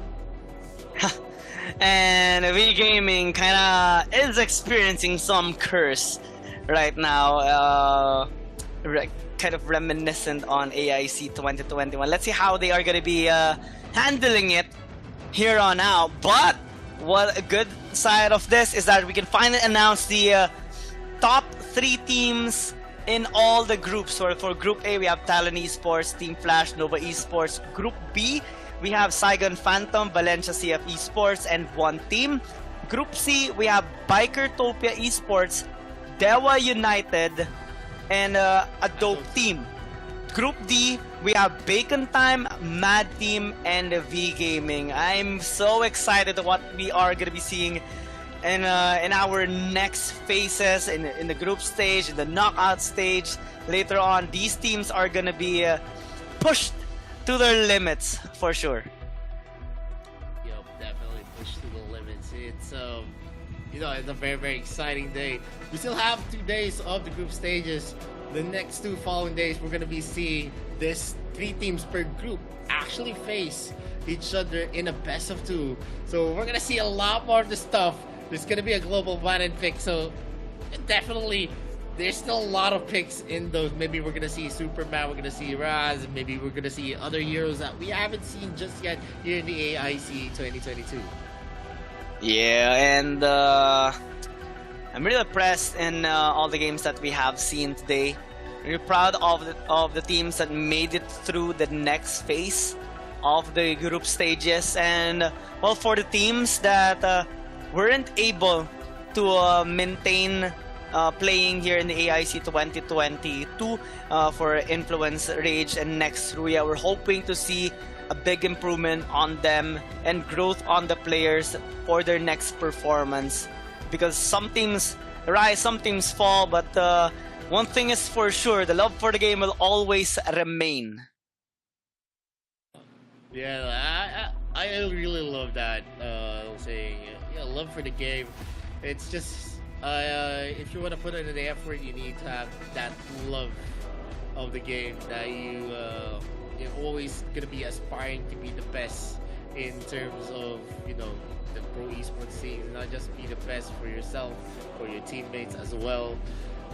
Yeah, Arena Valor International Championship 2022 has been giving us a lot of this kind of teams wherein we saw them actually improve upon the losses that they've experienced. And you have to extend, go beyond your limit, exceed expectations, push everything out, and just try to get that win, because it's what you actually allow. It's what it takes. It's what it takes to be a champion here, especially in the Arena of Valor International Championship. So here are the rankings here for the group stage, day 2. We're seeing Bikertopia being the first, Dewa United as a second, Dope Team as the third, given their respective stats on the respective Group C. Bacon Time as the first, Mad Team as the second, V Gaming as the third one, with an interesting similar results as well as Group C. Yep, and I was fairly surprised. I was thinking that because of V Gaming actually taking in the advantage in the last game, it would have been a 2-1 for everyone here. Yeah, that would have been art. Yeah, that would have been a different way. But Bacon Time, definitely one of the best teams that I've seen so far here in the AIC. Although we're gonna still see a lot. This is just a best of 1, so drafting can always change whenever. Yeah, they're still under provision. Hopefully, they don't experience the curse in the extended series next time. Yeah, and the extended series also tests out your drafting skills, your hero pool as well. As the games progress, you have limited available heroes. Bans are always going to be affecting you as the games and the series actually progresses. So let's see if we're going to see a better kind of It's Bacon Time in terms of that kind of progression. So we already have here the qualified teams that we're going to be seeing for the rest of the 2 days of the group stages. Group A, Group B, Group C, Group D. These teams are the top teams that you're going to be able to witness. Yeah, top 12. From a lot of teams, actually it's top 16. 4 teams were eliminated in just the first and second day. And more teams will be saying goodbye in the next few days. Even in just the phase 2, tomorrow and the next day, 4 teams again will be saying goodbye. So it's gonna be a tough road for these teams, as well, their performance has been quite interesting and incredible for some, especially for those who have secured 3 zeros, or the undefeated ones at Talon Esports, Saigon Phantom, Bikertopia, and Bacon Time. They're gonna be the ones to really show that they can maintain the top standing in their respective groups, because the other teams will be trying to climb up the ladder and bring someone down to be the ones to be taken away. So in our upcoming matches here for tomorrow, we do have best of 2 series, in Group A, Group B, and Group A here at Team Flash versus Nova Esports, Valencia CF Esports versus one team, Nova Esports versus Talon Esports on the next one. And that's a lot of matches we are going to look forward to for tomorrow's matches as well. And yeah, one team esports is going to be facing up against Saigon Phantom. K Talon is going to be facing off Team Flash again. SGP is going to be facing off VCF. That is going to be the 6 matches that we're going to be able to witness in tomorrow's group stage. And well, we're already coming into a conclusion for today. We have ended finally ended day number 2, so congratulations to all the teams that made it through, and moving on towards the next phase of the AIC Arena of Valor International Championships 22. And of course, we're looking forward to having another jam-packed action day tomorrow. So that is it. Well, see you again tomorrow. Make sure to stick around for tomorrow, same time. And of course, we are your shoutcasters, Guillaume Gaming and Vitor. Tomorrow you will be seeing Mikos as well. This is the Arena of Valor International Championships 2022. And of course, on behalf of the production team, Tencent, Level Infinite, Garena, and VSPN, we thank you all and looking forward to seeing again tomorrow.